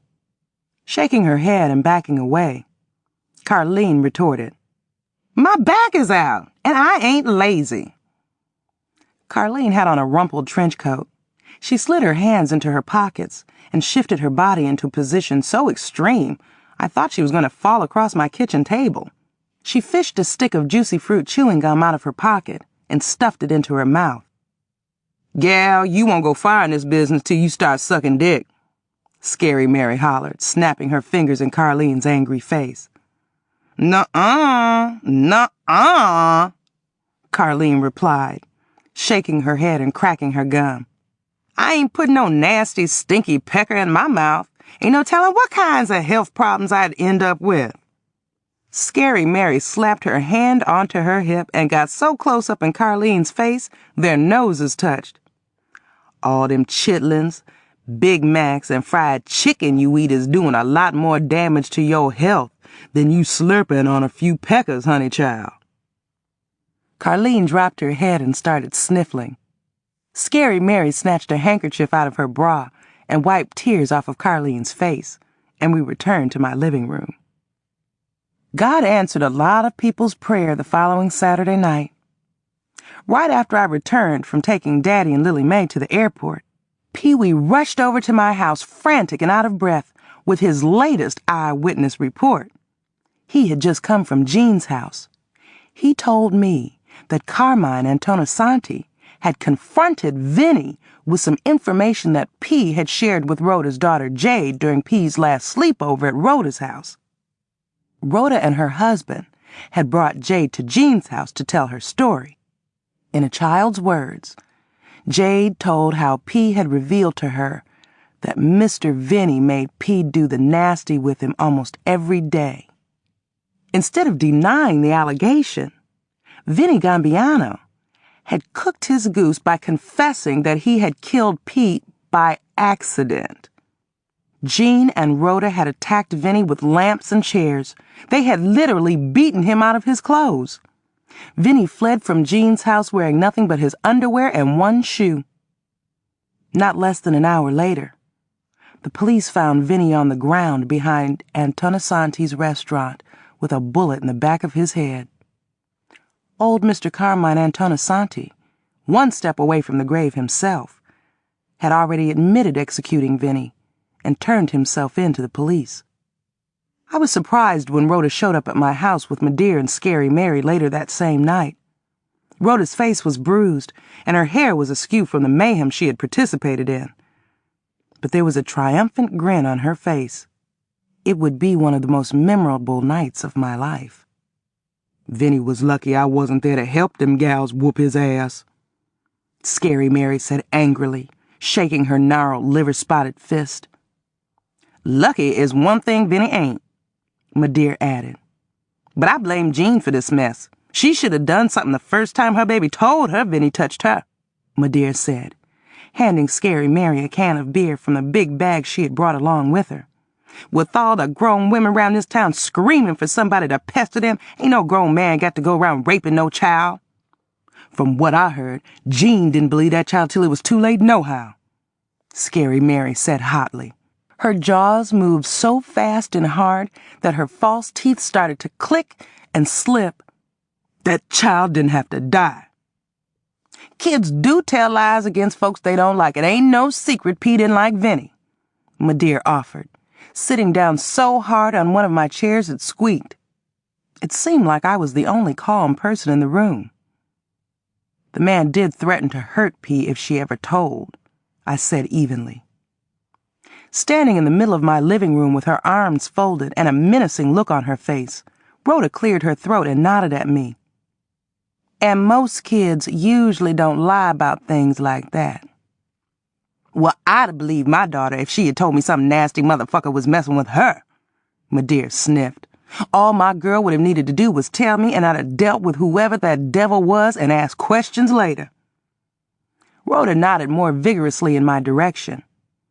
I read her lips as she silently mouthed to me, "Tell. Now." I nodded back at her and cleared my throat. Then I said as calmly as I could, Mr. Boatwright and Vinny were two of a kind. A wall-to-wall smile appeared on Rhoda's face. All eyes were on me. I didn't know where to start. Chapter 63. Madeir gasped and almost slid out of her chair. "You say Brother Boatwright was just like Vinny. What's that supposed to mean, Annette?" Madeir tilted her head and gave me a dry look, lifting both her eyebrows. Then she started blinking real hard and shaking her head. I waited until Madeir composed herself. Then I sucked in my breath and stole another glance at Rhoda before I responded. Every chance he got, Mr. Boatwright had his way with me. My voice was ringing in my ears, sometimes 2 and 3 times in the same day. The room got so quiet, I could hear the clock ticking on the wall above my television set. Scary Mary's mouth dropped open, and she leaned forward. Madeir's eyes got as big as saucers. Pee-wee stood up and put his hands on his hips. "Why in the world would you say something like that?" Madeir yelled, glaring at me. "Why would you badmouth a man like Brother Boatwright? With him dead and buried and unable to speak for himself. What's wrong with you, girl?" "Because it's true," Rhoda announced evenly, her right jaw twitching. "That old-ass man was a lying, child-raping son of a bitch." With a loud gasp, Madeir turned to Rhoda. "Both of y'all done lost your minds. Don't neither one of you drink nary one of them beers. This ain't one bit funny. What in the world is y'all trying to say?" I surprised myself by remaining calm. "Madeir, Mr. Boatwright started messing with me when I was 7. He didn't stop until, well, he stopped because he died." At this point, I glanced at Pee-wee. His eyes were on Rhoda. I had never seen Rhoda look as smug as she did now. Scary Mary was so still she looked like an old statue. Her mouth was hanging open so wide now I could see the top of her dentures. "Tell them about the baby," Rhoda insisted, making a sweeping gesture with her hand. Bracelets on her wrist clinked like coins. "That time I got pregnant, Mr. Boatwright was the one responsible," I confessed.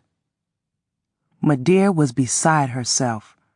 Her eyes blinked rapidly. Her lips quivered. "Girl, why in the world didn't you tell somebody?" Madeir screamed. She rose from her chair so fast the chair fell over. She looked at me like I had just sprouted horns. "Don't think you done got too old for me to whoop your behind. Lying is one of the deadliest sins. If all what you saying is even half true, how come you didn't tell me, girl?"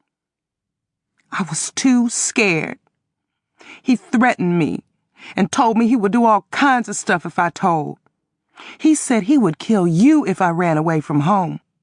You and everybody else was so in love with that old man, I didn't think I'd have a chance. I knew that Rhoda was the only person I could turn to, and I knew that Rhoda would stand by me. She saw right through Mr. Boatwright and all of his lies. I turned to Scary Mary. "And your foster daughter, Florence. She saw through Mr. Boatwright, too, and she was blind as a bat. You and Rhoda told me everything else. Why didn't y'all tell me this shit, too? I would have believed you," Pee-wee said, his voice cracking. "I thought you told me everything." "Not everything," I mumbled. unable to look in Pee-wee's eyes as he glared at me. That no-good, low-down bastard. Annette, I would have believed you if you had come to me. I knew you wasn't the kind of kid to tell lies that bold and ugly. If Boatwright wasn't already dead, I'd kill him with my own hands, Scary Mary shrieked. It was the first time I ever saw tears on her face. Lord, you can't trust half the men on this planet. My own granddaddy put his hands on me when I was a child. He threatened to feed me to his hogs, but I told my mama anyway. Scary Mary paused and wiped her face with the sleeve of her blouse. She didn't believe me, and that's the very reason I left home when I was 13. Even after they caught my granddaddy messing with one of my cousins, they still didn't believe me. Scary Mary paused long enough to catch her breath. There I was, a young girl on my own during the Depression. I rode them train rails and boxcars with them hobos and other displaced peoples, doing whatever I had to do to survive in mean streets. All because some man couldn't keep his dick out of me. And that's the very reason I ended up doing what I do now. I make 'em pay for it, with cold, hard cash every goddamn time. Me, I went one better. I started making 'em pay me for other women's pussy too. After my granddaddy, I never let another man take advantage of me. The room remained silent for a few moments after Scary Mary's outburst. Rhoda broke the silence by clearing her throat first. Then she started talking in a low, controlled voice through clenched teeth. Everybody that knew me as a child knew better than to lay a hand on my body. And if somebody ever touches my baby girl, well, let's just say he'll regret it till the day he dies, which wouldn't be too long after that. Rhoda sniffed and turned to Pee-wee. Brother man, I hope you don't feel dumped on being the only man up in here. All of y'all are not bad, and we all know that. It's just some men we're talking about, and a precious few at that.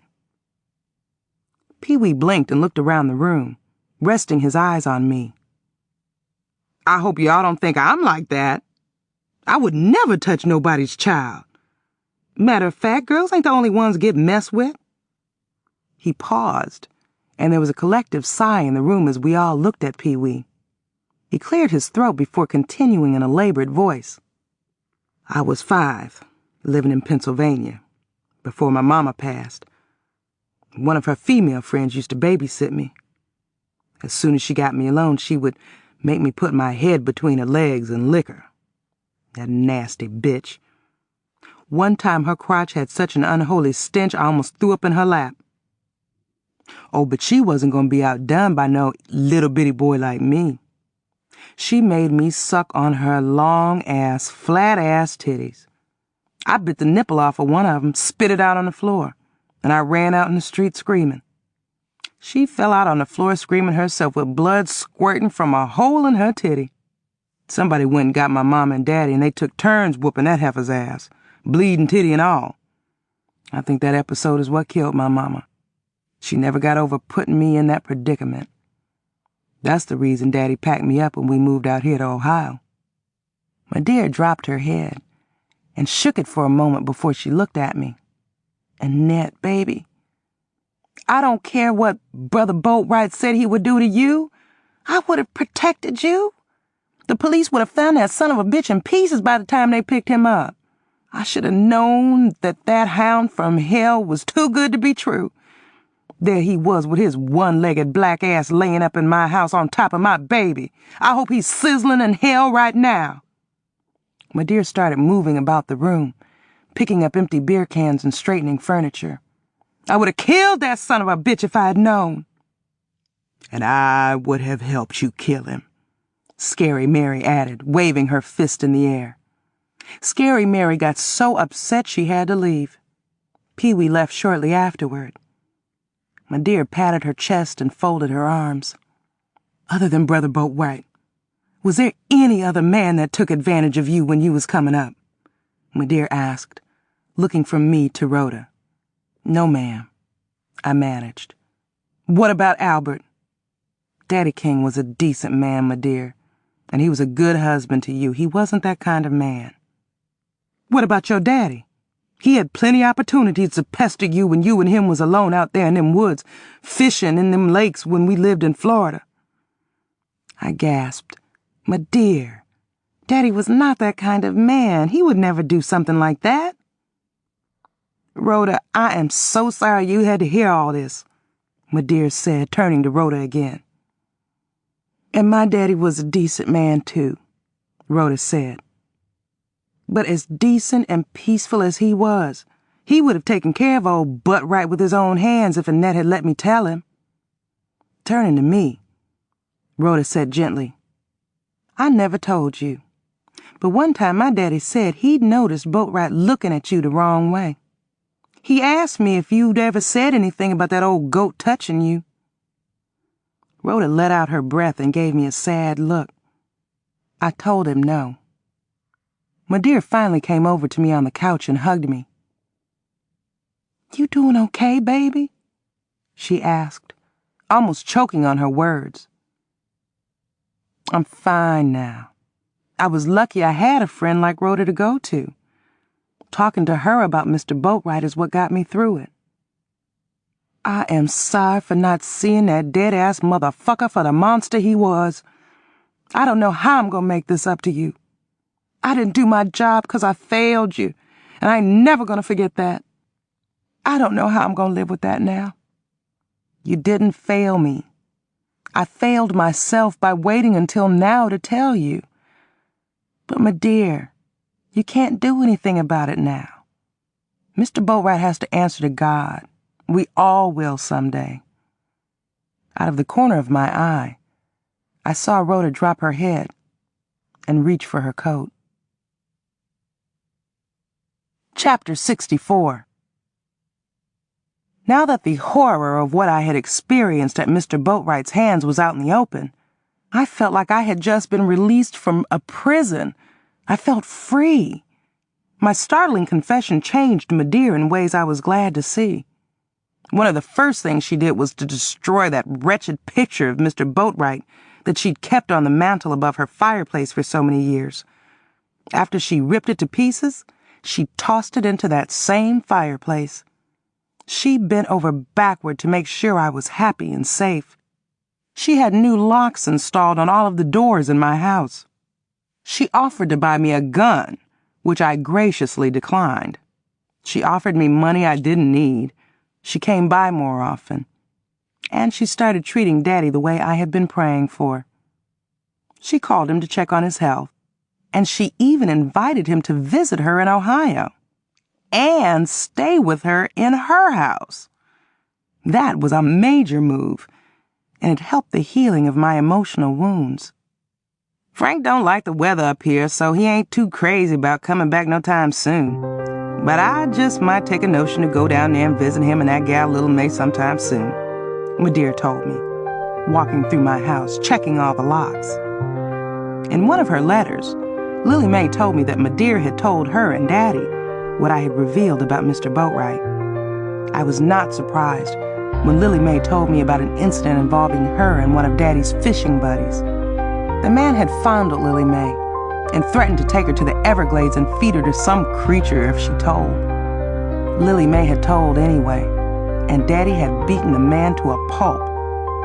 Old Mr. Carmine Antonisanti died before he could be brought to trial for killing Vinny, and Jean was finally able to smile once again. But she was never the same. I was not surprised when she quit her job at the phone company and packed up and moved to Brooklyn to live with her older brother and his family.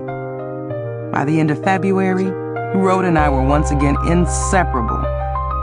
I knew that it had a lot to do with my confession. I was so glad to have her back in my life.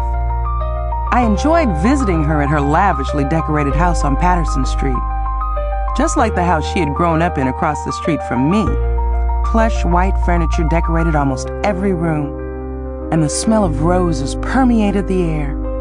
Her husband Otis tooled around town in a pickup truck, but Rhoda had a Ford station wagon that she used to haul around the 4 young children she took care of 5 days a week. A couple of childless old maids from her church, helped her operate her child care center, so Rhoda could always get away to spend time doing other things. Every Monday, Rhoda came to my job to pick me up for lunch. One Saturday afternoon, during a spaghetti and Chianti lunch in her neat little kitchen, Rhoda laughed until she cried when I told her about my disastrous relationship with Jerome. It didn't even faze her when I told her why Jerome had dumped me. So what if you sold a little pussy? Sooner or later, every woman uses her body to get over, one way or another. How else can we keep our men in line? Rhoda laughed. Then Rhoda shared some of her pain with me. I hated it, but I had to admit that even I supported the misery loves company belief. I was glad to hear that Rhoda's life had not been all peaches and cream. One of the reasons we left Florida was to get away from my husband's mistress, she told me, her eyes sparkling with mischief. A heifer almost young enough to be his daughter. A fierce scowl suddenly appeared on her face as she stared at the wall behind me. I got nervous when her eyes started twitching, and I got downright scared when she balled her fist and slammed it on the table, making napkins sail to the floor. I knew better than anybody did how much wrath she could inflict.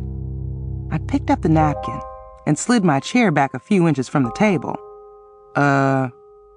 Otis had an affair, and you're still with him? What happened to the woman? The last thing I wanted to hear was Rhoda telling me that she had killed somebody else.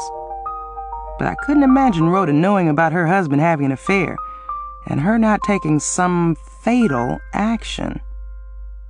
Maybe with middle age approaching, she had mellowed, I decided. I took a huge swallow of wine and braced myself. Then I asked, "Is that, other woman still around?" Chapter 65. Rhoda's face softened, and she leaned across the table and mumbled just loud enough for me to hear.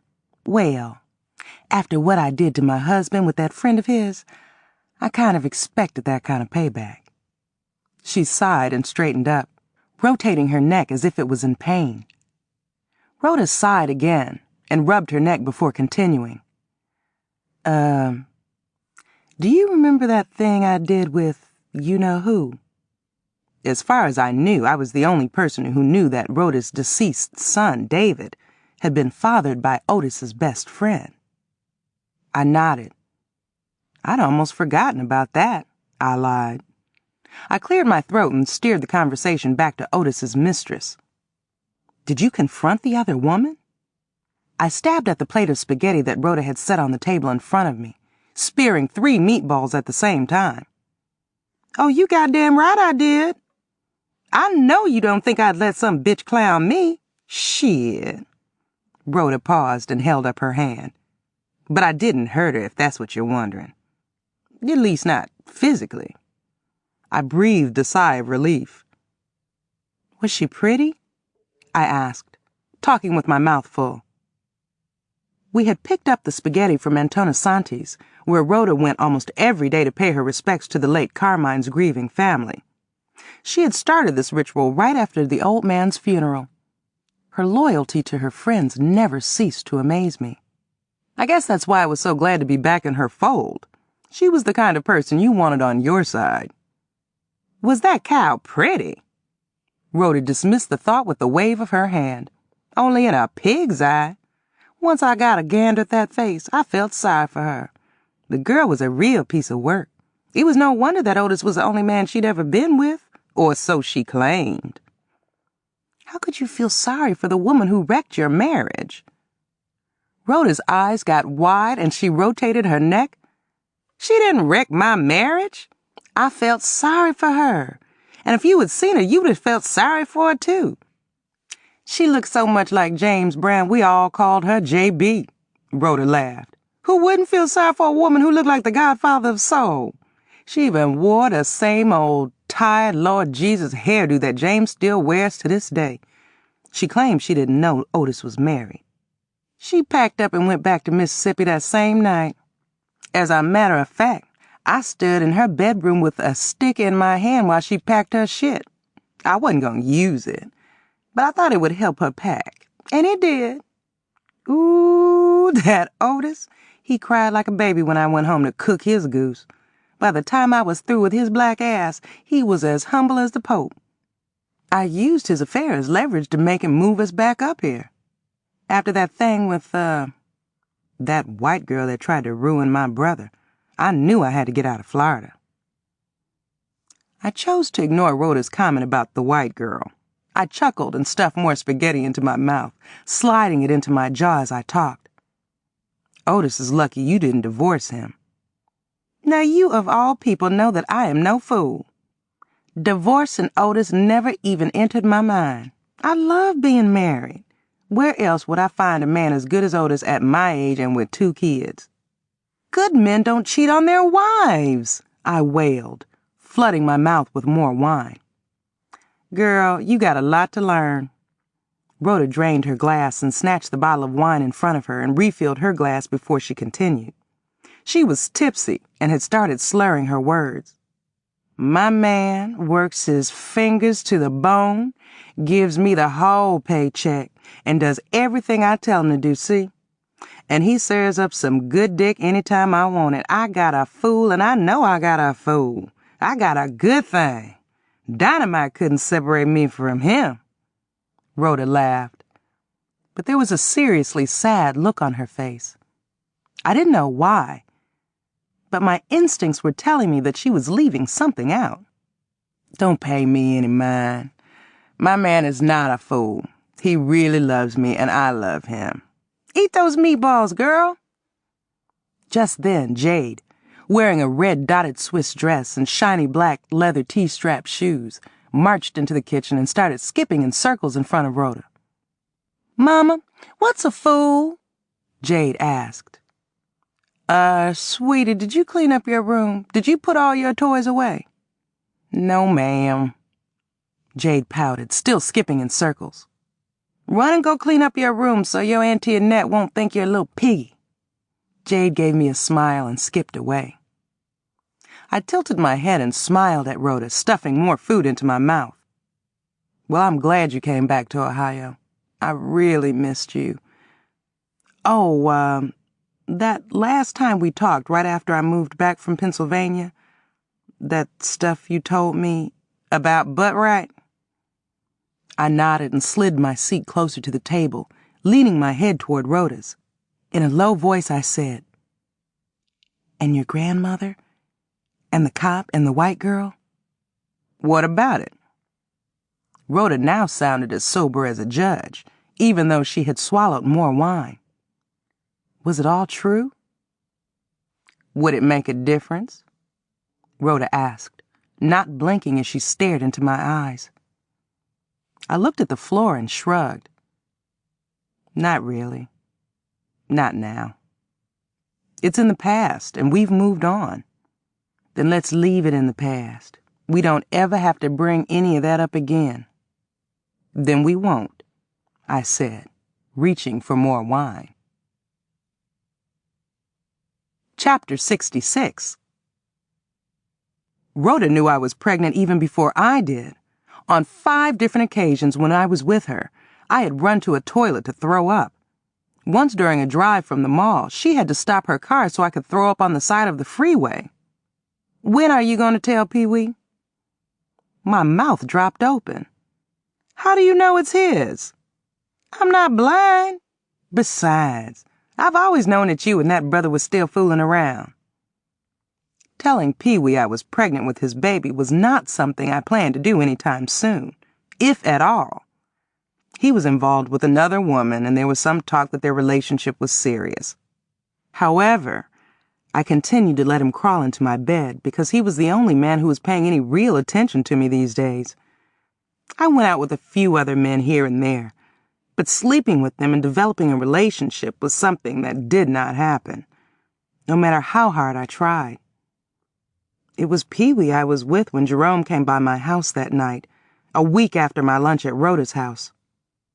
Wearing nothing but my bathrobe, I opened my front door and went out on my porch. The night air was cool, but I was sweating like a bull. Pee-wee and I had just rolled out of my bed. "Negro, what are you doing here?" I asked Jerome, letting my robe fall open on purpose. I wanted him to see what he had given up. Now that I had accepted the way my body looked, and the fact that men other than Mr. Boatwright found it attractive, I reveled in the attention.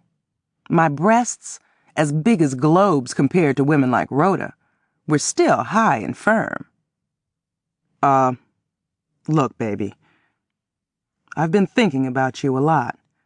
I've had a lot of time to think things over, and I still think we have a chance to make a go of things," Jerome told me, his eyes staring hard at my nakedness.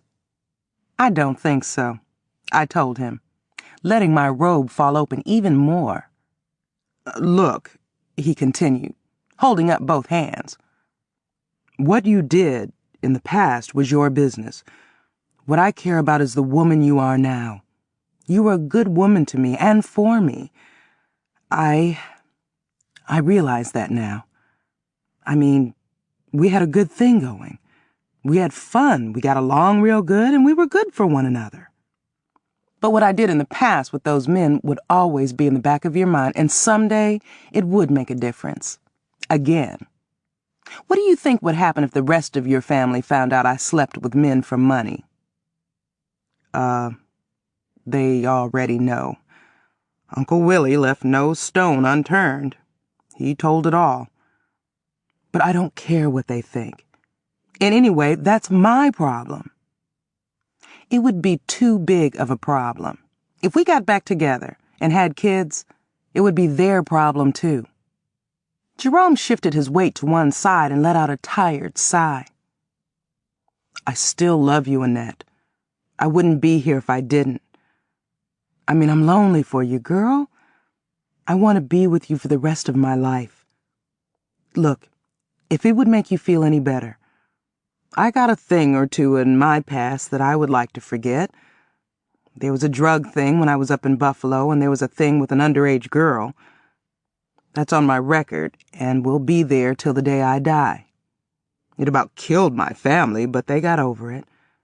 If they could get over that, they can get over anything.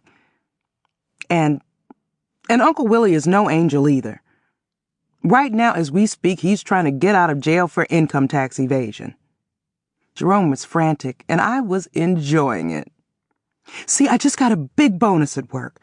We can go on a cruise before and after we get married. I'll pay for everything. Come on, girl, I need you." The pleading look on Jerome's face brought tears to my eyes. I never thought I'd see the day that a man would beg me to come back to him. I was flattered, but it was still not enough for me to change my mind. The damage had already been done to my spirit, and it couldn't be repaired.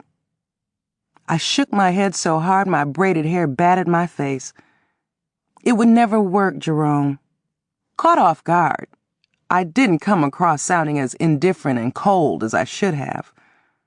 Part of the reason was I still had strong feelings for Jerome, but I didn't want him to know that. I stood up straight and narrowed my eyes, making him flinch. "I'm not the woman for you," I added with a snap. Jerome stumbled and cleared his throat. Now there was a desperate look in his eyes. "Don't you believe in the power of love?" "Of course I do. But apparently you didn't when it counted. I loved you at one time, and you knew it. And even the power of love can only do so much." I let out a deep breath and announced proudly, "Besides, I'm involved with somebody else." I was glad Pee-wee came to the door, wrapped in nothing but a towel to confirm my claim. "Hey, brother, what's going on? Ain't this a woman and a half?" Pee-wee said smugly, sliding his arm like a snake around my waist. Jerome's eyes shifted to Pee-wee's arm, and then he just glared at Pee-wee. After doing that, Jerome turned around and left, walking with his head lowered. His shoulders sagged like an old man's. "So, Brother Cunningham trying to get next to you again." Pee-wee draped his other arm around my shoulder and guided me to my couch, where he pulled me down on his lap. I could feel his knees straining to support my massive weight. But since it didn't bother him, it didn't bother me. He can't try hard enough. I sighed, struggling to keep from sliding to the floor. I felt bad about having to reject Jerome. He did seem sincere. But I felt even worse about knowing that I was carrying Pee-wee's baby and not knowing when and if I would ever tell him. Chapter 67.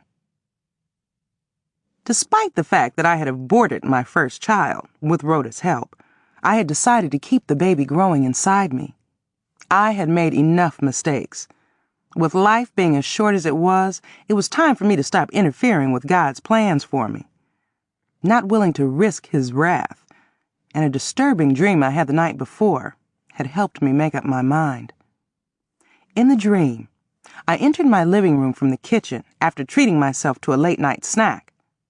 Pee-wee had just left, but I could still see him peeping in my living room window, like there was something he just had to see. The room was dark, but a stream of light coming from an unknown source helped guide me across the room. In the middle of the floor were 2 open coffins. I got close enough to see that Mr. Boatwright was in the first one. Huge black spiders and maggots crawled across his face. His lips appeared to be frozen into a cruel sneer. His hair was a matted cap of cobwebs.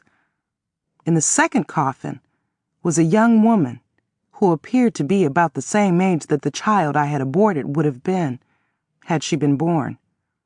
I blinked, and the young woman sat up, as alive as I was, and she was beautiful. Her dark brown skin was as smooth as velvet. Thick bow-shaped lips parted, displaying a dazzling smile. There were no creatures crawling on her face, and there were no cobwebs on her head. I asked her who she was. "I would have been your daughter if you and Rhoda had not killed me before I was born," was her response. "I had to," I replied. "I didn't know what else to do." "Well, where I went to after you and Rhoda killed me, there were a lot of other kids already there. A lot of us never got the chance to be born, so we didn't have names. What would you have named me?" "I don't know. What names do you like?" "I like Charlotte. That's the same name of the old woman that was already in the place that I went to when you killed me. She keeps me company." "Then you can call yourself Charlotte."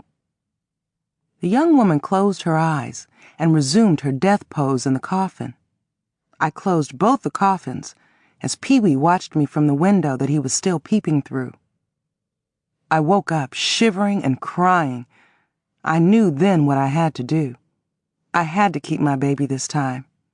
Besides, at 36, and no husband of my own in sight, I truly believed that it would be my last time to be a mother. I had a lot to offer a child now. And when Madeira passed on, the buttercup and the house she lived in would be mine too. I looked forward to the experience of raising a child. With all the knowledge I had gained, and based on my own experiences, I was certain I'd be the best mother any child could have. With renewed strength, I leaped out of bed and prepared myself for work. I called Madeira during my morning break and told her that I was coming to the Buttercup for lunch and for her to have a plate of chicken wings and waffles ready for me. "When was you going to tell me about that baby you carrying?" Madeira asked, pulling me into the kitchen as soon as I entered the restaurant. "Rhoda told you?" I mouthed, looking around the hot kitchen. The cook who assisted Madeira and several other workers scurried about, almost knocking Madeira and me into the wall. Madeira cleared her throat, gave a stern look to her employees, and pulled me into a corner. "If you looking around for them chicken and waffles, don't worry. You'll get 'em. But first, you gonna talk to me about that baby." "Rhoda told you?" I repeated. I had to remove the scarf I had tied around my throat that morning. As good as it looked with my new green sweater, it had begun to feel like a noose. "Rhoda ain't had to tell me nothing. I ain't blind." Madeira let out a deep sigh and dropped her head. "Well, I ain't that blind. She gave me a sharp look before she caressed my face. Now that I know about Brother Boatwright's wicked ways, he done opened my eyes to a lot of things. I don't miss nothing no more when it comes to you. You are my only child, and I love the ground you walk on, girl. I was with you and for you long before you took up with Rhoda, and I'll be with you long after she gone. Friends come and go, but I'm the only mama you'll ever have. Why did you tell Rhoda about the baby before you told me? It was bad enough you told her about all that other mess first. I didn't tell Rhoda I was pregnant. She's not blind either. While I was standing there, my dear picked up the telephone on the wall by the door and started dialing. Frank, did you know that this gal up here walking around pregnant? Uh-huh. I didn't think so. No, Frank, I ain't noticed nothing till recently. The girl's been big as a bread truck all her life. Why would I notice her putting on a few more pounds? My dear paused and nodded, holding the telephone away from her face. All right, then. Tell little May I said hi. Bye, Frank. She hung up and turned to me. I declare your daddy is tickled to death. This will be his first grandchild, too. I gave my mother an exasperated look. My half-sister, little May, already has 2 little boys. My dear shot me a hot look, stomped her foot, and placed a hand on her hip. Well, this will be Frank's first all-black grandbaby, she said firmly. Then her voice softened. Frank and little May said they coming up here later this year. I sighed. I wanted to be the one to tell Daddy and little May about my baby, my dear. Well, do say. My dear paused and took a long, deep breath, staring at me through narrowed eyes. It seemed like you have a problem telling everybody but Rhoda stuff until it's too late. I know Pee-wee will be a good daddy to that child. He was raised right. Hand me that bowl off the counter. I gasped. You told Pee-wee? I snatched a bowl off a counter and handed it to my dear. How in the world did you know that? Pee-wee and I... Everybody in town know you and Pee-wee more than just friends, my dear said smugly. She laughed, rolled her eyes, and patted my shoulder. I was baffled. That Pee-wee was a blabbermouth when I met him. He's a blabbermouth now, I hissed. Pee-wee ain't told nobody nothing, but y'all wasn't fooling nobody in this town but yourselves. And I don't know why you're having such a hissy fit. Pee-wee is a fine young man. You outdone yourself. You caught a real prize. He's a much bigger fish than that Jerome. We didn't think you would like us being together. I mean, Pee-wee was always more like a family member. My dear nodded and shook her finger in my face. He still is, and I hope he always will be. I gasped. You told Pee-wee about the baby? My dear clicked her teeth and shook her head. I ain't told that boy nothing. But like I said, I ain't blind no more. Well, I hope you don't tell him. That's my responsibility. I paused and looked around the kitchen again.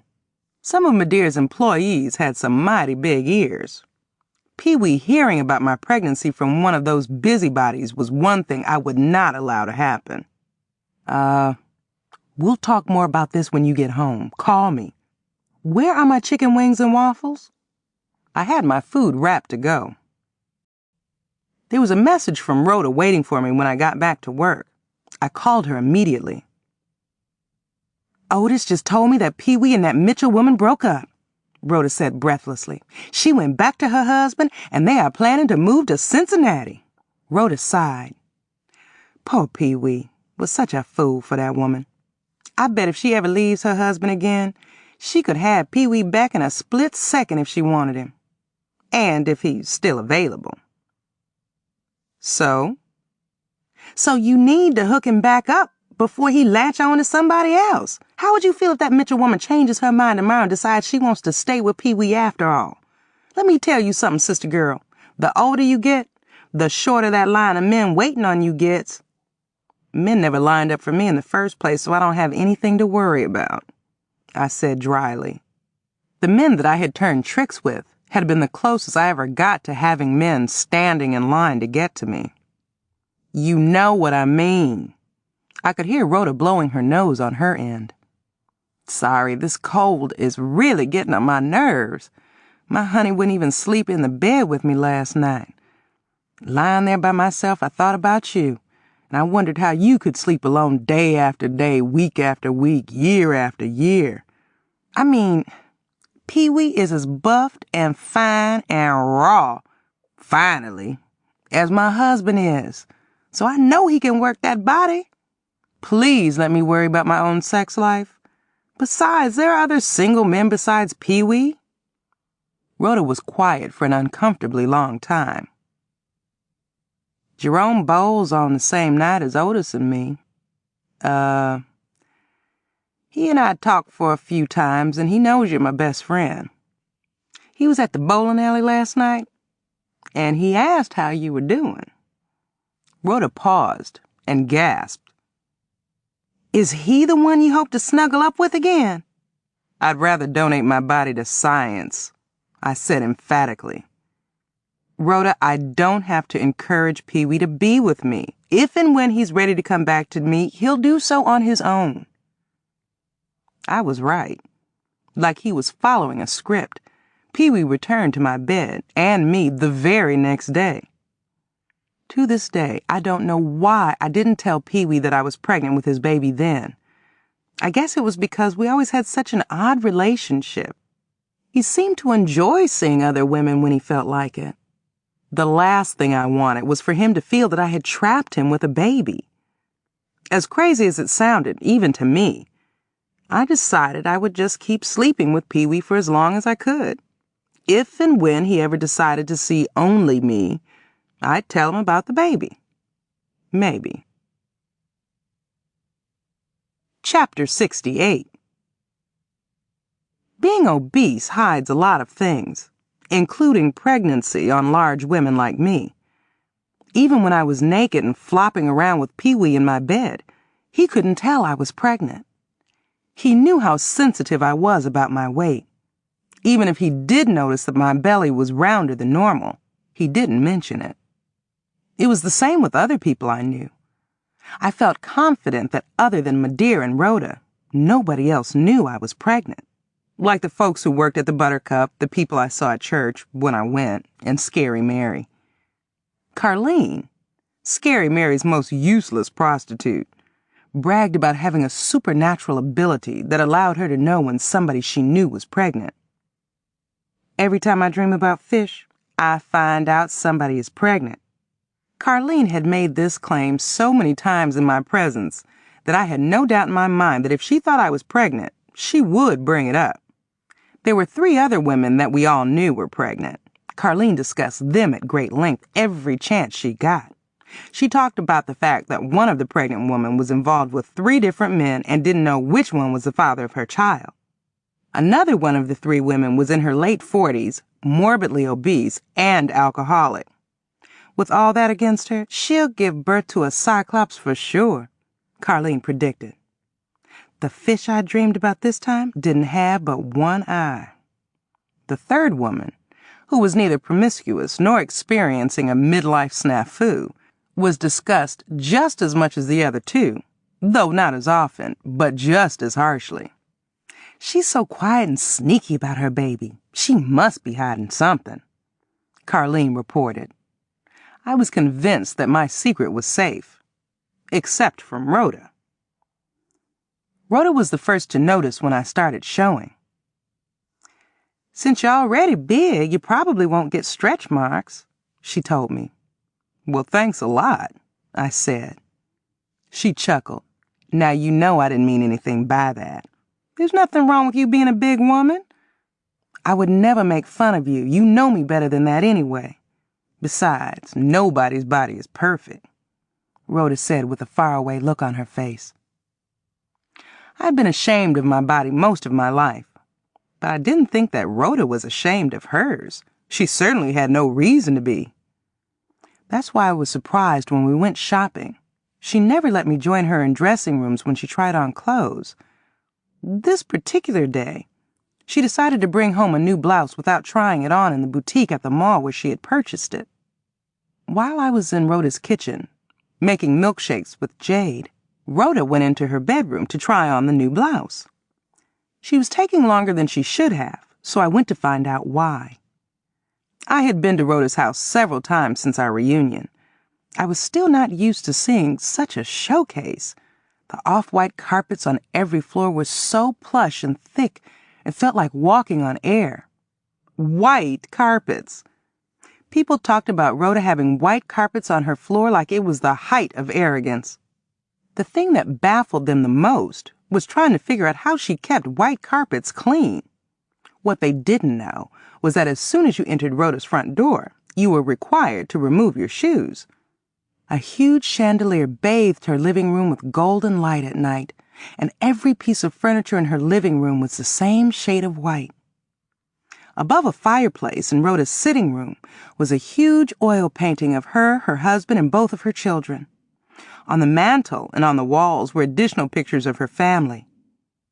Oddly, there were no pictures of Rhoda's deceased son and her deceased brother. But I knew that Rhoda carried snapshots of them both in her wallet, the same way I had carried around a snapshot of my daddy for so many years. I paused briefly in Rhoda's den, the room she used for her child care purposes. This floor had linoleum and cheaper furniture, as well as the usual child-proof items. We hadn't discussed it yet, but I knew that when my child came, I would leave him or her with Rhoda once I returned to work. Rhoda's bedroom door was closed.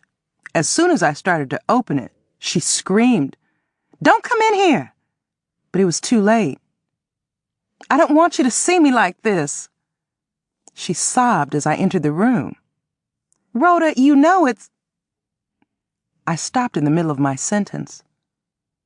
I was horrified by what I saw, but I managed to remain calm. Rhoda was naked from the waist up. Gone were the two healthy, firm breasts she had always been so proud of. All she had now were two cruel scars. "Why didn't you tell me?" Taking quick, tiny steps, I marched across the floor and stopped in front of Rhoda. I stared at her disfigurement with slack-jawed amazement. "I had no idea!" I shrieked. With her head hanging low, she wrapped her arms around her chest. "It happened right after I had Jade," Rhoda said in a distant, almost unrecognizable voice. "What the hell happened?" I asked, my arms waving, my eyes on her flat chest. Rhoda took a deep breath before she started. "One morning, while I was taking a shower, I felt a lump in my left breast. I didn't think it was anything serious, so I ignored it. I checked the lump every day for a few weeks, hoping it would go away. One day I looked in my medical book and I read about calcium deposits and things like that. I told myself that's all it was. I didn't feel my breast again for 6 months, but by then it was too late. At this point, Rhoda lowered her voice to a whisper. Not only was that same lump still there, there was another one in my other breast. Cancer? I could hardly get the word out. With all the women I had known, I had never known one with breast cancer. Accidents were one thing. They could have been avoided. So could crimes. But an assault from nature had to be the ultimate crisis. Rhoda nodded. Otis made me go to the doctor. But, like I said, it was too late. They had to remove both of my breasts. I hugged my enigmatic friend. "I'm so sorry, Rhoda. I had no idea." "Well, did they get all of the, cancer?"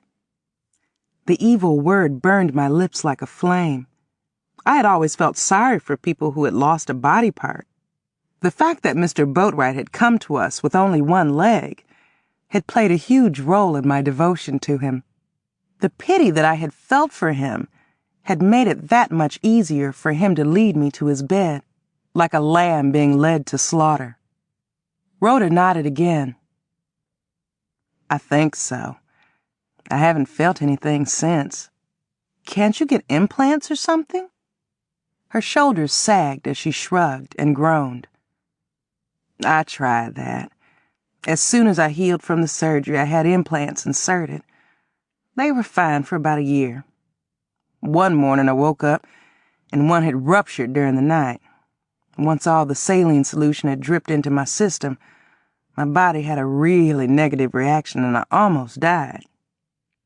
Rhoda looked at me with the most unbearably sad eyes I had ever seen. The whites of her eyes looked yellow and cloudy and were streaked with blood. Their sparkling light green color that I had admired for so many years had darkened by at least 2 shades. These were things I had not noticed until now. From that, I went to those removable things. After they kept sliding in and out of my bra when I least expected it, I gave up on them too. I had to sit down on Rhoda's bed, massaging my own bosom. "Well, I am sure Otis still loves you anyway." Rhoda joined me on the bed, clutching the new blouse against her chest. Her knee touched mine. "Now you know why I can't leave him. What man would want me now?" "But Otis loves you." Giving me a sharp look, Rhoda hollered, "What do you know about love? You with your 2 titties. There's a lot more to me than titties. And there's a lot more to you than that, too. Looking good is not all there is to life, Rhoda. Because whether you like it or not, it doesn't last, and there's nothing you or anybody else can do about it. The best plastic surgeon in the world can only do so much to make somebody look better." I laughed. If I thought otherwise, I'd have spent every one of my paychecks on everything from my face on down to my flat feet. Rhoda didn't laugh. Instead, she gave me a thoughtful look and shrugged. "I never had to worry about the way I looked until... Well, I've looked the same way all my life, but I made the best of it. Sure, I was surprised when men found me attractive. I was surprised when you told me I was beautiful. All I ever tried to do was be the best person I could be, and people cared about me for that." Rhoda smiled and squeezed my hand. "I've always cared about you, Annette. I've said it before and I'll say it again. You are the best friend I've ever had. You could be a lot worse off, girl. You are a wonderful mother, a good wife. You have more than a lot of other women will ever have. Except 2 healthy titties." "You stop that," I hollered, waving my finger in Rhoda's face. "Be thankful for all the years you did have a nice body. How would you feel if you had to live in this wigwam of blubber for all these years the way I had to, huh? If I could, I'd slice off these 2 big balloons on my chest and let you drag them around for a while." Rhoda laughed and gave me a mournful look. "Annette, I never wanted you to find out about this. I wanted to keep this a secret for the rest of my life. Girl, with all the gruesome secrets we already share, what's one more?" I stood up. "Go on and put on that new blouse so we can drink those milkshakes." I grabbed Rhoda by her arm and pulled her up from the bed.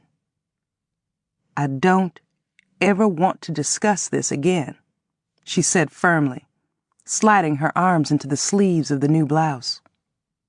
"We won't," I said, and we never did. Chapter 69. A month after that tense conversation with Rhoda in her bedroom, I was invited to Florida again.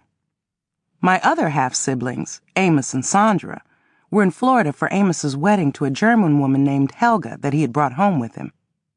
It was a bad time for me to be traveling, but I agreed to go anyway regardless of how bad I felt. Some days my morning sickness lasted until noon. My food cravings were so extreme, one night when I had to have some Mexican food, I got out of bed and drove around for 2 hours trying to find a restaurant that was still open. I had to settle for a bag of Doritos that I purchased at a gas station. By now I was anxious to meet my other siblings, so I was not going to let my pregnancy interfere with my plans. and my half-brother had insisted on me being there to see him get married. Amos said to tell you that this will be a once-in-a-lifetime thing for him. If this marriage don't work out, he'll never do it again. So you'd better get yourself down here if you want to see your brother get married, girl, Lily Mae advised me when she called. I was stunned beyond belief when the same invitation to Florida was extended to Madeira, and even more stunned when she accepted. I done waited too long to be a grandma. I ain't about to let you get on a plane and go off to a savage jungle like Florida by yourself, Annette, Madeira told me on our way to the airport. I can take care of myself. Don't you know that by now? I don't need you watching every move I make, Madeira. Madeira shook her head sadly. If I'd been doing just that when that evil, slimy snake Boatwright slithered into our lives, you wouldn't have suffered nary a day of your life at his hands. Madeira blinked hard, but it was too late for her to hold back her tears. But you didn't, and now you can't. Let's put that mess behind us, too. I grabbed Madeira's wrist and squeezed. I'm a strong woman just like you. I got through that mess with Boatwright intact. I'm going to get through this pregnancy the same way. I was so overwhelmed when I met Amos and Sandra, my brother and my sister, that I couldn't stop hugging them for the first 5 minutes. Out of the corner of my eye, I saw Madeira looking at the emotional meeting in Lily Mae's living room with a blank expression on her face. Knowing that these were the children that my father had had by the white woman he had left her for had to be painful for Madeira. But she handled it well. She even hugged them both, the little herself. I had seen pictures of my other siblings, but they didn't look the same in person. Amos looked like Daddy did when he was a young man, and he was almost as dark. Like Lily Mae, Sandra also looked like me, but she was a lot darker than Lily Mae. Right after I'd first met Lily Mae, we'd bonded immediately. Things didn't move that fast with Sandra and Amos. Even though they both seemed happy to meet me, they were somewhat reserved and aloof where I was concerned. When I tried to converse with Amos, he often gave quick one-word responses, and he didn't ask me a whole lot of questions about myself like I had hoped and expected. Amos is shy, Lily Mae explained when she got me alone. He don't even like to talk to me that much. But him and Sandra both still trying to get used to the idea of having another sister. Now, Sandra liked to talk, but when she did, it usually wasn't with me. I overlooked all of that, and I accepted her and Amos unconditionally. I was interested in everything either one of them had to say, whether it was directed at me or not. Madeira was not impressed with the house Daddy lived in, and couldn't believe anybody would want to get married in it. Right after the brief ceremony in the living room, she took me aside and started whispering. This place reminds me of some of them hovels we used to live in before Frank acted a fool and took off with these half-breed kids' mama. Madeira, please be nice. We came down here to have a good time, I whispered back. Daddy was nearby, and the way he screwed up his face, for a moment I thought that he'd overheard Madeira's rude remark. But he sucked on his teeth and shook his finger at Sandra. Gal, what'd you just say? He asked gruffly. Sandra repeated a comment that she had just made. I said, if I ever take a notion to move back to Florida, I'm thinking about passing. Everybody in the room looked at Sandra. I could hear a few snickers. I wasn't the only one present to gasp. Daddy said what I was thinking. Sandra, gal, with all that nappy-ass hair on your head, your brown skin, and your big ass, if you even think you can pass for white, you ain't fooling nobody but yourself. Daddy had had too much to drink. Look at your sister Annette. She black as hell and she happy. Ain't you, baby? He smiled, giving me an insightful look. Madeira cleared her throat and draped her arm around my shoulder. I am happy, I admitted. And I was. Lily Mae and her husband Freddie Lee had reconciled. He had moved back into Lily Mae's house. I didn't know why I was so surprised that he was so good-looking, especially when I had almost married a man just as handsome myself. As a matter of fact, Freddie Lee resembled Jerome. He had the same light skin and curly hair, but he had a dimple in his left cheek that made him look even cuter. Lily Mae's two preteen sons, Wally and Ernest, seemed bored and took off running out the back door as soon as they had stuffed their mouths with wedding cake. What was touching about the ceremony was, after the preacher had pronounced Amos and Helga man and wife, they also jumped over a broom like the slaves used to do when they were married. Of course, my dear had to whisper in my ear about that. I done seen everything now. A half-white man and his all-white woman doing one of the blackest things in the world. My dear covered her mouth when I gave her an exasperated look. I borrowed Lily Mae's car after the reception so I could be alone for a little while. I didn't want my dear, or anybody else, to know where I was going. I drove straight to Hanley, the rural Miami district where I had been born. I couldn't see the road for the tears in my eyes as I eased the car down the hill to see the shack we'd been living in when Daddy left. It was gone. A tree leaning so far to the left it looked like it was about to break in two, now occupied the spot where our old house had stood. Waist-high weeds covered the backyard where I used to play. There was nothing left to indicate that I had ever been to this place before. A squirrel was peeping from behind a tree and ran when I tried to lure him out in the open. I had had a squirrel for a pet when I was a child, but this one wanted nothing to do with me. After a few more minutes, I returned to the car and sped back up the hill. Looking in the rearview mirror, I saw a blanket of dust rising up so high it completely blocked my view. That dust was symbolic. It blocked out a past that I needed to forget. But I couldn't. My past had shaped my future and was the reason I had risen so high myself. Too emotional to return to Lily Mae's house right away, I headed in the opposite direction.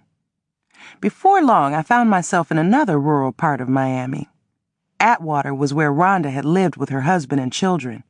I parked the car on the road and looked to the clearing where Rhoda's former house still stood. An elderly white man was on the front porch in a rocking chair. I didn't want to see any more than this, particularly the inside of the house or the back porch. The back porch was where I'd watched Rhoda nurse her child, even after he was dead. Inside of this house was the bathroom where Rhoda had electrocuted the white girl who had threatened her family. I don't know why I had to see the two places that had played such major roles in my life, but I'm glad I did. Even though sadness overwhelmed me, I felt calmer than I'd felt in years. My bittersweet visit to Miami ended with a hog butchering and us having a picnic in Lily Mae's backyard the day after my brother's wedding. Daddy seemed happy just to have all of his children, and my dear, together with him for the first time. It was the best year of my life. Chapter 70. Daddy was as excited about my pregnancy as my dear was. He and Lily Mae hopped on a plane during the middle of my last month, planning to be present for the birth. I was surprised and pleased when Sandra and Amos started calling me once a week from Germany. Apparently, it was a lot easier for them to talk to me from a distance than it was to my face. I learned during lengthy telephone conversations with them that Amos and his German wife were planning to buy a house in Munich, and that Sandra had met the man of her dreams. She airmailed me her wedding pictures. I was shocked to see that her groom was a pitch-black, flat-faced lawyer from Uganda. "Ain't no telling what our kids are going to look like," she confessed. It pleased me to hear that she had put her obsession about living as a white woman behind her. The last week of my pregnancy was the hardest. I was as clumsy as an ox. Lily Mae took care of the house as well as she took care of Daddy and me. I never felt so loved in my life. With Daddy snoozing noisily on my living room couch and me piled on the love seat facing him one evening, Lily Mae waddled around the room in a flowered muumuu, dusting and straightening up furniture. "Annette, I'm so pleased everything worked out the way it did. If I hadn't met you, I probably wouldn't have gotten back with Freddie Lee. And poor Daddy. She paused and looked over at Daddy with his head back and his mouth stretched open. He's so happy. Everything is complete now. Lily Mae sighed, fanned her face with a dust rag, and looked at me. It sure is, I mumbled, crossing my swollen ankles. I still felt that something important was not where it was supposed to be in my life, even though that something lived right next door to me. As close as Pee-wee and I were, there was something keeping a wedge between us. Me. My daughter was born one night in the middle of that December. My labor had started earlier in the afternoon, right in the middle of Jade's birthday party in the dining room at Tanasanti's. It's a sign. Us having daughters on the same day, Rhoda decided. She had come to the hospital later that evening. My dear Daddy and Lily Mae and Scary Mary, all grinning like they'd won a jackpot, were in the room with me when Rhoda arrived. It was truly one of the happiest moments of my life. The people I loved most in the world were all with me at the same time. Pee-wee was the only one missing. I knew that if he'd known that I was in the hospital, having a baby, wild horses couldn't have kept him away. As long as I had known Pee-wee, and as close as we were, I wasn't sure where I stood with him. I didn't know what this new development in my life was going to mean to my friendship with Pee-wee. Because of my age and weight, delivering a baby was not easy for me. After my daughter had decided it was time for her to make her debut, she also decided to change her position in my body, turning herself almost upside down. I had to be cut open. My doctor insisted that I spend another few days in the hospital. The day after I'd given birth, I opened my eyes to see Lily Mae standing over my hospital bed, smoothing my hair back off my face with a damp face cloth. Don't you worry about having a scar on your belly, Annette. The doctor had to cut me open for both my babies. Lily Mae stood up straight, patted her belly, and sighed. My husband says my scar is the biggest smile he ever seen on me. I hope you look at your scar the same way, and I hope you don't wait too long to share this blessed event with that baby's daddy. 2 days after I delivered my daughter, Pee-wee walked quietly into my room with a huge potted plant. I was propped up in bed, trying to season a baked potato. Daddy, my dear, Lily Mae, Scary Mary, and all 5 of her prostitutes had just left, and I was so exhausted I couldn't even see straight. It took me a moment to realize that it was Pee-wee I was looking at. The Price is Right was on the television facing my bed. Pee-wee turned the television off and gave me a stern look. Girl, why didn't you tell me you was pregnant? He asked in a hoarse voice, setting the plant on the windowsill. Then he slid his hand into his jacket pocket and pulled out a Get Well card and dropped it on the nightstand. I call your house looking for you, and your daddy tells me you at the hospital having a baby. I've been meaning to... I set the tray with what was left of my lunch on the table next to the bed. All this medication got me all doped up. I thought I called you yesterday to tell you. Pee-wee walked up close to the bed, and for a moment he just stared at me as my face burned. In the clumsiest move I ever saw him make, he leaned over the bed and kissed me on my forehead with homosexual indifference. It was hard to believe that this was the same man who spent almost as much time in my bed as I did, the father of my child. To tell me what? About the baby? I whimpered. He nodded and pursed his lips. Did you just find out you was pregnant yesterday? I didn't answer. I just blinked. I called you yesterday, girl. Like I said, your daddy picks up the telephone and tells me you at the hospital having a baby.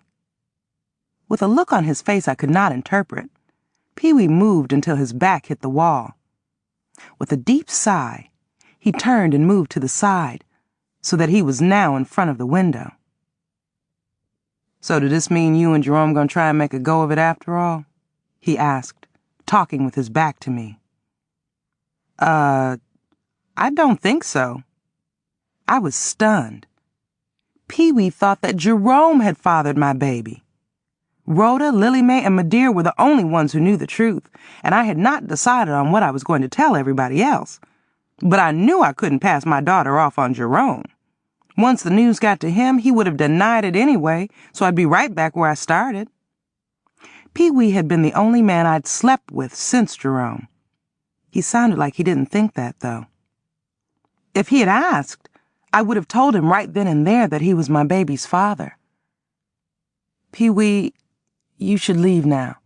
They'll be bringing the baby in for me to feed in a few minutes. My breasts felt like bricks as I struggled to rearrange my bloated body. I looked like I was still pregnant. Pee-wee sighed as he moved toward me.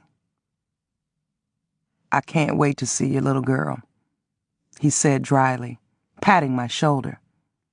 Uncle Pee-wee is going to spoil her rotten. I already know that, I said sadly. And I know she gonna be a heartbreaker just like her mama. He bit his bottom lip and blinked. I can't wait to see what she looks like, he said on his way out.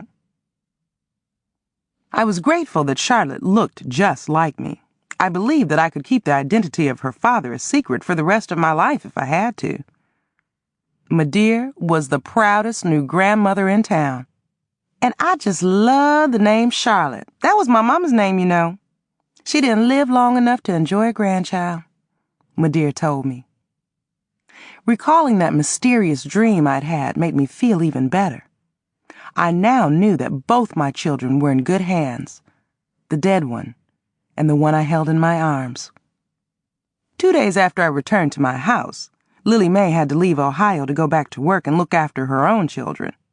But Daddy decided to stay on in Ohio indefinitely. Madeira had insisted that he stay with her in the house that she had shared with Daddy King. Sleeping in a separate room, though. It was a blessing to see them on friendly terms. It was one of the many things I had prayed for. Rhoda spent a lot of her free time at my house, fussing over Charlotte. We've been trying for another child before Otis and I get too old, she told me. Otis has always wanted another boy to replace David. He took our son's death harder than I did, and still hasn't got over it. You think about your little boy a lot, don't you? I think about a lot of things. But my children are the most important things in my life. I would die for them. Poor Jade hasn't been the same since P died. She doesn't want to sleep over with any of her other little friends, and I don't want her to. Just thinking about my daughter being in Jean's house with that Vinny just makes my blood boil. Well, at least that's one child molester nobody won't ever have to worry about again, I said thoughtfully, holding my own child closer to me so tight she squirmed and moaned. That's for sure. Vinny'll get along just fine down in that inferno with old Boatwright, Rhonda hissed. I had often wondered what child molesters thought of one another. Whatever it was, it didn't matter anymore. They would all end up in the same fiery hell, and that's all that mattered. Nobody's sorry that old Mr. Antonisante killed him, I sighed. It was the look on Rhoda's face that sent my mind into a whirl of confusion. I had to wonder just what really happened to Vinny. It had appeared to be an open and shut case. They'd found Vinny dead, and Mr. Antonisante had promptly confessed to killing him. It all seemed too neat and convenient. If Rhoda was involved, I didn't want to know. But if her confessions about her killing Mr. Boatwright, her grandmother, that cop, and that white girl were true, and if Rhoda thought for 1 minute that Vinny had also touched her daughter, it all made sense. Annette, why are you suddenly looking so serious? Rhoda asked, hugging her chest. She had on a baggy sweater. Even if she'd still had breasts, that sweater would have concealed them. It occurred to me that most of the tops Rhoda wore since her return to Ohio were baggy. I had wondered why. I wouldn't have to wonder about that anymore. I was just thinking about how happy having Charlotte has made me. I guess it's not fair for me to keep all this happiness to myself. I have to tell Pee-wee that Charlotte is his daughter, I said. With a laugh, I added, he worked hard for her. I've been telling you that all along, haven't I? I put all the other thoughts I had just had out of my mind. None of it seemed to matter anymore now. Chapter 71. As soon as Rhoda left my house, I called up Pee-wee. He had been to the house several times since I'd come from the hospital. Like a typical man, he had purchased a lot of things that Charlotte couldn't appreciate for years. In addition to rattles, bibs, and pacifiers, he had spent a fortune on huge dolls that could walk and talk, a tea set, roller skates, and a PlayStation. Like everybody else, he agreed that Charlotte looked a lot like me. So far, nobody but me had noticed that she had Pee-wee's eyes. I need you to get over here right now, I said sternly.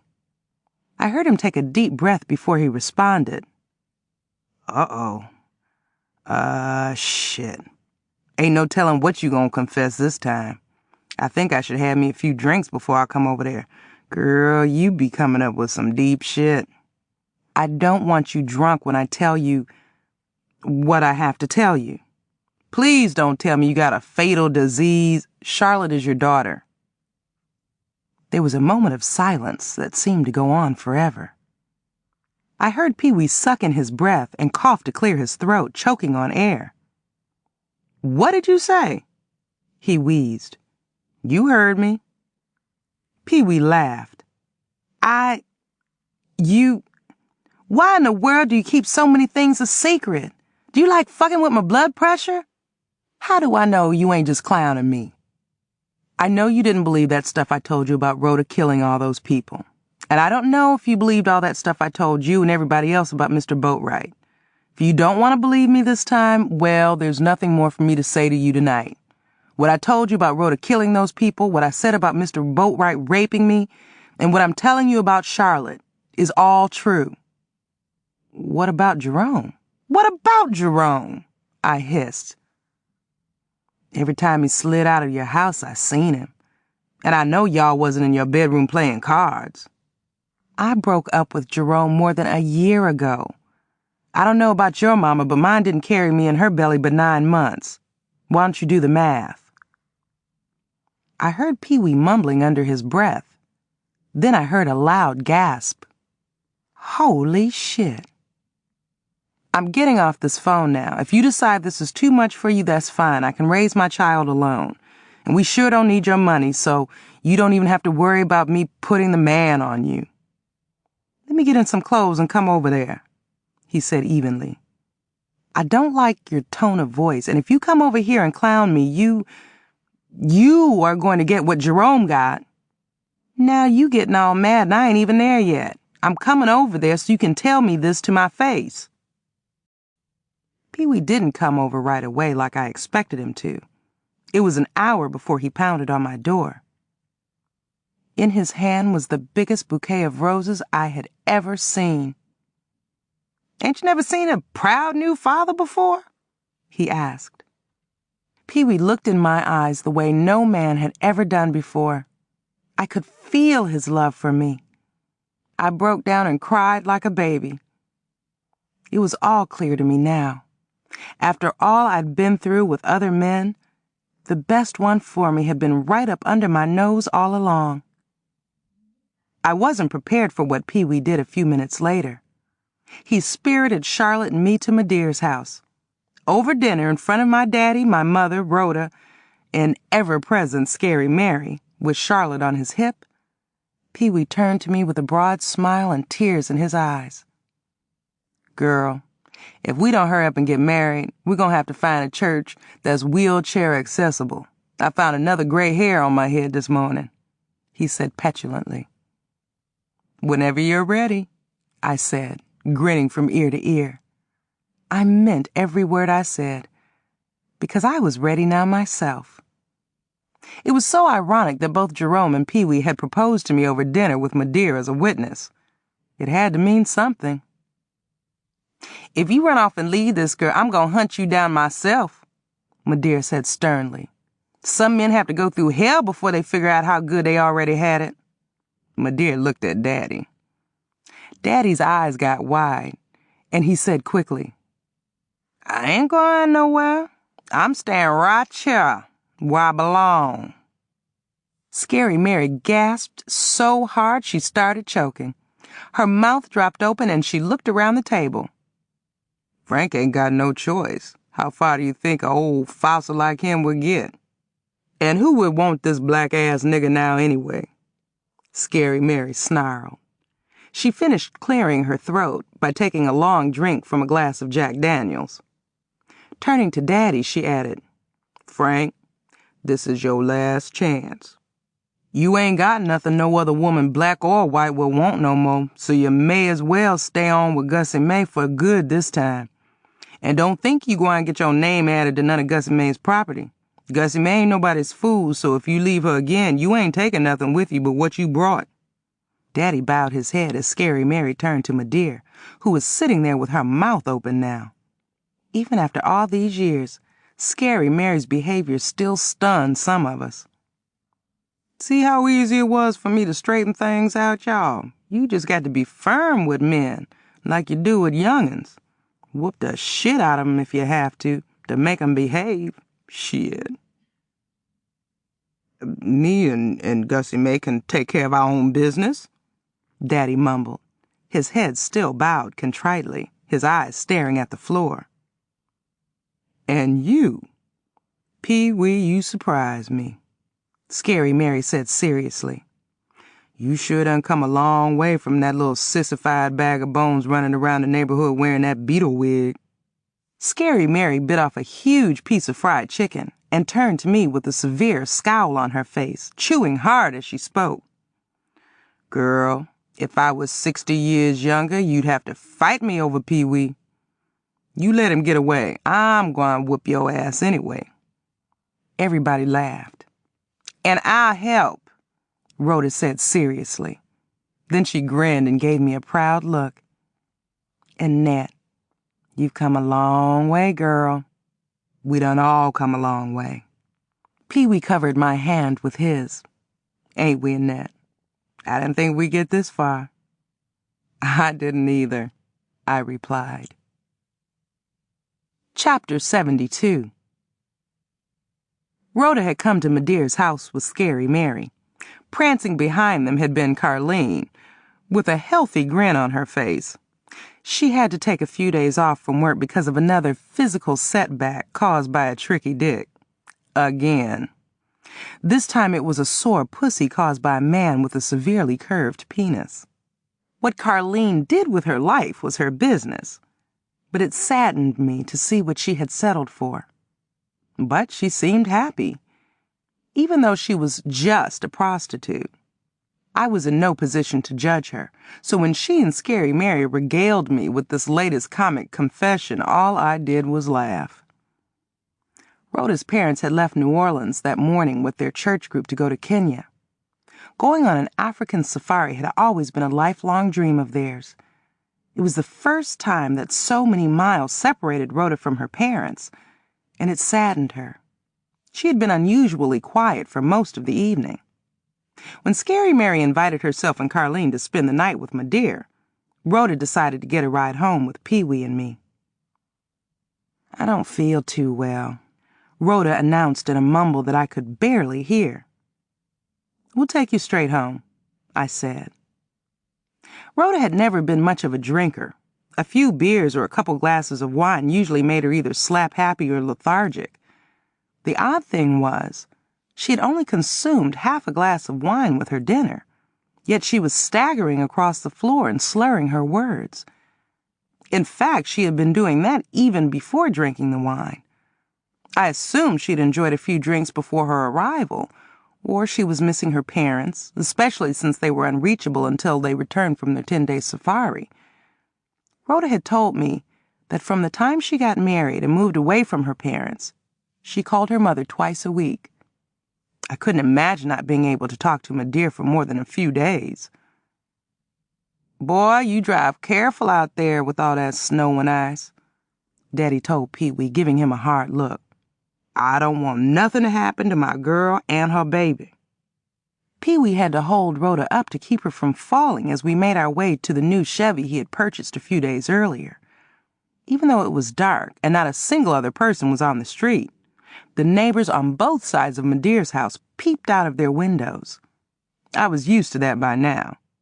And unlike Jerome, who used to give fingers to those nosy neighbors when he and I visited Madeir, Pee-wee ignored them. Before Pee-wee could start the car, Rhoda stretched out on the back seat, belly up. That little sister ain't gonna be making too much noise, Pee-wee laughed, glancing at Rhoda through his rearview mirror. This little sister won't either, I said, hugging Charlotte, who had been sleeping like a log for the past 2 hours. I sniffed, staring at my daughter's plump, beautiful, dark face. She looked like an angel dressed in yellow from head to toe. Even the blanket that Rhoda had given her was yellow.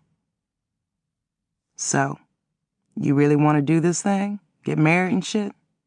Pee-wee said, pulling out onto Cherry Street, narrowly missing a slow-moving station wagon crawling backward out of the driveway next door. What the hell? Why not? I grinned. Seems like I'm going to be stuck with you for the rest of my life anyway. Let's do it before you change your mind. I don't want a lot of fanfare or anything. Let's go down to the courthouse this coming Saturday. Pee-wee nodded. That's cool. My old man is too sick to be coming over here from Pennsylvania for a wedding anyway. And I ain't for traipsing down no church aisle with a used-to-be prostitute like you know how.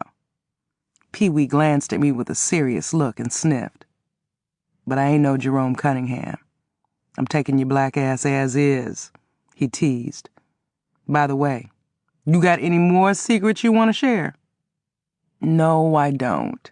And keep your eyes on the road. I sighed and gave Pee-wee a pensive look. It just seemed so strange, us getting married. What's so strange about it? For one thing, I never thought I'd marry somebody like you, Pee-wee. He gasped and glanced at me again. What's that supposed to mean? It's just that, well, you're the boy next door.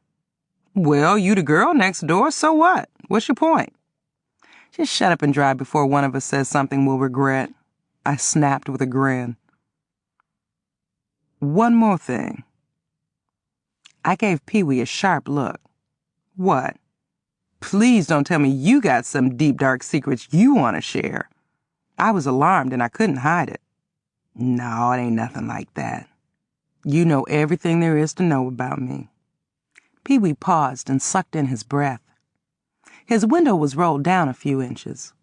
The cool night air felt good on my face, but I covered Charlotte's protectively when she sneezed in her sleep. I do love you, girl. I always did. Even when you and Rhoda was calling me a fag behind my back when we was growing up. I used to fantasize about you when I jacked off. I gasped, then giggled. I love you too, you nasty thing, you. We were silent the rest of the way to Rhoda's house. Rhoda was still passed out on the back seat when we stopped in her driveway. As soon as Pee-wee turned off the motor, her porch light came on and Otis rushed out in a housecoat, grinning and waving. Pee-wee leaped out of the car and shook Otis's hand. Hey, brother. Rhoda needs some help. She had too good a time. Otis groaned and lifted his hands high above his head and clapped them. The woman is such a hard-headed one. How many times do I tell her not to drink too much? But do the woman listen to me? No. Every time she dig a hole, she dig it deep. Oh, Americans. Otis snatched open the back door of Pee-wee's car and dragged Rhoda out like she was a sack of flour. He cradled her in his arms, struggling on the icy sidewalk to keep from falling. I cracked open my window. Otis, you tell Rhoda I'll talk to her when I drop Charlotte off on my way to work tomorrow, I yelled before we drove off. Pee-wee made a U-turn and headed back across town to my house.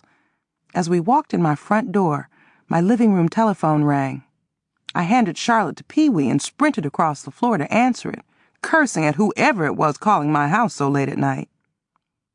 It was Daddy. Annette, that foreigner that Rhoda married just called. Ain't he one of them Geechees?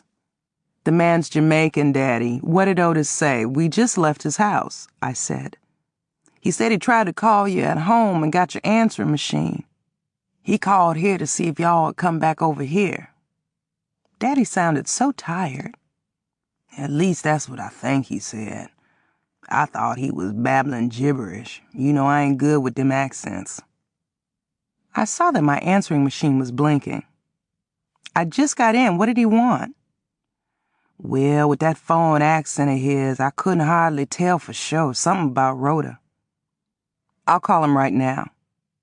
He said to tell y'all to come to the hospital.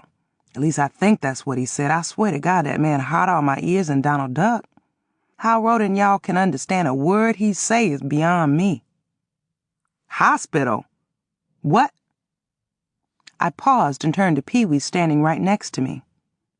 It's Daddy. Otis wants us to come to the hospital. Pee-wee blinked and looked at the telephone. Daddy, did Otis say anything else? I said, grabbing Pee-wee's hand. He placed Charlotte on the couch and rushed back to stand next to me with his ear cocked against the telephone. Yeah, with that accent he got, I ain't sure. But it sure sounded like he said Rhoda done had a stroke. Chapter 73. Otis met Pee-wee and me in the waiting room at Richland City Hospital. He ran toward us with his arms stretched open and a desperate look on his face. His lips were moving, but no words were coming out. I grabbed his shoulders and shook him. What happened?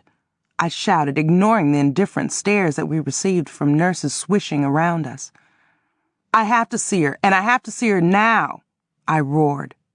One huge nurse, standing a few feet away from us, folded her arms and shot me a hot look. Every nurse on duty that night had a big bosom and a stern face. I didn't care how big and stern they looked. I was ready to challenge every single one if I had to. For once in my life, I was glad that I was big, too, and I could look just as stern as anybody else. She's bad. She is really bad, Otis choked. The doctor says she had a stroke. A stroke! Otis paused and rubbed his head, his eyes rolling back and forth like marbles. Her mom and daddy can't be reached, so I call for you to come. I could barely talk, but somehow the words popped out of my mouth. A stroke? No way! Everything around me went black. Suddenly, for a moment, all I could see in that darkness was Otis's terrified face. I took a step back. Rhoda's 36 years old. What's she doing having a stroke? Old people have strokes, I yelled, looking around the room, frowning at the cold-looking vinyl couches lined up along the walls. Are you sure? We thought she was just drunk. Is she going to be all right? Pee-wee asked, draping his arm around my shoulders. We had dropped Charlotte off with Madeir. Otis shrugged. I don't know. Let us pray she will. I need her. I'm fin to go crazy. Otis massaged the back of his head and then shook it so hard he had to close his eyes. I held his hand until he composed himself. I'm fin to lose everything. That's not true, I insisted. Everything is going to be all right.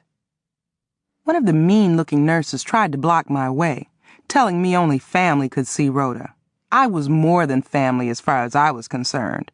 With one hand, I shoved that heifer to the side like she was as light as a feather, and I galloped toward the elevator along with Otis. Pee-wee was close behind. Nobody was going to stop me from seeing Rhoda. I wish somebody had. I was horrified. It was the most haunting sight I'd ever seen before in my life. Rhoda's face was so contorted. Her mouth was on the side. It was open in a frozen yawn, and she was drooling.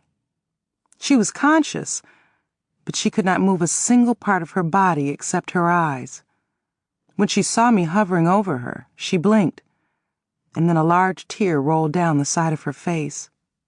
Dried spit and snot covered her lips and chin. This was the first time I'd seen Rhoda without makeup since we were teenagers. "Rhoda, honey, it's gonna be all right. You're gonna be just fine, I promise." I had a lot of nerve making her another promise. I turned to Otis. "Where's Jade?" "With the nice white lady next door to my house," he managed, not taking his eyes off of his wife. "The nice lady next door. She say Rhoda told her this morning she was feeling mighty funny." I should have paid more attention to her at my dear's house, I muttered, recalling how Rhoda had slurred her words and stumbled around even before drinking that wine. "I don't know what I'll do if she doesn't make it," I said, looking at Pee-wee. "She's in God's hands now. The rest is up to him," Pee-wee said, embracing me from behind. I turned sharply to Pee-wee and said, "We're getting rid of that car."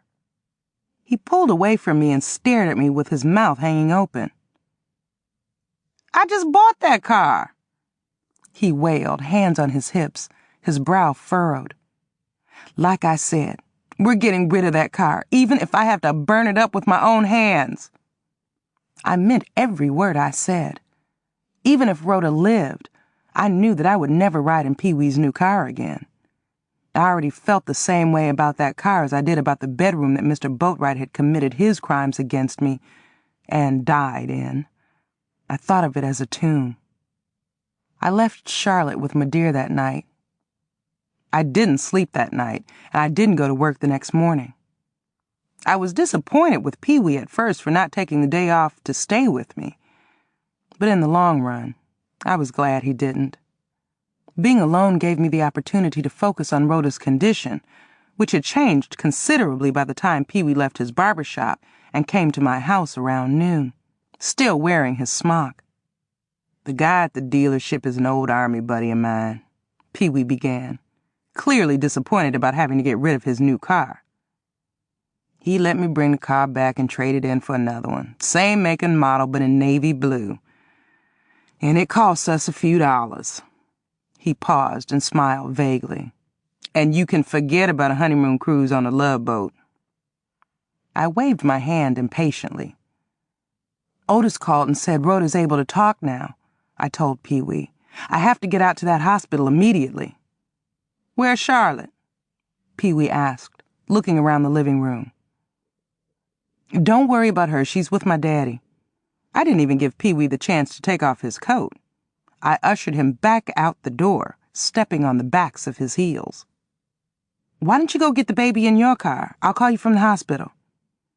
I didn't even stop to look at the brand new car, its sticker still in the window, parked in Pee-wee's driveway. I just jumped into my car. Rhoda was sitting up in bed when I arrived at the hospital. Otis and Jade had just left. I was glad I could be alone with her. She smiled as I rushed to the bed and grabbed her limp hand. "Rhoda, you're going to be fine." It was more of a question than a statement. Her mouth was still not where it was supposed to be. For somebody as vain as Rhoda, I knew that had to be the ultimate nightmare. I don't think I'm gonna let a little stroke get me down," she managed. Her mouth remained open after she finished speaking, with her enlarged tongue hanging out, resting on her quivering lip. "I know that. You are too tough and ornery to let that happen." I held my breath when she started coughing. Her left eye crawled back in her head. I stood up, still holding her hand. "You want me to get the doctor?" Then the same rattling noise that I had heard coming from Daddy King before he died came from Rhoda. I could not believe what was happening. I refused to believe that my best friend was dying right before my eyes. "Rhoda, I'm going to get the doctor." She shook her head, refocused her eye, and clutched my arm. I'm fine. I waited and watched in silence for a few moments. I'm so sorry. I am so sorry I didn't pay more attention to you last night. I knew something was wrong. I blinked hard to hold back my tears. The last thing I wanted to do was fall apart in front of Rhoda. Girl, stop overreacting, she snapped in a weak voice. The doctor said it was just a mild stroke. I breathed a sigh of relief. Then everything's going to be all right? If you mean my fucked up mouth, yeah. I was glad to see Rhoda wiggle her lips and laugh. And I'm not going anywhere anytime soon, so don't worry about what to wear to my funeral. I never, and you never will. Now go on back home so I can get some rest. Rhoda closed her eyes, and I left. Chapter 74. That following Saturday morning, just as we had agreed, Pee-wee and I went down to the courthouse and got married. I wore a navy blue suit and a yellow silk blouse, and I'd gone to Miss Rachel's beauty salon and had my hair done the evening before. Pee-wee advised me not to wear any makeup. I love you just the way you are, he told me. You always been beautiful to me. I didn't bother to tell him how good he looked in his black suit and white shirt. He had gotten so much more handsome over the years. It wasn't necessary to tell him. The city hall judge who married us made a comment about us being such a nice-looking couple. It was then that all of the doubts were removed from my mind. I was beautiful. The only flaw in my ecstasy was Rhoda's latest trauma. I knew in my heart that I would be there for her no matter what. If my dear could forgive Daddy and allow him back into her life, I could forgive Rhoda for every evil thing she'd done. She was paying for her crimes, and in the worst way. Pee-wee moved in with me that same day. Other than that, it was just another day. We went to visit Rhoda, but she remained asleep the whole time. I was stunned but pleased when we went to Madeir's house to pick up Charlotte and discovered that Daddy had slept in the same room with Madeir. He was still in bed when I walked into Madeir's bedroom. It ain't what you think. I just needed him to keep my back warm, Madeir told me with a nervous grin. And I'm sure he did. I hugged my mother, and then I woke up my daddy so I could hug him too. I called up Lily Mae when I got home, and we chatted for over 2 hours. Annette, I love you, and I am so happy for you, Lily Mae told me. You finally got everything you wanted. Your mom and daddy are back together. You got a good man, a beautiful baby. What more could you ask for? I am blessed, I told my sister. I had recently received letters from both of my other siblings the same day. Yes, I was truly blessed. Even though I had lost my stepfather, P and Jean, and possibly Rhoda, I still had a lot to be thankful for. The next day, Otis told me that a tour guide had tracked down Rhoda's parents and delivered the message that he had wired about Rhoda's condition. It was another week before the doctor released Rhoda. I was already at Rhoda's house, nursing a huge glass of wine, when Otis brought her home. I was glad that he and Jade left me alone with Rhoda. My parents are arriving from Kenya tonight. I really need my mother, Rhoda told me in a hoarse voice, lying on her back in her bed, propped up with 3 pillows. Even though she was able to talk, her mouth was still slightly twisted, and from the grimace on her face, it looked like it was painful for her to talk.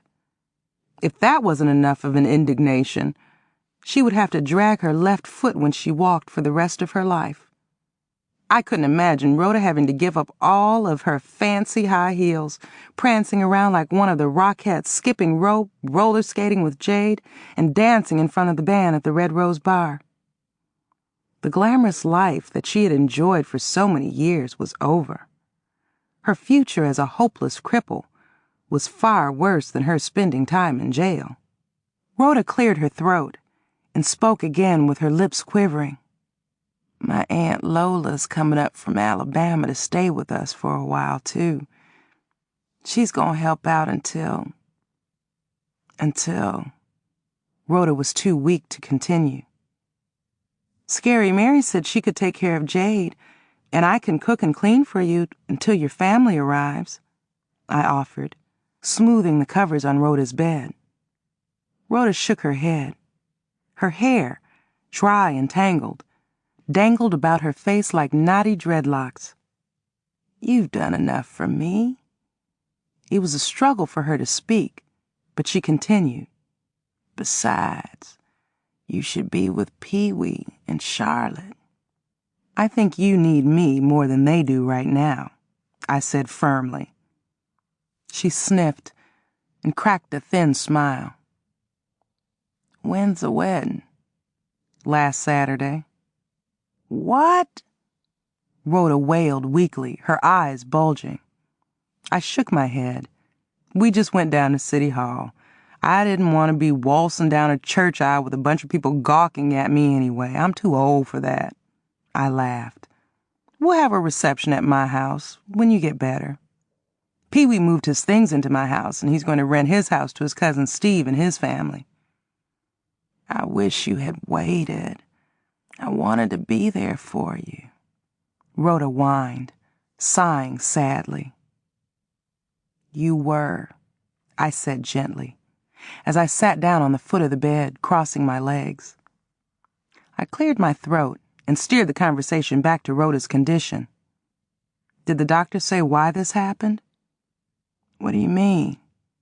People our age don't have strokes. Well, I did. But you were so healthy. Was it something in your diet? Was it something you did or didn't do? I don't understand how... A pensive look appeared on Rhoda's face. She scratched her chin, frowning because it was covered in dried spit. It was something I did. But what in the world? In a steely voice, she announced. I did some things I shouldn't have done. And you know what I'm talking about. I gave her a puzzled look and shrugged. Bad karma. Rhoda sighed and scraped her bottom lip with her teeth. I noticed that her left eye now looked larger than her right eye. What's that supposed to mean? I knew damn well what she meant. I just didn't want to be the one to bring it up, especially at a time like this. The things I told you I did. I let out a groan as a sharp pain shot through my chest. Do you think it was that shit you told me about killing 4 people that overloaded your mind and caused that stroke? It could be. I've thought about it a lot since I told you. Every day. And by the way, it's 5 people, not 4. I gasped so hard I almost choked on my tongue. What? You know damn well old Uncle Carmine Antonisante didn't shoot Vinnie, girl. I was there. I nodded. I thought so. I looked in Rhoda's unblinking eyes. I'm not judging you this time. That's between you and God. Rhoda nodded and sighed. Her tongue slid out of her mouth and licked her bottom lip, making a slurping noise. So, God's taken me, a piece at a time. First my baby boy, then my... She paused and patted her chest, and added in a cracked voice, Now, this. You stop talking all that foolishness, I scolded, shaking my finger in her face. Rhoda gave me a thoughtful look. Annette, You said I was a good wife, a good mother, and I've tried to be a good friend. And all of that's true. The words seemed to burst out of my mouth. But I guess all of that didn't matter. God still don't like ugly. Rhoda's eyes shifted, and she added, and I have a feeling that God ain't through yet. And he never will be, I muttered. But I'm still going to be your friend, Rhoda. At this point, Rhoda sighed, nodded, and gave me a weary look before she wiped a huge tear from the corner of her eye. I'm gonna be okay, she rasped. Before I could respond, Otis and Jade entered the room. Otis advised me to let Rhoda get some rest. You will come back tomorrow? Otis asked. You're part of the family, he added, making a sweeping gesture with his hand. I nodded and grabbed his hand and squeezed it. Rhoda had already closed her eyes and curled herself up like a ball. I pulled the covers up to her neck and kissed her on the cheek. I was amazed that after all of the hundreds of egg facials I'd watched her give herself during our youth, her skin now felt like sandpaper. We'll both be okay now, I whispered in Rhoda's ear, leaving so she could be with her husband and daughter. I suddenly felt so warm all over that I had to fan my face. I let out a deep breath and I smiled. And then I went home to be with my husband and my daughter. The end. You've been listening to God Still Don't Like Ugly by Mary Monroe, narrated by Patricia R. Floyd. And thank